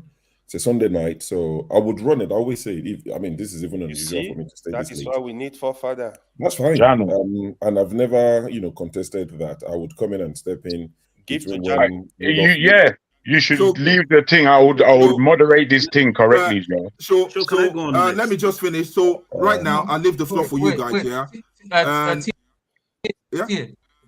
And I gotta go, Tone. Wait, something important. Oh, okay, go on. We need to speak to this Efoso guy. He's just been out of sorts. You need to watch it because that is part of the thing that we're talking about. To look for a solution. He makes some stupid statements. You need to watch him. Maybe you need to put him on a timeout for some time. Let him calm down and let him understand that this sort of behavior is no longer tolerated here. Thank you. Sorry, Tia. I'm just going to say. I want to also say something. KJ, please now. I want to just speak and go. It's my turn. I want to make a comment and go. whenever let me finish. So I was good. you You want to talk to me? that we're not discussing, and you bring it into a topic we're not discussing, and you scatter the whole thing and cause all this confusion. And at the end of the day, when you say 2-3 things, you walk away. It's not good. Wait. No. Okay, wait. There's a lay down. Excuse me, sir. There is already a topic we're discussing. When you come in, follow that trend. Don't introduce your own topic. Don't introduce because now you have taken it away. How are the Igbos being prosecuted for crying out loud? How? Well, listen now. Listen. CM, CM, don't do that. Don't do that. All right, gentlemen. Let's CM, don't do bring that. some order into it. Let's bring some order into it. So, T, round off in 30 seconds, please. Okay. So, as I was saying here, knowledge is power. If you don't know something, you ask questions. You guys, Dr. Sirius came here. He was talking about Biafra. You understand? Although Jack might not agree with him, fine. It's his own prerogative. You understand? So if I come here and I want to learn stuff and I don't know stuff, my man might take a chill pill, please. So look, guys, I don't want to go, but I gotta go. Check yourself before you wreck yourself. Thank you. God bless you all. Thank you. God bless you too. The lover man is gone. Can I say something sure before I leave? KJ, please. Yes, KJ, I'm just trying to bring Jonaba in. Just 1 second. Yes, KJ, please make it brief. So it's not going to be one of those interjections that will last. Make it brief, like 60 seconds, so we can move on to Ed and the other guys. But go ahead, please. It's disheartening. I'm probably thinking of also stopping from coming because there's no point of stopping. We have to keep coming. I will address the forefather issue in a second. But please they go speak unadvisedly and just say whatever comes out of their mouth, and I think it's unbecoming. So if it's not going to be edifying, then there's no need for me to be coming. It's sad, but that's the truth. Nobody has monopoly of knowledge. Nobody knows it all. So if you come here and you already have your own set of ideas that nobody can, tell you something different, then there's no need for you to be here because despite every other thing, knowledge is not. Nobody have it all. So I don't know. I feel so sad that I'm here and all this going on. If I thought it's going to be this way, I would have signed off since a long time ago. I'm sorry, but that's what I feel. Thank you. All right, KJ, thank you. Ed, I'll let you speak, then I will address. All right, what's going on. I'll let you speak. I don't want to speak. Thank you so much. I think this is somewhat a global platform, albeit it's kind of mostly Nigerian centric. So whatever we say here has a very strong ripple effect in the Nigerian society, especially. I'm not going to accuse TA because it's not here, but I just want to plead with everybody. Let's be very careful the kind of narratives we bring here. It might not be his intention, but what he said is actually within the realms of what people do to dog whistle the Igbo people ethnically. We have to be very careful about that. You just put that little dog whistle. Oh, their problem is not only in Nigeria; they have a problem globally. Absolutely. And that's a very wrong way. It's terrible. It's terrible. I thank you for saying that, because I was going to say the same. The way I saw that question, it was wrote in tribalism. I don't necessarily say it's coming from his heart. I don't necessarily say it's coming from his heart, but it is coming from his lack of attention, and lack of understanding. What kind of question is that? It just set the whole thing ablaze. Igbos, this is what he said. Igbos are not only having a problem in Nigeria, they're having a problem anywhere they go. And for me, I'm thinking, oh, wait, can you hear yourself? Can you hear yourself? That's what I'm going to say. I'm out as well. I can't handle. Look at the xenophobic comments. That's good. Called Efosa. He's making about it. I can't have it anymore. Hold on. If you can't control, I'm out.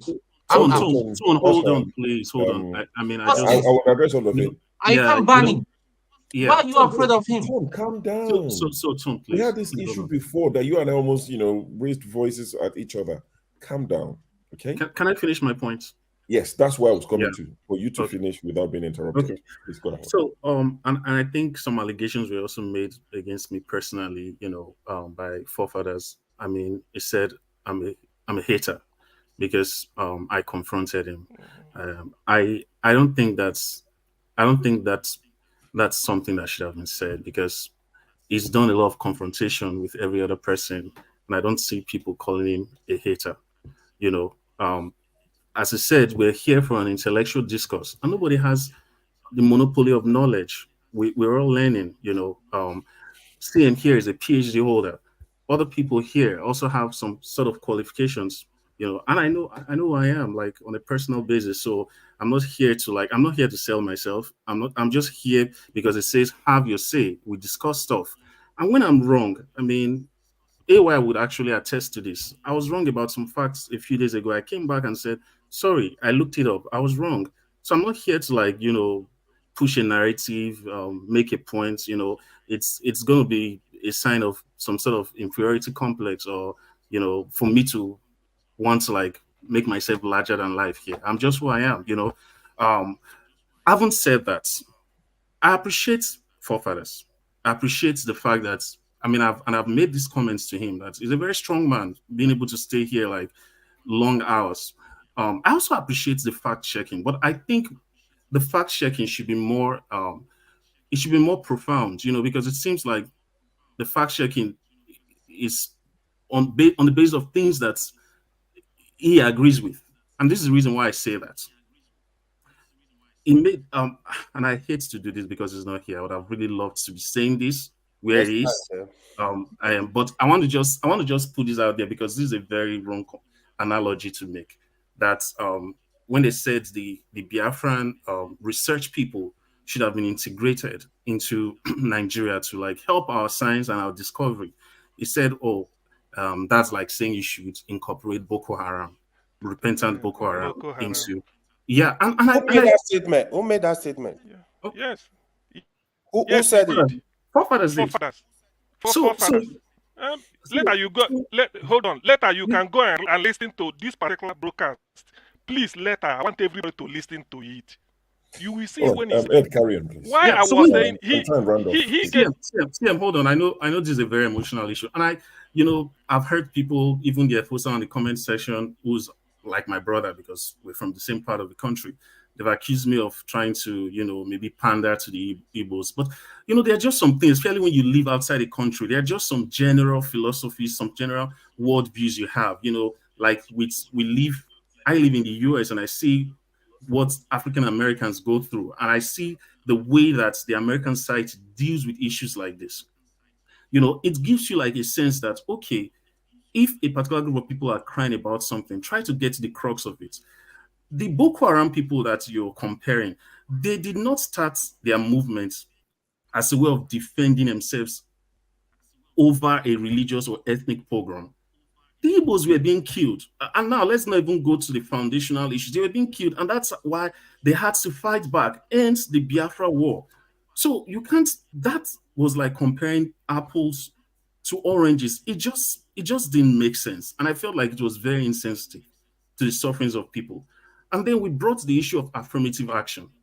In America, affirmative action is to favor the minority, especially because they have historical experiences that not every other person has gone through. Imagine a white man from Mississippi who is very poor, going through challenges, crying that, oh, why do I have to face, don't I get my own affirmative action? They don't get it because they are the majority. Right? Whereas the black people would get that opportunity. But let's take that and put that context within Nigeria. In Nigeria, no other ethnic group has had to experience a pogrom, a civil war being fought on their ground. Yet that ethnic group is still held to a higher standard on our national examinations.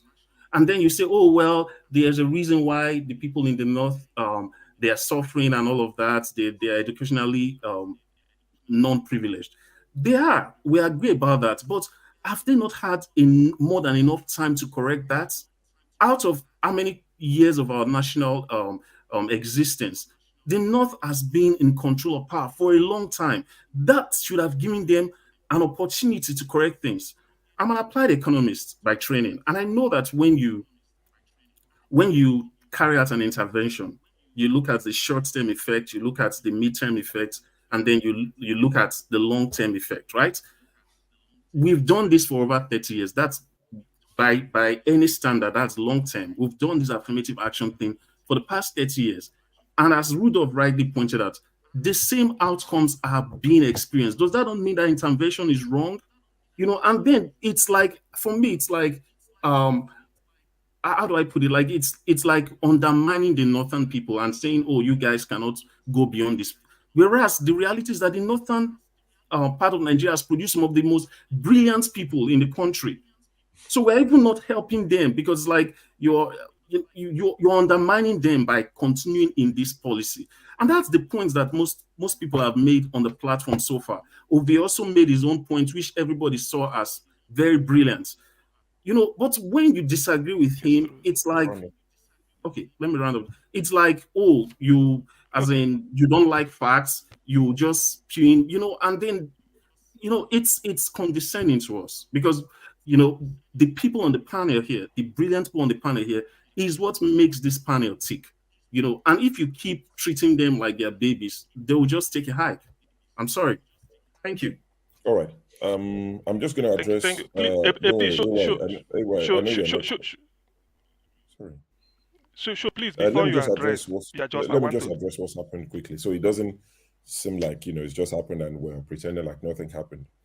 I'm sure Rudolph has forefathers contacts. Rudolph watches this show when most of the time when he's not here, he leaves it on playing in the background somewhere, even driving, whatever. He often listens, so I'm almost certain. He would have seen what's transpired and he would reach out to forefathers and they would settle it. I've not seen him like that before, you know, for him to storm off and all of that. At the end of the day, we're all human. So emotions run high. He just hated everything that's happened. And it's left. I hope to see him back again because he brings something different to the show. A lot of times, a lot of people don't agree with him because he has a very strong opinion on the Biafra history, story, how to move on from it, you know, and this is a very passionate subject. And you can see when I was asked what was my opinion when I came on, I told him, I said, it's a very sensitive topic for a lot of people. I am not very versed on it. I don't comment on it much. If you ask me, if you push me, I would say what I think about it. But oftentimes, I let it slide. You know, let the people who are really affected, let them speak about it.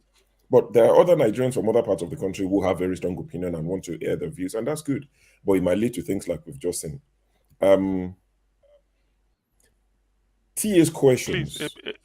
One second. TA's questions. Yes. Sorry, are you planning to leave?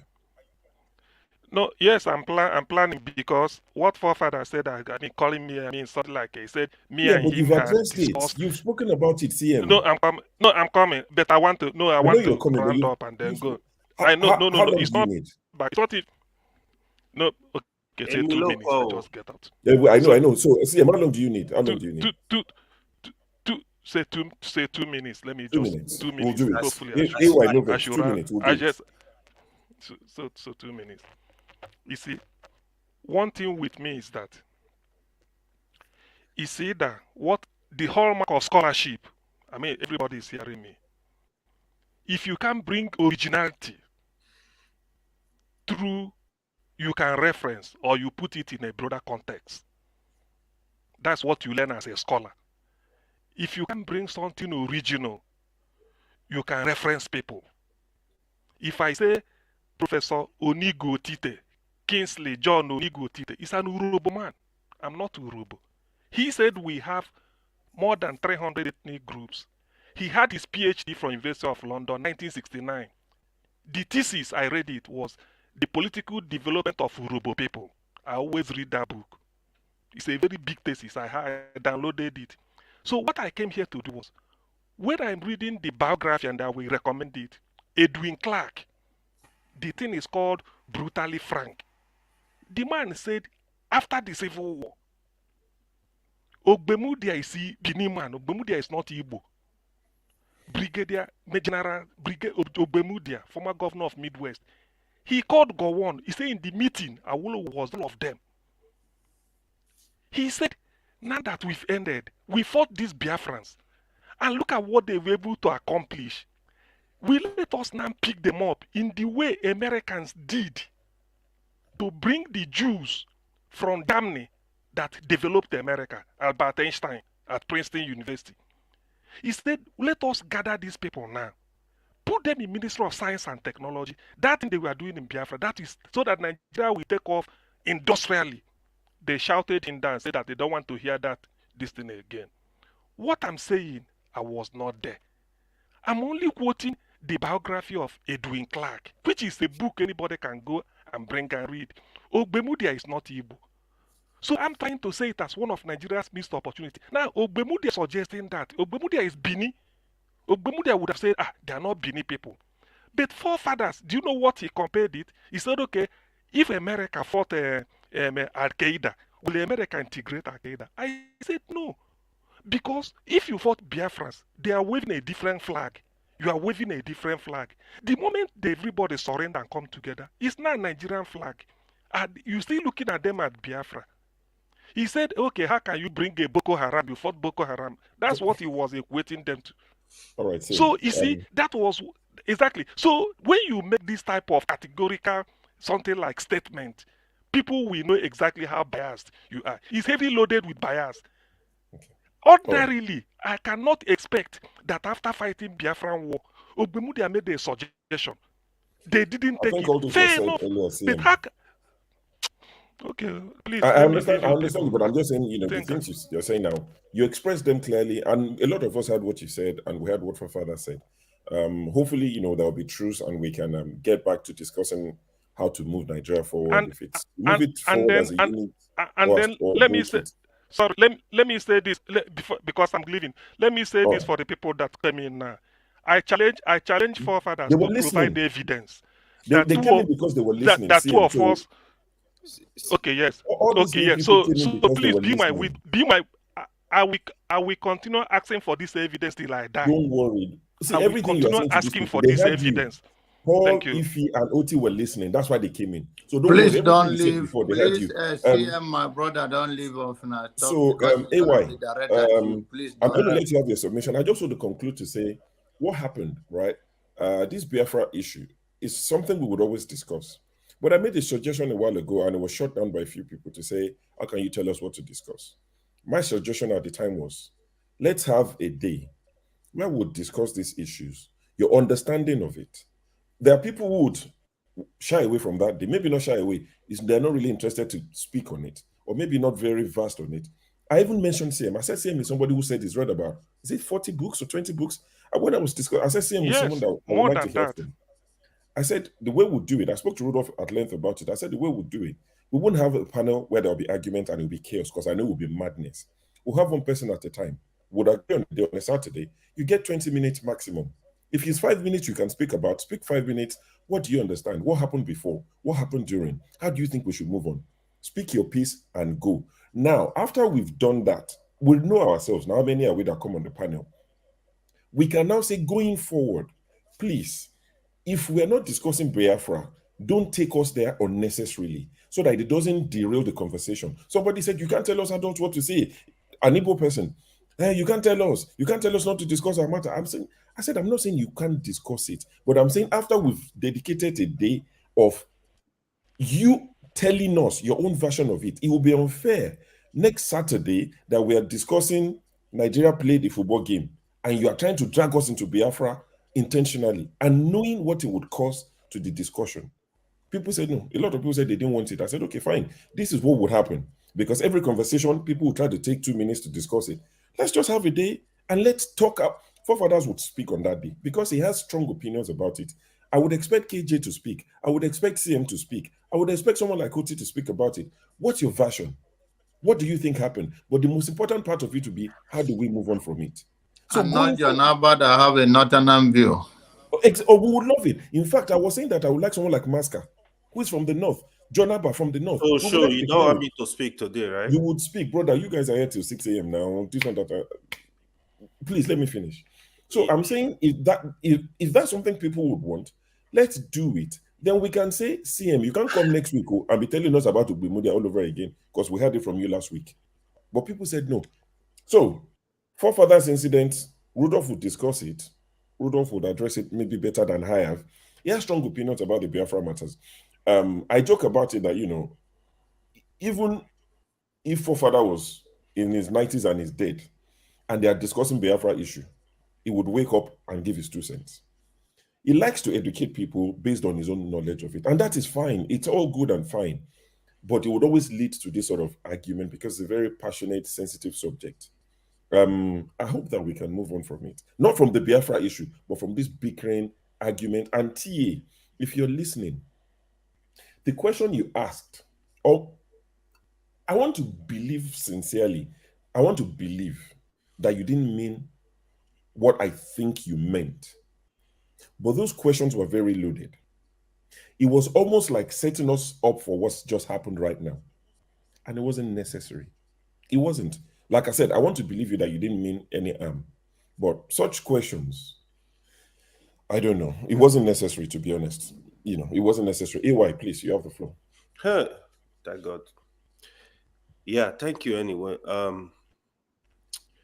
First of all, let me just reply to what you just said. Now, you see, the reason I stay away from these platforms this morning, I knew like this time was coming, because if we want to keep going back and discuss the issue of Biafra, Nigeria civil war, we will always have this. Because what you are saying, the map from the north, it has its own version. The map from the east, hold on. The map from the east, different version. The map from the west, different version. The other places, it's all story. I think in my opinion, I think we should look for solution of Nigeria, how to get the country together. Not if we keep hammering on what, it's not funny, man. People lost their people. It's a lot of pain. We need to understand what is going on. There are people watching, they lost their parents, they lost their siblings.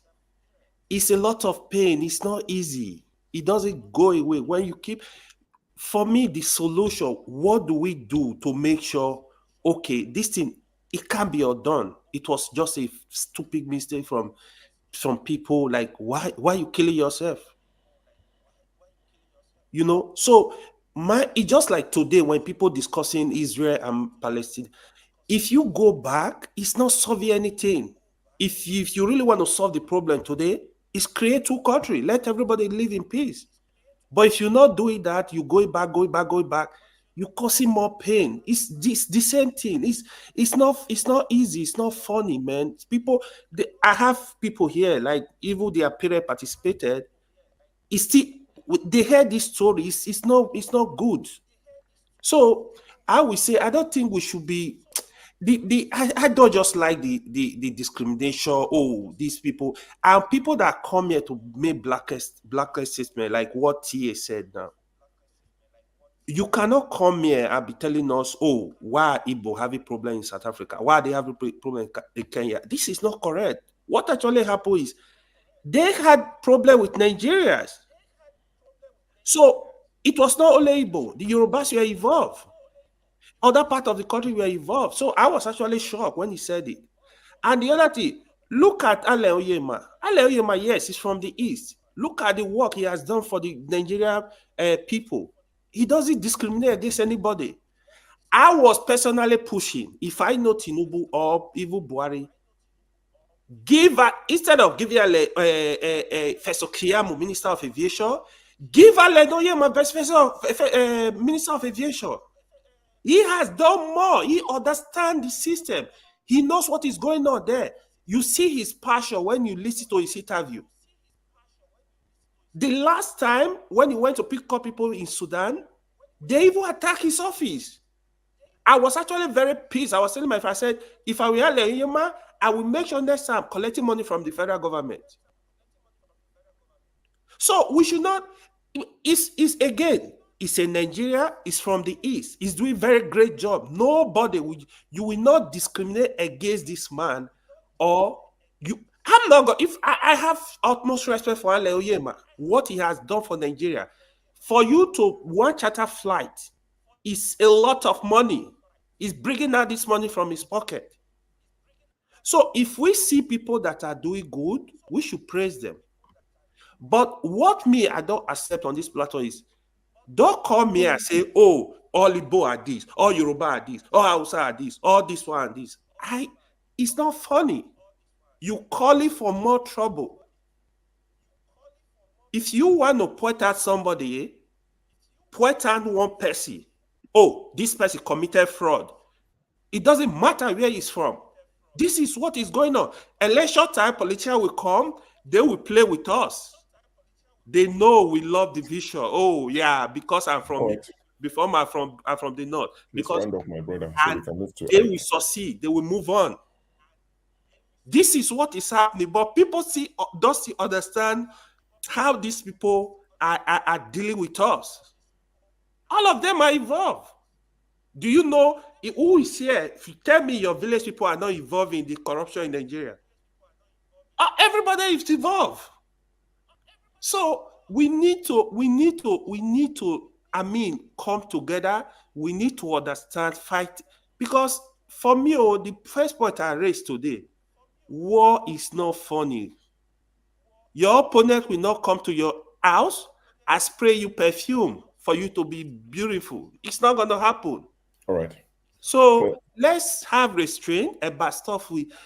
Let's stop divide the country more. Let's try to. I know it's hard, but even when we are different, we can have the same. Meet some on common ground. Have some common ground. Think of how we can be better people. How can be better? Today, the issue is the president. What is he doing? Hammer on him. It doesn't matter where he's from. Tomorrow, if the Supreme Court said Peter Obi is you, Atiku is you, same thing. Don't spare them. Don't even say, oh, because they are from my village. Please round off so we can the move only way we can move forward, Nigeria can be good. Thank you. All right, thank you, AY. Uncle Ike, please, I'll give you a few minutes to weigh in on the discussion so we can move on quickly. CM, I'll skip you.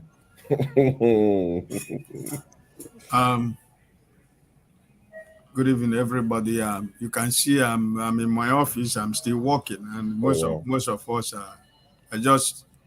I wasn't been following, but I can see the emotions that were coming from CM and KJ. I just want to say that please attend to the call. Well, if forefather said that the Igbos are like Boko Haram, no problem. Doesn't change anything. I mean, say that, sir. He did not say that. Let's get it correct. He did not what did he say? Actually, what he was trying to say was trying to draw a parallel, because somebody was saying the Igbo scientists should be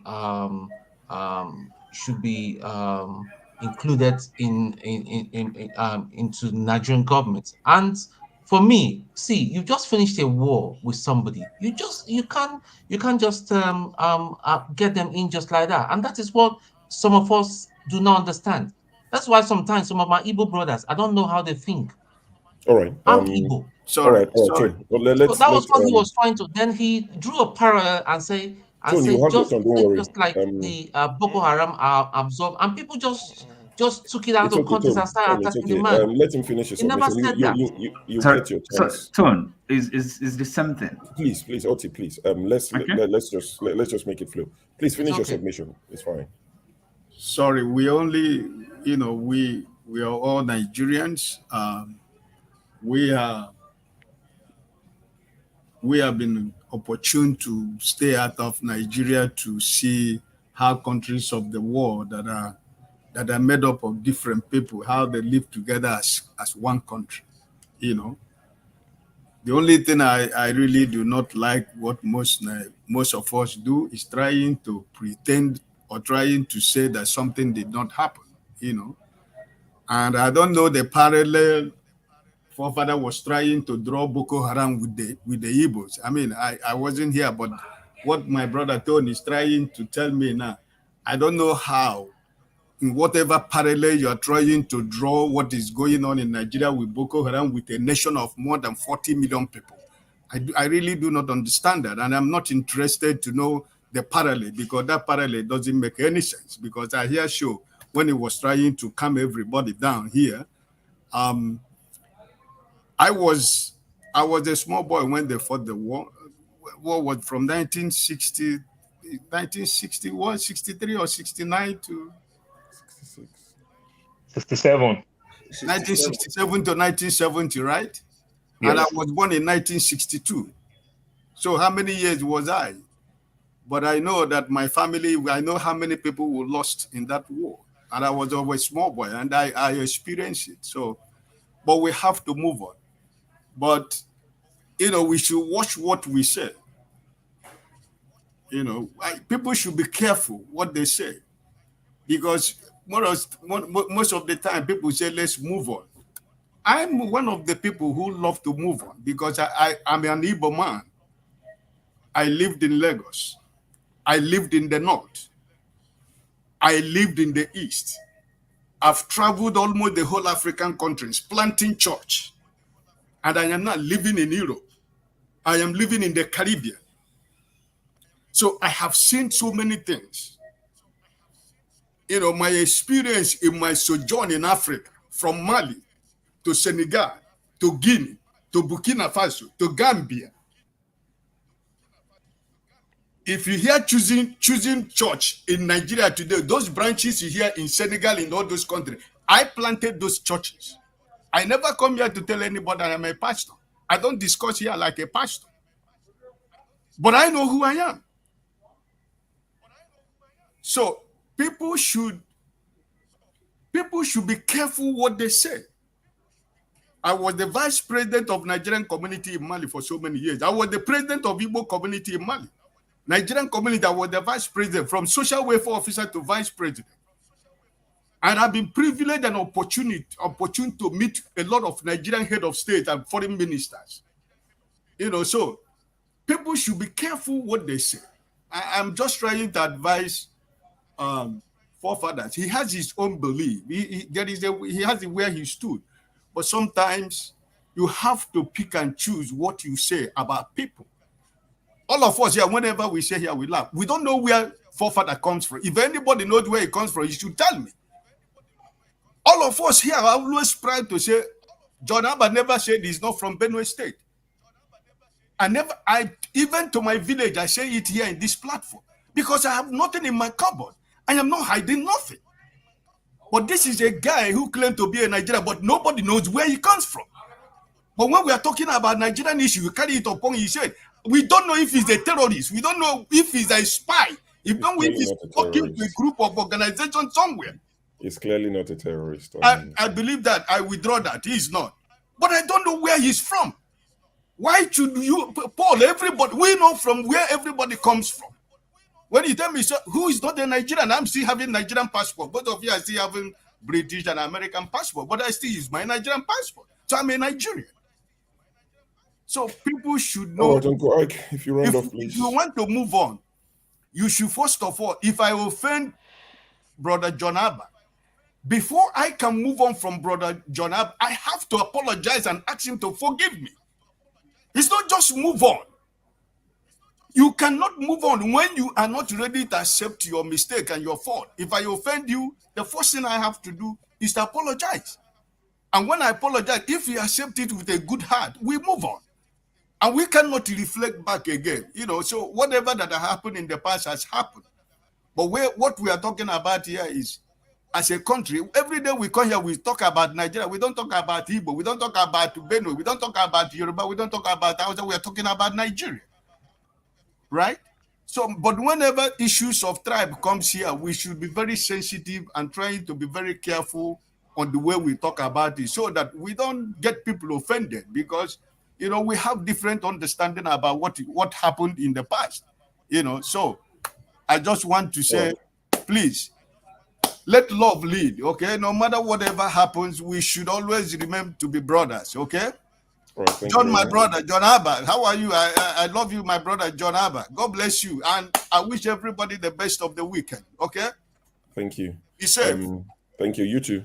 Just in response, not response, but, as forefathers would often say, there's a Nigerian and he believes that's good enough. So in his absence, I would repeat that. It would always respond to say, I'm a Nigerian, and that should be good enough for everybody. CM, please, without necessarily addressing forefathers, because you've addressed it, I think I won't say you've exhausted, the sort of response you can give. If there's anything else you want to say without necessarily addressing forefathers. No, sure, please. skip CM, please. Skip CM. No, if I have anything you want to CM, say, as just long as leave it's it. not going to be Leave it. directed to me. Just let John Abba say something. I know. No, Skip I mean, CM about this issue, please. Let John Abba continue. That's why I'm asking him. Don't worry, Nko. That's why I'm asking him if there's anything new that you're going to say without the repetition of, Ogbemudia, and if there's anything briefly, so we can go to the senior citizen. It's okay. I won't disappoint Ike. John Abba, take over. Thank you. Okay, thank you, sir. Take over, I John appreciate Abba. that. Thank you, my brothers and my sister. Appreciate all of you, and appreciate the time we all spend here to talk about issues that are close to our hearts. My brother CM is a man that I've learned on this platform to be passionate about his origin, his people, and what he believes. Nevertheless, some of his quote have not been, when it's fact checked, some are not correct. Like today about the quote from Sanusi. But nevertheless, I respect his view, I respect his stand, I respect his passion for his people. Somebody have to stand for their own people and speak for them. And he chooses to be that voice on this platform, and I believe wherever he goes. And I respect that. And I will always keep that. But let us believe also that everyone here have their right to who they are and what they want to represent, as far as we are all flying the banner or the flag of Nigeria. What I have seen here is that, please, I want to plead with all of us, as issue rises and go up, go down. End of the day, let us know that love conquers hate. And anything that has nothing, my heart today bleeds for people of Benue or anywhere there is injustice, whether between the Israel and the Palestinians, and they can say they are looking for Hamas in Palestine.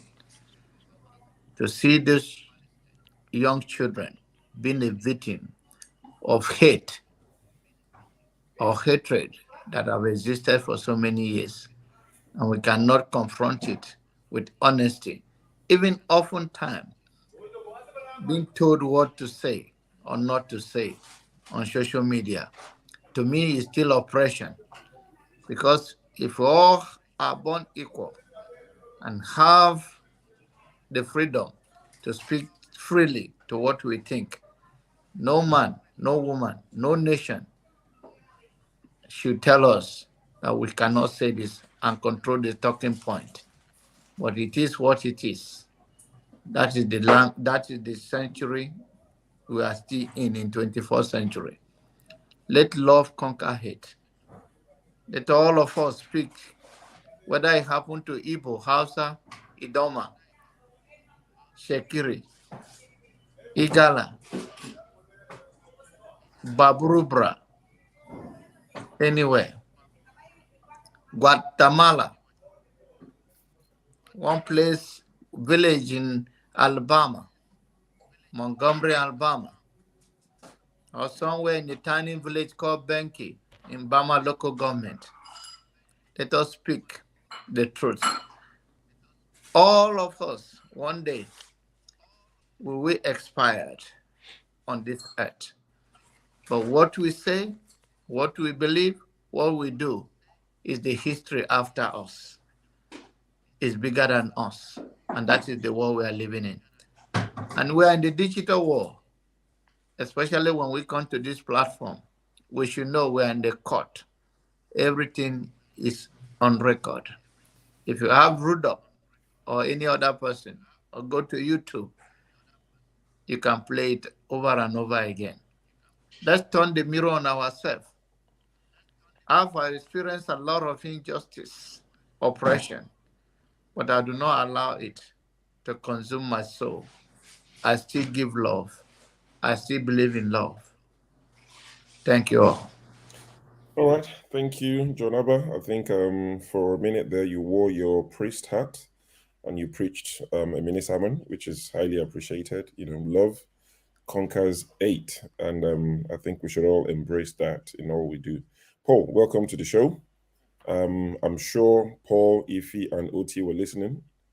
And this is what we have to factor in when we speak. I know sometimes I get a little bit worked up myself and I lose my cool sometimes, but I still try to rein it in.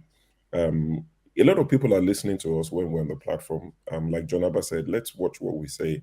Of course, there's freedom of expression and all of that, but I'm sure I can bet my last penny, because I don't have a lot of money, but at least one penny I have. These next three people were listening, and when they saw what happened, they just thought, you know what, I'm coming to say something. So, Paul, Ify, and Oti, welcome to the show. Paul, you have the floor. Sure, thank you. I want to speak for me and Ify at the same time. Wow. In terms of this church thing, wow. Pastor will preach, we don't collect offering, don't get anointing. The one we preach, we collect our money, we they believe say I get anointing. We like that one. So, I think you spoke my mind completely, 100%. Yeah, I was listening. I was literally taking my shower when they heated everything. I just felt bad. At the time, it just looked like I should just clean up my face and come up. I don't want to believe what you said about TA. TA did what he did deliberately. It shouldn't come from TA. If somebody like me said so, maybe a little bit accepted, but from TA's own place and everything, TA did it deliberate. And Jago did a very good work. What is your own thought about it? What is your opinion about the question that you asked? TA did that deliberately, and I don't think it works well. I don't think it's good. You understand? Like I said all the time, I was born, raised with the Yoruba people. I live with Yoruba people. Like when I say Yoruba people, my father will live, the Bale has the next 2 houses to my father's house in Lagos. So I live with Yoruba people. We enjoy the salaram and everything. Though I feel bad because of my mother church, we didn't really eat those good meats. Maybe I would have. This I think I have to It send pain around to me. you. So I forget body pass you by now. By now, sure, I forget body pass you. I lose those good meat. If they see they paid me till today, I'm still not happy with my mom for throwing away those meat. But what am I saying? We live close. Sometimes I tell my Igbo people, sometimes when people stereotype about Yoruba, I say, go and look at Yoruba people. When Yoruba man as a landlord give you house as an Igbo man, you are living in 2 rooms. You mistakenly buy air condition, or you mistakenly buy color TV back in the days, or you mistakenly buy car, and you are paying your rent. You don't default with your rent. Landlord will call you, say, he give you 6 months. He will take you to go and buy land, or he will increase your house rent. That is the Lagos I grew. As an Igbo man that pay rent, and you are proving that you are succeeding, and you are paying Baba his rent, he will take you to say, let me, if you are scared, let me go and vouch for you so that they won't give you land and take your money from you or money letting. He will help you. You will buy land and build your own house. So this is how I know how nice Yoruba can be to an Igbo person. And I strongly believe that that same Igbo man will forever pay homage every time that they are doing salah, they are doing something, say, now this my landlord make me buy land, build house. So this is how we can be good to one another. I really understand that part. But when politicians or we started bringing this narrative, I don't think it's a good thing. What TA did there was deliberate, and Jagu spoke the right thing. What is your thought? You said somebody said it. What is your thought when the person said it? Then you want to come in public to come and ask questions? It doesn't work that way. As a man, the good thing about it, good percentage of us here, we are all men. There is this funny adage they put. If a man sees mama nakedness, a grown man, he don't see anything. But if I see my friend Mama nakedness, time to gossip Dorish. You understand? You understand what you did, deliberate, and that is wrong. What he did was wrong. Then let me talk about forefather. With forefather comparing the Biafran and compare Biafran to Boko Haram. I think my brother, they misunderstood forefather. What father said, what forefather was saying is that the Biafran just lost this war. Now the Biafran just lost this war. They are coming back. Do you think if they bring them together as at that time, the pain is still there? If the pain is there some 50 years ago, are you telling me the pain will not be there some 50 years backward? The pain is still there today. The pain is still there. So that's what forefather was telling you. It was saying that it doesn't work like that. And I want to also put it back again to my so-called other race. Now, I don't want to put it to only Igbo people. Let us tell ourselves the truth. When the government tried to recruit the so-called repentant Boko Haram, seize rice for common women in Lagos who hustle to bring rice from Benin and take this rice and give to this Boko Haram, we all felt bad. We felt bad when they say they want to repentant Boko Haram. We don't like it. So if we also don't like it, because why we don't like it? Because we still don't believe that these people are not yet repentant. If we believe that they are repentant, you say, well, okay, give them second chance. But because trust is not that easy to give. My brother here, John Harper, live in the US. KJ here live in the US. If you go to jail in the US, if you live in the US, you come out from jail, you have felony. You've done your time. They will still put you on felony for 7 to 10 years, which means they are still watching you. The system is still watching you. The system will still punish you. You can't get good job and everything until they quash those things from your record. No good company will employ you, which means they are still watching you. So that is what I believe that is the place is coming about from. No, KJ, it might be your opinion. I just want to speak. That is where he's coming up at. Government, people cannot afford to trust somebody that you know you went to war with and you defeat those people. You take a lot of life from those people. Then suddenly you want to bring them in sensitive position in your government. Let's tell ourselves the truth. Trust, as at that time, is the biggest thing we can think of. We see the guy in IT, whatever, that they give to keep all our record in Nigeria. We complain when we suspect that is some form of a terrorist organization. It supports some terror. We are not happy with that. That's just my take. And that's my take. Thank you. And have a good evening.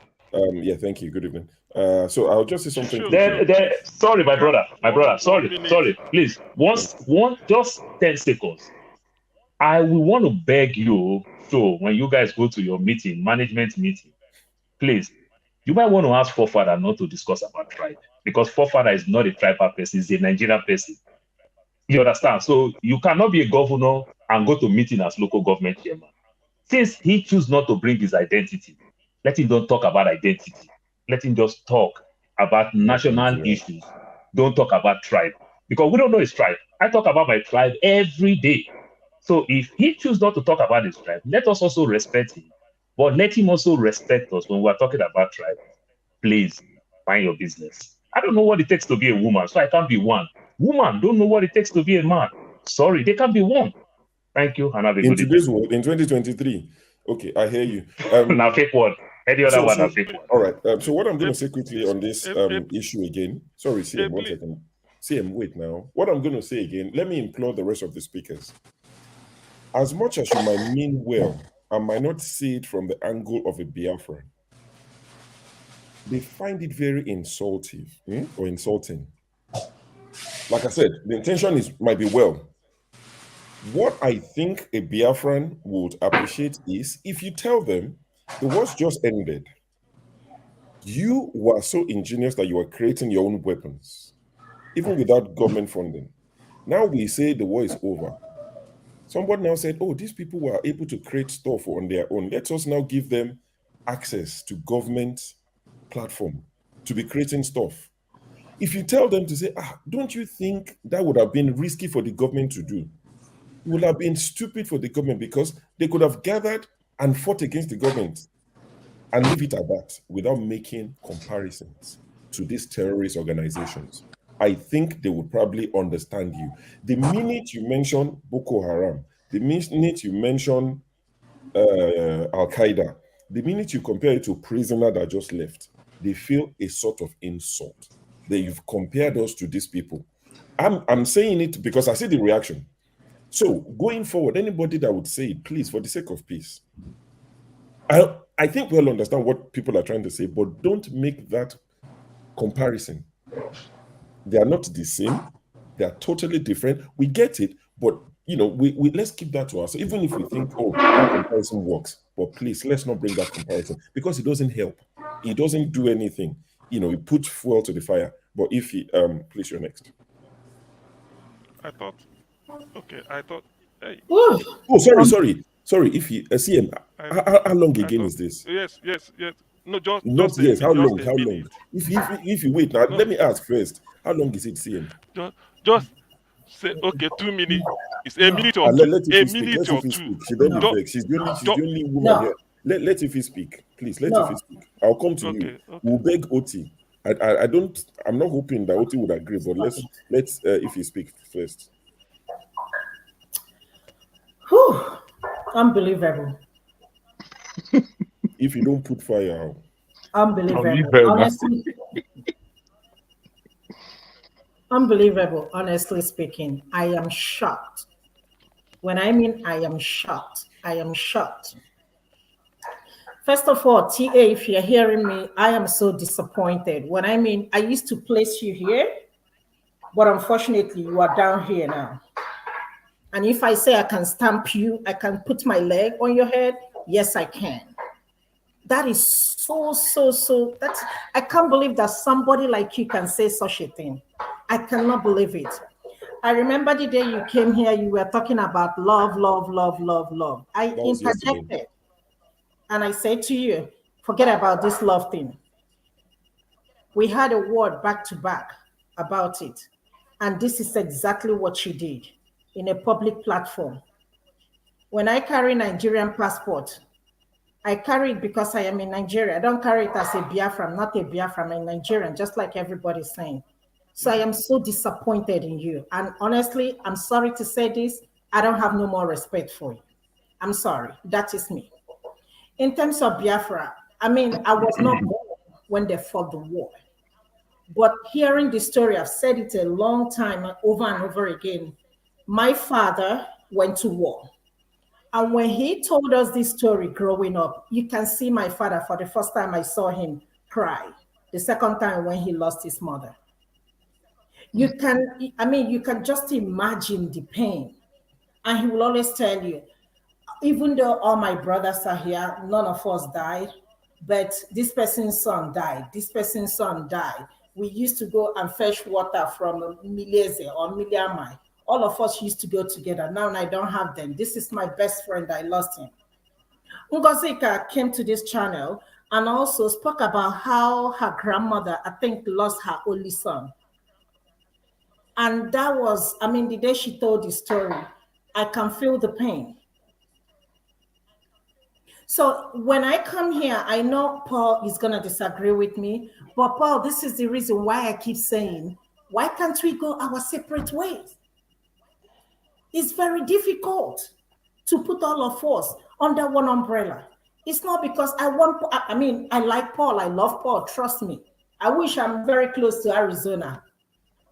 He will be my brother. But when you listen to all these people, people like Forefather, people like TA, and they come to this public platform and spew nonsense from their mouth, it just amazes me. And that's why I keep saying, let everybody go their separate way.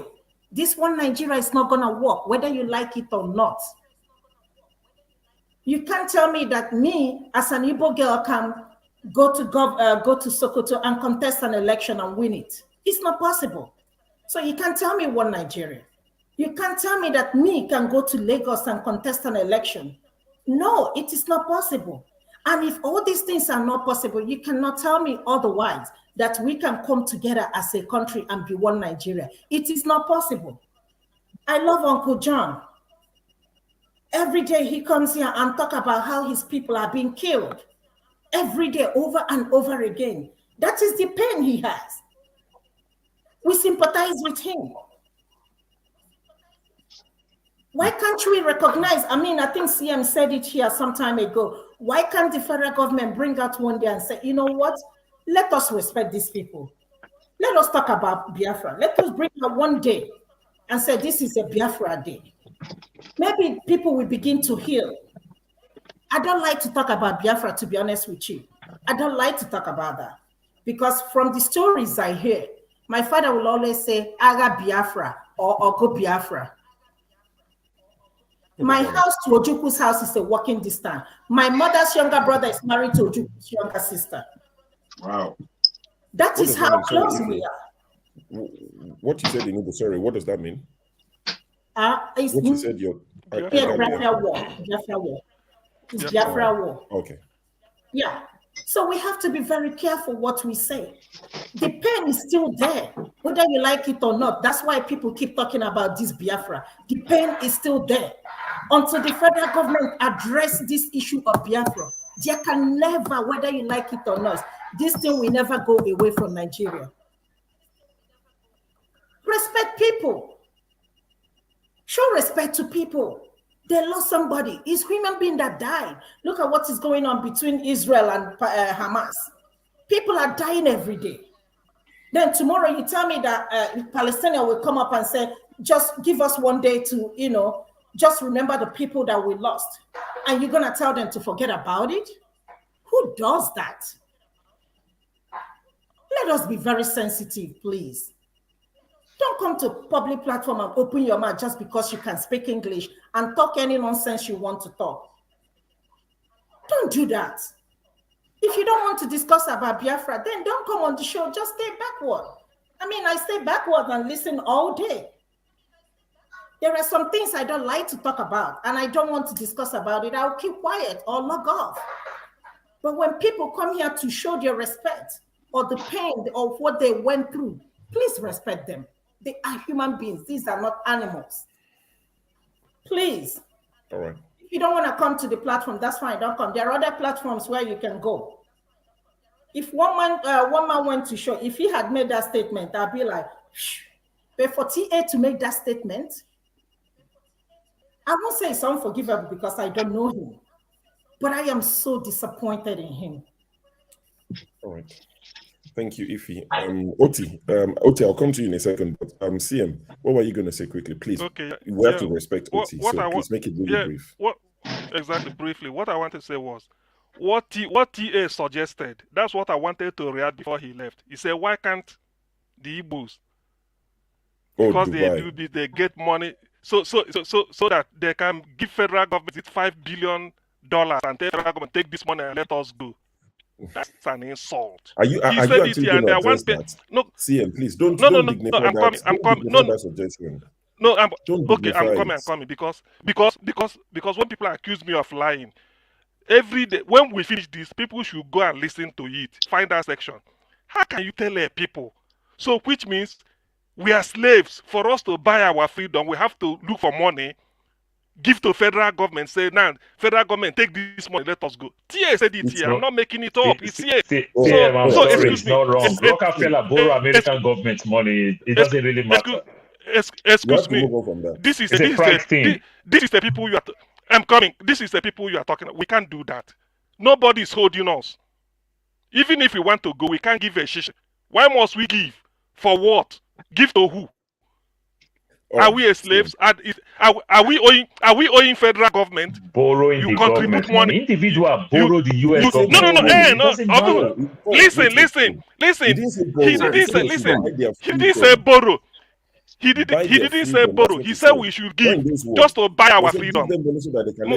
Buy? Oh no! I didn't hear that.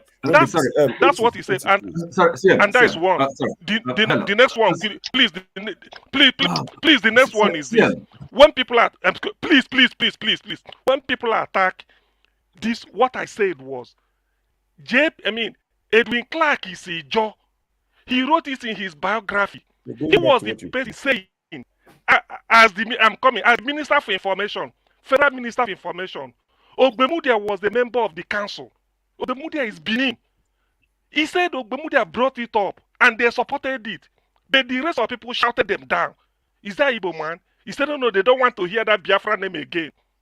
Ogbemudia was saying, Nigeria can now take off as an industrial giant. Let us use the exploit of Biafra to form our industry. Put them in the Ministry of Science and Technology. These are what was said. Hold on. He said this And before. somebody saying that I'm lying. Please, I'm going. Sorry, CM. Oti, sorry, please, CM. Oti, please go ahead. Okay, yes, I'm not gonna. I don't talk too much.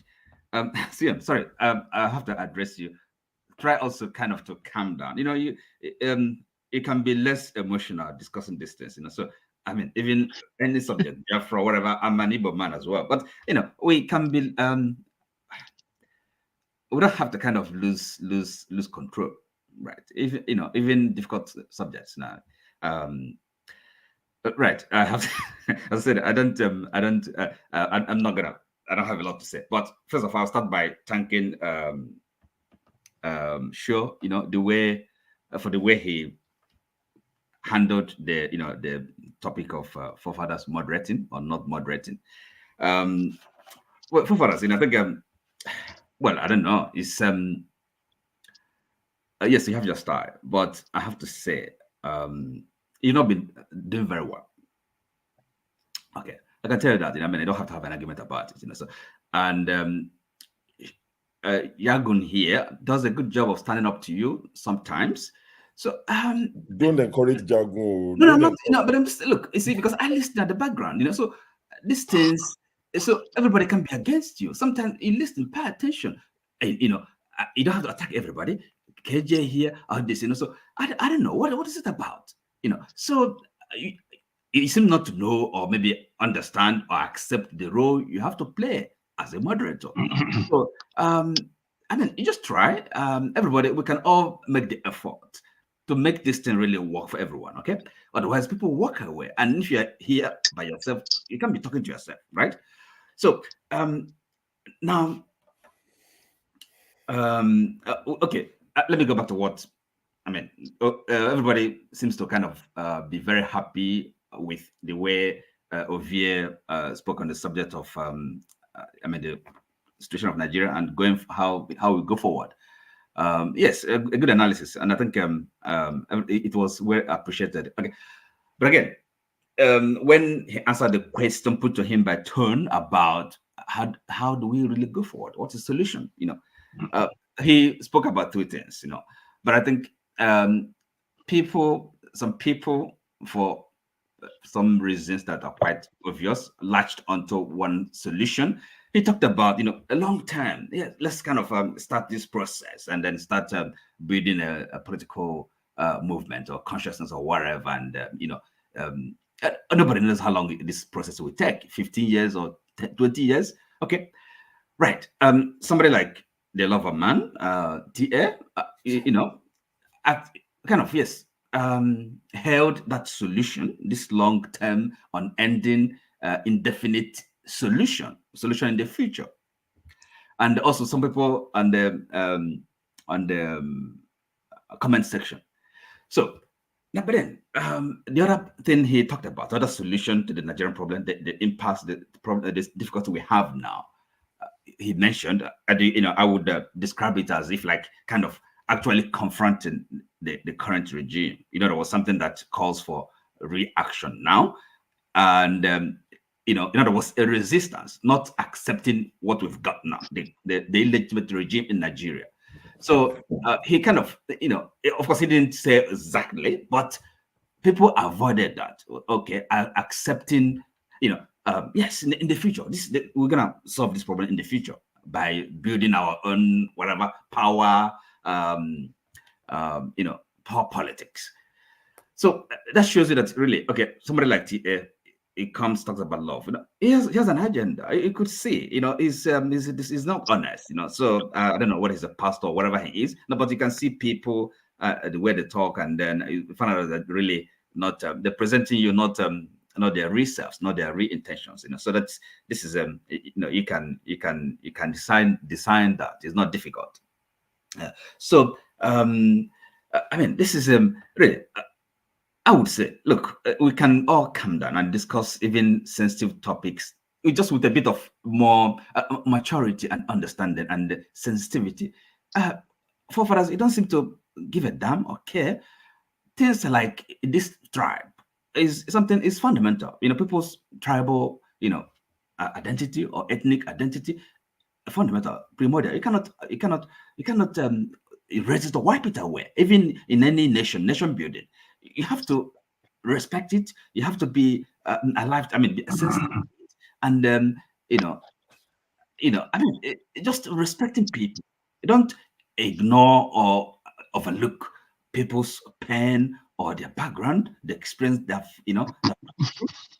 So instead of just having all this kind of big, fantastic ideas of how to build a nation and be like Russia or be like, I don't know, again, we have our own peculiar circumstance, situation. We have to look inwards, take the time, make the effort gradually, but effectively, and then to build our nation. And then there's nothing again. It's not a given. The way Nigeria, the way we are now, Nigeria. Okay, people talk about the constitution, and they seem to think nothing is wrong with it. A lot is wrong with it. So it's so many things, and we can do so many things together. It's not. There's no one silver bullet to this problem. The constitution, the fundamental document, of course, there's something wrong with it. Our leadership, there's a problem with it. The mentalities, our character, all these things. It's not just one thing, but we have to, as a people, and experiment. There's no look. It can be certain, Even a democracy, whatever, any form of government, you have to have that spirit of experiment, right? If Nigeria, as it is presently constituted, does not work, we can try something else. We can end up again regional confederation or something like that. But we have to have an open, a spirit of openness. Right.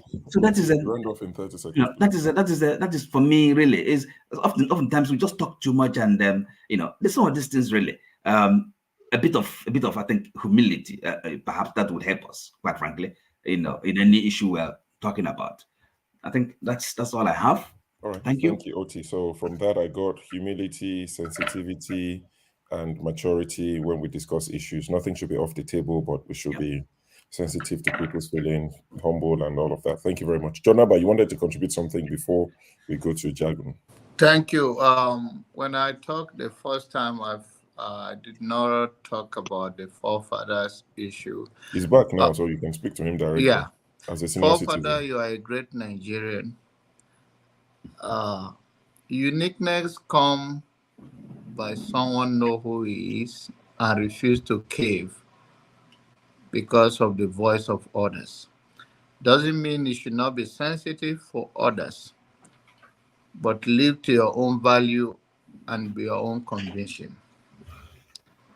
I play the same role, even on this platform or elsewhere I have opportunity. I admire you, your courage, your strong opinion, and I tell you, keep it up. Jargon can smoke cigarette even when it's not supposed to be on the platform. He's my brother. I love him until Jesus comes, even though I've never met him in person. I just do that, I have that comedy side of me, so I really like to do that. But in all and all, we all have passion for the country we believe in. Sure, is a young man. When I don't have to tell you my age, you can look at the wrinkles in my eyes and look at my chest, and this man is not where I don't mean to disrespect you. You're my younger brother. I embrace that. I like being young. You are a young man, and I love you for your generosity and the straight way of you speaking to issues, not on tribal base, but your own conviction. You are a Yoruba guy, my understanding, yes, and you support Peter Obi, not because he's a Yoruba man, but you believe in him. I am not. I don't believe in Peter Obi, but I respect that. And it's a maturity. People with thin skin get irritated by everything because they want you to do it in their own way because they can't take it. And it's okay to be thin skinned, but you cannot be a leader if anything or everything can irritate you because you have to carry others along, the weak and the strong ones. And I applaud all of you. KJ, my brother, I love you, and I will always do. We may have our own misunderstanding. Paul is my brother. OT, Tune is a soft man. If you want, I will buy ticket for him soon to go to Nigeria and fight the war. I will go to Tune, I mean. but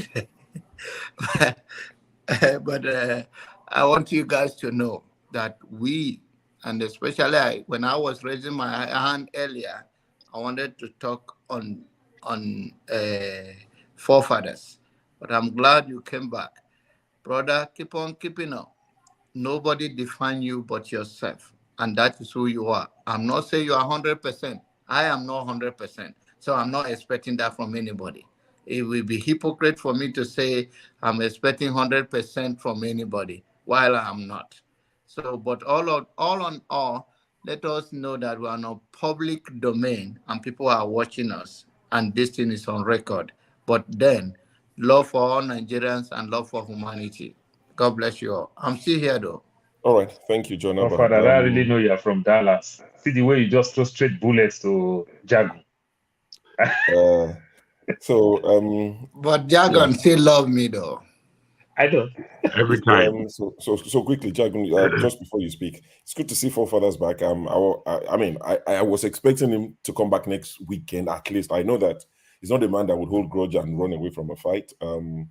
The day was put on the spot, was it a few weeks ago? I was like, I don't know how you do it. Even tonight, I said it before everything went, through the roof. I said, this man is strong. I don't know how he takes it. He takes the heat really well. And I'm glad he's back. I'm sure we'll have something to say at some point. But I pinned this comment on purpose. So when Jonaba said he thinks I'm a Yoruba man, I said yes. And somebody said, sure, is very tribal, is Igbo. So, Tone, if you look up on the screen, you can see this comment now. I could have gotten offended and blocked the person. Now, somebody said,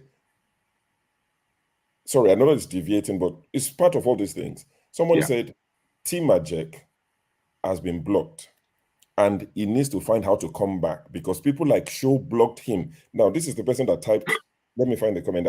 So this person is saying, I've blocked them. They've created another account and Timajek should learn that way. On my honor, I've never blocked anybody. Here, why would I? Rudolph said it that before any moderator can ban anybody or not block anyone, it needs to be discussed. You can on your own take a decision and block somebody. Maybe YouTube is moderating it. Maybe the person has had a run-in with electricity who said it's banned. At least electricity has confirmed that he banned Timajek. And I guessed it because I know they've had clashes in the past. Now, on how to unban Timajek, if I tell you guys how long, if somebody knows it, please tell me. If you know how long I've spent on StreamYard when there's no show going on, watching YouTube videos, how to unban on StreamYard, looking for how to unban people. Because I've had a conversation with Rudolph. And, I don't want to reveal everything, but Rudolph's plan is to, let me just say it now. His plan is to unban everybody, start on a clean slate. He said he doesn't know who else has been banned, accidentally or intentionally, to unban everyone. Because part of the rules is you're given an opportunity to speak on the platform or in the comment section, but with that comes responsibility. Let me speak on the comment section. I belong to the comment section and I banter people, but there's banter and there's trolling and there's bullying. It's not about being sensitive. It's not about being childish. Some of the comments I see in the comment section, I'm thinking, really? This belongs to, if what I hear of Facebook is true, this belongs to Facebook, not on this platform. Some of the comments are just downright childish, unnecessary, trolling, ganging up and trolling people. I would take matters into my hand if I was being trolled. I'll block those people as as someone watching on YouTube, not as a moderator. I'll just block your comments so I don't see you. But some of the comments, we can elevate it and speak as adults, even when we disagree. But you see outright trolling. Sometimes it's like you're on, what's that, Inch? What's that place that they date? You know, you see some things, I'm like, what's this? So I've never banned anyone because Rudolph hasn't told me to ban anyone. He hasn't given me the powers to do so on my own. So for those who have been banned, the plan is to unban you. I have spent time trying to figure it out on StreamYard. I will log into this platform when there's no show going on. Go to settings, block list. I can't find any name. How do I unban people? If anyone knows how to do it, please tell me. The plan is to unban people. So all these things, some of the things in the comments, they are very childish. People should, try and level it up a bit. You can disagree with people, but please, let's level it up. Forefathers, good to have you. Jagun, is there anything you want to say before we go to Forefathers? Because I'd like to hear from you. Absolutely. Okay. Forefathers, welcome back, all. If you weren't on the program as a moderator or contributor, there will be a gap on this program.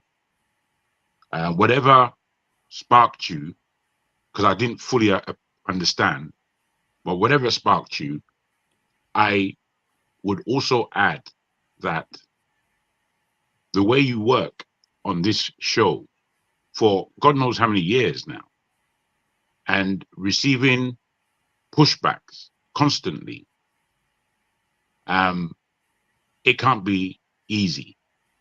Together with that, the amount of time we spend here, and the how can I put it, the way you have been rather resolute and strong in receiving all kinds of criticisms, the platform, from me, from the comment section. I, like you, I think I'll be able to handle most of it because it runs off my shoulder. But before this program began, there was a call out from many people on the platform, including myself, to have a way of putting a plan together. A call out was made to 5, 6, 7 people for an hour before the show began today. Myself and Paul stayed as the show closed yesterday, and we had a one-on-one 2-hour discussion. I went to bed at 9 o'clock this morning, and I woke up at about 1, in a bit of a daze, I must say. But I was waking up largely on a Sunday evening, which is cool for me. A Sunday is very free for me. To make sure I attended the show, to make sure I attended our pre-show, if you like, which was a private conversation amongst those who want to build a plan. I can tell you that it's only myself and Forefather that turned up.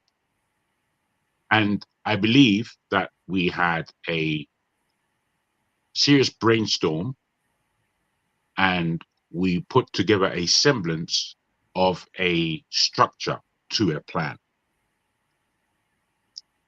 Now, all this is work, man, that nobody's being paid for.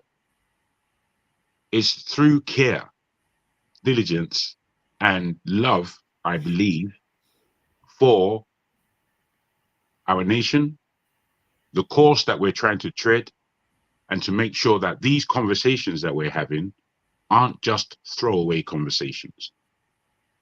Now, when Forefather sparked, if you like, I actually understood it from a completely different scenario. And it was the wear and tear of this program. It's not easy. I think we need to give a lot of respect to Rudolph and his team for being able to put something together that allows us to air our thoughts. If this show was not here, I probably would have given up on Nigeria because, as things have transpired this year with the elections and such, I more or less gave up on Nigeria. It's this show that allows me still to think about Nigeria as a nation. I think a lot of respect has to be given to the team, for Rudolph especially, I believe, and the team for having the mindset to propagate this program.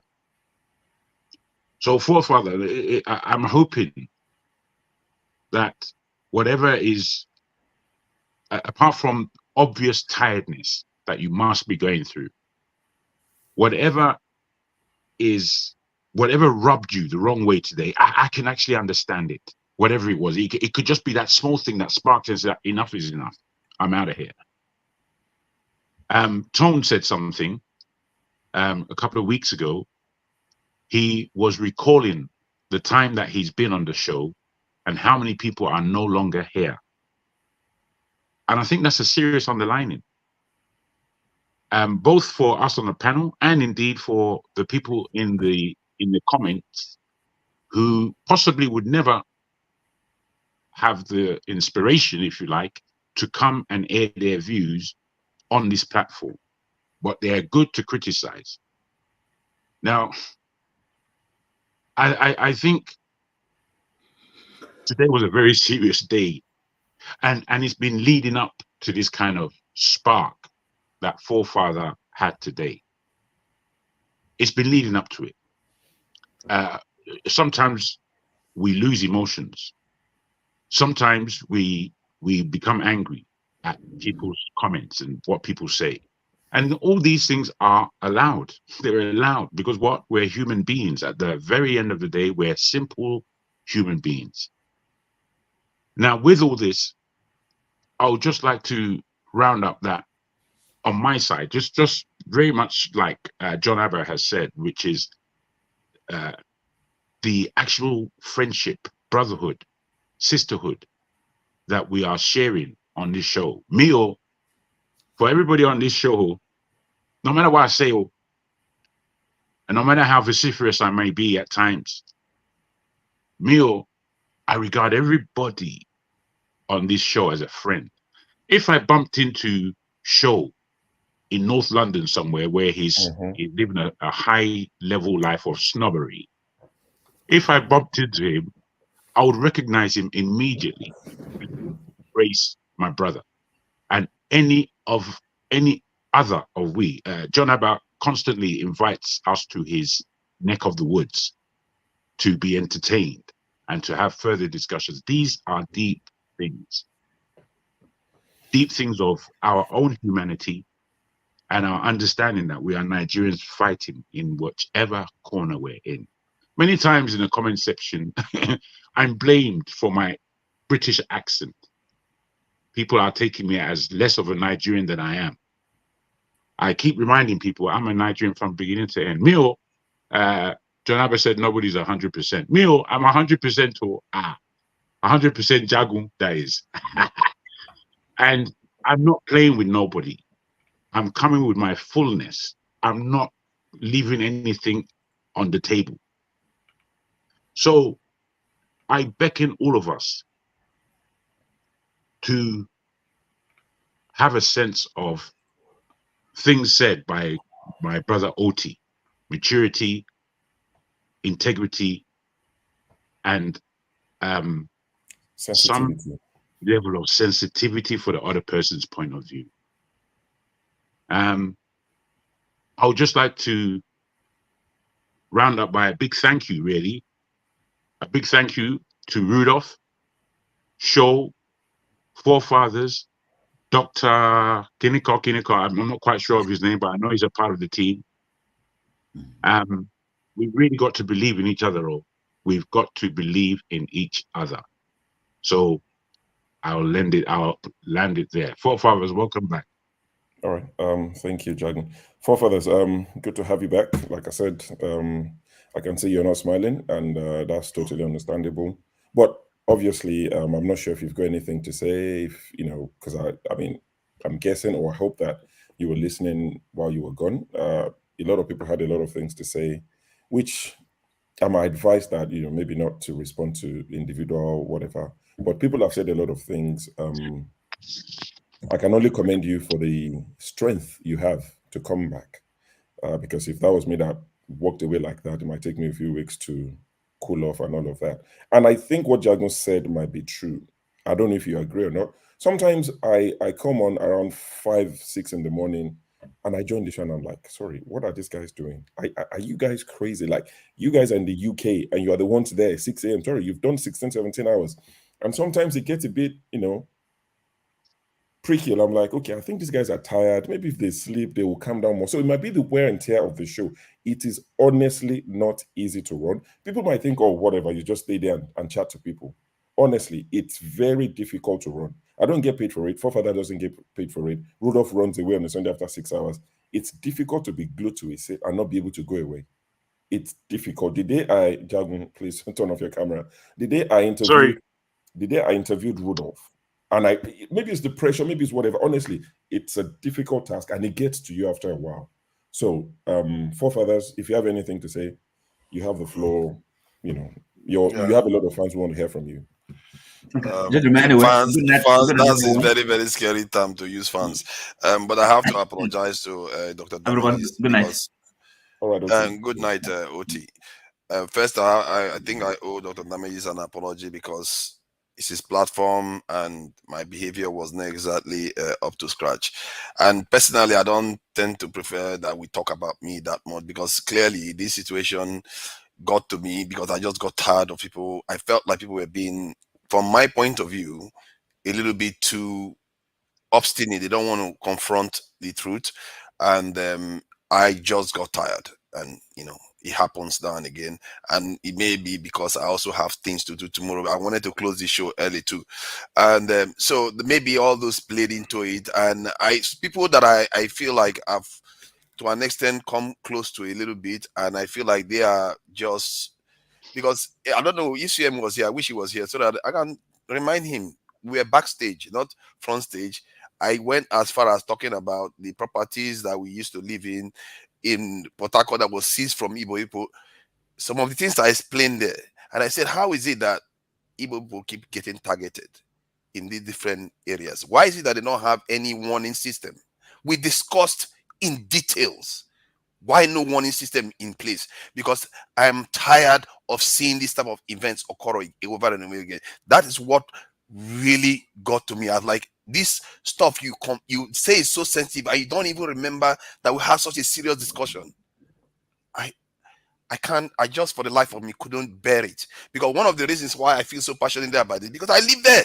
I saw it happen. I was in Port Harcourt, properties that were taken from Igbo people. We lived in them.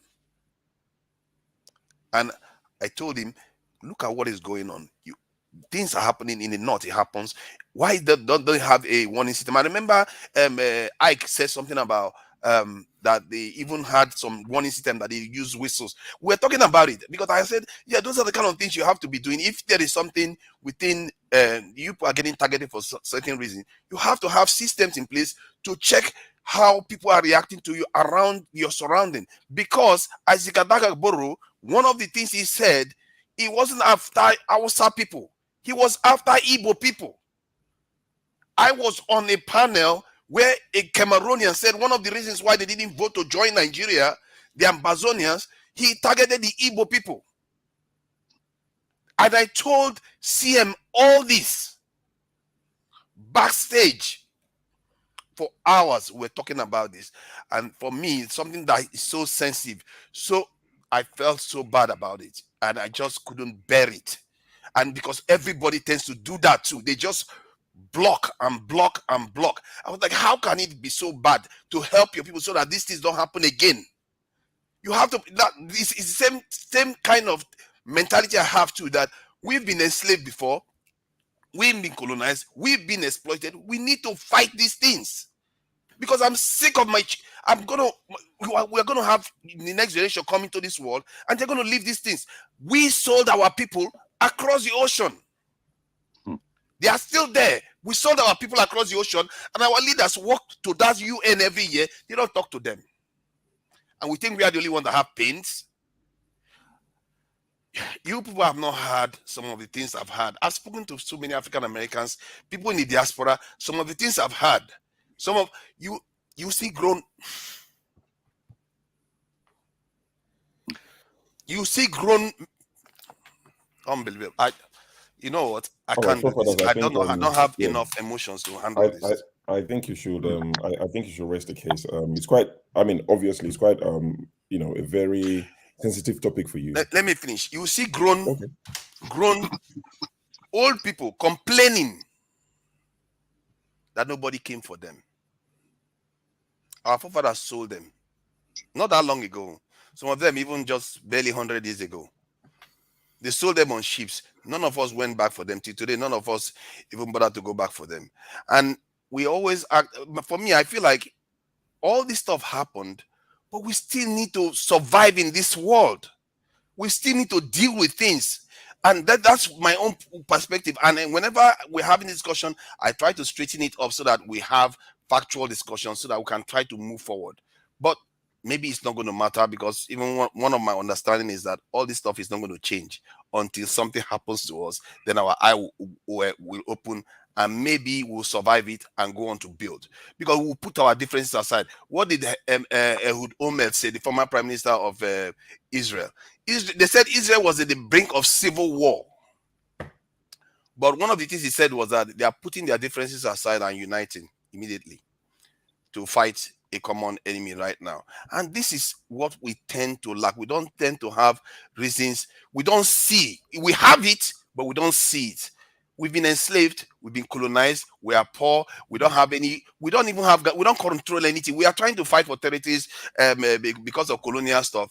We are trying to fight for that. We don't control any of those things. Look at what the video that was played about Amadou Bello. That European was showing it deliberately to us like that. I watched a documentary where they said they deliberately kept us apart, even when they were governing us, to make sure we don't come together. They could have put us together. That's what nations do. You bring people together when you are governing the people. If you want to govern them for yourself, like the way you did with the United Kingdom or America and places like that. But they kept us apart, kept us this. How can you be interviewing a fellow Nigerian that you want to put as part of Nigeria and he sounded like that? For them, it's happy time. And they are willing to store that footage so that we all see it. The truth is that, for me, this stuff, like this is why I'm able to come back. What happened to me today is nothing compared to some of the things I see in my head that scares the living daylight out of me, that gives me sleepless nights. I fear for our people seriously. And I really wish our people are a little bit more paranoid. This stuff that has happened to me is nothing. That's why I can come back. That's why if you insult me, I don't care. Because if you have the kind of things I have in my head, you won't be able to sleep. This kind of stuff that is happening to me is not going to, it doesn't bother me too much. In the end, hate me, insult me all you want, as long as we do something to survive this world. That's all I care about. Thank you. All right. Thank you, forefathers. Thank you.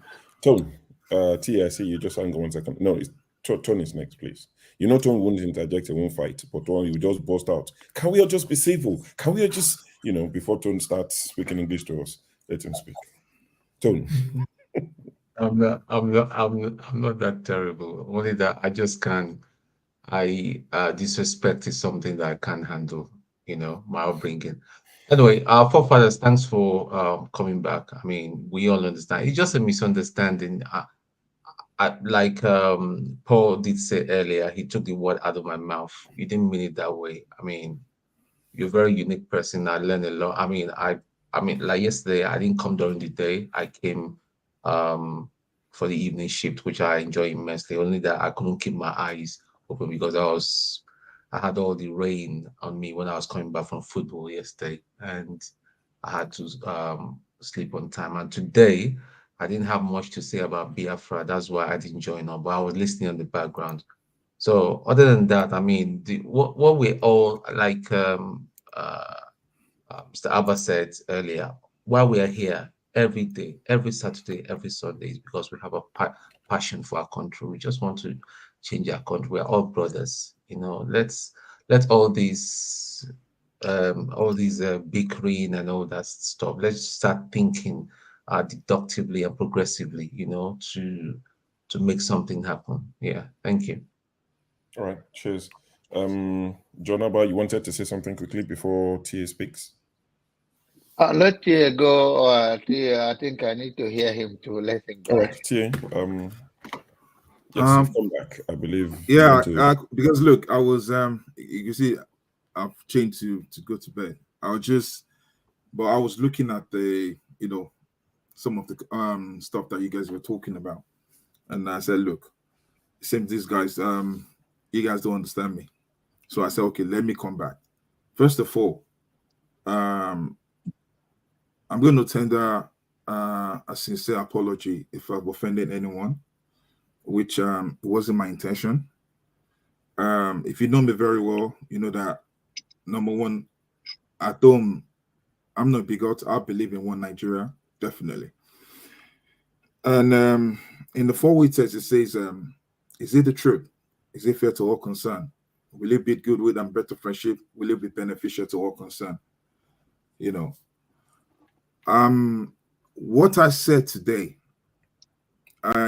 what I heard, like I said before, I heard it from these ladies' website, Blessed Them, which the other day, even I came here the other day when I was asking Ngosika, that was the meaning of, what's it called again?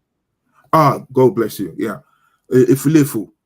And she managed to, let me know that, okay, this is what, because I heard it from there as well, And I'm this kind of person when it comes to languages, yeah, I want to learn.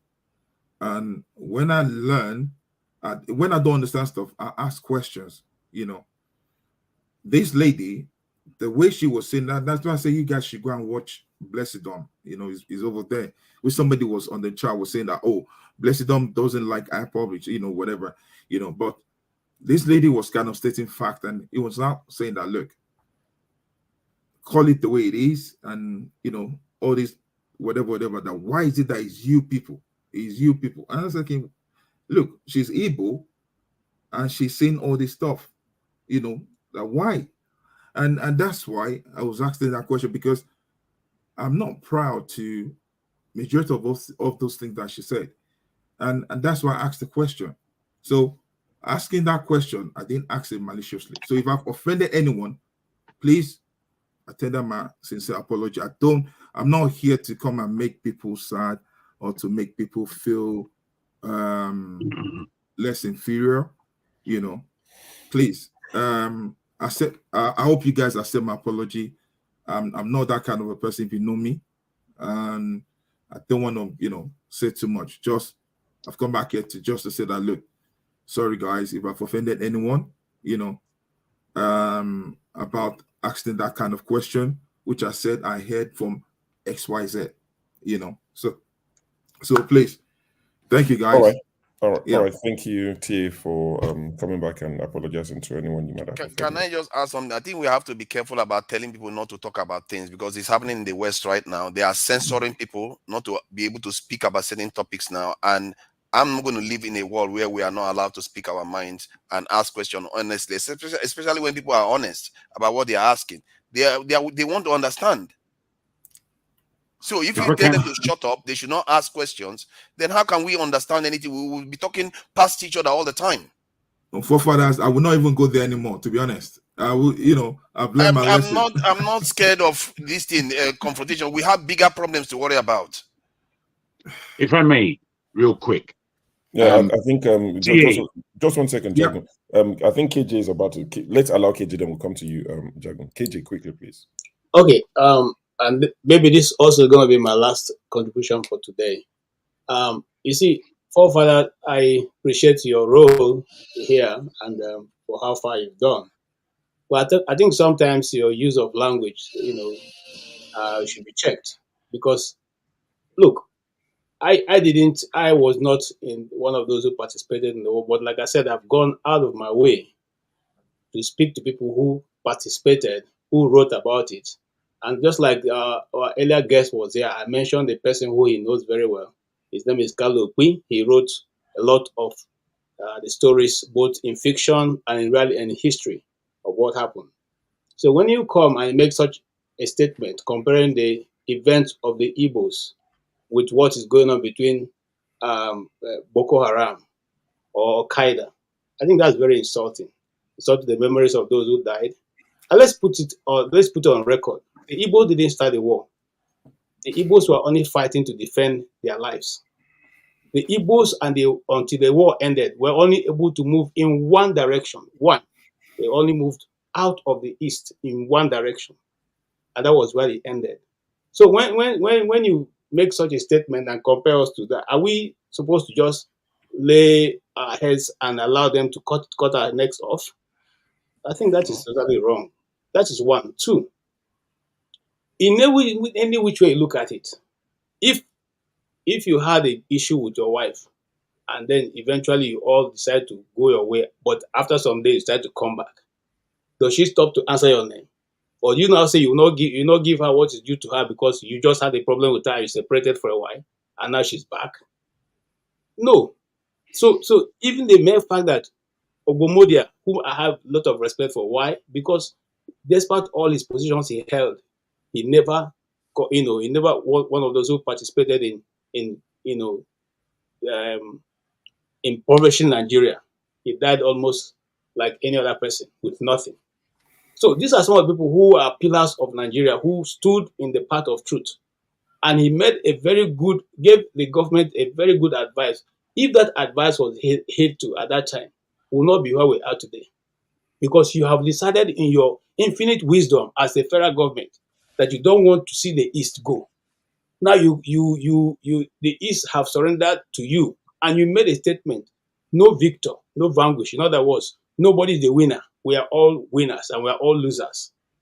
Then you come together, and then you have a special policy for that same group of people because you are afraid of them. That was why yesterday I said to TA, there's a greater law that says perfect love cast out fear. That's it. That's John chapter 4. But, perfect love cast out fear. In wherever there is fear, then there's no perfect love. So if you say that you actually love the Igbos and you wanted them to be part of you, and somebody say, oh, we discovered that these guys have this technology who can actually be able to glean from and make our economy better and make our country progress. And you say, oh no, they are Igbos. They are suspects. We can't trust them. Are you building a nation, or you are still looking at them as people who are not supposed to be part of you? And just like if he said earlier on, if you say you don't want them to be part of you, allow them to go. It's as simple and short. You see, some of us who are Igbos are saying, let the Biafra go because we are tired of the back and forth. Nigeria is not developing. We are not developing because every day we are on the same issue. We are on the same issue. Nobody will say that you can't. The Jews, for instance, when they talk about the massacring of the Jews, everybody in the world accepts that. Oh, that was something that was bad. But when we say, oh, can you remember these people that lost their life? Some of them not as a fault of theirs. We say no, we can't do that. It shouldn't be the history. It should not be taught. You can't say Biafra. If you say Biafra, an enemy of the state, come on. Just like you say you have the right to express yourself in whichever way, we also. And for crying out loud, allow the Igbo person to say this is how I want my life to. Don't tell us what you want us to do as you want it to be done. The Igbos have over 50 million people. Don't you think they can decide for themselves what they want to do, how they want to live their life? And if the Nigerian state is not working, if not giving them the space, and they say, look, we want to go our way, is that a call for war? Okay, we don't want to go our way. Let us sit down and discuss the constitution. You say constitution is not the problem. How do we go forward? How do we go forward? And I'm only speaking because I'm Igbo. I'm not saying because but can I ask you a question though? Hold on. I'm not saying because it's fair to the Benin people or to some part of the north. I'm not saying it's fair to them, but they've chosen to live in that order. Look, in America here, people can decide to work one job. Those who want to drive the Ferrari and the Bugattis can choose to work 5 jobs or 10 or whatever they want. The society is open. So if you choose to work 5 jobs because you want to live a classy life, good for you. If you choose to work 1 job and maintain your life and live longer, also good for you. You choose. But you cannot now say everybody must be what you want them to be because that's what you want. That's what you want to, tailor their lives. I think we should be mindful of that when we say it. I think we should be mindful. And for TA, I mean, I accept the apology because that's all we can do. But telling us that we should buy our freedom, God forbid. In fact, I'd rather wait. I didn't say you should buy your freedom. Hold on. You see, maybe you forget. A set of Igbo people are brought to somewhere in Virginia here, okay, for slavery. And they said they would rather die than to be slaves. Okay? They drowned themselves. The whole of them drowned in that same ship that brought them. They jumped into the ocean and drowned. That is how decisive can be. So you would rather first kill me before you can get me to tell me to use my money to buy my KJ, I think you're getting me wrong. What I said there when I was talking about, turn the we should give them money so they can let us go. No. Listen. What you're getting me wrong. What I'm trying to let you know is that look, Nigeria was giving money to IMF before. Loaning money because we had excess of money. It's not that maybe we're trying to buy freedom from IMF. So what I'm trying to say is that look, when your economy is so rich, number one, a lot of people will flock there. Just like, does Dubai know Igbo? Does it know Hausa? Does it know Yoruba? Dubai is what it is today, a desert. A lot of people are flocking there. Now, Dubai can borrow anybody money if they have an excess. You understand what I'm saying? So that's what I'm trying to do. I'm trying to say that, look, instead of this division, bring money together. Even Tona said that before here as well. TA. Let's not flog this issue. It's not going to end well. I'm trying to round it up. You're not getting anywhere. But let me tell you something. The reason majority of the Igbo people are saying, let us have Biafra, is this simply this statement they are making. Because we can't seem to be, we're neither bats nor birds. You're not allowing us to be real Nigerians because we have our rights are limited, and we're not Biafrans either. Okay, when it gets to certain things, you say, "Oh, go to your land. You people are Biafra. Go back to the east." When it gets to a certain thing, you say, "Oh, we're Nigerians. You do this." How long will it continue? So if we are not trusted enough to be part of the system, then let the people be. As simple and short. I think that is a clear thing. Thank you. I think you made that clear. For me, let me just add this. One, they are already part of the system. The leaders from the southeast and south, you see, you've come to that point again.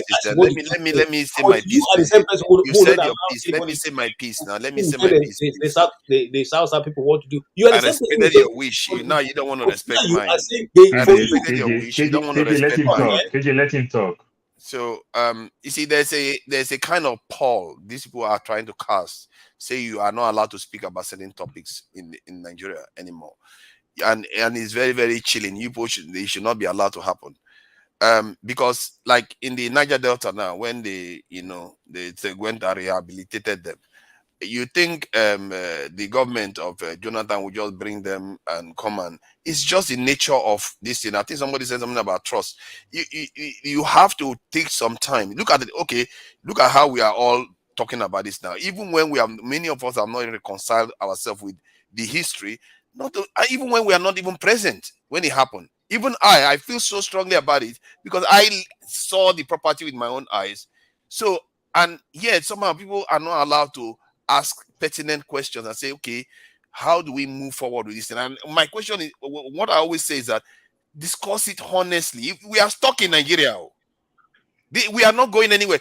Let me tell you something. If you try to break this country up, other African countries are going to fight to put us together. You think they want refugees? You are going to fail in any move you move to try to break Nigeria up. You will fail because the forces keeping Nigeria together is so strong, you will not believe it. So we are stuck in it together.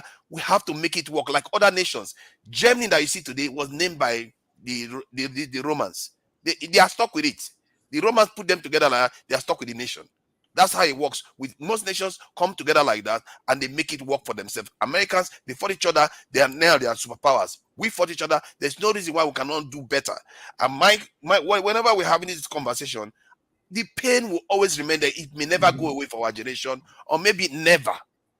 But we still have to be able to function. That is what I keep saying. Because if we keep talking about it, and what I fear is that many of our men just say, Constitution, let's break up. Let's do this. That is the one thing they want to do first. Than freeing your own people. The land you want to take over, you don't control it. You don't control anything. These people will march into our country and march us out if they want to. What are we going to fight them with? How are we going to stand against them? My reason for always pushing back is that you keep saying the same thing. You are the one who don't even want people to tell you what you should term yourself as, whether you're Igbo or not Igbo. But you keep doing the same thing to other people. You keep I didn't tell you not to say who you are not. You keep saying what you think the Igbo should, why it should be done to them. You keep saying, don't the Igbos have a right to say this is what we want? No, I have said it before. You have a right to say that, but you still have to be able to function. So why then do you, at the end of the day, conclude that it is what you have said that we should be now doing? It is what you have said. Because so you don't want to save your people? You don't want to, you just want to complain, is that it? I don't want to go back and forth. All I've just said simply I'm trying to say that we need to do something if you don't want to solve the problems, because we can complain all we want. I feel injustice too. I can say injustice forever and ever and ever. But is that going to stop people to not come and colonize us and take our land and take our wealth? We need to stop the money, all the stuff that they are stealing from us. We need to stop all the humiliation. Our young people are overseas, running overseas like crazy. I just learned recently that is even more valuable than resources, natural resources. The people that we are losing from Nigeria. How can we keep living like this? I don't know, man. I'm not saying you should not be who you are. Talk about that, but move forward to solve problems too. Thank you. Thank you. I don't try to the show, please. I'm not trying to interject. I always don't want to interject. But then sometimes I know it's not my turn to talk local P. It's another jargon in another faction somewhere. But it's because of the white beard. Yeah, the beard. They look alike. Yeah, and sorry, I forgot to commend Jargon for actually, we had a productive conversation today. He actually put a lot of work in, and he actually came on, and he actually did most of the work actually. And during the conversation we were having, two of us, it was like a big meeting, but it's all good. Yeah, thank you. There's an Igbo lady that watches this show from Abuja. She's a lawyer. Her father have read most book written by Dr. Cyril, the guy that our guest today. And in between the time that I was in and out, she called me and she said that she's a lawyer, and she said, is it not the election is over and everything is into the in the hand of the Supreme Court? And by the way, why can't we talk about any other thing that we argue on the exchange rate, the hardship of Nigeria, and make a suggestion that probably the watchdog of those administration may hear and take our advice than these centuries and things that we don't have a control over. I told her that sometimes we don't want to ignore people's opinion, not necessarily that we want to dwell in it. When this issue of Igbos and Biafras and all of that come on, I'm from a minority, as you all know. I'm from Benue. I used to tell people that in Benue State, Idoma man have never been a governor. KJ can tell because he know about that. But one of the problem I've discovered within the Idoma community, I've been their local chairman here for 7 years plus, is that their problem is lie on them. And I can also use it as a case study to others. They never have a united front. There will always be a betrayer among them. And you can never accomplish any goal. Because even the Bible, if you want to be biblical about anything, so many of us believe that a man's enemy is in his own household, which means you can't go so far. In the modern world, you can say your informant is in your house, which means he will tell of every of your move. So I see this that somehow the guest today, I just want to redirect us a little bit, says that he sees, that is his own opinion. Many may agree, many may disagree. He sees that Samuel Lekba is a plant to distract or to cause commotion in the East. And some may say, no, he's speaking for the people. All depends on your own view and your interest. But bigger than that, where we are in 21st century, many of us here, especially forefather, is about black race, whether it's in Nigeria or elsewhere. We're going to be wiped out if we don't understand there are bigger enemy and we are fighting ourselves. That is my own understanding of where forefather comes from. And I'm not against those that strongly believe in their cultures and value. I believe in my culture and value, but I want to walk across that and become a human being, not just because I exist as a black person, but to be able to love another human being that doesn't even have my skin color. And wherever I have opportunity to speak the truth, I shouldn't look at your eyes and say it.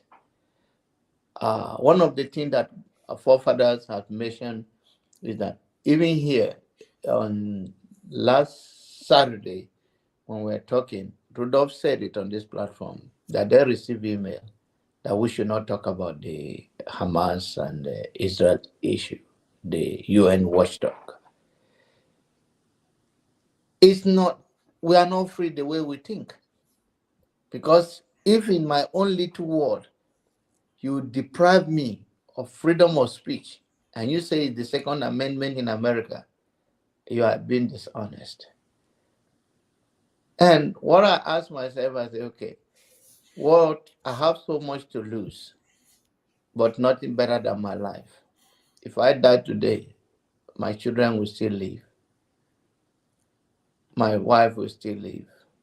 My friends and family, home and abroad, will still live. But then, what is the dignity of death? That I compromise, that human being is nothing, that a government can impose in what I said and what I didn't say, that I don't have the freedom of speech, not that I'm inciting hate or causing violence. That is the height, like Paul will say from Arizona, I call him Paul from Arizona, the height of hypocrite. Who are we? We are grown-up people. We can lead the nation. None of these people are better than us. They are just opportunity. Let us square our shoulder, lift up our head. I'm not saying that you not talk about Biafra. It's your pain. You can refer to it. But are you going to live in your pain and not talk about the future? I asked the guest today, I said, do you think the reason why Igbo man or Igbo woman cannot be trusted, is it as a result of 1967 coup? Because she mentioned it, and I think it's also in his book. If you're going to tell me that I should not say about my own pain that don't think my pain is relevant, don't you also think that other people's pain are relevant? And the value people place on them, on the society, the Hausa have a different value. The Igbos don't believe in a kingship. And even yesterday and today it was discussed that the Igbo don't believe that one person should be their king. In the north, and I believe in the west, they have a king. I know, like Oba of Ibadan or Oba of Edo. And the emir in the north, the strongest emir in the north before their certain politics is the Sokoto. And that hierarchies of powers that carry out on behalf of their constituency or traditional value that they enshrined, that speak for them, and you kill one of them, to them, you kill millions of them. You may not have that value attached to it. We are talking about that coup that happened in 1967. But sometimes, so how many of us will die for 2 people or 3 people that was killed in the north and none was killed in the east? And it scares most of us that a little bit informed that you compare that and you look at you say you are Israelite, because many of them believed in Israelite life, that for one Palestinian soldier they released 3,000. For one Israeli soldier they released 3,000 Palestinian prisoners. So to me and to so many, it's like, okay, you think you have more value than me. Because if we only hold one and you release 3,000, you are telling me that one of us is nothing, but one of you are 3,000 of me. I don't know if you guys understand what I'm saying. So that scares me, that you have put yourself in a higher way than me. And on this platform, you have seen the name, the decorative name of demonizing. People say, don't say it's demonizing when you call somebody and you know what you meant. And I don't want to refer to some of those maniac talk here that say some certain things that I believe they should be taking medication like myself in order to be stable to say some certain things, because I believe that word is not should be on public domain, that hateful word is not going to help the next generation. That is not what I believe we want to do in this platform. We want to send a healthy conversation that we are one Nigeria, and as far as we're going to function under this umbrella, we must love one another, and we must play by the rule, and we must hold every man, whether it's a Yoruba, whether it's Igbo or Hausa, that if it's one Nigeria, it's all of Nigerians. That if I see you in America or anywhere I see you, today they text me. I live in the north of Dallas. That they text me to run for an office. They know I responded, okay. I may win, I may not win. But my own is that if I distance myself from the table where people will discuss about the well-being of my next generation in this place, because my children will visit Nigeria, but I don't think they have that like I have. Because I still have the picture of my village and everywhere I've traveled, everywhere I've been. I think they have this place picture in their own brain. So I want to do everything for them to make sure that they are not robbed.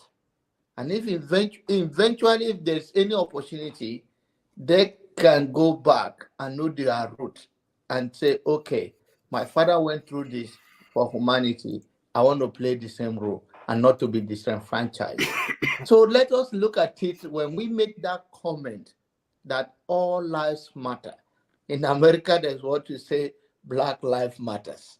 Hmm. But to me, all lives matters. All right. Thank you. Thank you very much, Jonaba. Jagun, what are you Oh, trying thank to you. I say? thought maybe you might have forgotten me. No. It's your Um, turn now. I don't want this to be controversial in any way. And TA, Please don't make it. I respect that you've come back and you've made an apology. And I want to accept it because I don't think you're a bad person at all in real terms. But I put to you that thinking is very important, thinking. And I asked you the question as to what you thought, because I saw what you said as rather compound. And I ask you, did you not think that Yorubas and other ethnicities, along with the Igbos, were not in Kenya, are not in South Africa, or in any other part of the world? I didn't like what your question initially, especially when you had no thought, when you said that you didn't have a thought process on it. You wanted to ask the panel. And I was thinking, how can you not have a thought process on a country like South Africa, where I'm sure you probably have a relative there? I do. I have relatives in South Africa. I have relatives in Kenya. So when you asked your question, I was confounded. I was thinking, what are you speaking about, for goodness sake? And I wanted better from you. So I want to accept your apology, my friend. But I'm asking for you to think, to really think, because I don't believe that your question was, real. I don't believe it was real. Can I respond? Can I respond? Yeah. Okay. Yeah. Just a quick one. Like I said, I'm just new to, some of this. What's it called? Some of this site, which when I hear something, I try to clarify. I remember the other time when what's the name? This guy was saying FOC Nambafo. I'm this kind of person that if I don't know something, I try to learn from those that know better. You understand? So I'm a very busy guy, and I don't. When I hear something, I try to clarify it. And the way I look at this panel, I see, my brothers and sisters, and that's when I ask questions. Like the other time, like I said, because I've been played once, yeah, where while I was doing my youth service, just try to learn, hello, how you doing? And somebody was telling me that to say that is and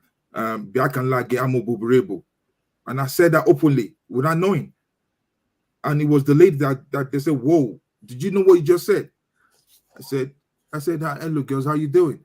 They started laughing. They said, "No, now we know you don't know."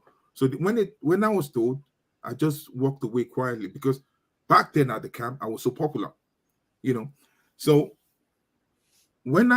that's why I threw it as a question and said, "Look, guys, I heard XYZ, that this lady was," because the ladies talked about. I said, "Look," she said, when the Edos, in Edo, when they were doing sex trafficking or whatever, people talked about it and stuff like that, and yada yada yada. That, but when it's our own, you don't want people to talk about it, and stuff. So when she was now laying those facts, start showing videos upon videos, I was like, whoa, where's she coming from? So that's why I asked the question.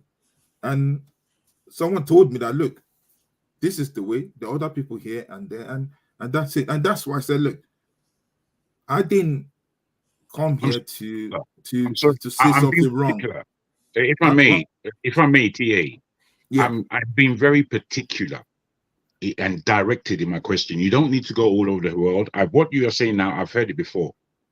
I'm Yeah, that's what I'm speaking. saying. That if you know my Wait, past, yeah, wait. go on. I'm simply speaking about the Africanness of who we are. And for you to think it's only the Igbos who are on that Peace Air flight coming back to Nigeria. I don't think it. Wait, please.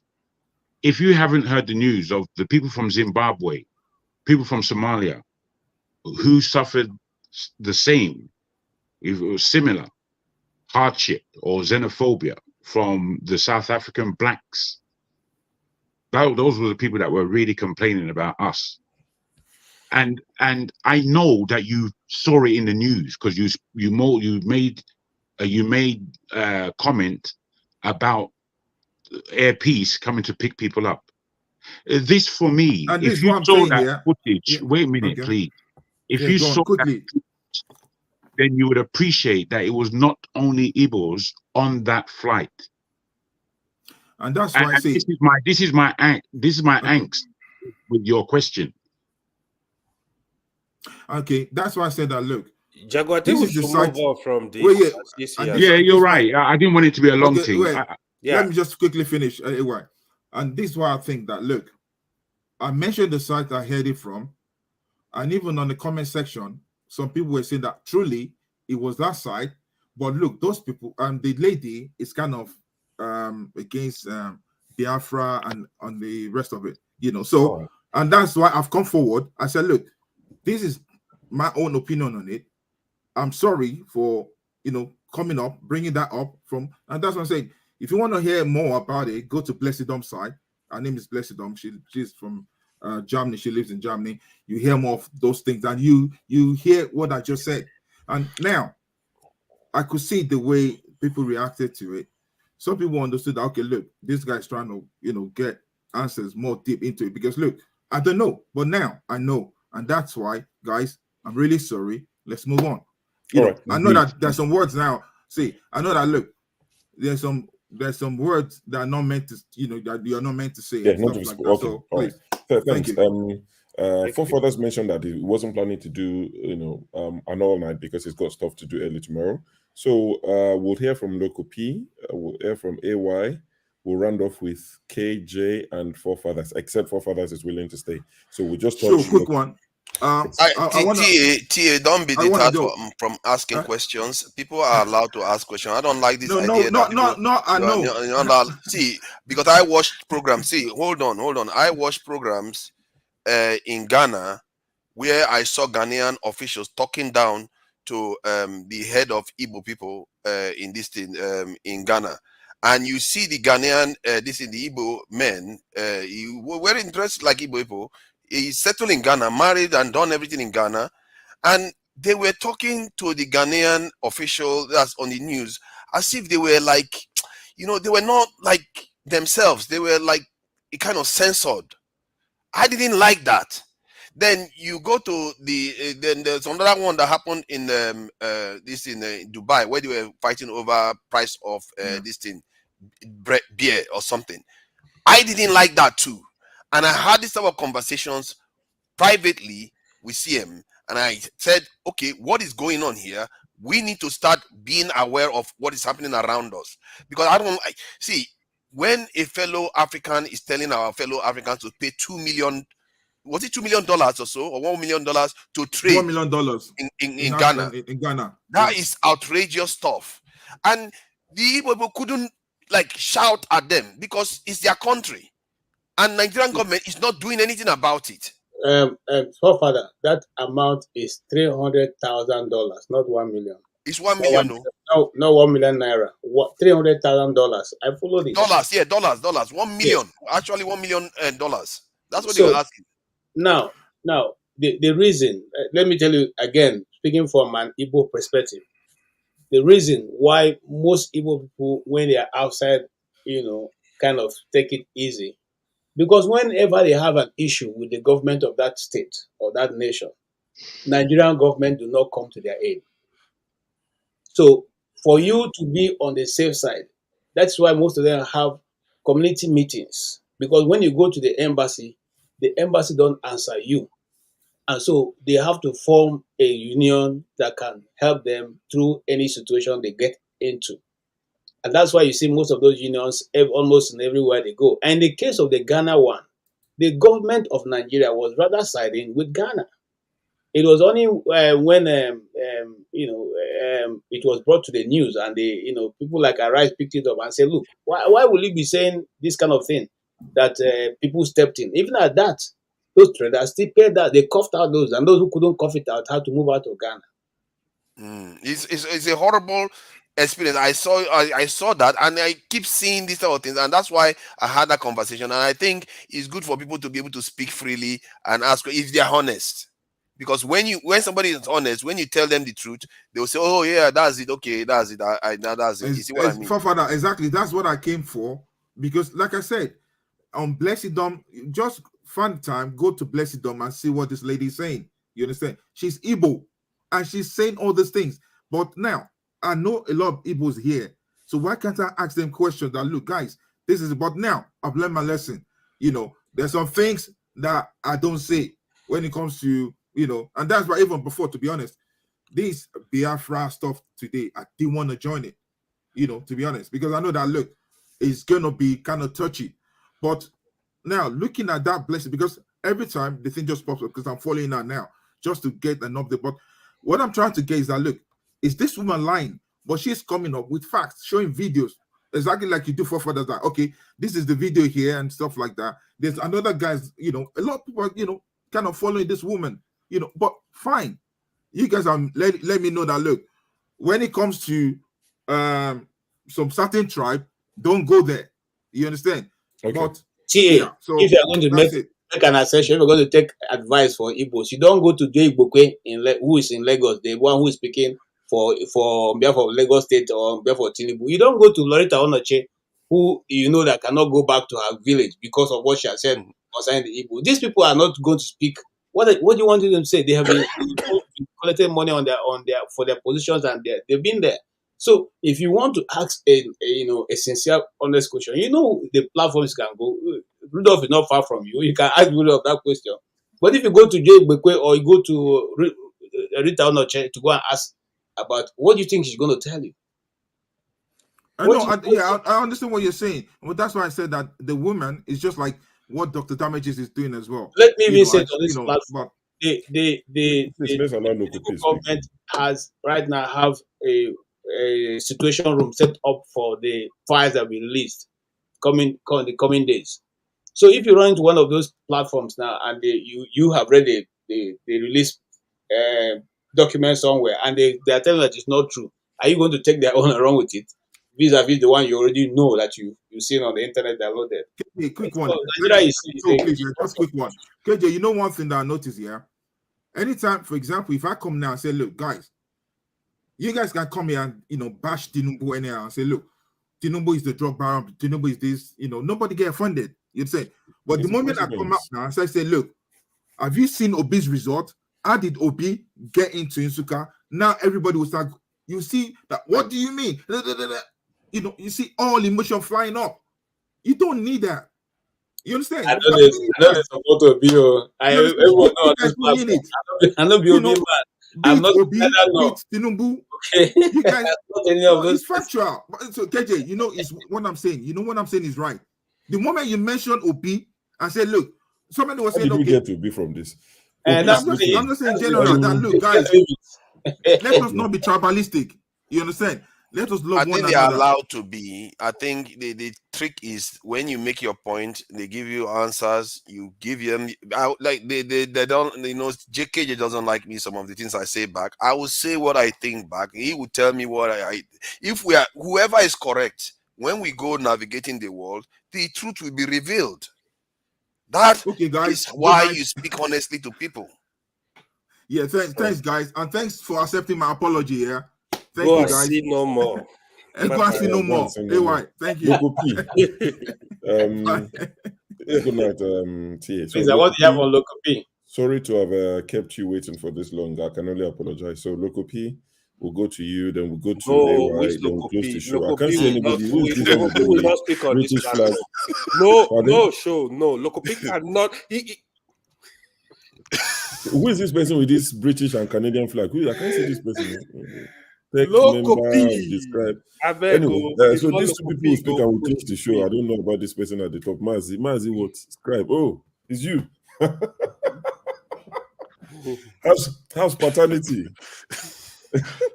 Logo P, your face is making me laugh now. I don't know, man. Yeah, Oh, Loco P, man. 50 Switch. Thank you bucks. very much. We appreciate the Please contribution. transfer this money in Naira to me. Oh. This That's money. pounds. Yes, so He said he wants it in Naira my now. Naira Loco account. P. Put it right there. Where carry go now? Loco P, make we hear you. All right, everybody, how you doing? Happy Go sleep Monday. soon. This one Loco P is the still rap sleeping. for He's us. sleeping. Meanwhile, I guess I missed everything. Yeah, go watch am back now. I just joined. No, I will, because I just put on my TV right now. I'm trying to go back to like 2 hours ago before I joined. So, or is it up to 2 hours or more than 2 hours? You don't pass, or you go see yam pepper scatter. True, because I don't understand. I just came in. I saw you. So what are you just like? Father's crazy face. Like, what is happening? I'll be asking questions. Nobody's saying anything. Today is fire. I said no. Okay, it's like, this is bigger. This is bigger than me. I just put on my TV. I just take it back to 3 hours before I joined. Let me wait and see. Let me be looking at everybody's face emotions to see where is the action starting from. If it's not, I took it back to 2 hours more again. I'm in 5 hours behind now. So let me see what's happening. But I don't know why. Sometimes, I understand we can be emotional sometimes, but you see, this is virtual, and I think this is virtual reality anyway. But we are talking to ourselves on virtual platforms, so I don't think we should, most times take anything too personal, because maybe if you see them one-on-one, they might just be bringing out much love from them, rather than, thinking they say something to offend you, or you start maybe getting or showing animosity and all that stuff. So I don't know what happened. I really love to know what happened. I swear to God, I really love to know what happened. But for forefathers, you got angry, please try and have a thick skin, It does, oh. No, and just try. Yeah, it does. Because even when you're trying to explain, no get this skin. If I don't say what you like about him, form the man's skin is like hippopotamus, nothing they put. This will shock me. You understand? So what it takes, don't food, don't go since. So you want for the form stammerer, let's say you want the form cry, like you want for the one cry for national. Hey, Jesus Christ! Like, oh God. Something happened today. I think it's beyond what is today. Is not okay. No problem. I'll go back and watch. So T apologize, but sometimes they say it's have your say, So, but if you don't agree, either you can just log out and come back next week and just or air your opinion to counter it, and we'll move on. No animosity, because we have more to ourselves than this platform, because I can travel to America tomorrow and see my American panelists here who drink and hug each other out. They can come here and the same thing. So why build such animosity or hatred here when we know it's just an opinion and we're all trying to make Nigeria become better, at least to our own maybe small or bigger sense. And but another thing too, I think I warned the last time, like this tribal thing, for the next 20 episodes. I remember I sounded here that we shouldn't talk about it, because look, I think it's high time this Biafra thing is now irritating to hear from anybody. It's becoming one too many. I mean, come on, because I have the rights. Look, if they pinch me and they blow you for eye and they just pinch me, tell me say make I not cry past you because now you they blow for eye. You understand? But I decide not to, just to and you decide to shout. Don't be saying that you shout past. So I think this Biafra thing, Igbo thing, tribal thing should stop. Please, I've warned this several times. It's not taking us anywhere. I mean, are we just blind? Just to know that, look, this thing is a virus. It's one kind of virus that they planted into us that they don't want us to unite. Are we not sensible enough to see beyond our nose? That they just want us to, they don't want us to unite. Do you get? They don't want us to unite. So, KJ, stop talking about this Biafra thing. Stop it. You're bigger than this. You've lived the long in this life to know, to be sensible, to stop. Don't let it get to your skin. They are using it to control you. You understand? We have more that unites us than divide us. You understand? Let's at least raise our head up and like look for the ultimate goal. Like stop this tribal thing. I'm telling you, stop it. Everybody know where I'm from. People say things about my tribe. Who cares? It's your opinion. It doesn't change me. It doesn't stop me from doing anything. It doesn't change any narrative. You understand? If you believe like some people will tell you social media is not a real life, maybe because you believe social media is a real life. So when people share narrative on social media, it gets to you. Whatever. It's not real. People can sell any news to make money or to chase clout. But the most important thing is like if you know what you are doing, you understand. If you are focused on the goal, nothing can get to your skin, nothing can deter you, nothing can walk you over. You understand? And this thing, like I said, I think T was saying it. Anytime you talk about this Biafra thing, like it causes tension. Can't we just be sensible to like stop this thing? Stop it. Some people are out there, they are capitalizing on it, they are benefiting from this Biafra thing, they are making millions, making chips, making headway. You understand? We are here, we'll never even make 1 naira. They would work ourselves up because of tribal thing, like we'll never see get sense enough. You understand? So when I hear people saying, because I didn't watch at all, the feature I just was like probably maybe this breakfast thing was what even caused tension, maybe related, I don't know. But at least, like I said, we should stop this. We should stop it. I've said it the last time, 20 episodes. We shouldn't talk about anything prime here. We shouldn't. At least let's see how we can, know each other, understand each other more. This breakfast thing of a thing. I mean, please stop. KJ, I'm talking to you, and the Ekene is not here. We have talked to Ekene on CM too. Please, let's just stop and just put our best foot forward. Biafra cannot be our best foot, or tribal team cannot be our best foot forward. We should please learn how to put our best foot forward, see what attracts us together than this, your own, they treat me well or they not treat me well, they are suffering, Biafra is against this. Or I think I watched a video when they were playing this episode, I don't know, when we were talking something about Igbos or whatever. It is a game plan, you understand, to make Nigeria become who we are today.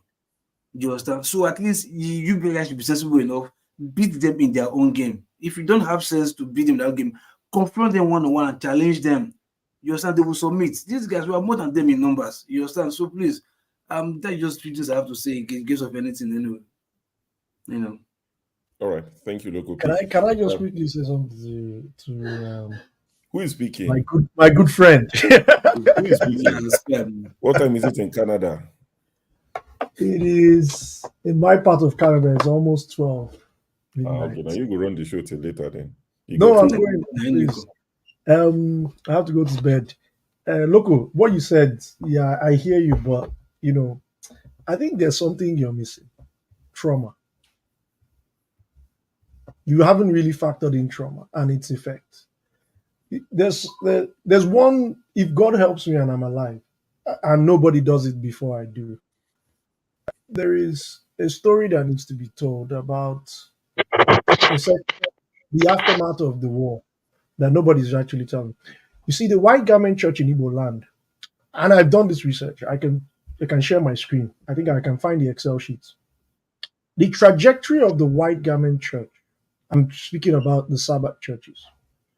Sabbath churches started in Okigwe, 1859, by a man called Elijah Bakana. Went down to Ekekelolo in Akwete. These churches were largely, relatively at that time, non-significant. Mwanyufuma churches and all those things. Those were usually like arbitrary places where people sought last resort, where they found confusion. They went to herbalists, all those things. They were largely significant.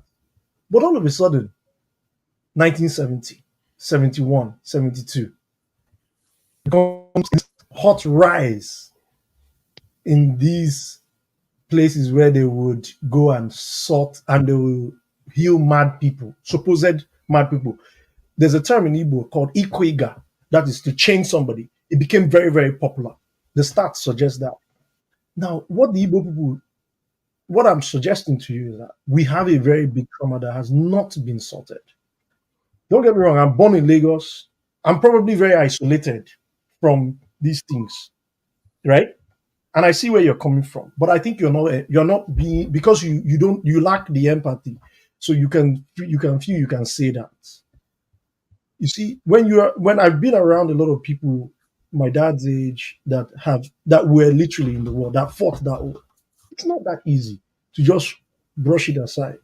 I remember as a kid, my dad's genuine effort to make some difference between war and peace. I was 7 when I read We Queen Biafra by Joe Achuzi. I read it. And I didn't like reading it. It was a very horribly written book and also horrible storyline. Like, that was my mindset there. So, you see, from my own experience, and watching other people's lived experience, I think you're not being empathetic by saying that you just scrub it out. What has actually Nigeria done? That's the question. What has Nigeria done to heal? KJ is probably in that age range. I think KJ is in his 50s. Please pardon me. I don't mean to, please don't be annoyed. But KJ is probably in that age range where he might have experienced close hand the aftermath of that war. So I beg to differ from your viewpoint that certain things push people to say certain things. And I respect the fact that you're not empathetic. I'm not saying you should be empathetic, but also from an objective angle, I think you should also understand one thing, that it is moderates like you that are the problem. Moderates like you that refuse to be analytical, objective, critical thinking, and kind of put yourself in that position that what is actually driving this thing? Why is this thing always revolving around it? The thing that one thing you don't understand, that an Igbo man is everywhere. Whether you like it or not, that trauma is one way or the other transferring to the Edo man who is around him, to the Asian man, and you say this is a Nigerian problem. So whether you like it or not, this thing has to be sorted out the way Rwanda, Botswana, and all of them have sorted it out. It has to. There has to be monuments built that will, and if to an extent, there has to be something to an extent to do it. I'm not joking with you. Go and check the stats post 1970 of the number of mad people that became pastors in those churches, right? Go and check the stats. You will know that this problem is actually very serious. I mean, at that time, things like PTSD was not as well known as it is. But now in my own opinion, when I look at it, I think this was PTSD. Now, look at the effects that has had. Even me, somewhat, I was isolated from it a little bit, right? Because of the environment I found myself in. But still, I can still see a lot of people who are clearly affected by this. So I beg your pardon, my brother. It doesn't work that way. You can't just tell people like you can't beat a child. You can't beat a child and tell him not to cry. That's my argument. I have a question. Let me quickly tell you. Hold on. So let me quickly tell you this. Say, bro. This talk we are talking now. Trust me, right? If not for political reasons, social media flogging people as they try to make money out of it, and for political reasons, they are trying to bring this issue to the fore every year or every election year or every other time. By now, you will not be saying what you're saying. You understand? Whatever you see, trauma. We've had billionaires, people living well. You understand, that did not put this what you're talking about in their life. Living well, progressed. You understand? Wait. Let me finish. No, wait. I want you to, that point I'll take you on, but I want you to admit, are you speaking of people who are Igbo? Sorry?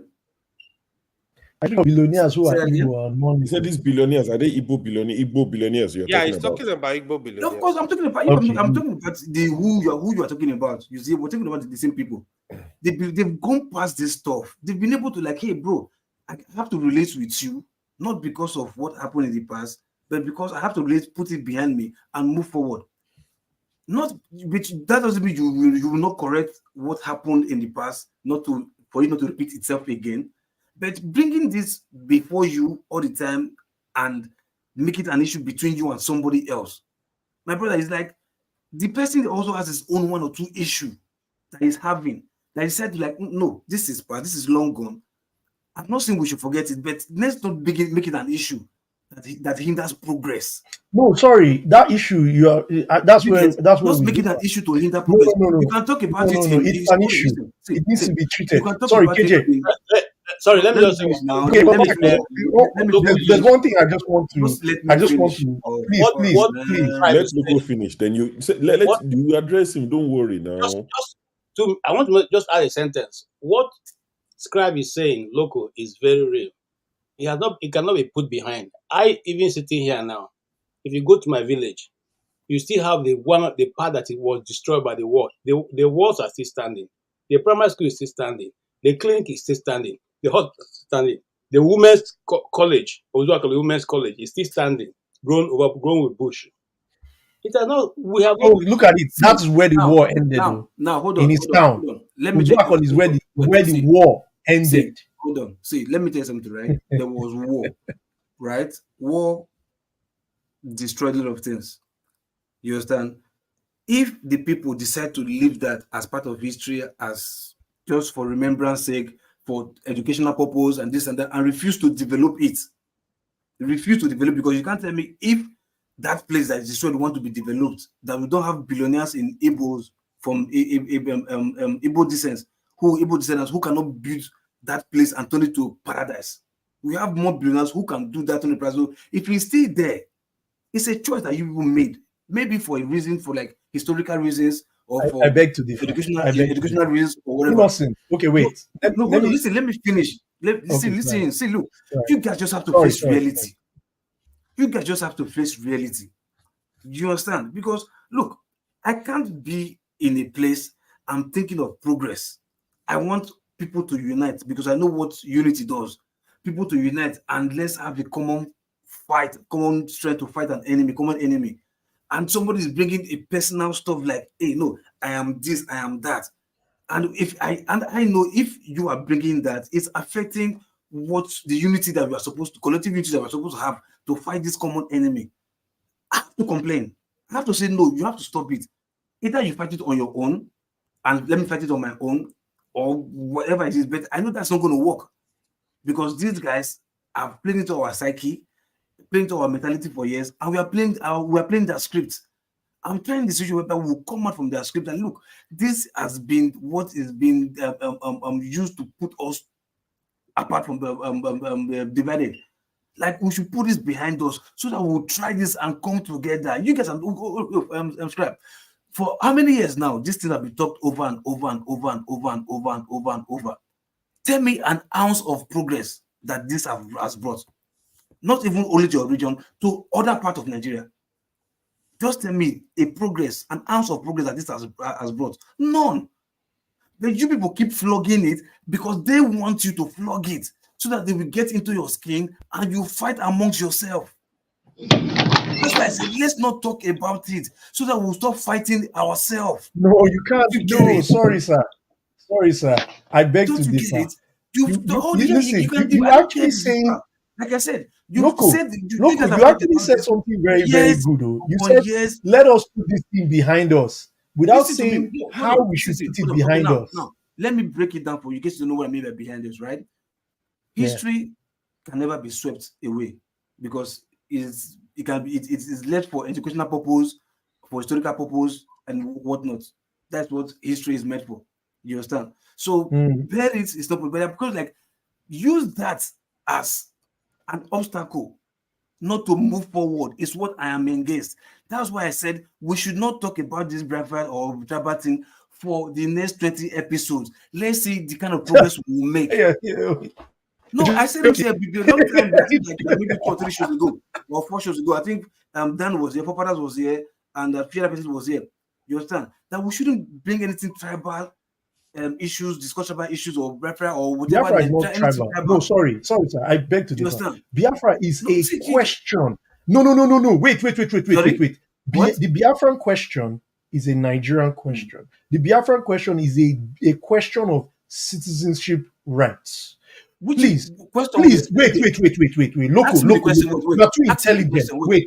You are too intelligent. You are too intelligent to now model up criminals, scammers with the genuine question of citizenship. Wait, ask me the You are question. too intelligent. Ask No, me no, the no, no. question. I will take that from you. You are too Wait, ask me intelligent. the question now. Listen, loco. Yeah. The Biafran, when Colonel, what's the second in command to Ojukwu? Just Effiong. ask me the question, please. He Ask me the question. said, wait, listen. He said, this Philip republic, Effiong is what you're looking here, for. we are now loyal citizens of Nigeria. I paraphrase. This republic ceases to exist, and we are now loyal citizens of Nigeria. We came back. We became Nigerians, right? We came back. We became Nigerians. Now, the aftermath of that, which is a general problem in Nigeria, but maybe the Igbo had some traumatic, like I explained, right? Using the experience of those who actually suffered concrete PTSD as we have come to know it. Come on, man. Now, Loco, what you are tired of, which I agree with you, is listening to these people who have taken the Biafran agitation to mean and to profit from it, and they bastardize it. That one, the Simon Ekpas of this world and the rest, I can see where you're coming from there. But the question of citizenship, which is the core premise of the Biafran question, I think that's where you are missing it. The problem is that why the Biafran question is more, amplified is because there is, and I have explained it. Wait, excuse me. There is a more fundamental physical and traumatic thing significant in history that happened, that has transcended and is continuing to transcend through generations. Please understand how I have objectively abstracted these things, the way I see where you're coming from. If you're tired of, people who come here on this platform or other YouTube platforms and they irrationally talk about Biafra, I get it. I agree on that. But to now say that you cannot table the Biafran question, which when you look at it critically, have you read the book of Dele Farotimi? Have you read many Biafran books?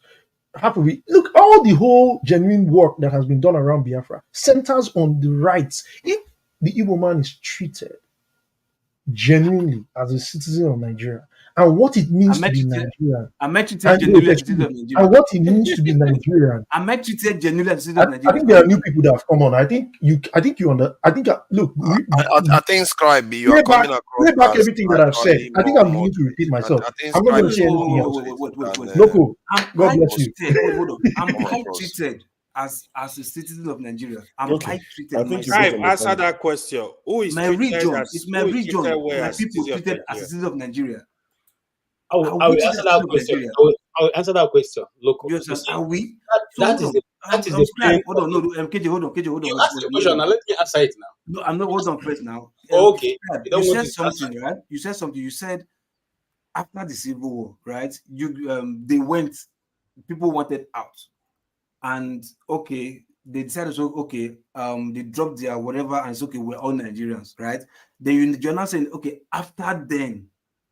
What happened now? After then, tell me, has anybody after the Igbos or Biafra decided to come back to Nigeria, has any tribe apart from the so-called political tribes, has any tribe really benefited from Nigeria?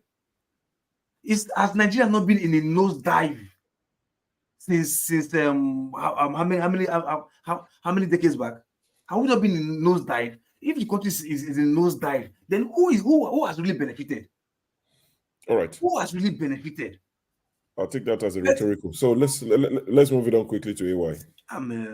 Fuck it, man. We just touched on everybody. We're about to close the show. But we'll hear from everybody that's come on. AY, please go ahead. I don't want to even discuss this topic again. You can discuss something else. You don't have to discuss sickening, man. It's every time. Yeah. I don't want to really. I think it's too much, man. I beg. Discuss something else now. I don't want any other. Yeah. The stuff. I was about to drop. Let's go on a lighter topic now. I was Islamic expansion or Israel-Palestinian conflict. It says I think they said that we should not discuss that today. Wait, where did that information come from? Where did that information come from? Sure.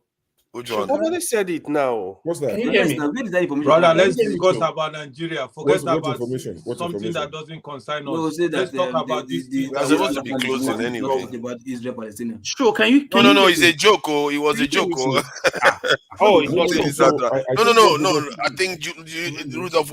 I'm not sure they actually struck because it's linked to my. When most of those streams happen, I also link it to my channel. No. So what Rudolph said is, I think he forwarded it to me.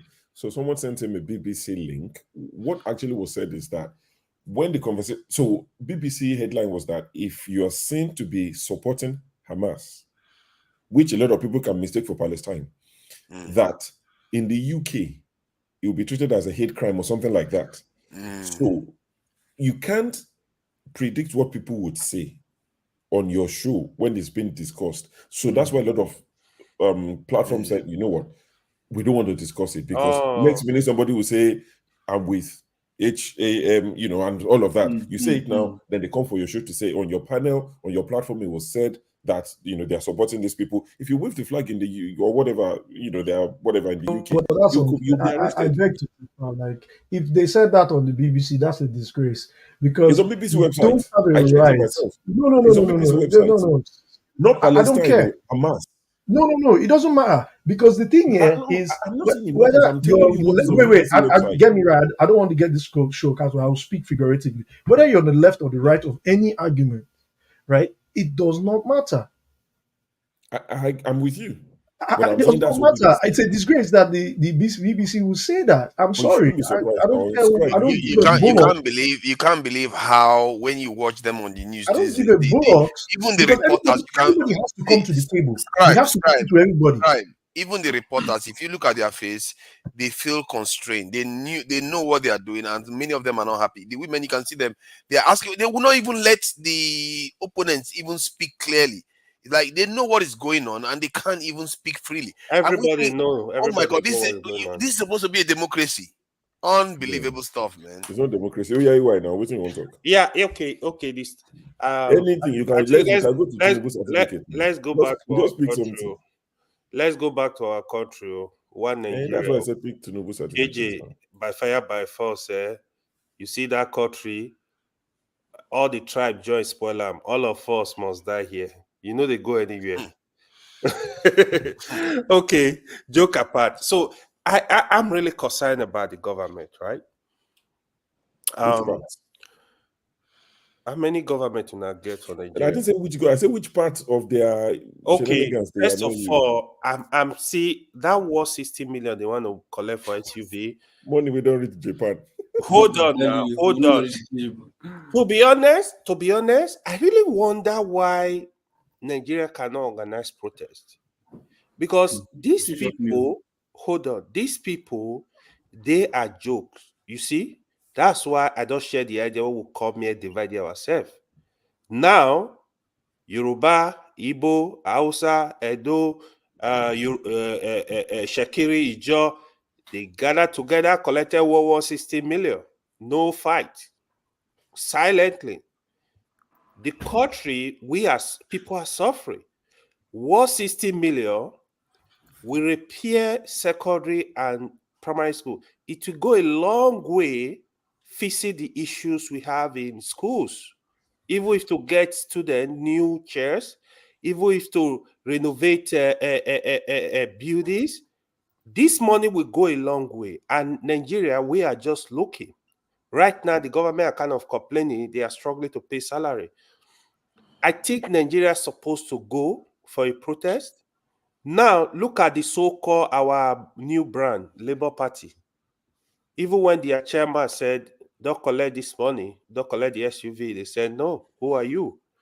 This is what is going on. That's why when people come here, support all this party, even the sole politician, they are the same. Until Nigeria know this, we will have a way out. Labour, if Labour Party, APC, PDP, QPP, whatever it is, all of them are the same.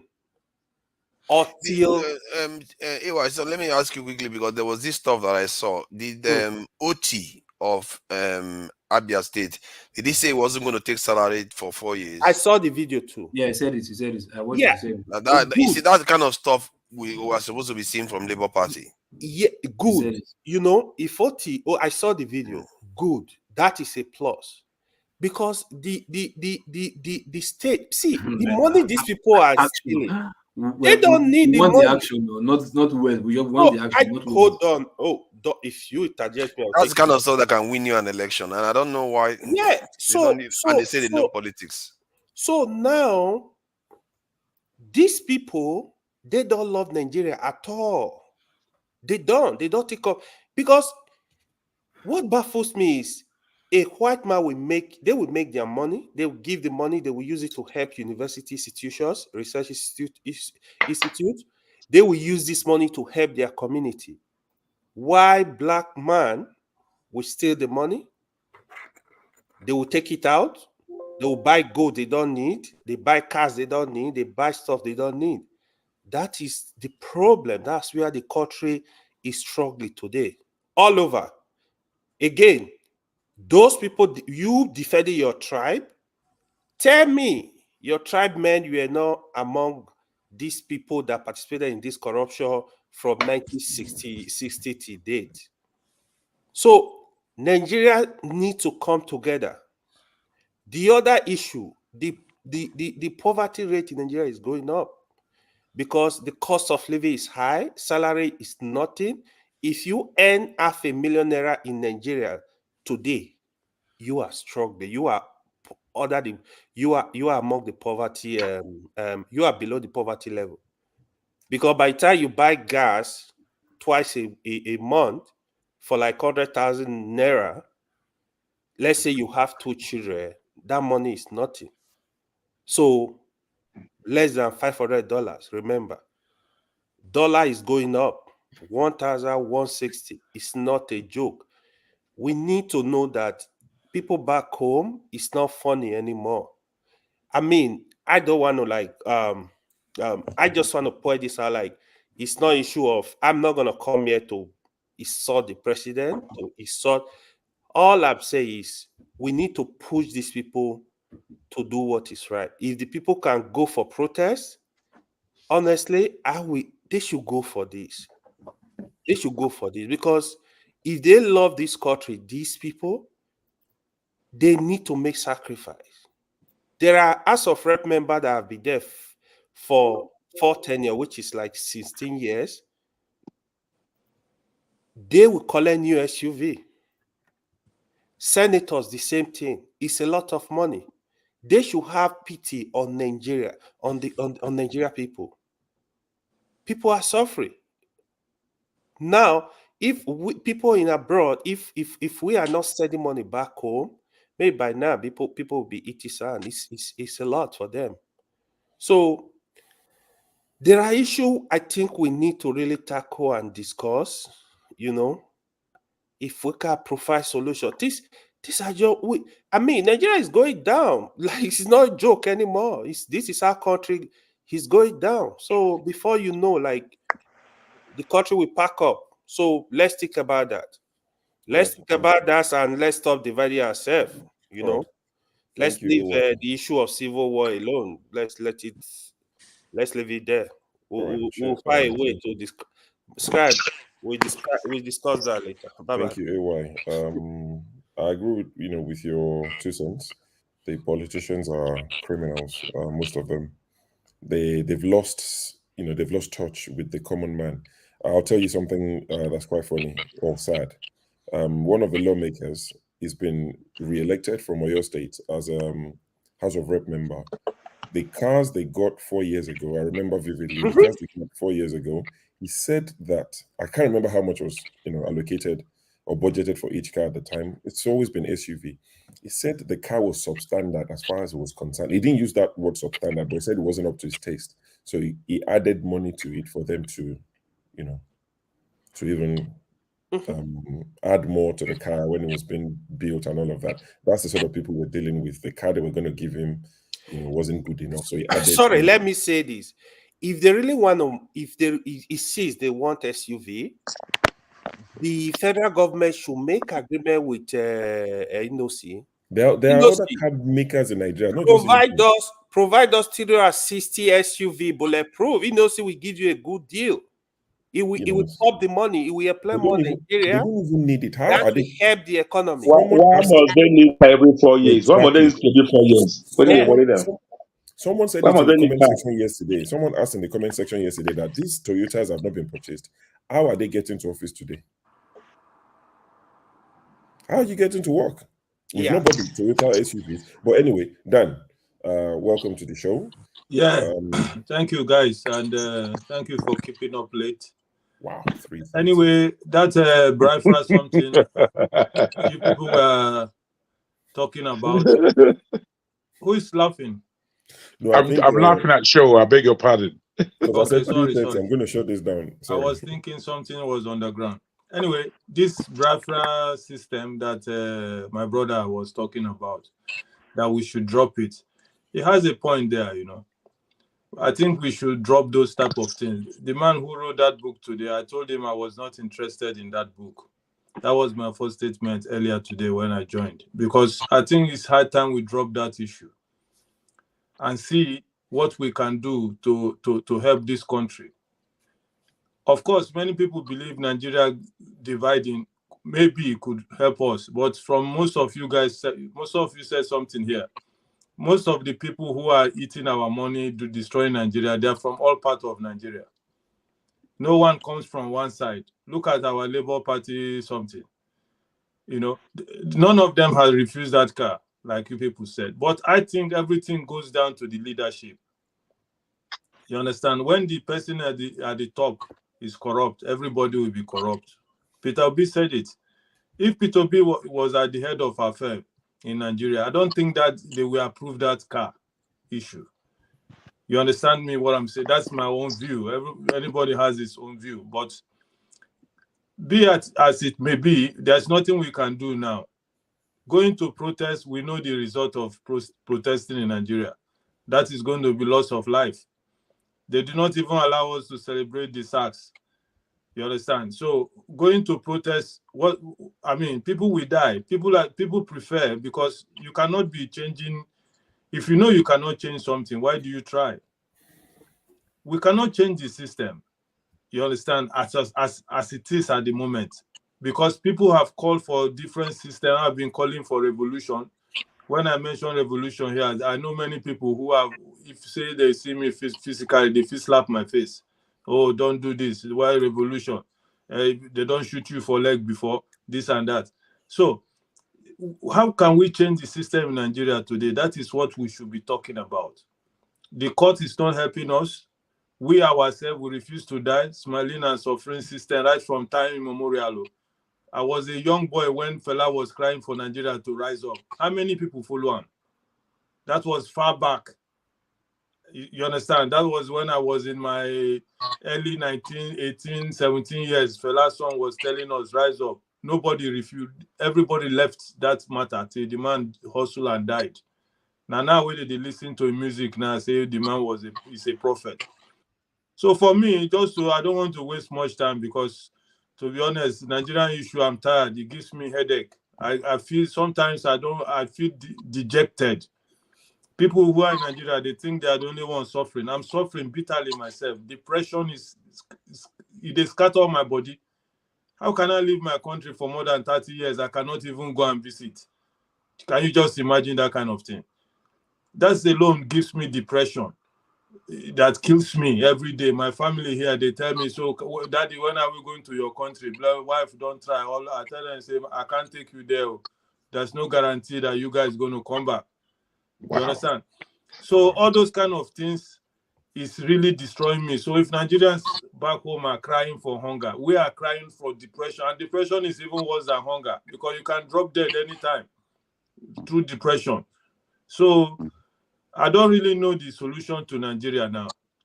Breaking up Nigeria, is it the solution? Me, I don't think so. But I think so at the same time. I don't rule them out, because maybe it will be easier for us to control our zones. You understand? But is it the real solution? My brother, let me leave the floor for another person. Thank you. Right. Thank you, Dan. Just quickly, I'm just gonna quickly, shout out the guys who sent super chat in the last 5 minutes. Switch. Thank you for your super chat. It says Jagun, well done, my brother. Tokwe O says, show, keep up the good work. Thank you. Kelly Chinduka. Oh yeah, this is the one I pinned. Forefather pinned it before I pinned it. We're not sure which one we're going to unveil first. Maybe it's Forefathers or Tinubu, whose identity we're going to find out first. I think we might find out Tinubu before. Forefather is from Calabar now or Rivers State. Forefather. And Kelechi Nduka again says local. Is this I get that? I know where it come from his accent. I know it's either Biafra must be achieved. It does not matter what you say, it's a promise. All right, guys, thank you very much for your super chat. We appreciate it. So let me go on the background and watching. Thank you, Dan. guys. Have a good one. Ed, let's test your mic now if it's working.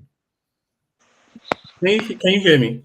Yes, clearly. Yeah, because I was trying to say something earlier and it was just like nobody was talking. Anyway, I came for one reason actually, but it seems I will be able to like chime in on the other things that have been talked about. Why I came was because of the altercation that happened earlier. Really, I'm not. I mean, I don't really like, having to deal with that kind of thing. I do not hate, even though I was called a hater. I mean, I could disagree with people, but I do not hate. So, forefathers, I just want you to know that I could strongly disagree with you the same way you strongly disagree with me on this platform several times. That does not mean I hate you, so let me just make that clear. The second thing is, I mean, I'll try as much as possible not to cry more than the bereaved. Thankfully, Dan had already, who is from the East, had already said something. But I just want to like tug on our consciences, on our moralities, to ask that we be a little bit empathetic when we discuss this issue. I'm not for a divided Nigeria.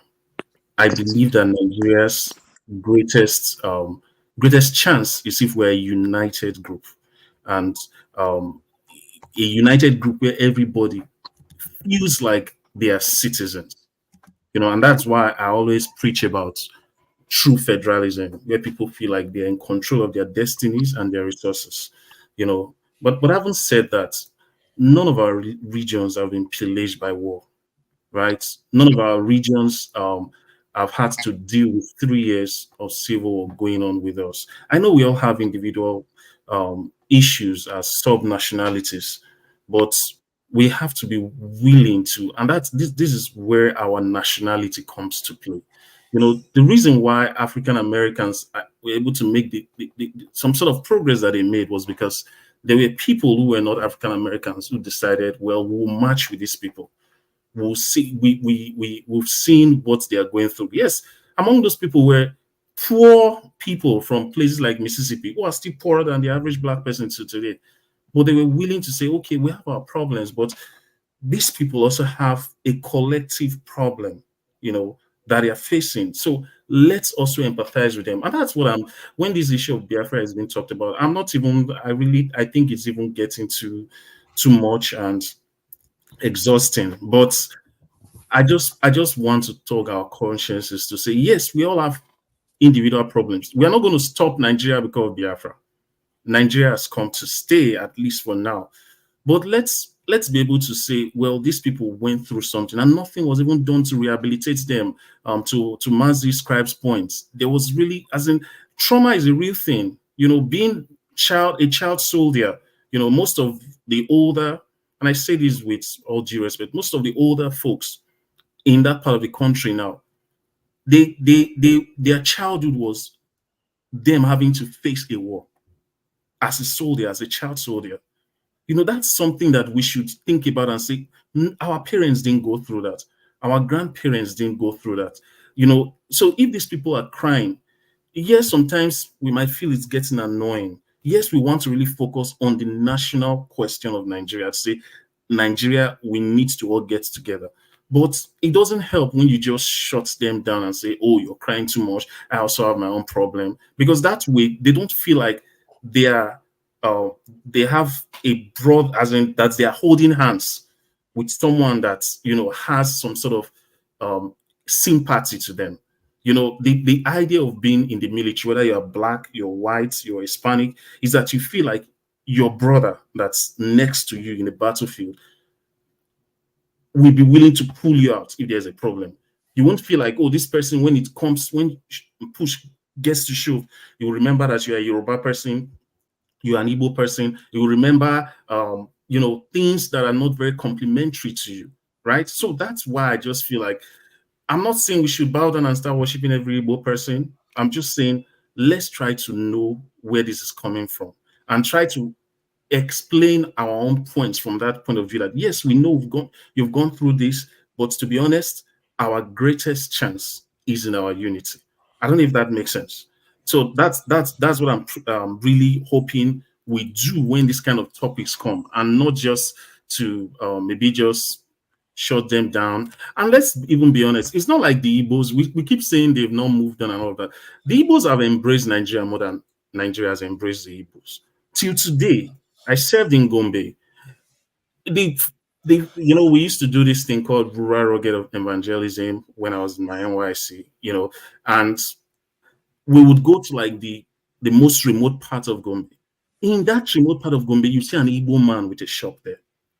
You likely not see an Edo person. You likely not even see a Yoruba person, but you see an Igbo person because they've embraced Nigeria. You know, the Igbo man, even immediately after the war, they were still, I mean, they were willing to like take the risk and still go out there. They are not really like, oh, we're not progressing. If it comes to individual progress, the Igbo people are even more progressive than a lot of other parts of Nigeria. So it's not like they're just sitting down idly and saying, oh, Biafra or bust. No, they're doing well on an individual basis. But as Nigeria really embraced them, what of the case where in every election we keep hearing things like Iya Chukudi, go to the lagoon. How would you feel if you're an Igbo man? Let's tell ourselves the truth. How would you feel? You know, these are the things I just really want us to do. Check your conscience. It's not about trying to like pander to any ethnic group. You know, I'm an Edo man. I am not Igbo. I don't have Igbo in my ancestry. You know, I'm not married to an Igbo woman. You know, and I could personally have reservations of some Igbo people that I've dealt with on a personal basis, just as they would have of me, right? You know, but that does not mean we cannot empathize. For Christ's sake, we are humans. That's what I'm just here to say. Thank you. All right. Thank you very much, Ed. Very well spoken. I think I agree with a lot of your sentiments. You know, like I said, it's a topic I don't often discuss. Like, I don't know much about it. I've not read about it. I've purposely just stayed away. Not because I don't care, but I've just not something I've read about. But from the little I know, I agree that PTSD is real. Trauma is real. You know, the way I saw some pictures recently. There's a Twitter account that pops up on my Twitter feed talking about Igbo history. And I saw some pictures of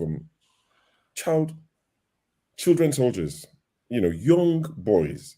Of course, they'll probably be, God knows their age now, but carrying rifles during the Civil War. And I have a young son.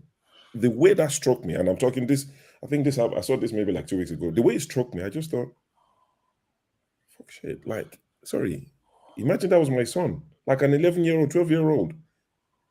You know, they didn't have a choice. It's not like we're looking at Israel and Palestine. It's not who is right, who is wrong. It's the casualties. You understand? It's not who's right, who's wrong. The casualties. And there are some of them still alive today.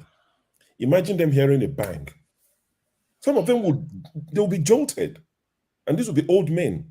But the memory is there. So when some people say, oh, this thing, maybe it's overflowed as far as we're concerned, because Yoruba will say, see, if the matter not touch you, it's not directly affecting you. You say, yeah, what happened? I had something, was doing thing, like, you know, you'll be making sound like a rat because it's not directly affecting you. But the people that are affected, it won't sound like in the ears. It's loud, it's banging noise. You understand? So if it's not directly affecting you, I'm from the Southwest. This Biafra gist, it never happened in my house. Never mentioned while growing up. because I'm a Yoruba man, not affected in any way. But people who grew up around their parents, grandparents, who will have told the stories many times, and we also, I mean, there are always two sides to the stories, but an Igbo grandparent would tell it from an Igbo perspective. So if we have people amongst us saying it the way they were told, we can't blame them. Yeah, there's some truth there, and there's a lot of truth to what Ed has said. My concern sometimes is that there is this Paul, especially the way it comes across. They do that in the West here, where they tend to shut down discussion based on somebody's empathy. It's almost like you are prioritizing one other person's suffering over some other person's suffering. And the suffering, remember, some of them are going on right now, while the one we are talking about went on about 30 or so years ago. So you have to remember that there are people going through a lot of problems. I don't understand why people say that Nigeria has not embraced the Southeast or the Igbo people. Yes, during elections you see that you see all this divisive nonsense that you see the targeting Igbo people. I was on this panel where they were attacking some Igbo people in Lagos. But however, I've seen Igbo people in Boko Haram territory. An Igbo lady, like a head mistress in Borno State, in area where Boko Haram is operating. It's like that's how far. And she was the first to even resume school in the morning. And if they were being hunted everywhere in Nigeria, they wouldn't be there. So that's another aspect. Is because when Ed said it just now, he was saying it like, oh, they embrace Nigeria. But you have to also remember that. No, sorry. We're coming to you. Don't worry, Uzo. We're coming to you. Uzo has come. So it shows you that it's not necessarily that they've rejected the Southeasterners. I think the Nigeria, by and large, we're all in the same mess to an extent, because I think that point, Loco was making that the whole thing is going down. And I understand full well that the way this stuff is coming out from like some Southeasterners and let's say KJ, it may be because of the difficulties we're having in the country. It's their way of manifesting the same problem. If everybody was doing well, and Nigeria was doing very fine, maybe it wouldn't be this amplified. Maybe nobody talk about exactly. Nobody will talk about it. You guys are wrong, but you got for Tunaja. It will be there, but Tunaja, hold on. Listen, I've been watching this program this morning. It's my turn. I've watched this program this morning. Go ahead. Even though you are okay, may subscribe. Show everyone that agreed. I watched this program this morning. If you greet me, you started doing the bigger one tonight. It didn't go and it didn't turn off. Do a little thing, you turn off, you shut down. No. That one hurt. You want to take a question and take some whiskey and come back. So I believe that. You started now. Okay, but listen. The light of this or the thing is this: if you cannot repair, don't break. All right. It's just like me. I'm sitting on my own now, relaxing my own. Now somebody from another tribe will raise the issue. They want to pick it up. You tell me I'm talking too much. That's where I normally see this thing. Somebody will pick it up. We raise the issue. If I pick it up, they will say I'm talking too much. Why do you bring the issue for the first place? Most of us here, for real, most of us don't know about the Biafra war that come from other parts. When I was growing up, I was told, even if I tell that some men that fought the Biafra war is still in exile right till now. So how do you tell kind of person to forget? In the United States, I have three uncles. Yeah, they fight Biafra war. They never go back home till now. They all court martial, with their passenger before they left at asylum and left the United States. They still there. So when you tell those people how you go to, they tell their own story. Everyone will start crying here. Even tonight, will start shedding tears. What happened? They direct from the source. Commanders, they will tell their own story. Say what happened. So you tell those people to forget. All right. And when they keep on telling the stories, and they're just living also. So my own part is this. Were you saying that amplifying? Come. Not social media have amplified it more. Not that the topic has not been discussed. Before before Nandekan, there were people that were almost Rike. All right, that were almost Rike on the line. He amplified this a lot. When Peter Obi was the governor of Anambra State, we all know what he did. All right, it was not. Nobody saw that. Nobody saw what he did. He was all over the place. Nobody saw. It was not amplified as much as this. There was a movement also going on. So let's. My problem is this: if we cannot break laws to face, if you know that a private issue will pump on like that, let's leave it for the people that own it. Let's talk it on our own, or like let's enjoy it on our own. But if you don't want to hear, okay, we are doing that. Just keep it up. If I say now that the Igbo are more Nigerian than Nigeria because we are putting more, we are working hard to integrate to Nigeria. Somebody will ask me at this panel, why must you say that you are more Nigeria? All right. If I say I'm not more Nigeria, they say, what must you say that? Then I won't mail, I won't Allah. That's the problem. Where will I fall in? I know which I will I fall in. That's the problem. Only see, everyone love Nigeria. Want to be part of Nigeria. We all have investment in Nigeria. We all buy houses. We pay tax. We develop. We move. But at the end of the day, after I do this, just one little thing. Someone will tell you, go back to your village. This is not your place. The thing trigger you. People start thinking. That's the problem. You start triggering something. And when the person reacts, they will tell him, are you the only one? This, that, this, that. That's the problem. So if you want to have the conversation should go on. It must be going. If it doesn't go on, the problem will not say, can't sweep it under the rug that let's forget about it. Nobody does that. All right? Yeah, I blame the government. As soon after the war, the government start thinking about history, what happened, the mistakes that were made. By now, these people have died up. But they tell you not to talk about it. After many years, don't talk about it. Don't even mention Biafra with your mouth. All right? But today is You know we talk about it a lot though. But I wanted to ask this question. After the war, after the war, right? After the war, no win and no vanquish. That means let's be like nothing happened. It's not taught in the school, nothing happened. All right, but the pump out after so many years is that what I mean. Assuming people we are taught, see the mistake people made, see the mistakes some will make, see the mistake, I could see the mistake. People will understand and they will learn from there. By now, they integrate people back to society. Those are those the court martials, so that they forgive them, everyone will come back to society. All right, everybody will talk together. Nobody will talk about Biafra here anymore. But instead of that, it was the opposite side, and that's what most people are saying. Most people are becoming against it.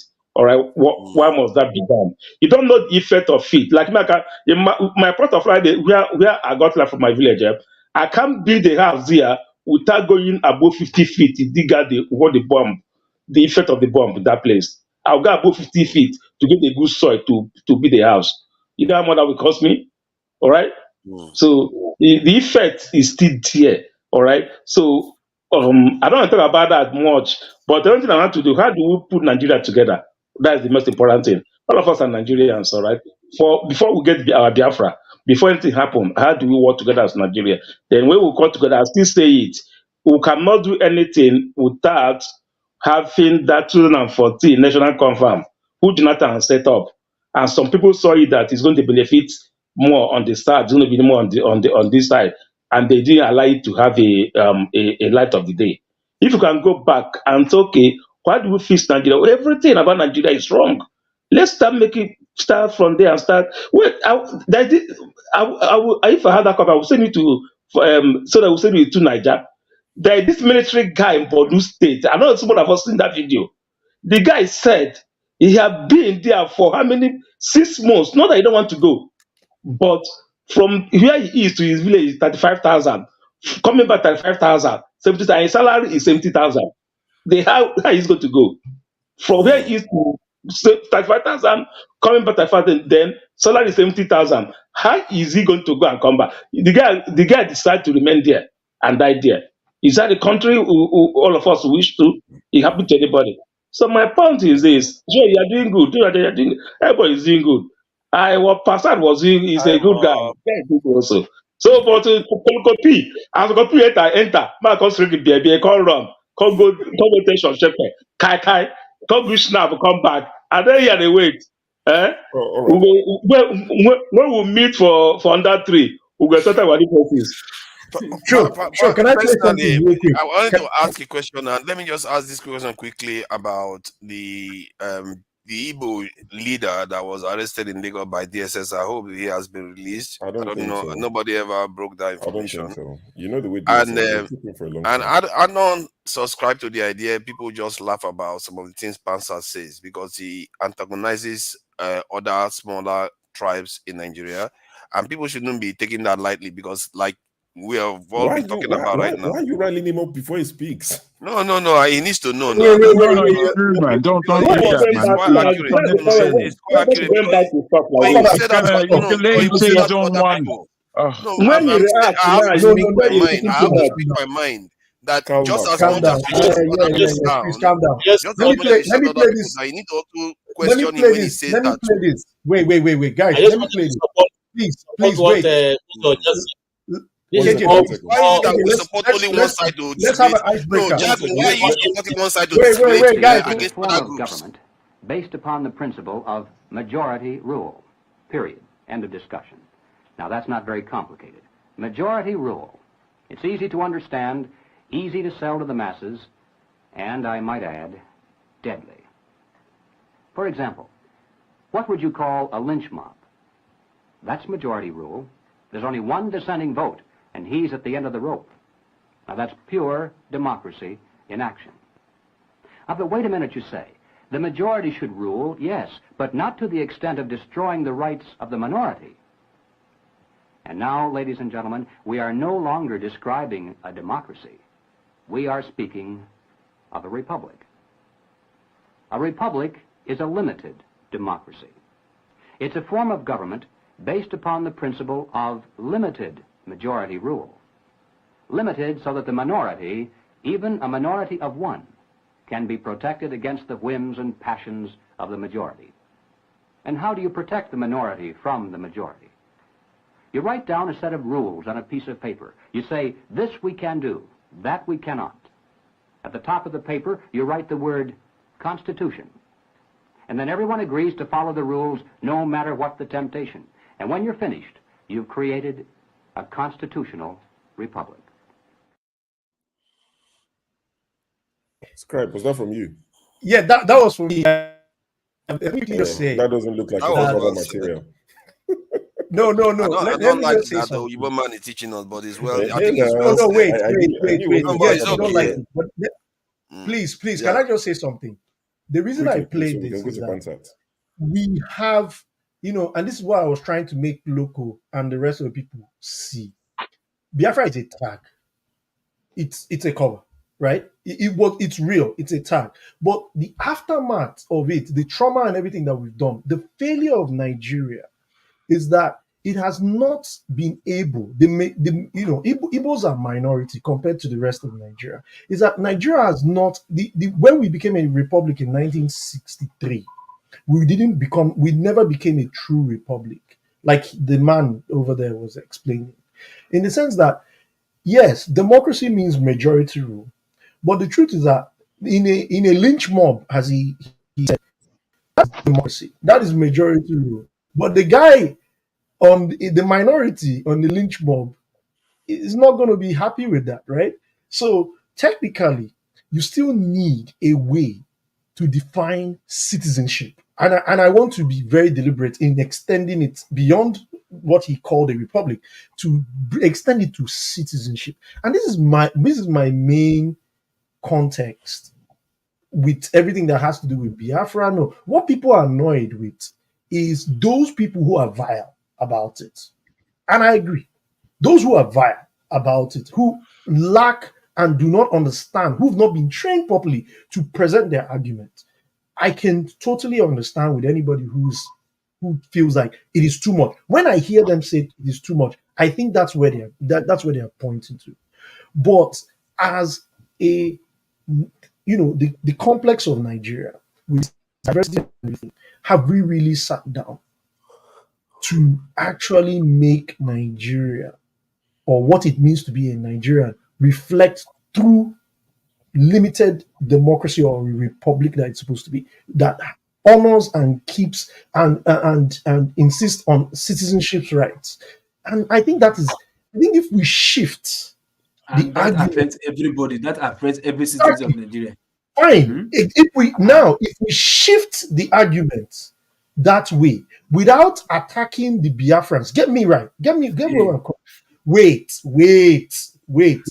If you are able to now, because you are now behaving like them, because if you are now able to override and center the direction of the argument, you have to close your ears. Just allow them. But then go to the root cause and solve it. You will have a cascading event. Because then when they know examples of where Igbos are being treated as true citizens of Nigeria. You understand? Rather than them being on the other side of a lynch mob, which is still democracy. You see, that's why I had to pay that clip to kind of make you understand where I'm coming from. You cannot beat a child and tell him not to cry. But as a matured parent, you will also try and look for that thing that is making that child cry and quench it. That is what we're saying. And that is the rights, our rights. Whether it's Igbo, Junkun, Hausa, Yoruba, whatever. Nupe, is it being respected? All of us here will agree. No, it is not. All of us will unanimously agree. So what are we going to do in order to make sure that every citizen's right is respected? Remember, not only there were Yoruba people who look like Igbos that were denied to vote. I tried to ignite a fire at everybody for us to Can understand I that. ask a question So that that one comes from was that video? political reason to gain Hold on. political points. No. Let me ask him a Look, question that comes you're from too that video. intelligent. Come on, man. Let me ask him a question that comes from the video. Stop that. Brother, guys, please make it No, quick. Igbos and Biafra go be be bone. Bonga fish go for your neck. Please. Go here and go be like make you Because the make question is a minority is true. The minority's rights should be protected, but where do you draw the line from the demands of the minority individual to make demands? Because there has to be a limit. They can't say, okay, hand the country over to me because I'm minority. You understand what I mean? No, nobody's saying hand Where the is country the over to you. where is the No. dividing line? Come on, guys. I'm trying to Come ask a on. specific question. I'm trying to ask a specific question. Where is the dividing line? There is no dividing line, forefathers. So then, what is reasonable to Hold ask? on, I'll answer your question. We are all citizens of one nation. There is nobody that's more Nigerian than the other Nigerian. And I know Every that. right Exactly. everybody. So And so they you want cannot equity. segregate the Igbos and then decide that certain things shouldn't come to them because they're Igbos. And then you do the other things for other people.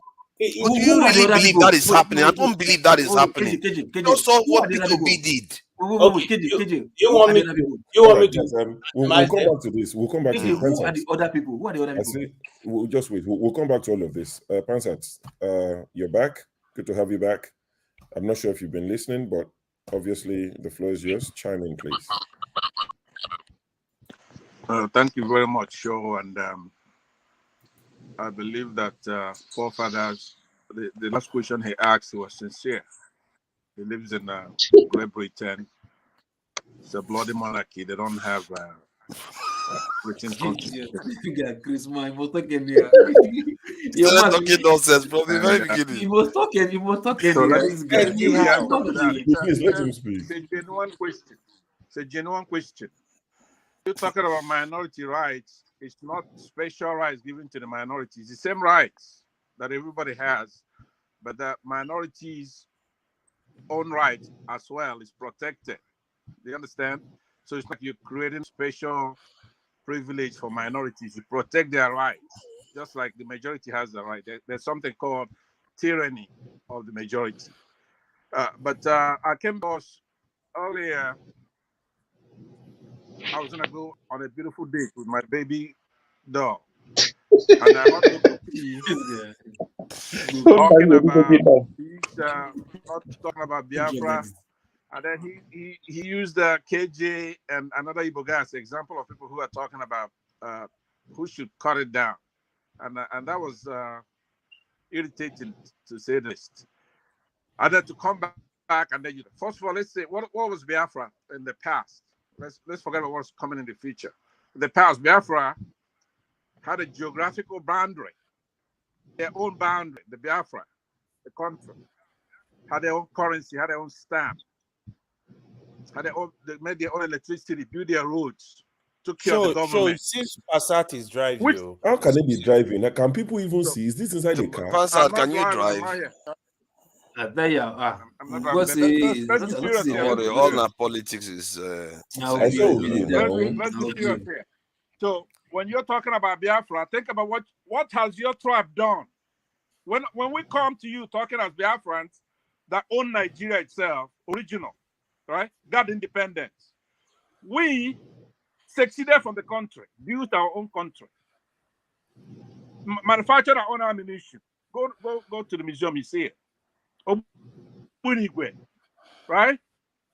And we had our own stamp, we had our own currency, we had our own government. We did what a country does, had a boundary, right? So go and try it. You can't. So we don't come to you saying, "Oh, victim," or we're super this or that. We're in it to tell you you're gonna do the right thing. Once you start turning off the beavers, you're doing stuff like that. We are gonna be reckoning, right? You mark my words today.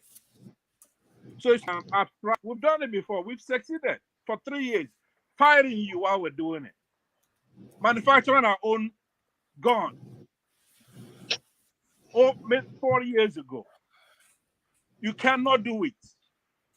Every single one of you here, local P, your people cannot do it. You'll be squashed. So when you see an Igbo man fighting for the freedom of everybody in that country, and you come here every night, and let me tell you something, forefathers, I don't know what it's gonna take, but I'm gonna stop you from hosting the show here. I'm gonna do You're it. welcome to. I will. Don't tire yourself. You have your own show, right? You have your own show. Because Nobody people goes like to your you, show, right? you insult people Don't take anyhow. it. Let him finish. Show, please. Could you meet him, please? Let me learn. You have your own show. This is not a place to talk about Biafra, especially when you have burning issues. The only time you talk about Biafra is when you keep talking about it in derogatory terms. Something you cannot do. You're even ashamed of your tribe. What is it? What is your tribe?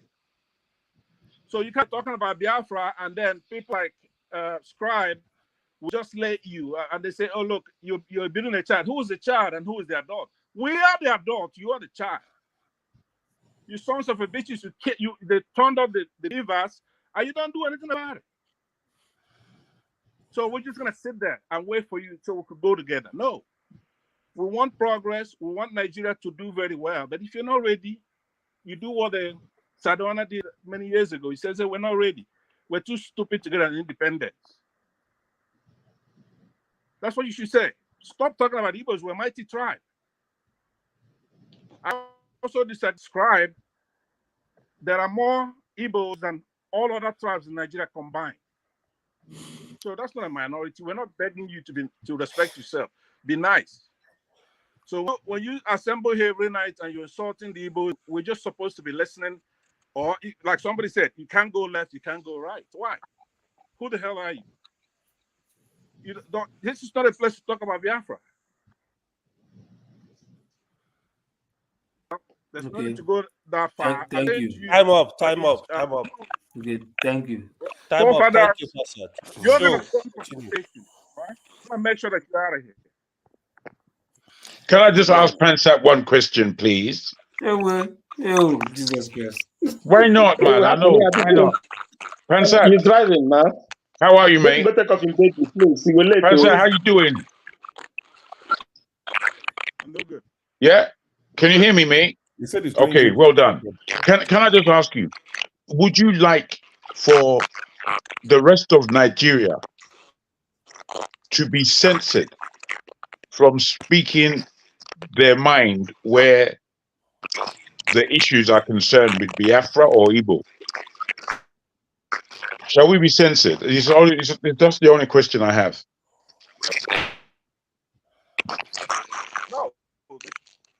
No. Well, Why would they be censored? what I was saying, that this is not a place to come. This is not to assemble to be talking about Biafra where there is no context. It's a vacuous station. We are in a different time, right? This happened that this Biafra was from 1967 to 1970. Your audio is messed up. Let me say something to Jagu. I think the whole idea about people have a There's right. disturbance from Pansak. Can you just mute, please? Yeah. Thank So you. let me just say, Jagu, everybody has the right to say something, but there's also this part that we fail as Nigerians to recognize. And I'll be honest, I fell short of it until I lived outside Nigeria, in the sense that, you know, there's this sort of like emotional precedence that lives in our heads. So sometimes when people say something, they say, you don't come again. You understand that kind of thing. I think that's something that in Nigeria, in the Nigerian context, needs to be re-educated on, unlearned. I lack the right word for By that. whom? By everyone, in my humble opinion, right? Because, okay, say for example, in Nigeria's history, the animosity between the Yorubas and Igbos can be traced back to, you know, like the run to independence, right? Where there was a bit of a distrust that came in as a result of our politicians, right? This whole thing about, you know, that happened in Lagos this last election, you can trace it back to history has the answer. Like, this was a play on Zeke's desire to reign supreme in Western Nigeria at the time, which he felt in his head, given his run with West African pilots, the Nigerian Youth League that metamorphosed, that merged and formed the NCNC. Recall that Herbert Macaulay, it is, well, not alleged, but Herbert Macaulay literally handed the party over to Nnamdi Azikiwe. So there was this kind of thing that Nnamdi Azikiwe saw himself like, you know, the West is home. You know what? So, but then when tribal politics now played, you know, he kind of lost. And then I think in certain quarters, I don't know, but like in certain quarters, it is touted that, you know, that's when this whole thing about, you know, the whole thing started with, like, they say, oh, no, Yoruba people are this, Yoruba this, that, blah, blah, blah. Then roll down to independence itself. Awolowo expected, and I think deserved, the merger between NCNC and Action Group. But as we now know, the Governor General at the time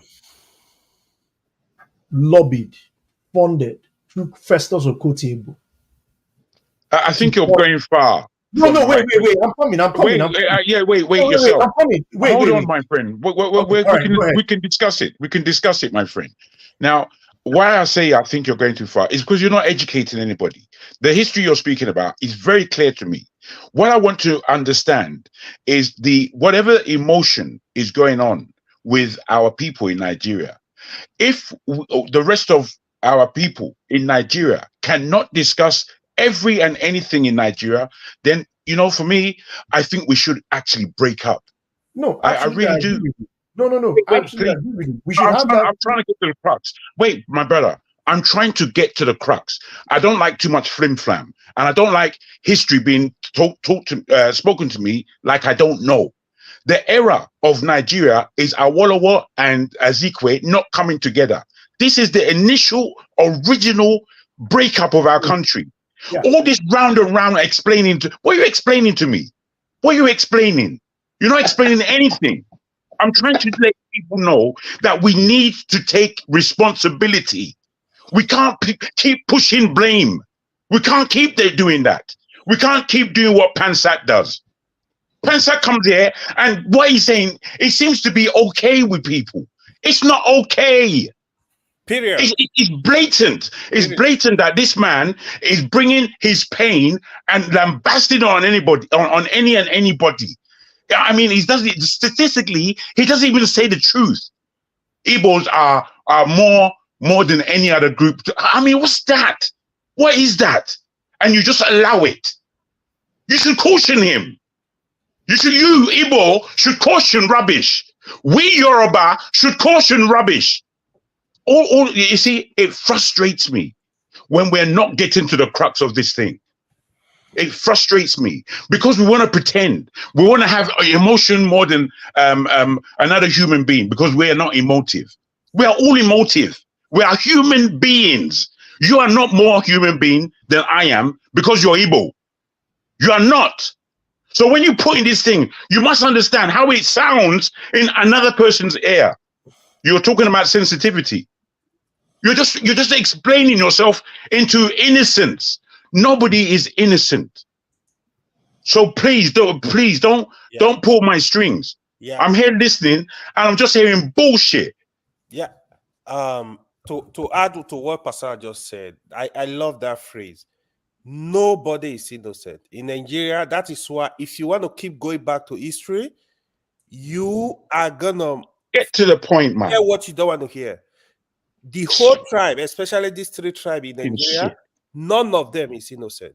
None of them. From 1960. None of them. You're explaining things as though you have a right to explain. Play victim here. Nobody. Who doesn't have a right? You think I can't speak from my own point of view about what happened in Biafra? I'm an Ondo man. Wait, please. Let me just land. Sorry, guys. I'm an Ondo man. I was born in Ondo State and I grew up in Sapele. I saw the whole thing happening. I saw it. I saw dead bodies on the streets.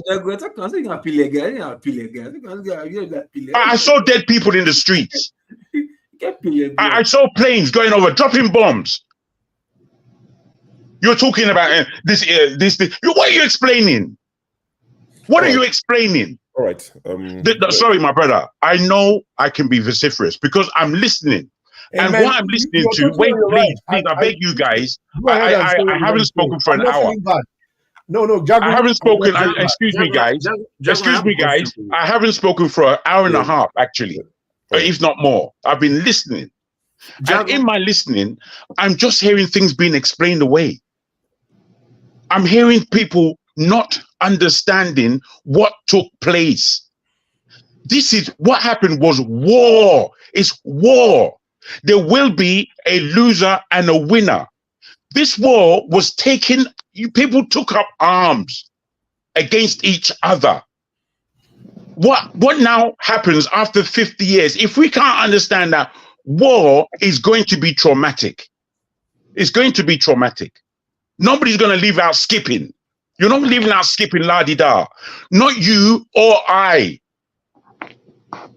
The consciousness that we should have is not that we are Igbo suffering, Yoruba hating, North wanking, whatever's going on. We're not talking about that. We're speaking about humanity. We are human beings. If you try to lessen my humanity, I'll break you up. You don't seem to understand what's going on. Why should you listen my humanity? By explaining nonsense. It's disgusting to me. If we want to talk about these issues and we are saying that people should be censored from speaking about it, you need a slap in the face. All right. We won't be slapping anybody, but I will slap. It's in a quick one. Okay, in case people don't understand, then sure, please, hold on, let me say something quick. It's disgraceful, man. What I'm trying to say, or what I think should be said about this war, whatever. Look, especially the happened, right? You can use it for educational purpose. You can teach it in school, or say about it, whatever. You understand? For people to grow with it, learn about it, learn the mistakes and how to move forward and this and that. But to bring it now and use it to create division and use it to create animosity in this present day, that I believe now is not what we need now at all. You understand? Local P, can I ask you a question? Yeah, bringing hold on, Eddie, come. You can look. look what happened. I think say you're from Edo State or whatever. Yeah. At least there was war in Edo State, right, with the British. They still teach it every day. But that does not mean you will now have animosity with British people, like you hate them for what they did, it burned the palace, they kill people, this and that. You hate them. No, you're still living with them. No, but are we not still seeking some sort of reparations of the things that were taken away from us? Hold on. I'm going somewhere. I'm going somewhere. Look, it's something you are discussing. Whatever reparation you're talking about is discussion, but not animosity. Not wanking like, hey, no, that's like they are fighting against you. British is against Edo people or Benin, this and that. You're discussing. You're thinking of how to bring back maybe artifacts. You're not using force. You're not using violence. You are dialoguing to get these things back. You understand? Even if they are refusing or they are bringing it in piecemeal, you are still dialoguing. You're not coming and shouting over and over and over. Local P. Hold on, let me finish. Hold on. Try to tell people how demonic these people are, how this and that, how traumatized this and that. I do not agree with Pansat's approach at all. Let me just quickly say what that. I'm trying to say is right. Look, you can teach it in school, fine, for educational purpose. You can build monuments and all that stuff for educational purpose, museum, whatever, for educational purpose. But my own is bringing it up as an issue that, hey, look, Nigeria is treating us unfairly, as if you are the only one who is victimized in this current day Nigeria. You understand? No, that is wrong. Okay. You understand? Say that, no, you must talk about your own. Check about these shows. How many, which tribe have spoken more here than any other tribe? It's just the same. Local P, do you know what today's topic is? Do you know what today's topic is? Yeah, you are still speaking the whole thing. Wait, who's a wait? I'm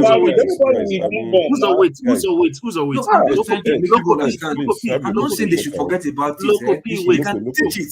Sure, not to bring it as every political. Sure, wait. Sure, let me show you something. Local P, do you know what today's topic is? So we can go to the BC. Today's topic is actually tales out of Biafra. So none of us here actually, put up a Biafra topic. It was Rudolph, so you might want to hold it up with Rudolph. He was the one that it caused an issue. It caused an issue. No, can I finish? Well said, Ed. Well said. Local P, my brother. You see, you are part of the administration. If you don't understand that this topic is to be spoken about, then leave. You should leave. Because all you've done here since you've been here is distract. And you haven't added anything. All you said is that I'm sick of speaking about Biafra. If you're sick of speaking about Biafra, leave. Okay.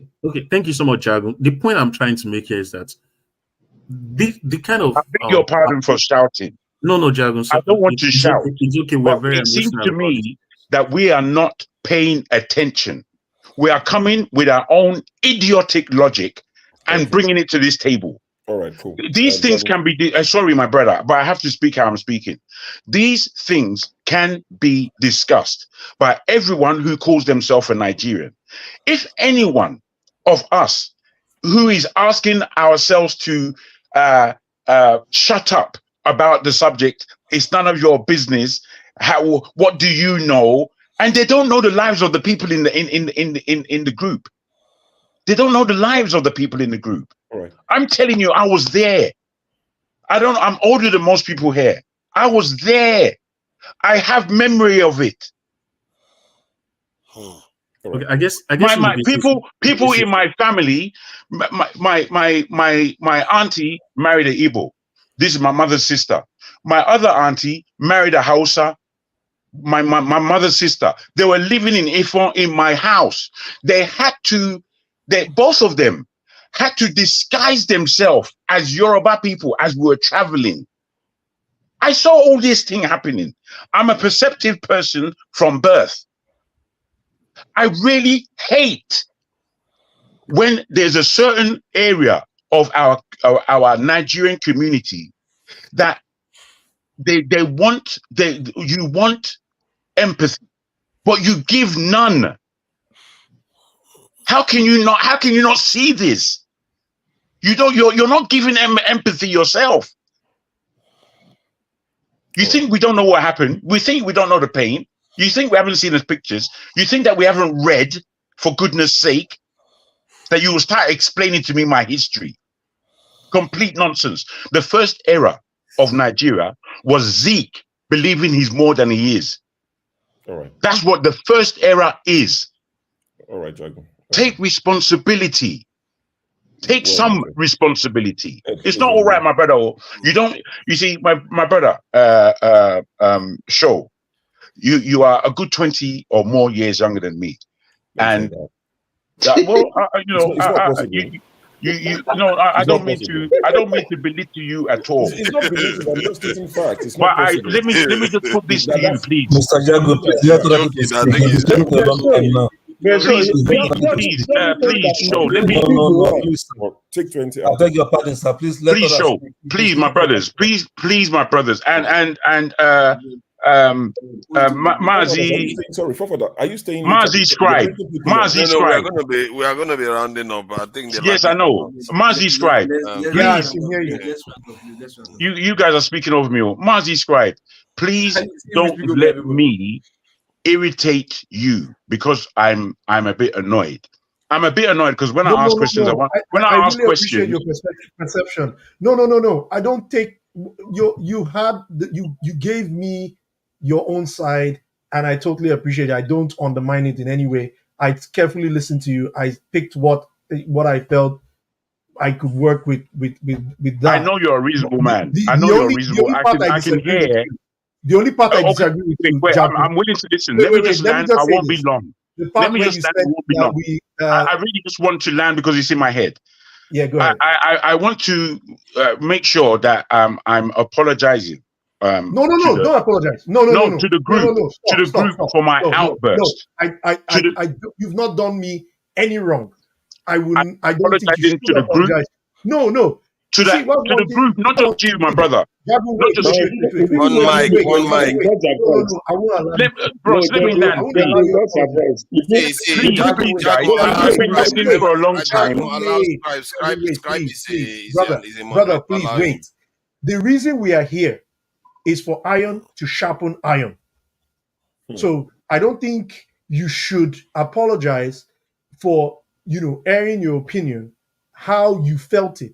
That emotion and this is where that's the departure I have with people like Panzer, in the sense that you're probably not sensitive enough with your choice of words, even though what we are trying to say might actually be the same. But you also have to kind of be, and I can understand not necessarily that what I said triggered you off. I understand where that trigger came from. I was more like trying to sort of like go around and paint it up in such a way that it will be lighter for people to consume. Which you called me out and you said, look, you're beating around the bush, you're going too far. But I just want you to understand that the motive I had was to kind of I was looking for a way to soften the fire. I appreciate that, but you see, I we get to know each other's we get to know. Okay, we get to know each other's personalities on this thing, and I'm asking you directly to answer me. Now, obviously, we're speaking on a panel, and we're speaking to a bigger group. We're speaking to viewers, and I appreciate that. But you see, when I'm asking questions, I want answers. I'm looking for answers. So you said earlier that you are not really one to get into this kind of Biafra talk. I don't know too much about it. And whilst these are really emotive subjects, I want to be careful so as not to speak out of tune, which I appreciate.